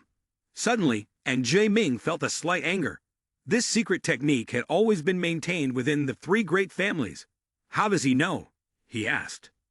Why should I tell you where I got it from? Lin Zilu replied, it's fine. Now press your fingers against the area just below your stomach. Then press against your heart. After that, gently tap 4 times. And Jia Ming wanted to dismiss what he said, but still felt the urge to try. He followed Lin Zilu's instructions. To his surprise, the process caused him to cough up blood, and he shuddered. This can't be. This absolutely can't be. How is this possible? Lin Zilu spoke seriously. This secret technique of yours was bought from the Lee family. The technique itself isn't the problem. But the Lee family has a secret technique that can control those who have been brainwashed. Isn't that a problem? And Jia Ming covered his mouth, but his voice still remained. How can this be? This secret technique has been used by us for hundreds of years without a single mistake. How could this happen? This absolutely cannot be. Householder and Jia Ming. In his past life, Lin Zilu recalled. In the end, I became the great earth sorcerer. Haha, Lin Zilu continued. Until the very end of the apocalypse, he became the great earth sorcerer. His body successfully transformed, and he was finally freed from the threat of the Lee family's secret technique, but it was too late. Most of the Yin family's power had already been taken over by the Lee family, and his wife and children had been taken as hostages. He can only continue to sell his life to the Lee family. This life, I will not permit such a thing to happen. He possesses a rare innate magical talent, worthy of my using. And Jia Ming wiped his mouth and asked, to what exactly is wrong with my body, and how much longer can I live? Lin Zilu replied, that you must ask the Lee family. Perhaps the Lee family still has an antidote. Besides, how long you live depends on when you can obtain that antidote from them. And Jia Ming answered, my affair won't trouble Yixi. Thank you for your concern. Go on.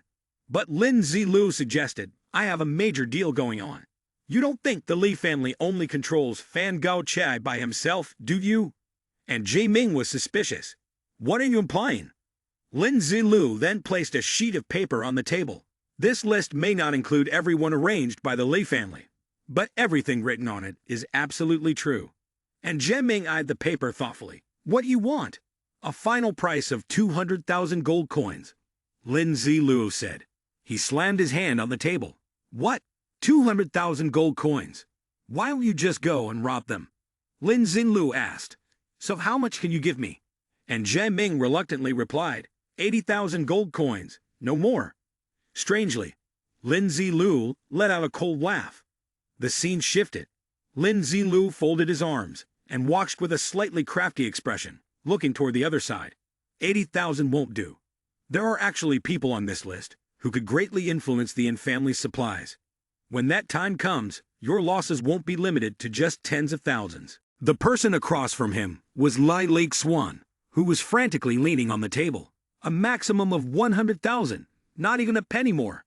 Lin Zilu cheerfully slammed his hand down on the button. With his hands tucked into his jacket, he casually walked out. Lai Lake Swan behind him was pale-faced. An image of a building appeared in a dark red sky, inside of which someone was unrolling a fire-type scroll. Lin Zilu held the scroll in his hand, reading the text on it. Flame Oath Scroll. A bronze tier scroll. Single use, it harnesses the power of fire to form a pact with a weapon, granting the weapon the ability to unleash fiery attacks effectively. After use, the weapon is enveloped in flames. Every time the weapon is used, its attacking power increases, while also adding a burning effect. He unfurled the scroll, lifting it high. The scroll now resembled an enormous carpet. Lin Zilu sat on top of it, his hands conjuring large flames. As time passed, the next day arrived. By noon, the sky had cleared. Lin Zilu exhaled deeply. The system appeared. Congratulations, player Yixai. Through the special profession, Azure Emperor, you have successfully comprehended the Fire Spirit Pact skill. He withdrew his hands. The system displayed the Fire Spirit Pact skill, a mage-type ability that, through the consumption of mental energy, creates a fiery seal. By binding this fiery seal to a weapon, the weapon can acquire fire-based attack power for a certain period of time. The duration is determined by the amount of mental energy consumed when casting the skill. He then merged the Fire Spirit Pact with the weapon. The sword he drew was surrounded by a blazing fire. The sword had been fully integrated. Lin Zilu swung it with a strike, and wherever the sword went, flames swept through. He noticed the table beside him and aimed the sword straight at it, gently touching one corner. That corner of the table was burned and scorched in a large patch. This skill was truly amazing. Lin Zilu moved forward, and Big Fool followed behind. Big Fool, let's go. It's time to join the final match. At some building, countless people had gathered outside, and chatter filled the air. Do you think we'll see Yixai today? My God, I heard about it. Did you know? Last night, someone who dared to glance at Yixai had their eyes gouged out. If you encounter Yixai on the road, you absolutely can't look him in the eye. Inside the building was the competition hall. The host's voice echoed. All contestants for the final match, please proceed to the room and review the attributes from yesterday's qualifier. The scene shifted to a section where the contestants were gathered. Lin Zilu stood inside, looking out, when a voice called out. Yixi! Zhang Yuanzhang appeared behind him, walking over. I've informed the leaders of your request. They hope to meet and talk with you after the strategy conference concludes. Lin Zilu turned around and smiled. All right, I'll be troubling General Zhang then. Inside, he thought to himself, this was a good opportunity to exploit weaknesses and extract benefits from Zheng Fang. Lin Zilu stepped up to the prominent sphere in front of him. He placed his hand on it, and beside it, a red display board began to show information. After a moment, the match rules appeared on the board. Lin Zilu looked at it with confidence. Teleporting, he gathered his spirit, ready to face the battle. Lin Zilu was transported to the players' resting room, where Zhang Yuanzhang and Big Fool were already present. Outside, the competition areas for each pair of players had been set up. The announcer's voice rang out again. Player Yixai, your match number for this round is 001. Now we will begin drawing lots for your first opponent. With a confident expression, Lin Zilu pressed the button to draw a lot. The number 013 appeared before him. Congratulations, player Yixai. Your draw is complete. Your opponent's number is 013. Lin Zilu seriously pressed the red box on the board, showing a smirk on his face, completely unfazed. He was being teleported by the system. Lin Zilu looked confidently at the person before him, his expression filled with anticipation as he summoned his weapon. The person standing in front of Lin Zilu appeared, holding a blade with a malicious look on his face. "This knife of mine is all poison." Lin Zilu smiled at him, and a few seconds later, the man's face turned pale, his body drenched in sweat as he fearfully exclaimed, "Listen to me." He immediately kowtowed. "I surrender." Lin Zilu stood still, gazing at him. The system displayed a notification. "Congratulations! Number 001 has defeated number 003. You have earned 2 accumulated points." He looked down at the audience with his sword in hand. The people below glanced at each other and began to discuss. "When I surrendered, I did it 0.1 seconds faster than you, proving that your reaction time is slower than mine." The person next to him also laughed and replied, "Haha, what's the use of being quick? My surrendering scream was 12 decibels louder than yours.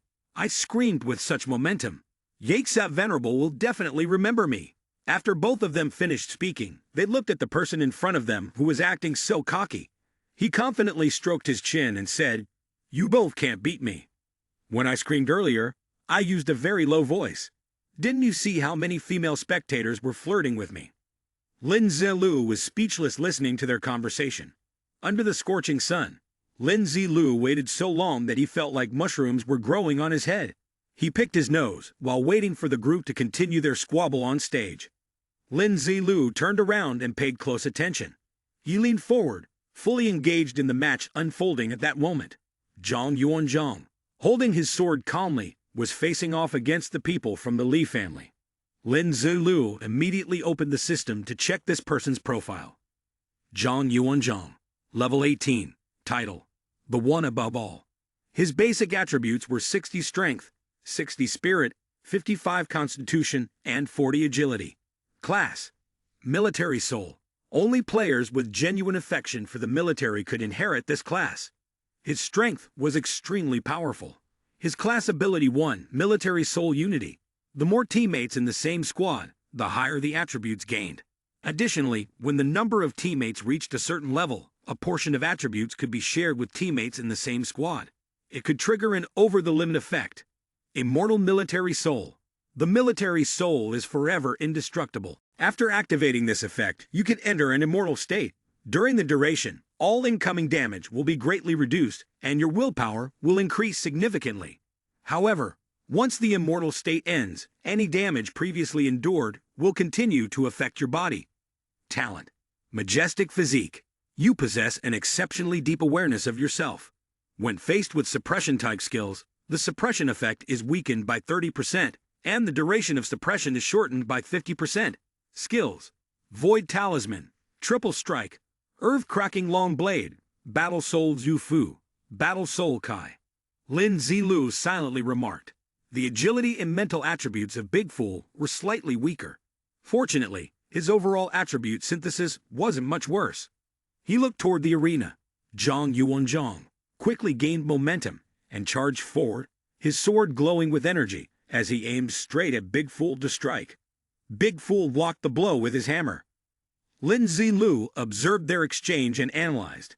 If the Lei family hadn't used that medicine in the previous life, Shi Jingshan and Liar might not have been able to defeat Zhang Yuanzhang. He smiled wryly, raised his sword, and quickly used his long blade skill to crack the earth. The large hammer in Big Fool's hand was forced to concede. He staggered and fell face first onto the ground. Big Fool quickly regained his footing. Zhang Yuanzhang looked at him with exasperation. No wonder he's one of Yixi's subordinates. Even though he's 2 levels below me, he was still able to withstand my earth-quaking blade. He furrowed his brow, exhausted, and thought to himself, I absolutely cannot lose to him. Otherwise, my hopes in the military will be greatly diminished. Zhang Yuanzhang looked at him and suddenly realized something. Big Fool was currently receiving information from Lin Zilu. He sat behind, using the reminder skill. Don't fail to defeat Zhang Yuanzhang, or in 3 days you won't get to eat roasted chicken with pig's feet. Upon hearing this, Big Fool's eyes lit up. His face was filled with anger as he screamed loudly. Ah, unforgivable. Big Fool gathered energy from the surroundings and focused it into his hammer. He yelled loudly, glared at Zhang Yuanzhang, and then leaped down to smash the hammer directly onto the person in front of him. The man raised his sword to block, his face contorted. Zhang Yuanzhang quickly dodged, causing Big Fool's hammer to strike the ground. He bent down and used Battle Soul Zufu. While the Zufu effect was active, he gained 20% damage resistance, and his recovery speed increased by 20%, affecting physical stamina and mental energy recovery. Additionally, his next attack would carry a damage resistance effect. The duration of Zufu depended on the mental energy consumed.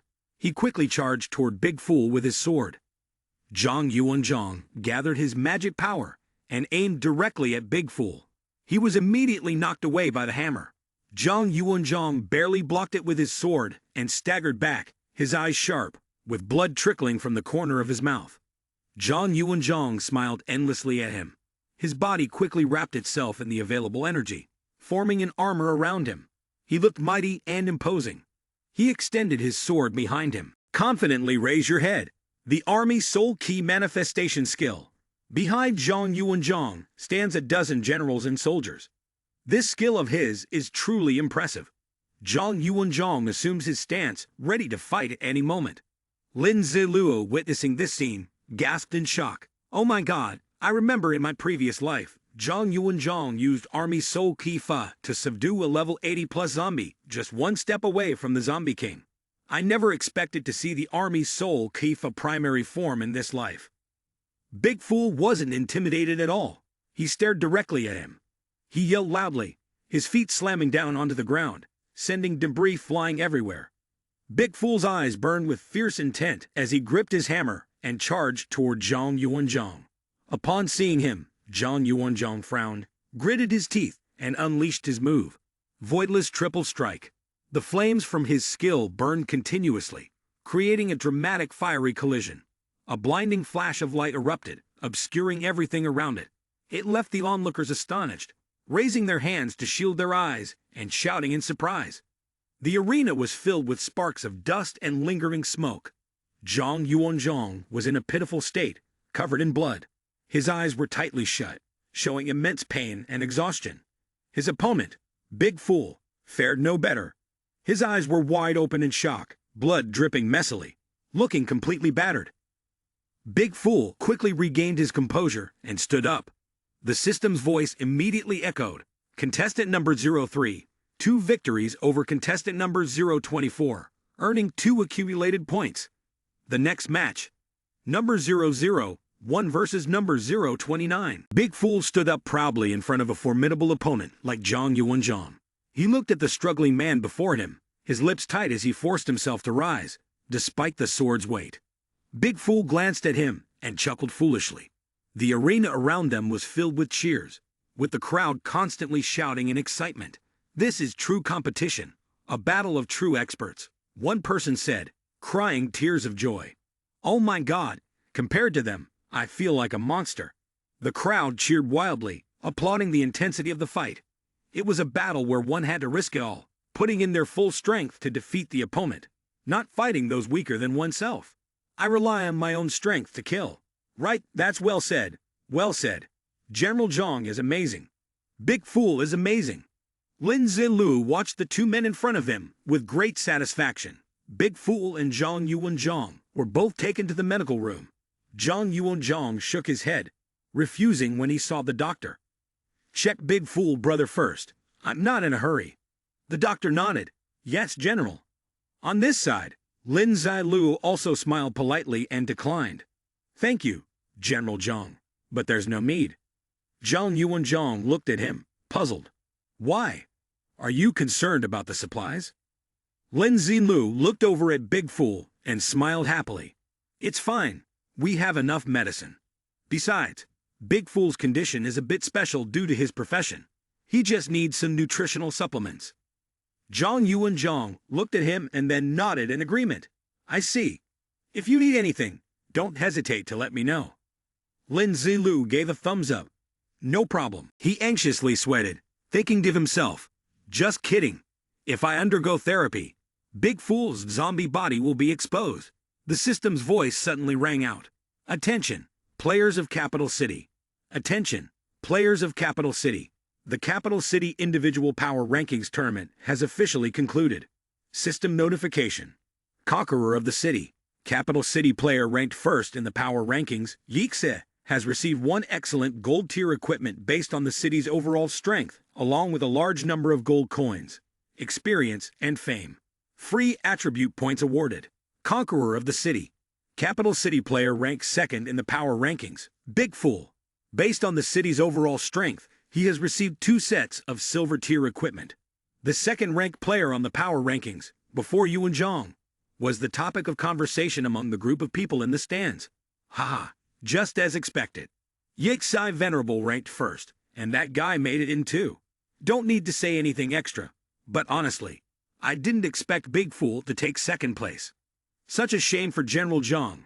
Someone beside them also chimed in. Big Fool is Yixi Venerable's subordinate. With such strength, it's not too surprising. The other person then opened the system to check the gold tier equipment, and now, on the equipment leaderboard, there was only one item, but Yixi Venerable now had another set. What's so great about gold tier? Although I don't have any, Yixi has 2 diamond tier sets, the uniform and Zhu Li Chida. They laughed and chatted casually, completely unaware of the figure behind them. A dark figure stood there, lowering his head and pulling his hood down. Lai Lake Swan covered his face with one hand, the other striking the wall as he pulled his hat down, his anger barely contained. Damn Yixi, damn Big Fool. His eyes burned with fury. If not for those 2 unfamiliar names suddenly appearing and becoming the talk of the city, the one receiving everyone's admiration would have been the Lee family. He looked toward the arena and froze. A few people nearby turned to him with puzzled expressions. Huh? What's wrong? Someone asked. Lai Lake Swan quickly lowered his head, adjusted his hat, and left in silence. The crowd, unaware of his mood, continued chatting and laughing. Meanwhile, Lin Zilu hurriedly grabbed his food, eating in large bites while the system's voice rang out. Congratulations to Yixi for achieving first place in the capital city's individual combat tournament. Lin Zilu's attention snapped to the system interface. A moment later, a golden light flickered. Congratulations to player Yixi for obtaining elite golden tier equipment and earning 5,000 experience points. The announcements kept coming one after another.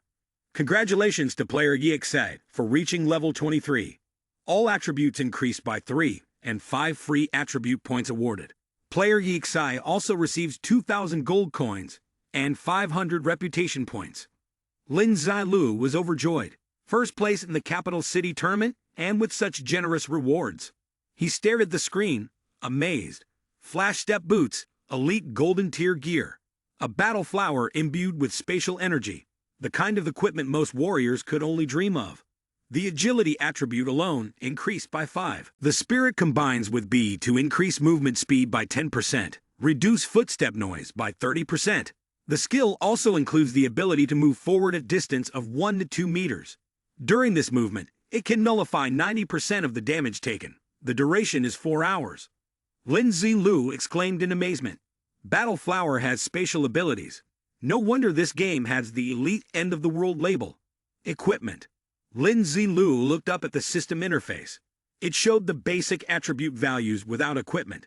Strength 99, Spirit 99, Physique 99, Agility 89. Below that was the list of attributes with equipment. Strength 121, Spirit 113, Physique 114, Agility 99.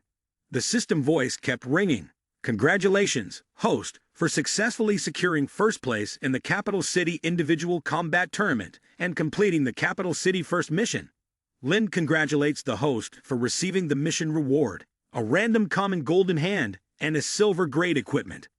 Lin Zilu looked at the system with a pleased expression and chose to withdraw the equipment.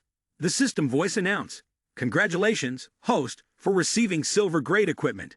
Hidden Demon Gloves. A pair of gloves appeared on the screen. Hidden Demon Gloves, silver grade equipment, were crafted specifically to counter mages. A piece of equipment that gives every mage a headache. Attributes. +2 strength, +2 physique. Reduces magic damage taken by 5%. Lin Zilu looked at the notification and gave a faint smile. Was it another hidden demon from the same system as the clothes he was wearing? He sighed inwardly and thought, does the system have something against mages? Is it trying to force me to assemble a full set? He then pressed the confirmation button. System notification. Congratulations!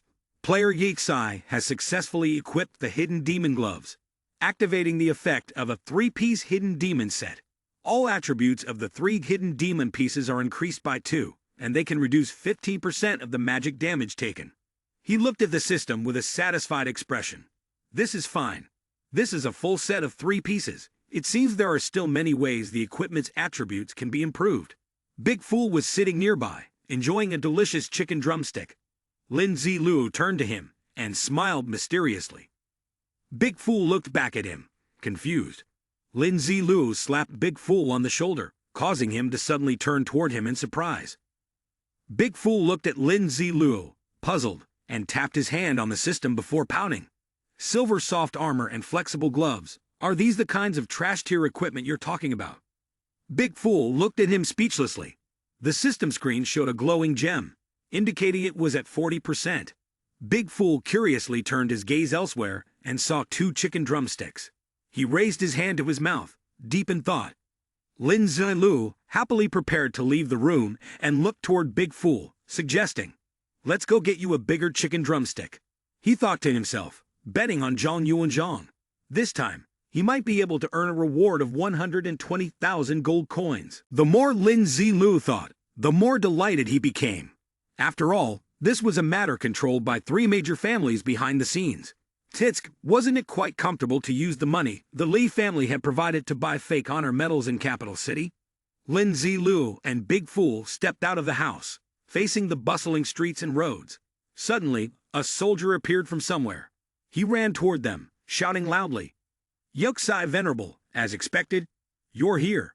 He stopped in front of Lin Zilu and reported, "Yuxai Venerable, all the leaders in the safe zone have gone to attend an emergency meeting. General Zhang sent me to invite you. He said that after this meeting, they want to start implementing the strategy targeting the Lee family." Lin Zilu calmly asked, "What happened?" The soldier, tired and confused, looked at Lin Zilu and hurriedly said, "It's the Lee family, those beasts from the Lee family. While they were holding the Grand Military Strategy Conference, they sent hundreds of self-righteous individuals, each holding over 100 pieces of raw meat, to lure thousands of zombies into the safe zone here." Lin Zilu put on his mask and smirked. "What?" The soldier lowered his head, gritting his teeth. At that moment, most of the capable players in the city, including the top military experts, were at the sports complex. He trembled and continued, "News from the outside can hardly get in, and those inside can't get out." The soldier explained, "Right now, there's nothing they can do. To ensure the zombies don't get too close to the city walls, their mission is still incomplete. Can only be used by the defenders outside the safe zone." Lin Zilu's face darkened. He glared at the soldier with obvious anger. The man stammered and finally said, in the end, there were no zombies breaking into the safe zone. But nearly 1,000 of my brothers. They were all dead." Lin Zilu bowed his head in thought. However, given the Lee family's capabilities, luring a portion of the zombies with raw meat was within the realm of possibility. He felt deeply unsettled, yet for several thousand zombies to appear in such a short time, the Lee family couldn't have done it alone. Lin Zilu looked at the soldier and gave an order. "Didn't you say there's an emergency meeting? Take me there." The other immediately obeyed. "Yes, Venerable, please follow me." He thought to himself, could the Lee family have someone backing them? Or did I miss some important detail at the meeting? They gathered around the rectangular wooden table. Chief Sei slammed the table. "Is there anything left to discuss? The Lee family has already torn off their mask. What happened today is a declaration of war against us." Himu looked at him and carefully cautioned, "Chief, please calm your anger first. Isn't everyone still in the discussion phase? They have some reasonable points when they speak." Lai 76 looked at Zhang Yuanzhang and offered his opinion. "That's right, old Xiao. It's not that we don't want to punish the Lee family. Right now, the safe zone is in the process of being rebuilt. Our primary task is to complete the construction of the safe zone. If we shift focus to dealing with the Lee family now, there will be a loss of manpower and resources." Someone in front of them also agreed. "Right, I think so too. At this stage, we can rely on exposing the Lee family's wrongdoings, using public opinion to destroy the Lee family's reputation. After we've completed building the safe zone, we act." A single strike to annihilate the Lee family. The person beside him also nodded in agreement. Exactly. Chief say. The bigger picture must prevail. Once the safe zone is finished, we will have the strongest rear. We only care about the safe zone and the well-being of the entire Dragon Kingdom. A war between the two sides would drain a tremendous amount of our manpower. That would be disastrous for the whole capital city region. Zhang Yuanzhang stood up in fury. He trembled and slammed the table. Zhang Yuanzhang yelled angrily, and build a safe zone. Do you think the Lee family will just stand by and watch us finish building it? Do you think the Lee family won't strike again? When that happens, we'll be the ones risking our lives to hold it, using the lives of our soldiers to garrison it. He stared at them with utter contempt. Zhang Yuanzhang ground out. Prioritize the greater cause. I'm really curious. How many favors have you taken from the Lee family that you now speak on their behalf? Himu immediately stood and explained, General Zhang, our loyalty to the Dragon Kingdom is no less than yours. You cannot say that. The elders there also spoke up. Yes, General Zhang, you've gone too far.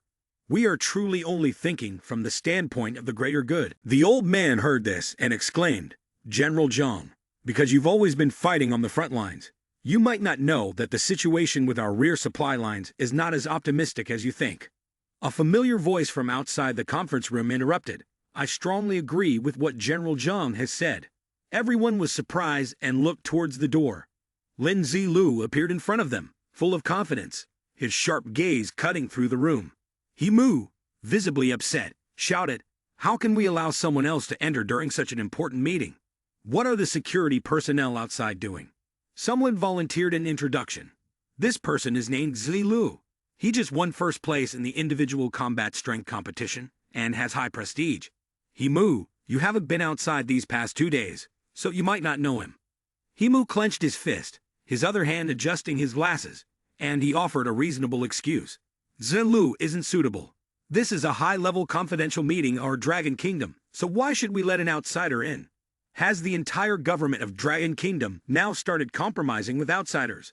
Himu pointed and ordered, Soldiers, escort this person out. Zhang Yuanzhang stepped in front of Zilu, remaining calm compared to the enraged Himu. Zilu was invited by me. Is there a problem? Himu stared straight into Zhang Yuanzhang's eyes. General Zhang, you brought in someone who we don't even know, and you let them into the conference room. Isn't that a bit too careless? Zilu wore a mask, so no one could tell the expression on his face. Is General Zhang being careless? I don't know. But I know that you people are being too careless when facing the Lee family. Zilu paused for a moment, staring intently at Himu. Although he didn't know who I was, I knew exactly who he was. Himu, you stand right in front of him, and every word you speak seems to strike at his deepest, darkest core. You lost your wife early, and your daughter turned into a zombie. Despite the great upheaval in your family, you continued to stand at the front lines, building the safe zone. With this merit, you successfully earned the right to level up and reach the position you're in now. His next question left him speechless. But I do have one question for you. Do you know someone named Lin Zilu? Himu's face turned ashen, unable to believe what he was hearing. He looked around, his voice stammering. What's Zilu going to press on now, almost mocking Himu with a sneer? When the Lei family told you that you had a son in this world, how happy were you at that moment? What's more, as long as you secretly helped the Lee family, you could get a large quantity of resources for Lin Kai. At that time, you nodded as quickly as a chicken pecking at rice. Upon hearing this, Commander Xi slammed his fist on the table in anger. His teeth ground together in fury. Himu, what about you? Sweat was dripping down Himu's face. Commander I. At that moment, a bright red announcement board appeared in front of everyone. Attention all players in the capital city area. Attention all players in the capital city area. The next piece of information made Zilu's eyes widen in shock. A zombie wave will attack the capital city area in 5 hours. This feels like a declaration of a bloody battle ahead. Because this time, the zombies are acting on large scale. The zombie wave in the capital city area has advanced ahead of schedule. In 5 hours, they will attack the capital city safe zone. At present, the capital city safe zone and its surrounding designated areas are about to enter a full lockdown phase. The seal will only be lifted once the zombie wave has ended. During the lockdown, Players inside the safe zone will not be able to leave, and players outside the safe zone will not be able to enter. Players within the capital city's safe zone are urged to make thorough preparations and fortify defenses against the coming zombie wave. After successfully defending against the zombie wave, the capital city's safe zone will be acknowledged by the system and granted certain privileges as a recognized safe zone. After reading the announcement, Himu couldn't help but mutter deliriously, "A zombie wave. There's actually a zombie wave."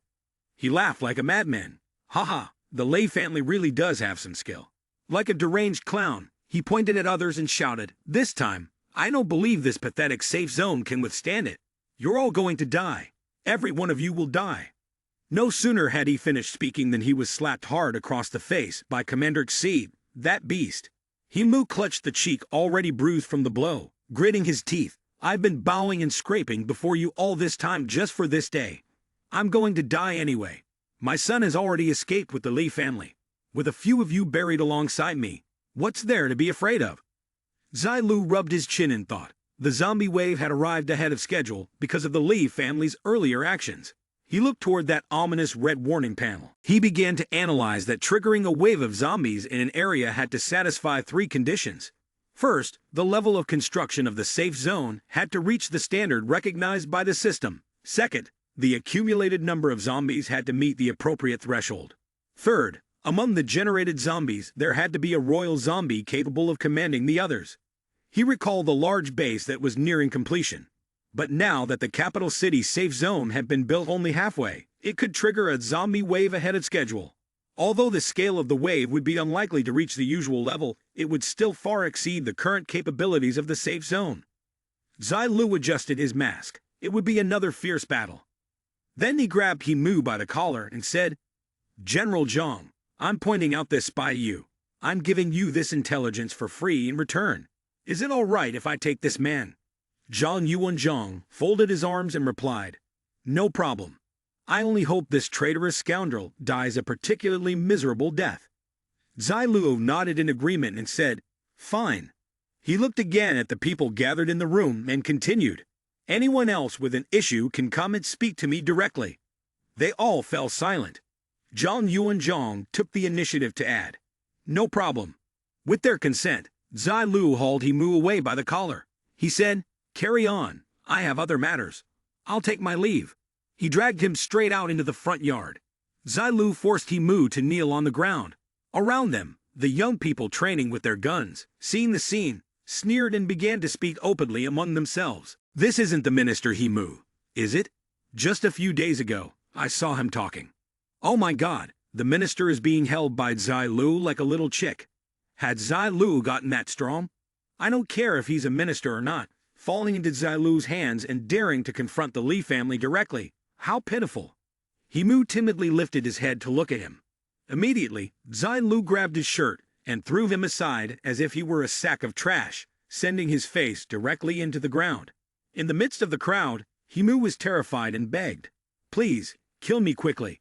If the land team brings the zombie wave to the safe zone, it will completely collapse. When that happens, you all have to go down with me." Upon hearing this, the young soldiers understood the situation completely. "What? The zombie wave is connected to Minister He. He's a traitor. Someone still wants to rush in. This bastard is the one who got my brothers killed. Let me see if I don't beat him to death." His friends had to stop him. Calm down, calm down. Let's see what Zilu Venerable has to say." Zilu directly took out a purple scroll, a one-time use bronze-grade soundproof barrier tool, capable of forming a 5-meter diameter soundproof barrier. The barrier had no defensive capabilities.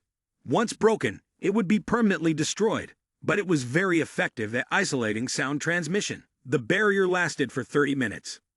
He crushed the soundproof barrier, and immediately a light blue barrier enveloped the space around him and Himu. To make sure Big Fool was still outside with the hammer, standing guard, but he wasn't scared, continuing to curse at everyone. "The safe zone has been sealed off. No one can run. You will all go down there with me to pay for his madness."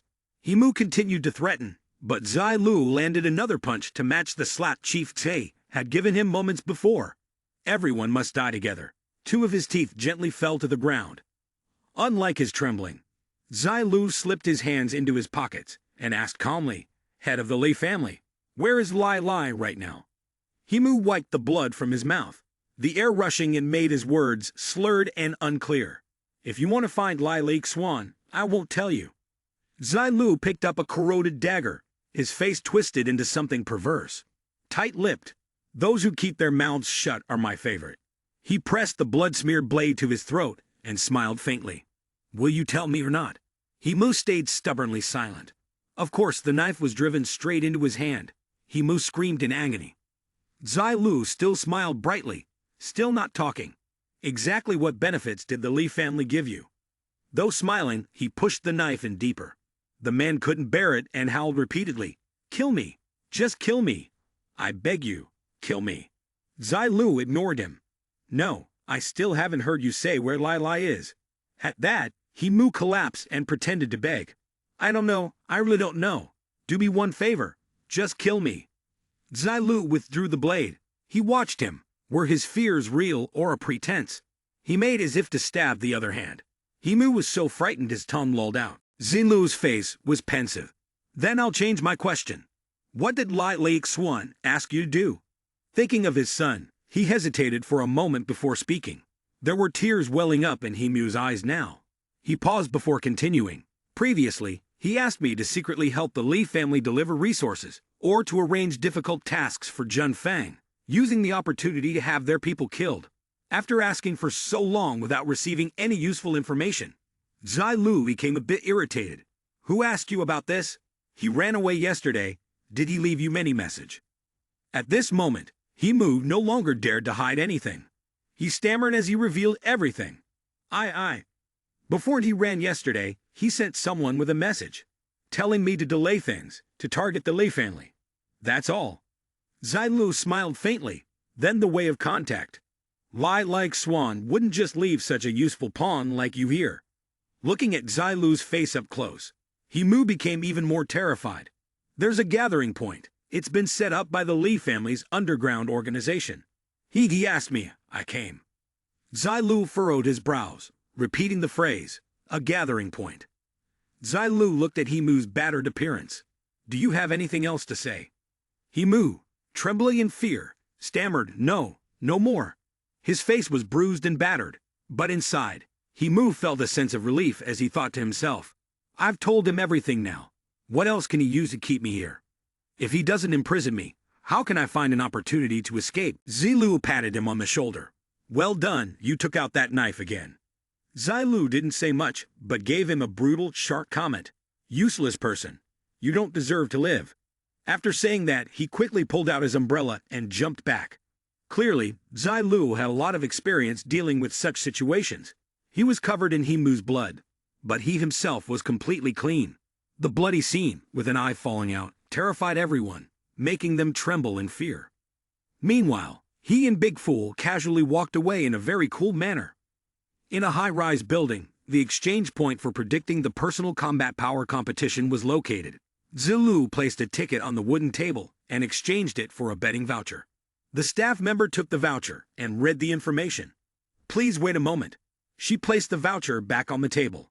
Mr. Zilu, since you correctly predicted Zhang Yuanzhang in third place, based on the overall odds today, you are entitled to 123,556 gold coins. Even the sunglasses couldn't hide the two hearts in Big Fool's eyes. He was imagining himself bathing in a mountain of chicken legs. The staff quickly operated the system. Please wait a moment. Zilu smiled with satisfaction. Ting.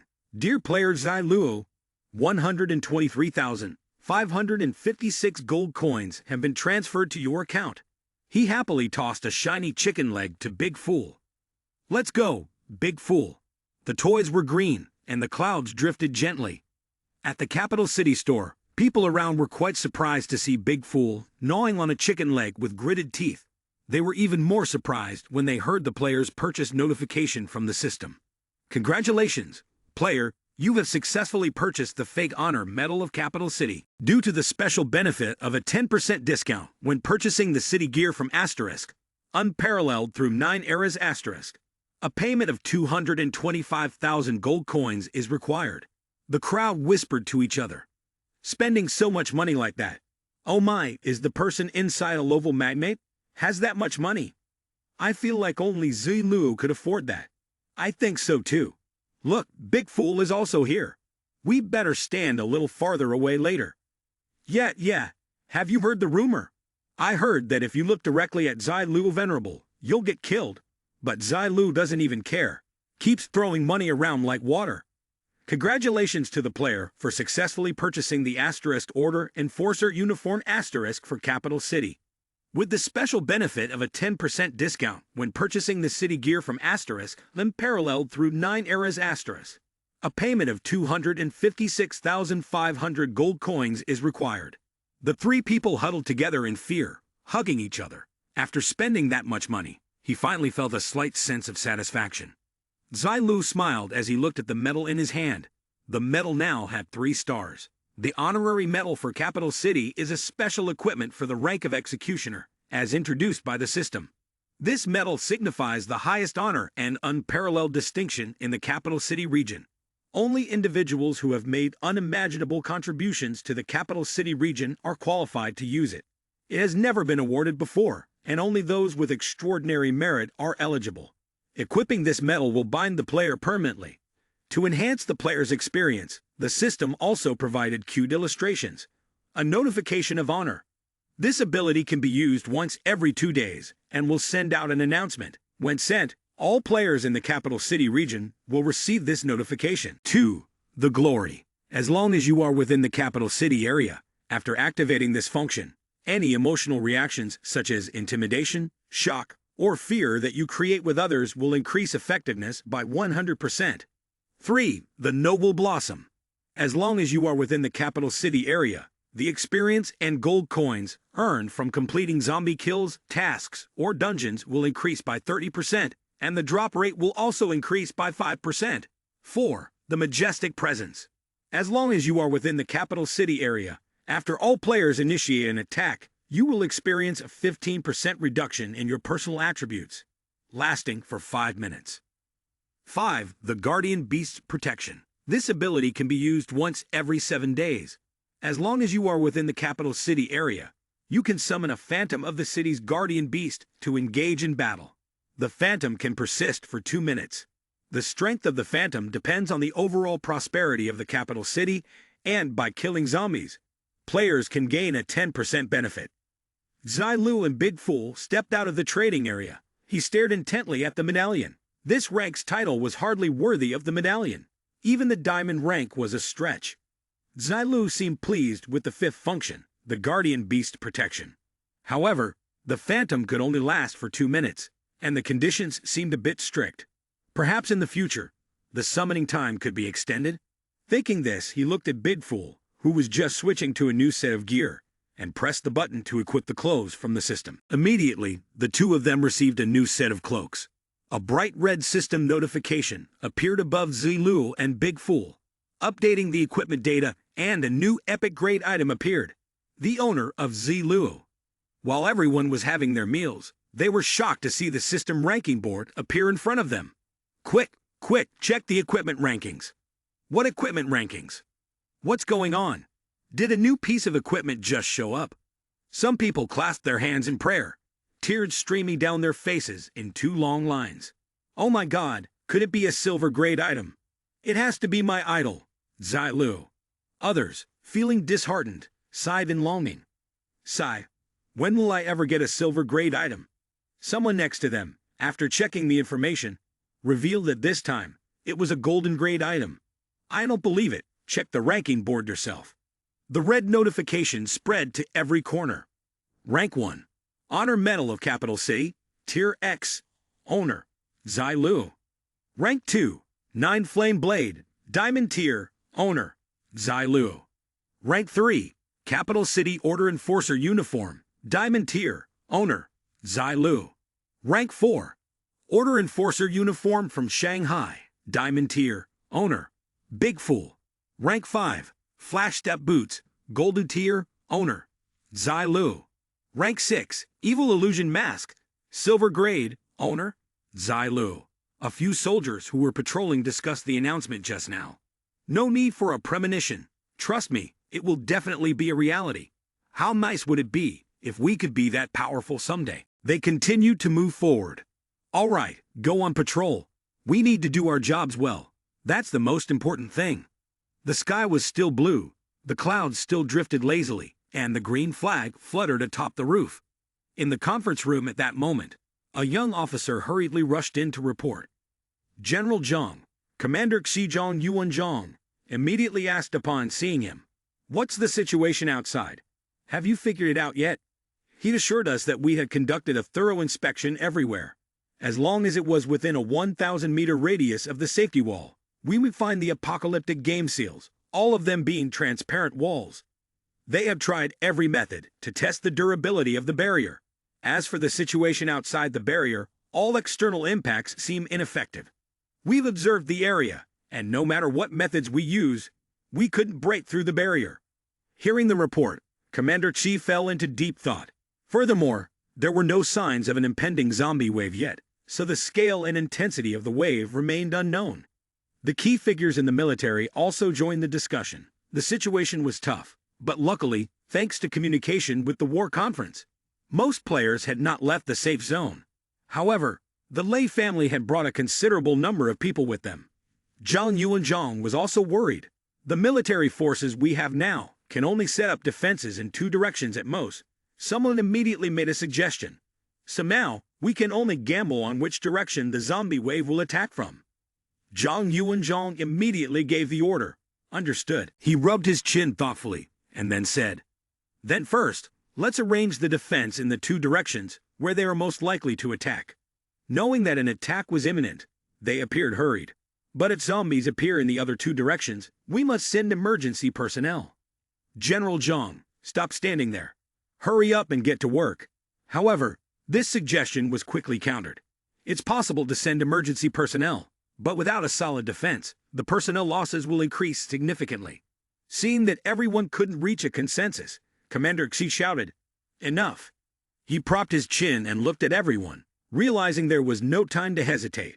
We need to decide now which 2 directions to defend. The situation is urgent, and I have no choice but to take a risk.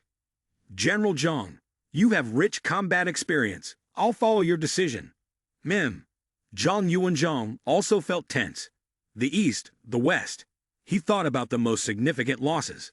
The city walls around the safe zone weren't yet completed, and the eastern wall had a large breach due to the Lee family. If zombies attacked these 2 directions, it would result in the heaviest losses. At the end of his rope, Commander Tsi sighed. "Go." The soldiers received the order and quickly carried out the task. Meanwhile, Zai Lu was lying comfortably on his large bed. He looked at the system notification board, feeling uneasy. The zombie wave is attacking. If the safe zone defense fails, players will face punishment. If the safe zone defense fails, consequences may occur. All players in the safe zone will be demoted. The reward for killing zombies in the capital city district will be reduced. The prices of items in the shop will rise repeatedly, and there is no limit to the number of times. Zai Lu rested his head on his hand, speaking as if not speaking. He could go out on his own, but if the safe zone's defenses failed, the consequences would be far too grave. At that moment, he lightly tapped a speaker icon on the system, chuckling to himself as he typed. The final action was to press send. He stretched, utterly relaxed. What a pity. This thing has a word limit. Otherwise I could lambast him with 1,000 words without repeating myself. He enjoyed his reading while waiting for the notification panel to blare. Player in the capital city zone, please take note. Player in the capital city zone, please take note. Player Zai Lu sent a zone announcement. Below was the announcement content. Lai Lixuan. Old Tang is the head of the Lee family. How can he run away like a rat? He must have lost all face, and on top of that, he lured a wave of zombies. He truly is the scum of humanity. You're really a cowardly turtle, utterly hopeless. Just go die. Standing at the door of a house, one could hear the angry man's voice. Damn it. Lai Lixuan's face twisted into a scowl. He vented his anger on the chair. Zai Lu, don't give me the chance. When you fall into my hands, I'll make sure to chop you into 100 pieces. Lai Lixuan roared. No matter what great price I have to pay, I will kill you. I'll kill you. But at that moment, the butler knocked at the door, his face pale with fear. Master, it's bad. Something huge has happened. Li Xuan's face, which had already been dark, went even darker. What happened? Seeing his master's expression, the butler trembled with fright. Master, Zilu just announced that the zombie wave was caused by our Li family. This has made many people begin to hate the Li family, even calling for vengeance against us. The more he heard, the more distorted his face became. The large-scale gathering areas that we publicly oversee, according to the statistics, at least half the people chose to leave. Only they're staying for now, because it's nighttime. In some places violent clashes have broken out. I can't believe it. What did you say? Li Xuan seemed on the verge of exploding. Is there anything else? Just say it. The butler, noticing his master's terrifying expression, lowered his voice even further. Aside from the public areas, we are secretly managing several concentrated zones. If people knew that the Lei family was controlling these zones behind the scenes, they might choose to leave. All of this, just because of someone named Zilu, has completely ruined the Li family's reputation. Li Xuan staggered, unable to steady himself. It seemed as though he couldn't hear the butler's next words. This time, the Lei family has suffered significant losses due to Zilu's previous announcement. Master, right now, we're just... Li Xuan rolled his eyes and collapsed. The butler hurriedly caught him. Master, someone quick, come here. The master has fainted from anger. Two people ran in from outside, equally alarmed, shouting loudly. Master! Master! As evening descended, in the southeastern section of the capital city's safe zone, at 8:30 p.m., Zhang Yuanzhang was overseeing the soldiers preparing for the worst-case scenario. He was directly commanding them to equip necessary gear. Zhang Yuanzhang glanced at his subordinates, who were tallying the personnel. He saluted while also reporting on the progress. Report, General Zhang. Currently, we have a total of 50,000 combat-capable personnel. There are about 20,000 more in the Central Army. The Yin family and Yun family have each sent 15,000 strategists. The rest are recruited volunteers. The small mercenary groups total around 15,000 people. Seeing him stop, Zhang Yuanzhang asked, Is that all? The subordinates sighed. There are about 100,000 logistics personnel left, but their combat strength is extremely weak. They can't really be considered fighting forces. Hearing the report, Zhang Yuanzhang grew even more anxious. Moreover, the time is too short. Those 100,000 player teams joining the soldiers to explore and exterminate zombies outside might not return. Zhang Yuanzhang closed his eyes, as though his thoughts drifted far away. It's not enough. If they stay inside the safe zone, there's nothing to fear from the zombie wave. The soldiers all showed their determination. General Zhang, please don't overthink it. Perhaps the zombie wave won't even reach us that easily. With all of us here, no matter what happens, we'll fight to the very end. Zhang Yuanzhang's eyes glistened with unused tears. At this point, there was nothing more he could do. He crossed his arms and looked straight ahead.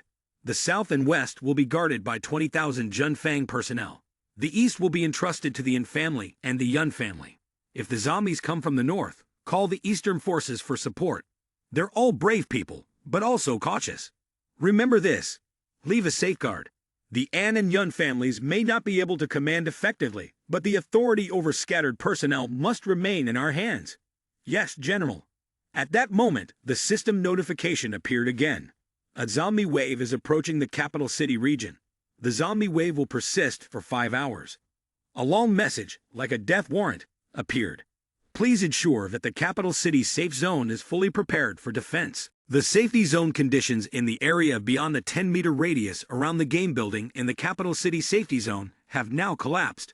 Once a sufficient number of zombies enter, the building will be considered to have collapsed. After the building collapses, it will be rebuilt within 7 days. If more than 50% of the game buildings collapse, it will be considered that the safety zone has collapsed. If more than 50% of the players in the safety zone die, it will also be considered that the safety zone has collapsed. An energy crystal will appear in the central square of the capital city safety zone. Once the crystal is touched by a zombie, it will be considered completely destroyed. Note, once the safety zone collapses, all players' upgrades within the safety zone will be reduced by 3 levels, and the level of players in the capital city area will be reduced by 1 level. For 1 month, rewards obtained from killing zombies or completing missions will decrease by 30%. The gold coin required to purchase items enter dungeons, or change classes will increase by 50%. After the safety zone collapses, the surrounding seals will disappear. The remaining surviving players can leave the safety zone. If the zombie wave withdraws or all zombies are killed, the safety zone will be considered successfully defended. A successfully defended safety zone can earn many benefits during the defense process. Players who kill zombies will earn merit points based on the strength of the zombies. These merit points can be exchanged for valuable rewards in the merit point store. The merit points leaderboard will appear after the safety zone has been successfully defended. The players on the leaderboard can obtain a certain number of rewards and contribution points, in addition to those related to their rank. After reading this, Zhang Yuanzhang turned his head towards the back, where the solid defensive fortress stood. The night was growing darker in the capital city square. It was unclear why everyone was gathered around the enormous energy crystal, as continuous notifications appeared above their heads, showing the ranking of contribution points. No matter where anyone was, they received this notification, something Zhang Yuanzhang hadn't expected. He quickly urged his subordinate, "Hurry up! Didn't we call for the top-ranked combat masters to stay here before? Send the most powerful people to guard the energy crystal in the capital city square. The rest will be responsible for protecting the other buildings." His subordinate's face turned pale. "General Zhang, what about Zilu and Big Fool? Should we call them?" Zhang Yuanzhang's face also grew tired at the thought of those two monsters. "Were they people I can command?" He coughed lightly. "Don't ask questions that aren't relevant. Quickly pass the orders." Luckily, his subordinate was easy to manipulate. The two of them split up to carry out their tasks. Meanwhile, Zilu was playing with a green circle. It seemed as if he was in control of the battle. A notification appeared. "Congratulations to player Zilu, who, through the special career Azure Emperor, has successfully comprehended the skill Water Wave Motion." The special function of this skill was revealed. Water Wave Motion is a mage-type skill. By consuming mental energy, it forms a water disc. After throwing the water disc out and reaching a specific position, a whirlpool-like water flow will form on the ground within a certain range. The water vortex will deal a small amount of damage to enemies within its range, while also slowing them down and pulling them towards the center of the whirlpool. The system will then recreate the powerful blue whirlpool once again. Zilu was quite pleased with himself. It was just the right time for him to be lacking a large area control skill, which would be a useful weapon to deal with the zombies. As he was enjoying the game, a new mission was issued. Ting specifically assigned the mission All-Out Final Battle. The system then explained the details of the mission. Mission Introduction. The capital city safe zone, still under construction, has been hit by a wave of zombies. Moreover, the power disparity between the two sides is huge. Mission requirements. Successfully defend the capital city safe zone against the zombie wave. Additionally, the host must achieve the highest merit points to rank first on the mission reward leaderboard. Rewards include 2 common golden lottery tickets and 1 golden tier equipment. There is no deadline for the mission. Zilu stared at the small water vortex in the palm of his hand and muttered, "The power disparity between the two sides is huge, and I have this absurd thought. Could it be that the system has already counted me in? It also says that the strength of this zombie wave exceeds expectations."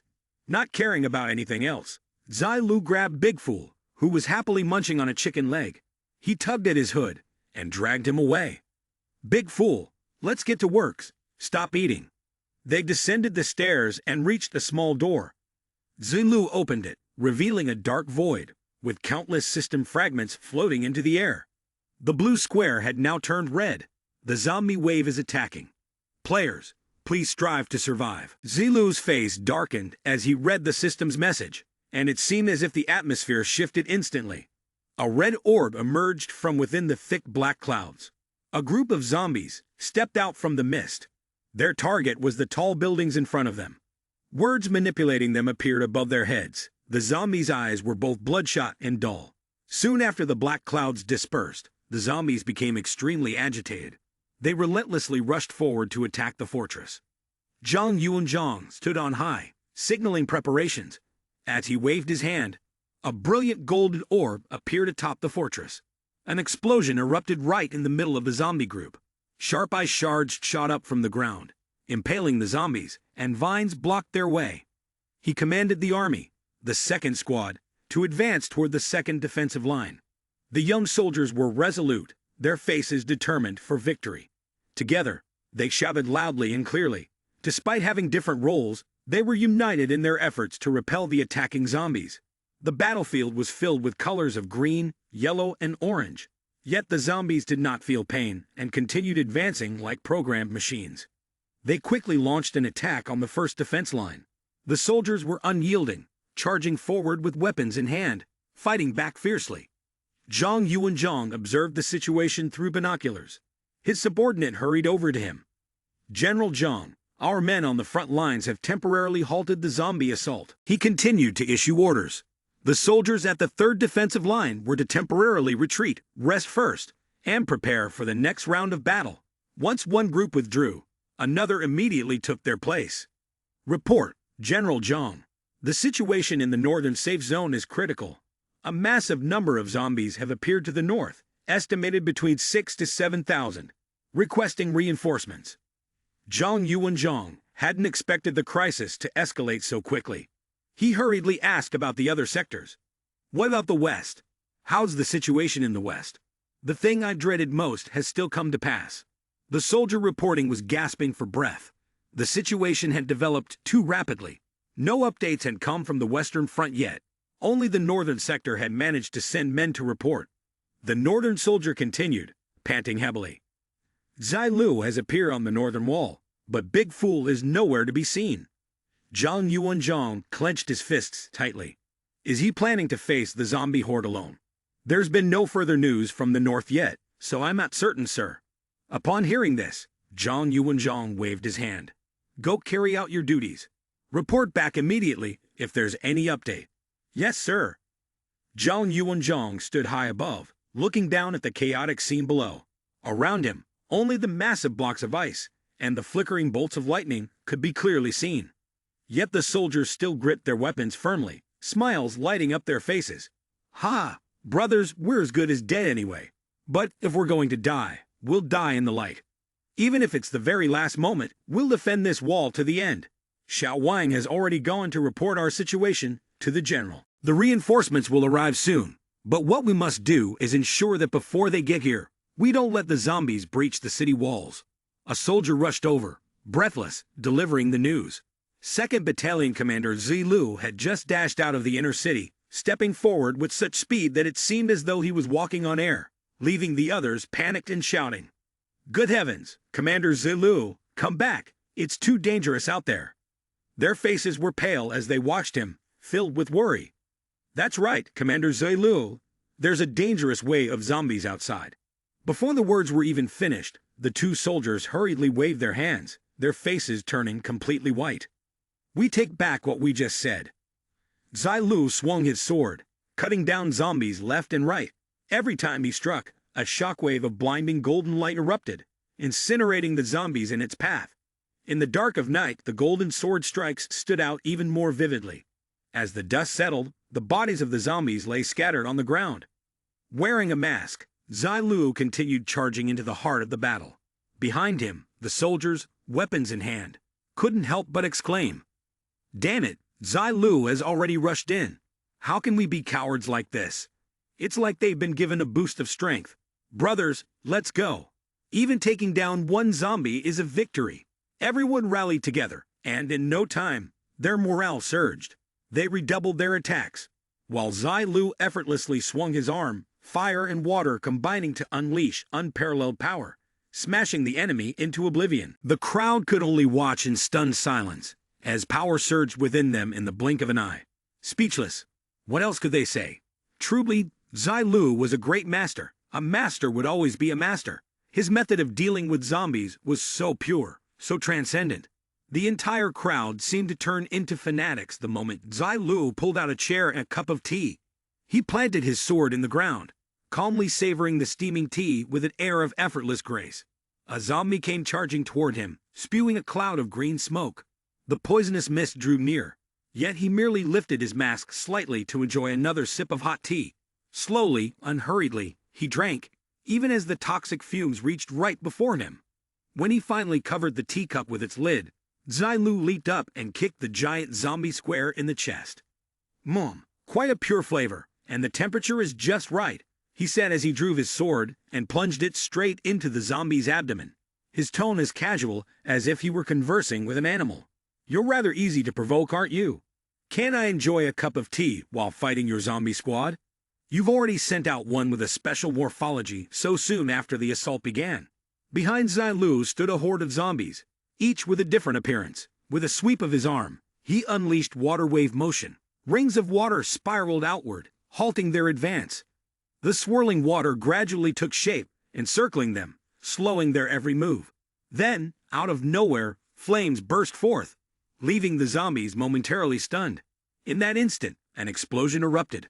Fragments of zombie flesh scattered in every direction. The soldiers standing guard could only gape in disbelief. Then, the system notification appeared once more. Congratulations to player Zilu for leveling up to level 24. All attributes +3, and 5 free attribute points awarded. Looking at the zombies with missing limbs, the controlling zombie couldn't help but think, how could a person that strong even exist? If this keeps dragging on, I'm afraid my zombie horde will have to sacrifice a quarter of its numbers just to completely take him down. The commanding zombie made up its mind. If this dragged on for too long, and the human commanders arrived, this entire operation would very likely end in failure. It absolutely could not allow its plan to fail because of one human. Zilu observed the scattered group of zombies. If even the mutated ones couldn't harm him, yet the rest continued to surround him, he remained utterly calm. So what if there were more of them? If this keeps up, the defensive line will be breached soon. Once that happens, the main gate of the safe zone will be directly overrun by the zombie horde. The entire northern defense of the safe zone will effectively be lost. I have to finish this quickly. He glanced again at the zombies slowly closing in on him. It seemed their numbers in the north were nearing the limit. Zilu gathered his strength and used his sprinting technique. Without leaping into the air, he stood atop the heads of the zombie swarm and fastened his medallion. Come on then, it's time for you to show your might. The medallion immediately radiated with divine beast power. A purple light enveloped the area. The small medallion pulsed as Zilu boosted his strength by consuming a mental stimulant. The violet glow grew stronger and stronger, as if alive, spreading waves of mysterious, otherworldly light. Each golden lightning bolt struck straight into the sky, the light from above shining down, rendering the zombies motionless. They dared not move, their bodies trembling incessantly. Amid the pitch-black clouds, a particularly bright ray of light stood out. Zilu absorbed the light, then unleashed it towards the zombie horde. The entire group of zombies was enveloped by the purple light.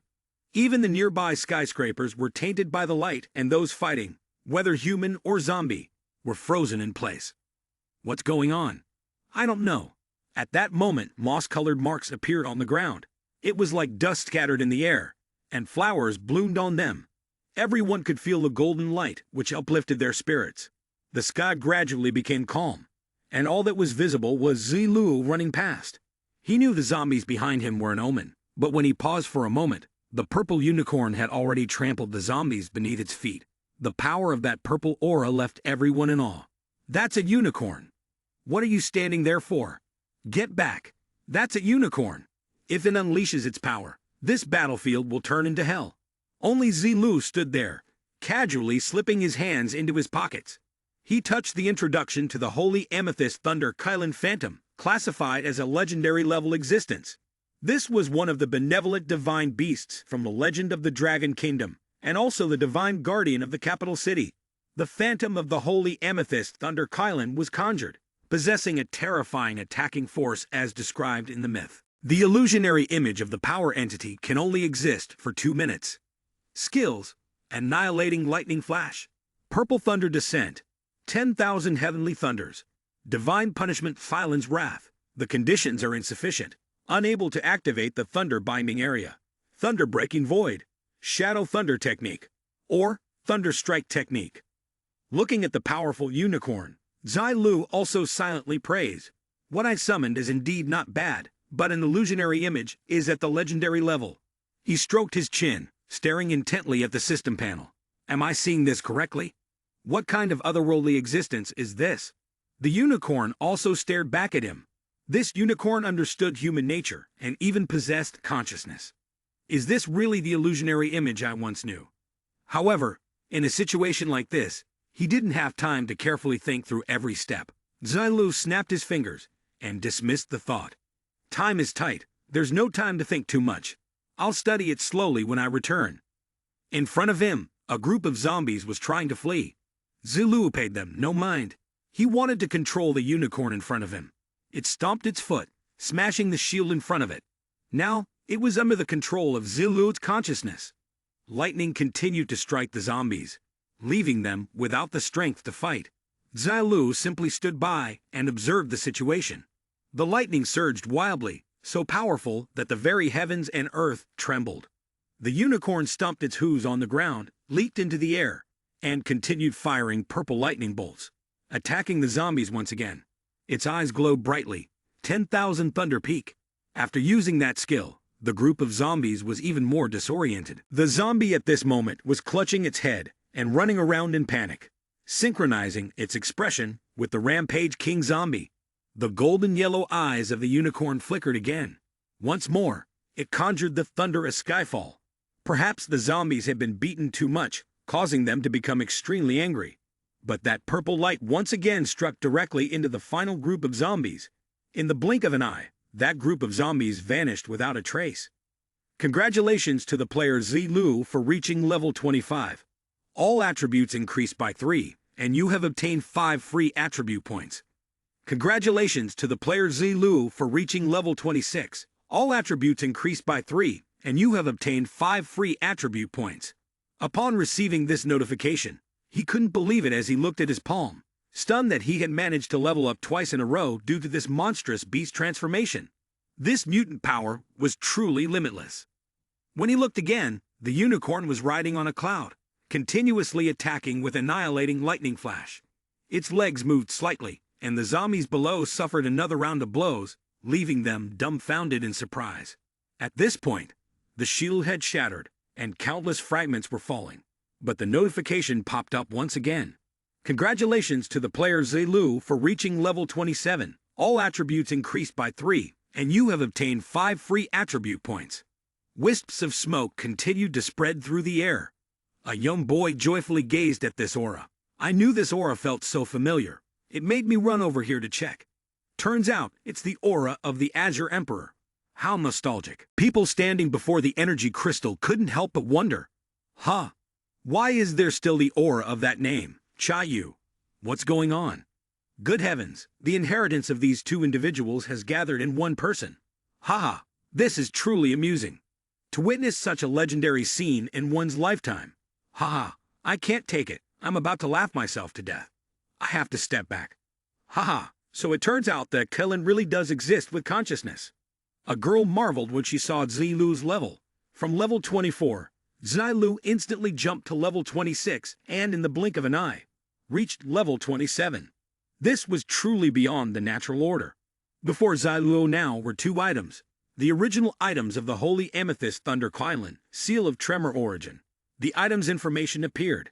The Seal of Tremor Origin possessed extremely high electrical power, able to be infused into the 8 trigram set. Players could control the Seal of Tremor Origin's electrical power.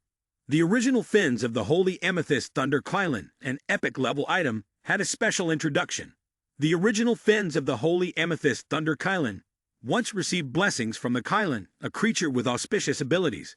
Under certain circumstances, it could trigger special effects. Its abilities could increase the player's luck. The player's basic stamina recovery speed increased by 20%. The player's basic mana recovery speed increased by 20%. The effects of negative status effects were reduced by 20%. The damage from all attribute types was reduced by 10%. After reading the information about the item, even Zilu couldn't help but sigh. Its power was so extraordinary that no words could fully describe it. He collected the items back. Zilu stared at the purple scale in the palm of his hand, scratching his head in confusion. If I want more original scales, do I have to pluck a unicorn? Can its scales regenerate? This is something that needs to be studied later. The zombies let out another cry, drawing his attention. Zilu, unguarded, turned his back towards the zombies. Are you already scared so quickly? He opened his system skills to check. The automatic looting ability of the Golden Hand had lost its effectiveness. System, Why can the automatic looting skill collect items dropped when I kill zombies, but not those dropped by the unicorn when it kills zombies? The system immediately responded. Because the equipment and props dropped by the unicorn have been shattered into dust under the destructive power and violence of the unicorn, they no longer exist, so they cannot be looted. Hearing this answer, he was slightly stunned. Its destructive power was stronger than he had expected. Zilu rubbed his chin thoughtfully, wondering if higher quality equipment, golden tier props, or higher grade material cards could still exist. He would have to find an opportunity to test it. He looked at the scale again. Given the unicorn's status as a beast, the quality of these items was probably food. This is so small. Where should I put it to keep it safe? If I just leave it in my bag, what if it falls out during a fight? At that moment, the system alerted him about a special item. Then, the original from the Thunder Sacred Unicorn has a special ability. Would you like to activate the transformation effect? When Zilu finished peeking, the purple light immediately disappeared. A small image of a unicorn appeared in front of his chest, with no attributes. After adjusting his equipment, player Zilu's stats were Strength 113, Spirit 108, Stamina 108, Agility 108. Everyone stood frozen, staring at him. They couldn't believe everything had been resolved so easily, just by a simple action from him. Zilu casually walked away, the threat at the north gate completely eliminated. I'll check out the other areas, he said, still smiling despite his face being covered in dirt. Was that the great Zilu? Did we just fight side by side with him? I've got to work harder. I need to follow the example set by the great Zilu. But there were also tears falling. Hundreds of our brothers were gone. It's okay. The north gate is secure now, and the souls of those hundreds of brothers in the underworld can rest in peace. All right, everyone, let's pull ourselves together. We can't let the sacrifices of our brothers be in vain. Clean up the battlefield first, then get ready to switch shifts. At that moment, a soldier rushed over to provide an update. What happened? The north side is already done so quickly. The soldiers at the battlefield were all in high spirits now. Tell them to help clean up the battlefield first. I'll report what happened to you, and when the time comes, you can report it to the general. They began telling the story. I told you, when Zilu suddenly appeared, even the others had to be amazed when they looked at the system board. Oh my god, no wonder Zilu is my idol. This speed is insane. Truly, a great master is a great master, directly leveling up to 27, 8 levels above the second-tier general. This is really abnormal. Even the merits make others envious. What's going on with this merit points leaderboard? It's too exaggerated. Are you sure there's no mistake? On the merit points leaderboard, Zilu is ranked first, with a total of 80,470 merit points. Second place is 3 consecutive 4-row ones, with a total of 473 merit points. Third place is Can't Quit Smoking, with a total of 449 merit points. Fourth place is I Don't Like Vegetables, with a total of 440 merit points. Meanwhile, on another battlefield, white streaks appeared in the sky. A group of zombies were flying through the air like bats. Beneath them was another group of zombies. Wizard players attacked the zombies flying in the air. Everyone quickly summoned fireballs, ice arrows, and thunder strikes, continuing the next round of attacks. The commander stood above, observing. He ordered through the radio. Has the intel been transmitted out yet? The response from the other side wasn't promising. Report, sir. The intelligence personnel couldn't break through the zombie blockade outside, so the specific intelligence could not be transmitted out. However, the information about the zombie attack on the Glass City has been relayed through the alert system. His gaze was fixed, straight ahead. That's good enough. The remaining task is to protect our front line. Yes, Commander, I will definitely complete the mission. At that moment, the railing shook, and the soldier felt it. We looked around, and in the distance, black smoke began to rise. He couldn't believe what was happening. How could so many crazed zombies appear in such a short time? Where did they come from? A hand emerged from the ground, and then a swarm of zombies with bodies as hard as stone appeared on the surface. Everyone was attacking while simultaneously creating shields to protect themselves. But these zombies were much tougher than before. They had to struggle hard to fight back. It seemed that everything was in vain when a new wave of zombies appeared in front of them. Seeing the astonished faces of the soldiers, the commander above kept shouting, push forward for me. We absolutely cannot let these crazed zombies break into the square. Behind you is the glass wall. Once it's breached, the deaths of tens of thousands of soldiers on the front line will have been in vain. Do you hear me? Upon hearing this, the soldiers gritted their teeth and gathered their spirits. Understood, Commander. The massive zombie horde continued to charge. The soldiers stood firm, forming a shield. From somewhere, a fireball flew toward them. The fireball struck the zombies, but they were in a frenzy. They wildly punched and kicked at the soldiers, but they were determined to hold their ground, standing firm, charging forward. Each punch from the zombies landing down. Humans seemed powerless to resist, and the determined sound rang out again, blocking them. Suddenly, someone shouted, "Their speed has slowed down." The commander continued to encourage, "Everyone, hang in there. I've sent someone to the city to request reinforcements. They will be here soon to support us." Someone stepped on a thick liquid and immediately reacted. "Be careful, the transparent zombies are here." The system displayed relevant information. Transparent zombies, a very rare and extremely terrifying type.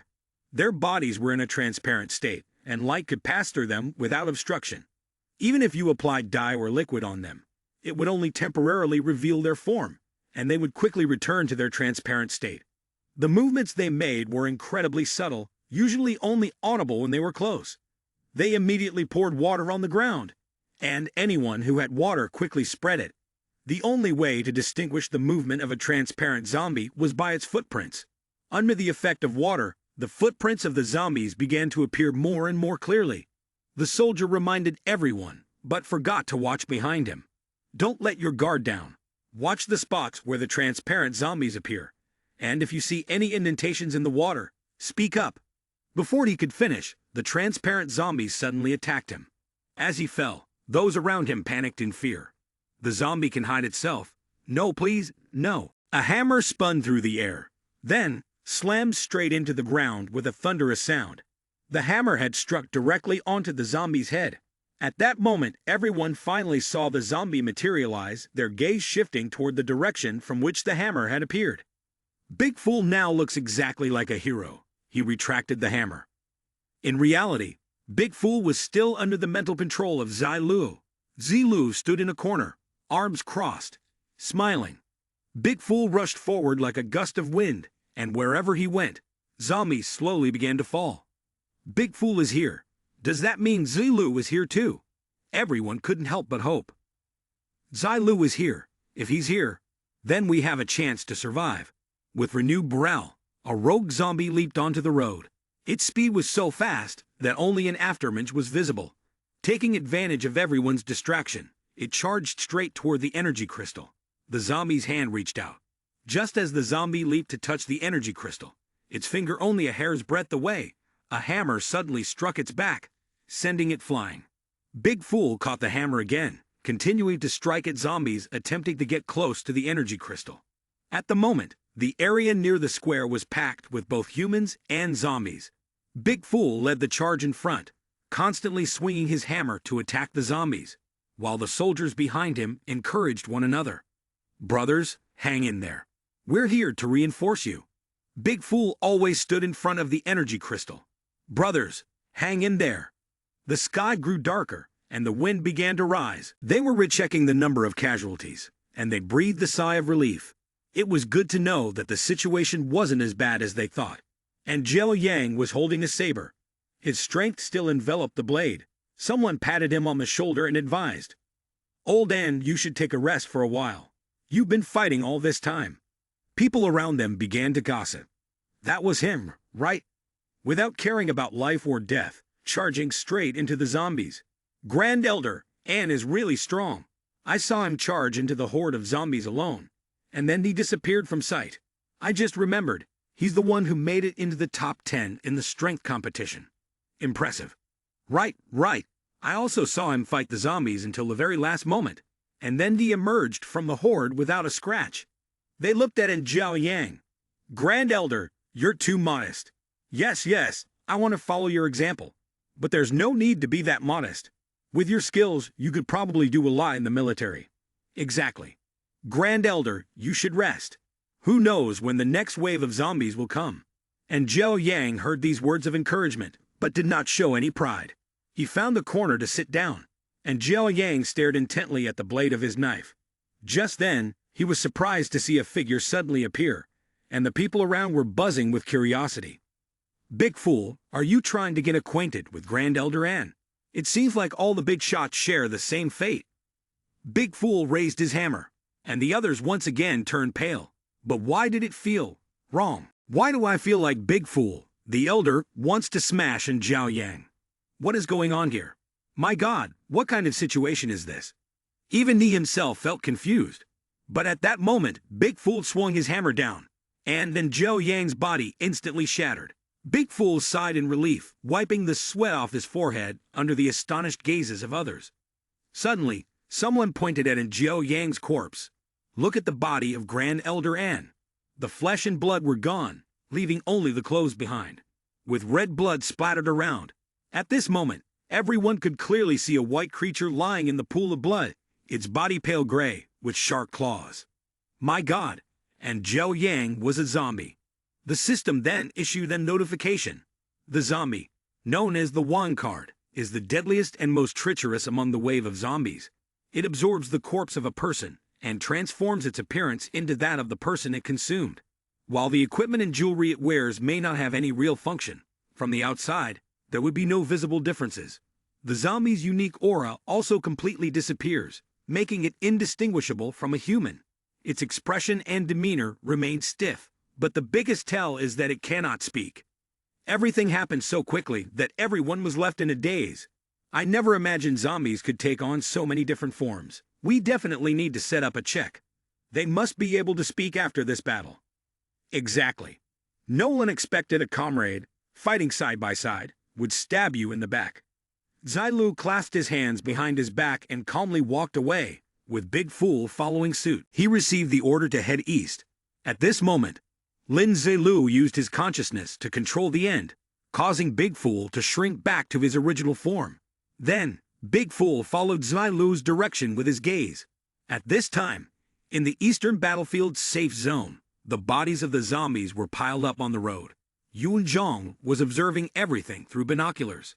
He was stunned and trembling as he heard his subordinate continuously reporting.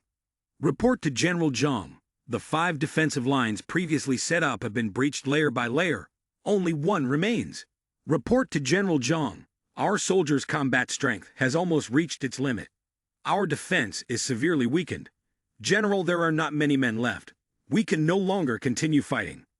General Yuan Zhong could only helplessly sigh. He gave orders to his subordinates to retreat. "We will fall back to the rear lines, to the area with buildings. These buildings can block us, and we might have a chance to rest." The subordinate hurriedly said, "General, we absolutely cannot. If we pull back the front lines, the zombies will be completely unrestrained." He anxiously continued, "At that point, if the zombie waves decide to attack from another direction, we'll be passively on the defensive. There are also a large number of non-combatant personnel hiding in the buildings. They can't fight." Yuan Zhong waved his hand to interrupt him. "I know everything you've said," he said seriously. "But now, there's no other choice. They can't continue fighting. So it's better to enter the buildings to fight for a chance at survival." The subordinate could only lower his head in silence. Suddenly, he saw Zilu wearing a mask, leisurely walking towards him. At that moment, the subordinate became overjoyed, patting Yuan Zhong's shoulder. General, we don't need to retreat anymore." Zilu, he's here." Yuan Zhong unexpectedly called out to Zilu, but he walked right past him without saying a word. He then climbed the wall and jumped down, all while Yuan Zhong watched. He couldn't help but smile faintly, and then Yuan Zhong raised his sword, giving the order to prepare for a counterattack. The bandits below also gladly received the command. At that moment, on the ground, another man was still holding his sword, trembling as he fought. "We couldn't retreat, not even to check what might have fallen behind us." Zilu suddenly placed a hand on the man's shoulder, asking what the current situation on the battlefield was. He turned around, overjoyed. "You're Zilu, the Great Elder." Zilu gestured for silence. "It's me. Tell me the situation here first." Upon hearing this, he quickly turned and reported. The entire defense line had already been broken, and then reinforcements had arrived at the west gate, stabilizing the situation. Right now, the situation is that we can hold out for a bit longer against the zombie wave. But, the man continued. Afterwards, General Zhang sent quite a few troops to support the crystal defense, and some more units were dispatched to the gate to shoot. Unable to hold back his emotions, the man suddenly began to cry. Now, the soldiers responsible for the defense are down to less than 10,000 and we're almost at our breaking point. Zilu immediately thought. Zombies continuously emerged from behind the shield, and the situation for humans was not optimistic. It seems the timing is just right to turn the tide. Right behind him, another group of people appeared.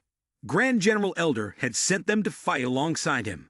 Zilu then pulled a spear out from his spatial storage. The system displayed the following information. Spear of 9 flames, diamond-level equipment. Strength +10, Constitution +6. When attacking, there is a 30% chance to ignore armor. Attacks have a 150% strength damage bonus. After the spear penetrates the enemy's body, part of their stamina is extracted. Earth-seeking spear.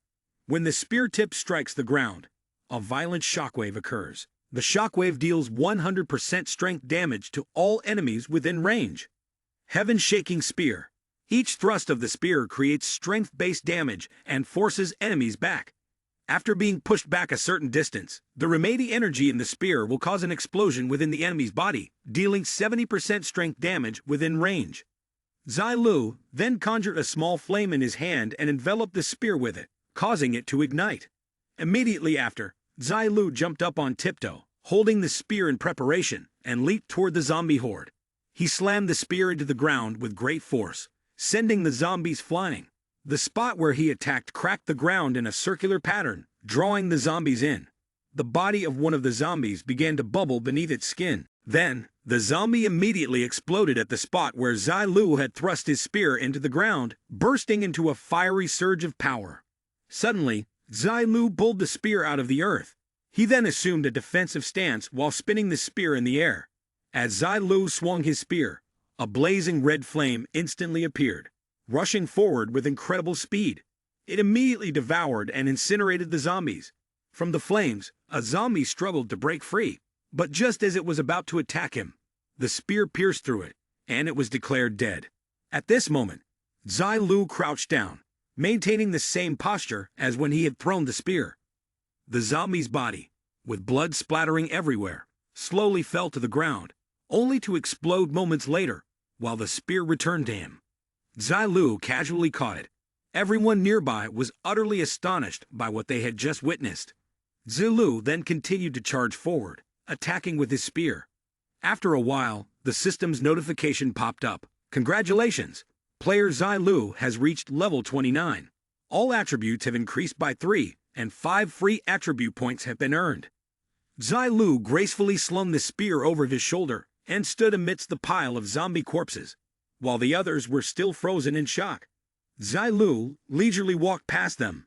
I feel like we're completely unnecessary here. I feel the same. So what should we do next to avoid looking clueless? The group, still stunned, couldn't help but repeatedly marvel inwardly. 4 levels up in one go. Truly, a veteran is a veteran. Fighting alone against all those zombies, there was no one else like him. This was truly a massacre of zombies, a one-man turnaround of the situation. Zilu, meanwhile, was reviewing his system panel, checking the stats of the player Zilu without any equipment adjustments. Strength 124, Spirit 119, Constitution 114, Agility 114. Zilu fell into deep thought at this moment. He did not expect that the zombie wave would drop so many skillbooks. He planned to carefully examine them once he returned, as his space was almost full. For now, his spiritual energy was insufficient, and there was no way for the 9 flame pearl to devour these items. So, he could only use the simplest method. He immediately pressed to temporarily disable the auto pickup function on the system, then crouched down and began to throw other items aside. After a while, he walked over from a distance. Yuan Zhang and the others immediately greeted him in a military style. Thank you. If there's any place where Yuan Zhang can be of assistance, I will do my best to help. The others echoed in unison. We feel the same. Zilu walked up and casually spoke to Yuan Zhang. There are a few weapons on the battlefield that might be useful to you. Then, Zilu turned and left. At this moment, in a small room, Zilu was carefully examining the book in his hand. He loudly prayed, "Holy Amethyst Thunder Kylan, bless me. Let me draw a powerful skill." A unicorn suddenly sneezed, and then Zilu nervously opened the book. As soon as he opened it, a purple light appeared. Upon seeing the content inside the book, Zilu couldn't help but exclaim in astonishment. The book contains a card in the shape of an eye, blood-colored copper. The system at this moment also introduced blood-colored copper, an epic level skill, a very special type of copper magic. Once it controls the player's eyes, it will produce an irreversible effect. The passive ability significantly enhances your vision and allows you to adjust the focus distance based on your thoughts. The active ability is clairvoyance. Once activated, it allows you to see through certain obstacles and observe the situation behind them. Two pleasures, when used, can project a specific mental environment into the opponent's mind. Three destructions, when used, allow you to use mental power to see through circumstances or illusions that you encounter. Zilu's eyes immediately lit up. This is truly top tier. So this is how powerful the effect of the unicorn's blessing is. Next time, I should bring the unicorn along to handle something important. Won't that be like thunder crashing down? The unicorn sneezed again. At this moment, the system asked him. The system has detected the blood-colored copper skill. Would player Zilu like to learn the blood-colored copper skill? Zilu happily held the book in his hand and said, "Learn it immediately." A surge of energy flooded into his eyes, causing immense pain. He clutched his head, furrowing his brows, as his eyes began to bleed tears. Blood droplets continuously fell to the ground, accompanied by a notification from the system. Congratulations to player Zilu for successfully learning blood-colored copper. Zilu opened his eyes and looked at his hand. The blood tears continued to flow from his eyes. He could clearly see his hand stained with blood. He excitedly looked around, admiring, "Oh my God, this eyesight has directly evolved from 360p to 1080. Soon after, he took out a mask and a mirror. Zilu looked at himself in the mirror, testing his ability. Blood-colored copper, clairvoyance ***.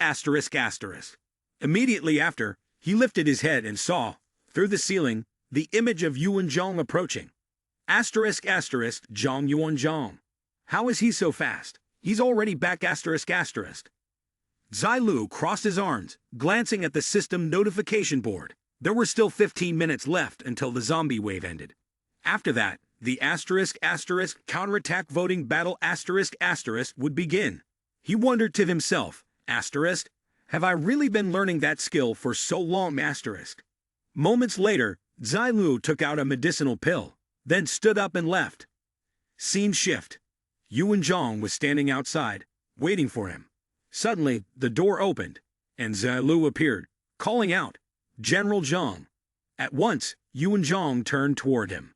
Then he bowed deeply in gratitude and said, "If it weren't for you this time, the consequences would have been unimaginable." Zilu accepted his thanks for everything he had done during the zombie wave, but simply waved his hand and replied, "General Zhong, there's no need to mention it. I wanted to ask, regarding the top 10 on the contribution ranking board, do you personally know more than 4 of them?"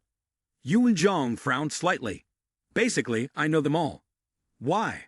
Do you need something from them?" Zilu replied, "If possible, General Zhong, please summon all of them here. Once everyone has arrived, I'll explain." Yuan Zhong's brows furrowed. "They're all nearby, but calling so many experts at once might draw attention. Give me a moment." Zilu nodded. "All right, sorry to trouble you, General Zhong."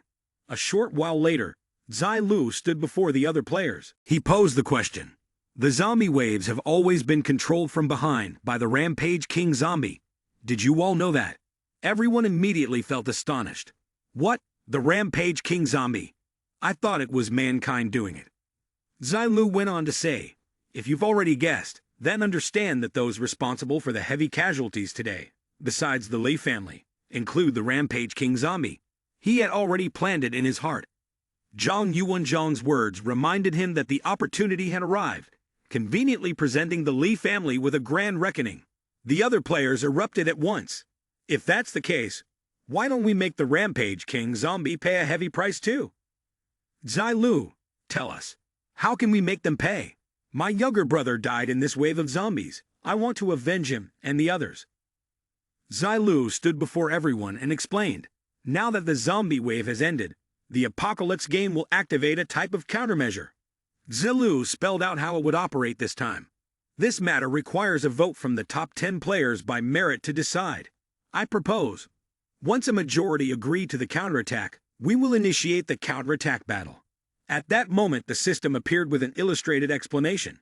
A small-scale counterattack battle is a duel between the top combatants of both sides. A victorious counterattack battle will eliminate the zombies participating in the counterattack and grant rewards. The strength of zombies in the capital city region will be reduced.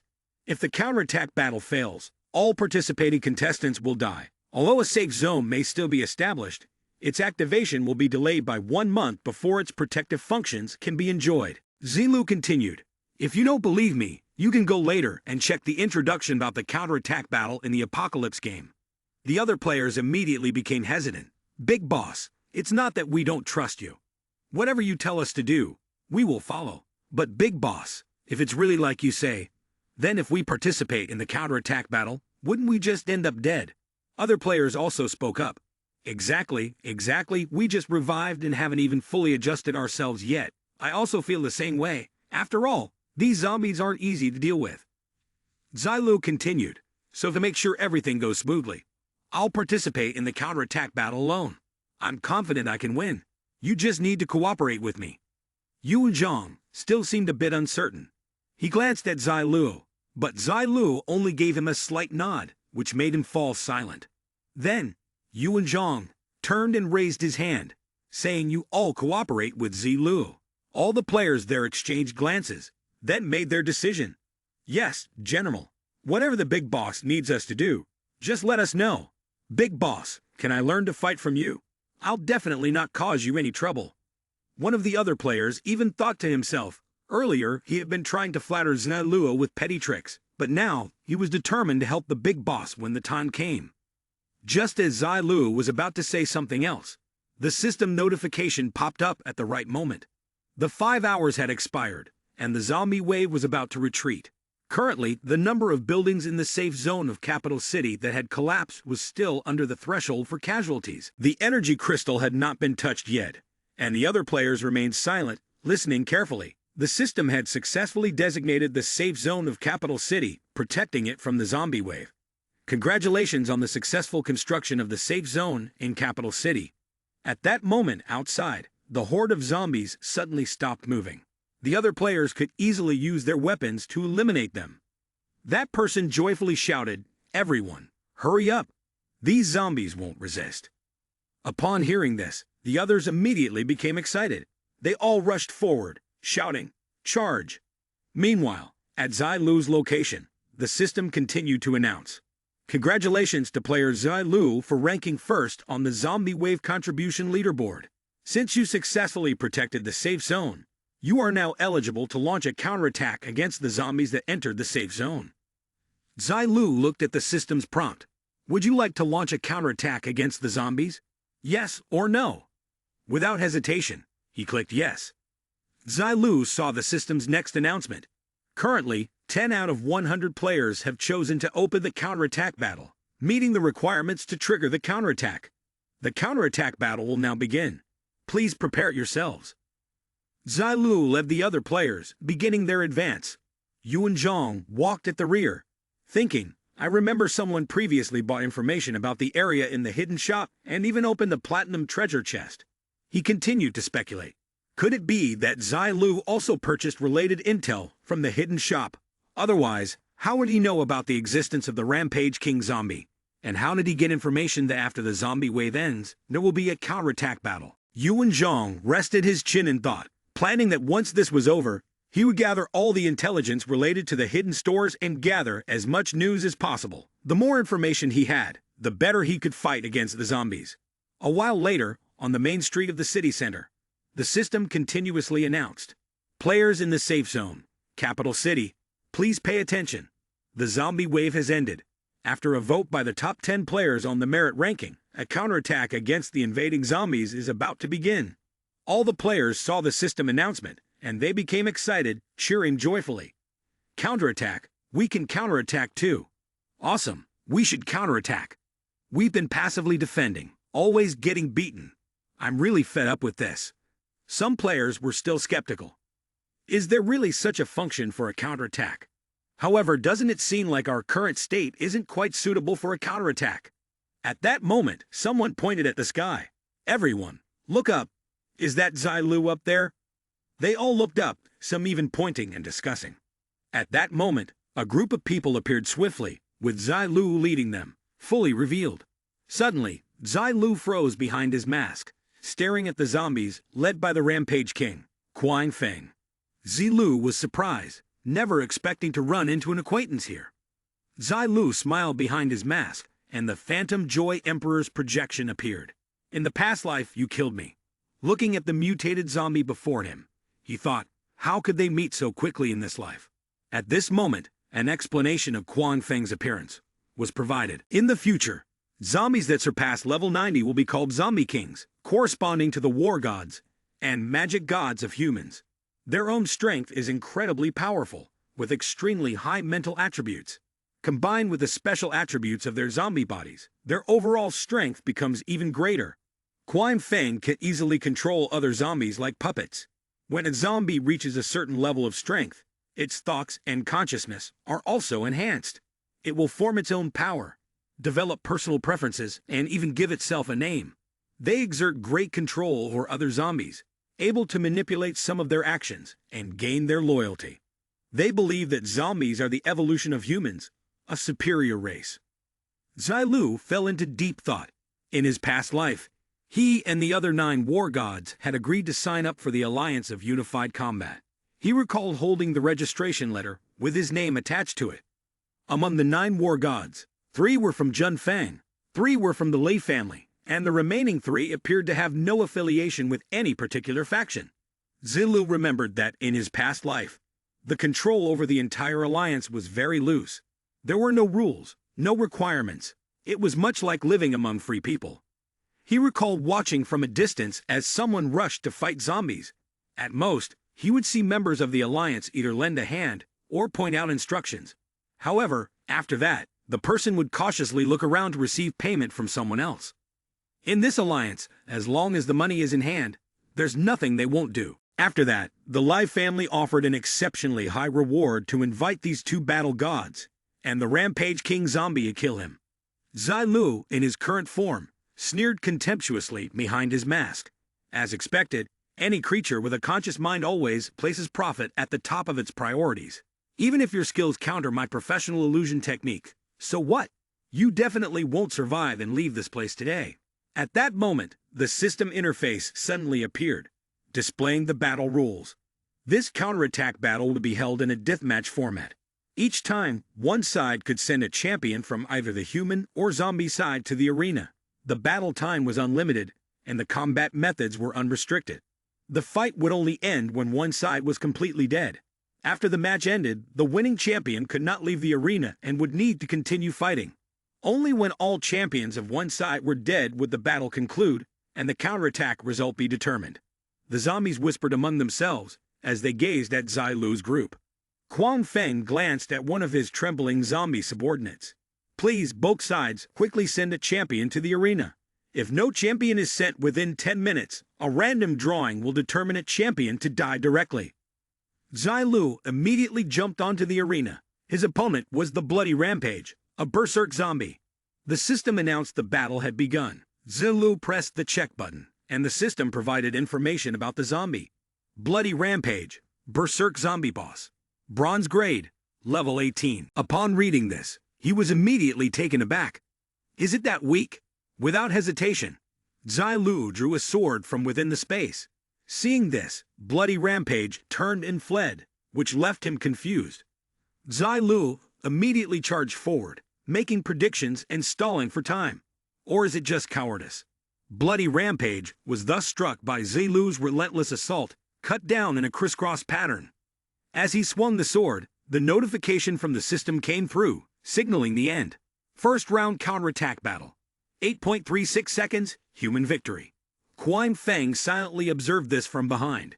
He then abruptly ordered his subordinates to change the plan. No more hesitation. The longer this drags on, the slimmer our chances. Proceed with the ritual now. Immediately, another zombie appeared on the arena. The next opponent for Zilu. Information about it also popped up. Stone Slab Bone Armor Zombie Boss. Silver Grade. Level 21. Basic Attributes. Strength, 40. Mentality, 25. Constitution, 90. Agility, 35. Innate Skill, Stone Slab. When immobile, your body will significantly increase defensive attributes. The bone structure will be reinforced, with both metal and hardness attributes boosted. Skill, Stubborn Stone Slab, as still as a mountain, maximum defense. Weakness, once in motion, defensive attributes decrease significantly. Attacking from behind will be effective. The zombie before Zilu couldn't help but marvel inwardly. Is this zombie a unique and abnormal form? Is it really that distorted? Immediately, Zilu swung his sword and charged towards Stone Slab.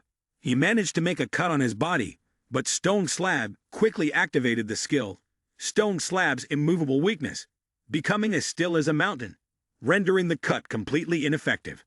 Moments later, a sword was thrust directly into his stone-like body. Zilu plunged the blade into his chest, catching Stone Slab off guard, causing him to cry out in surprise. Zilu gave a mocking smile beneath his mask. Immediately after, he twisted the sword's hilt, driving it deeper into Stone Slab's body. Stone Slab quickly retaliated, throwing a punch, but Zilu easily dodged it. Then, Zilu channeled a surge of energy into the sword. His whole body was instantly enveloped in a red energy aura. He leaped forward, continuing his assault on Stone Slab. At this moment, Quine Feng sent a mental signal through brainwaves to his subordinates. The zombies quickly sat down and covered their eyes with both hands. Even Quine Feng closed his eyes, raising his hand to shield himself. The heads of the zombies exploded rapidly, the skull of one even cracking open. Its head drooped, blood flowing down to the ground. Only then did Quine Feng approach, spreading his arms and shouting for the zombies, before unhesitatingly thrusting his hands into their heads. He dug out 2 brains, devouring them hungrily. Just at that moment, the system appeared with an announcement stating that the ritual for the Rampage King Zombie required the sacrifice of zombies that met the criteria. The zombies performing the ritual would see a significant increase in power. However, this consumption would drain a large amount of energy for the sacrifice. Moreover, the duration of maintenance is limited. Once the maintenance period ends, the zombie ritual will lose all the power and enhanced attributes it gained during that time. Furthermore, one's own strength will suffer permanent damage, and the body will sustain severe injuries. Zilu was startled, sensing that something was wrong. He immediately increased his power and focused his mind. When something unusual happens, there must be demons involved. I need to get rid of this troublesome opponent as quickly as possible. Without hesitation, Zilu launched an attack toward the Stone Slab. Explosive slash. The Stone Slab instantly took a defensive stance, activating its ultimate defensive technique. The ultimate defense reduced its power and spiritual energy to the lowest level, channeling all of it into physical defense. During this process, as long as the body remained still, it also gained an additional 20% damage reduction. The Stone Slab took both strikes head-on. Immediately after, an offensive skill was activated in his hands, and in the next moment, his body exploded. Zilu did not stop. He continued his assault. The Stone Slab still struggled to remain standing against his attacks. Zilu once again charged forward with his sword and pierced through his body. He swung his blade, then turned his head toward the system notification. Stone Slab has died. Afterward, he opened the equipment tab to check the new item. Zilu obtained a Stone Slab necklace along with its description. The Stone Slab necklace was a silver-grade item, crafted from an incredibly hard rock, possessing extremely high defense and granting additional physical attributes. It provided +3 to spirit and +2 to constitution, reduced incoming physical damage by 10%, and had a passive skill, Stone Slab Shield, which could form a barrier surrounding the wearer's body. The defensive capability of the shield is proportional to your physical strength. Once the shield is broken, it can petrify enemies around you within a second. The cooldown time is 18 hours. He exclaimed, "No wonder it's a rare mutated zombie. Even the equipment that drops is closely related to it. This attribute isn't bad either. I'll take it." At that moment, another opponent appeared behind Zilu. A green mutated zombie with a foggy body emerged. It tilted its head and sluggishly walked toward him, its body emitting toxic green gas. The system introduced it. Boss Silver Grade, Level 19, Mucus Body Talent. Your body is filled with highly toxic mucus, which has an extremely strong corrosive property. It can cause great damage to the human body and can destroy the walls of architectural structures. It will also degrade the durability of equipment. Its weakness is that it is extremely afraid of high-temperature fire, and its left leg is not very agile. Zilu observed it and commented, not as strong as the one earlier. He then took a defensive stance and continued channeling energy into his sword. There's no other way. To clear them out, I'll have to step over their corpses. Immediately, he charged forward, swinging his sword to strike the zombie's body. Zilu then raised his shield to block its highly toxic attack. He quickly activated the Eye of All-Seeing skill and successfully targeted the weak spot on the zombie's left thigh. So this is your weak spot. The leg was the zombie's weak point. After several strikes, Zilu stepped back, observing that the left leg of the zombie had been shredded, and the system confirmed its death. Zilu immediately obtained an item, a vial of medicine. Sure enough, equipment drops were directly proportional to a zombie's own strength. Zilu watched as the system waved its hand and stowed the vial. Right after that, he walked over to where Kuang Feng was still facing away, performing the ritual. Zilu stared at him in silence and muttered, "Feeding on your own kind. Typical of you." Kuang Feng, now aware of his presence behind him, rose with halting breaths and said, "Today, even if I must pay a higher price, I will kill you." Zilu sneered at him. "If it weren't for the shield over this arena, I would have come down and cut your head off long ago." Kuang Feng took a step forward toward him. When he was only a short distance from Zilu, he stopped and unleashed his power. The system appeared, displaying information. Rampage King. Zombie Boss. Golden Tier. Top Rank. Level 24 plus 8. Base Attributes. Strength 50 plus 30. Spirit 100 plus 45. Constitution 60 plus 20. Agility 80 plus 40. Talent. Regal Dignity. Enhances talent to epic level. Against all creatures of lower rank. Reduces all their attributes by 10%. Can dominate all zombie races beneath your rank in battle. Inflicting secondary states, such as suppression and fear. You can exert excellent control over elemental wind. Furthermore, all elemental wind skills in your possession are increased in potency by 10%. Temporarily, you can, for a short duration, transform into the target's shadow. Following the target with penetrating focus, the temporary damage dealt by all your attacks can reduce the opponent's defense by 5% effectiveness. Curse Effect. Temporarily, your attacks can apply a layer of curse effect on the opponent. Once a certain number of layers is reached, the curse will take effect, affecting the cursed target's state. Kuang Feng's signature skill, as well as the effects of Rampage's Violent Impact, Wind's Minute Shield, and Wind Stride. However, the Rampage King Zombie, who has just completed the ritual, has not fully mastered its power yet, and mistakes may occur when it strikes. The current state of the Rampage King Zombie is merely a temporary enhancement, and all its increased attributes will gradually fade over time. Zilu, holding his sword, sighed. Strong enough. Formidable enough. It's been a long time since I encountered such a powerful opponent. At this moment, the system continued to appear, and after a thorough check, it noticed that the host was about to engage in a life-and-death duel with the Kuang Feng Rampage King Zombie. The system promptly issued a high-level mission for the duel. Observing the Bao's energy surge, he accepted the mission without hesitation. Kuang Feng angrily spat out each word. "Zilu, I never expected this. The plan to attack the safe zone has been completely ruined in your hands. Lai Lake Swan, he trapped us, gave us false intelligence and deployment. The strength of the team inside the safe zone was based on your information." Zilu, upon hearing this, immediately froze. The Lei family had teamed up with the zombies. Seeing the energy surge from the Bao in front of him, he suddenly understood.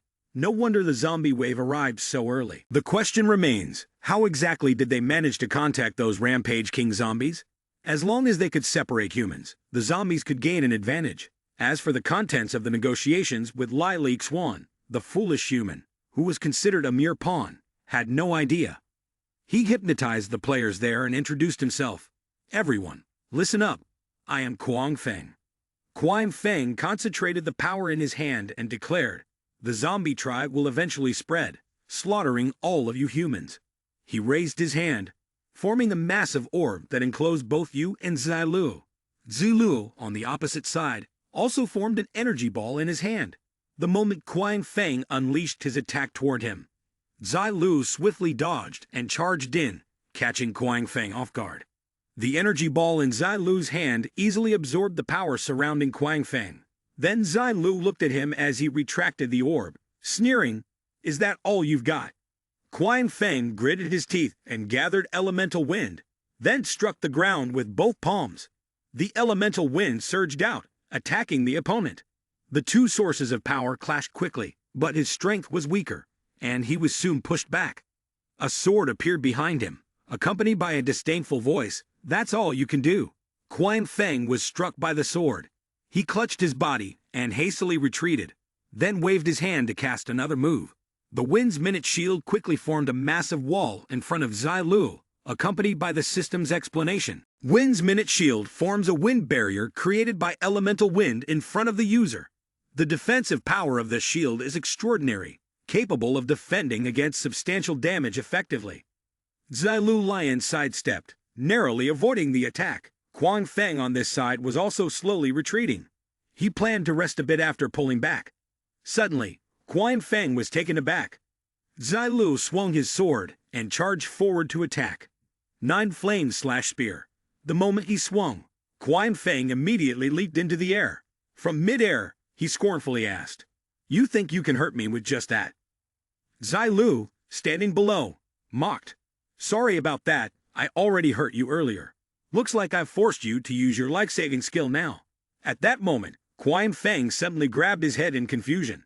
Why, after just a few moves, did he have to use his most crucial life-saving skill already?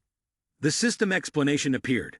Wind Stride is one of the life-saving skills of the Rampage King Zombie. Once used, the wind grants you the ability to float, allowing you to walk in the air for a period of time. Immediately after, Kuang Feng decided to use elemental wind again. "If there's no turning back, then I'll fight to the death." He frowned, thinking that as long as Zilu died, the others wouldn't pose a threat. Zilu, still below, continued to use the full recovery slash, tossing his sword upwards. Kuang Feng also used a large amount of elemental wind to counterattack. His skill quickly deflected Zilu's sword. Kuang Feng suddenly had a nosebleed and shouted, "Let me go!" The system reappeared. The storm is descending, one of the ultimate moves of the Rampage King Zombie, creating a violent storm centered on itself. Within the storm's range, it protects itself from any damage. Outside of the storm's range, it continues to inflict substantial damage on the enemy. Zilu was surprised. He raised his hand to block the destructive wind strike that Kuang Feng had launched at him, while the system continued to provide information. One of the ultimate moves of the Rampage King Zombie summons a storm in a specific direction. The more mental power consumed, the greater the power of the storm. The storm has various abilities such as blowing away, corrosion, and destruction. The move forced him to take a few steps back. Zilu wondered, twin ultimate moves, and it's this powerful. But in the blink of an eye, Kuang Feng slowly descended to the ground, his mouth still muttering nonsensically. Zilu Corpse Tribe, Human Emperor, the Eastern Glass District will not lose. Seeing this scene, Zilu was speechless. He gripped the sword in his hand and thought, "Let's pretend I didn't hear that." Zilu approached where Kuang Feng lay and said, "You can still live. Seems like your mental talent is quite high." He continued, "But you've played yourself to death. The rewards of your labor are gone with you."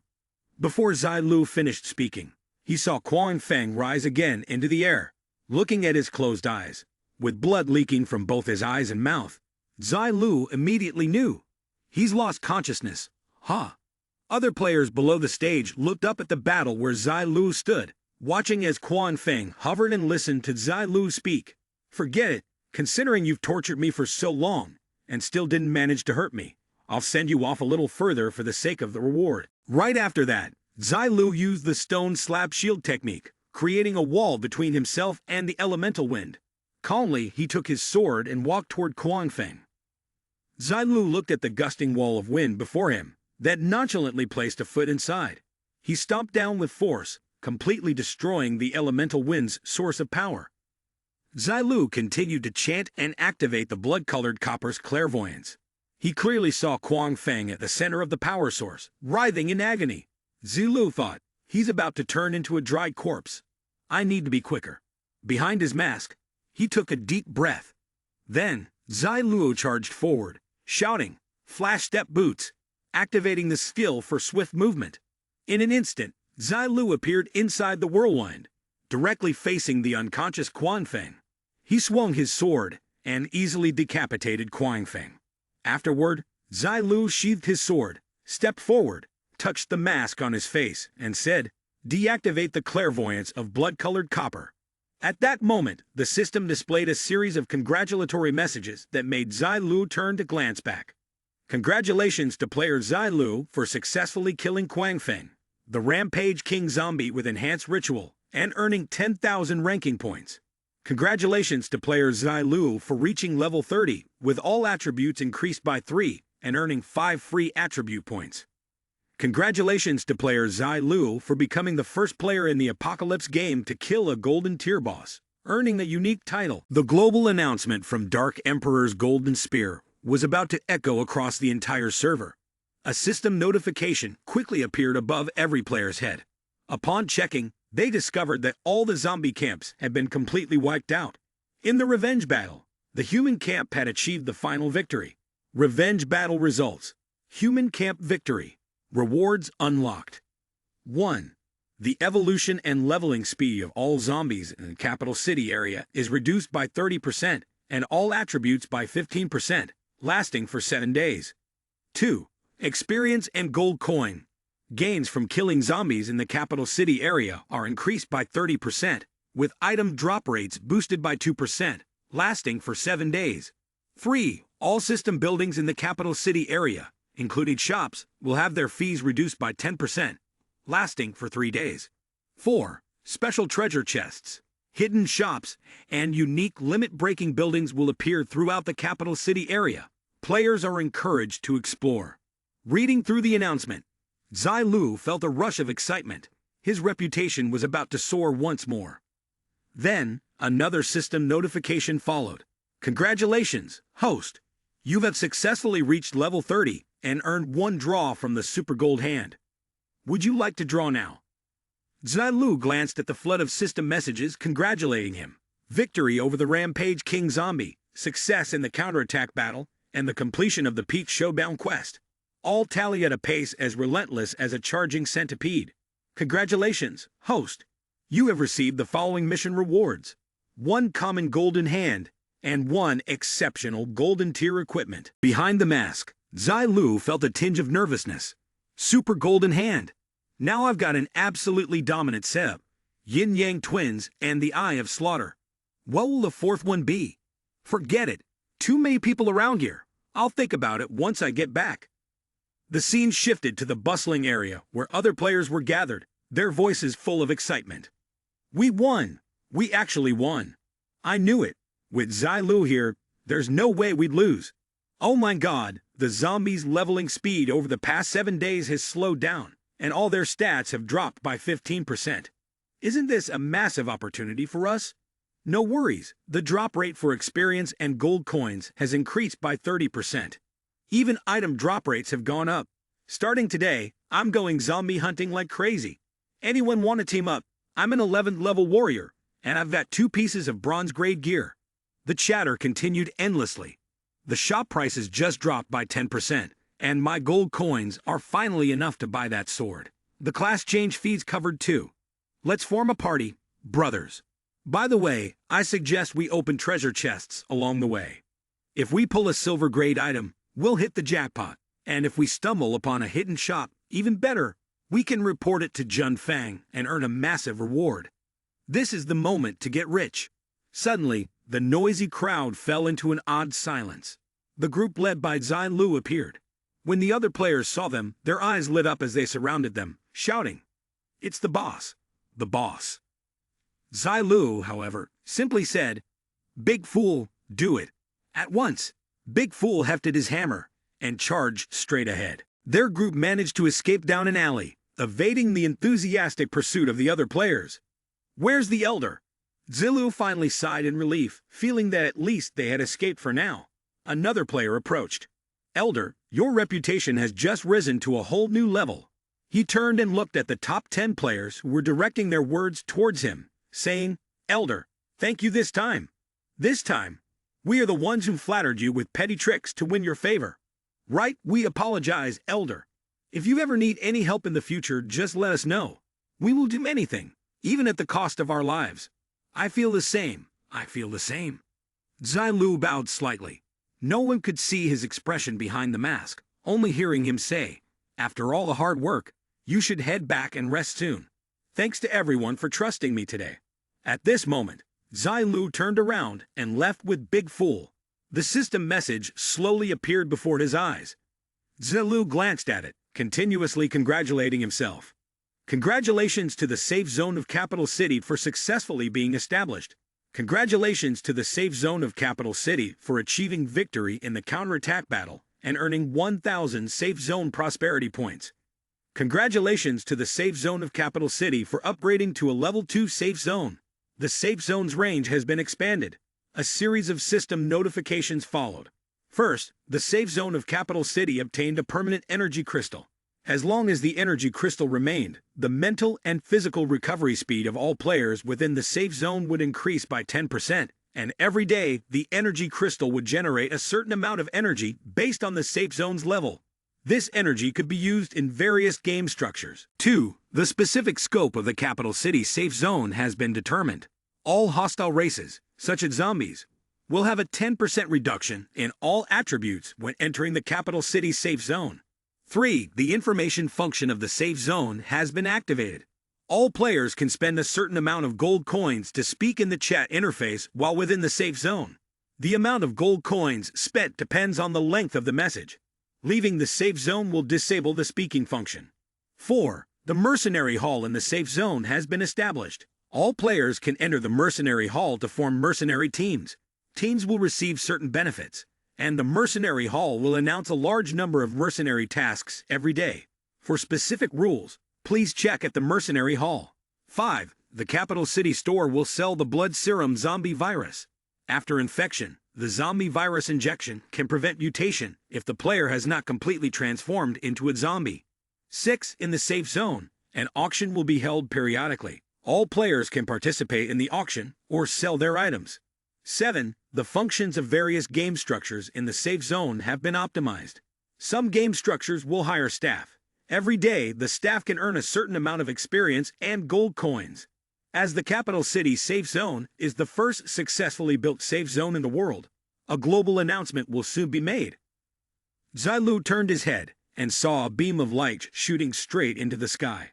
Following that beam, he thought to himself that the first wave of zombies had ended, and it was time to talk to Zhang Yuanzhang. Standing in the middle of the night sky, Zilu turned around and saw a source of power gradually spreading. The other players were stunned when they saw themselves being infused with energy. The energy spread throughout the entire city. Then, all the players looked up as the system announced the world message. Congratulations to player Zilu for becoming the first player in the solo apocalyptic game to defeat the Golden Tier boss.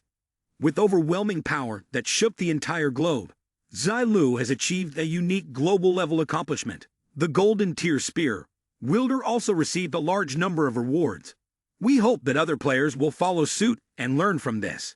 As the capital city has established its first safe zone, the players will receive citywide rewards. The reward details are as follows. All players in the capital city area will receive +1 level within 24 hours, and the drop rate when killing zombies will double. Experience and gold coin rewards will increase by 20%. At the same time, the benefits of the capital city safe zone have been successfully unlocked. Each benefit provides a new advantage for the people. We hope that remaining players in the region will actively learn and strive to establish their own safe zones. Some players were amazed. That Golden Tier boss, Zilu, must have hit a god-level strike. Even a legendary Diamond Tier boss, even if it's mythical, wouldn't stand a chance against Zilu. Others just felt lucky. Well, I guess I made it through. Some admired him, as expected of the great Zilu. I've been completely bent by the strength of this big shot. Haha, I wonder if the big shot has a girlfriend yet. The scene shifts to a small room where Big Fool is sitting below, continuously eating meat. Zilu is lying on the bed, resting with his eyes closed, but suddenly, he sits up straight. I can't do this, I need to talk to Zhang Yuanzhang. I need a house.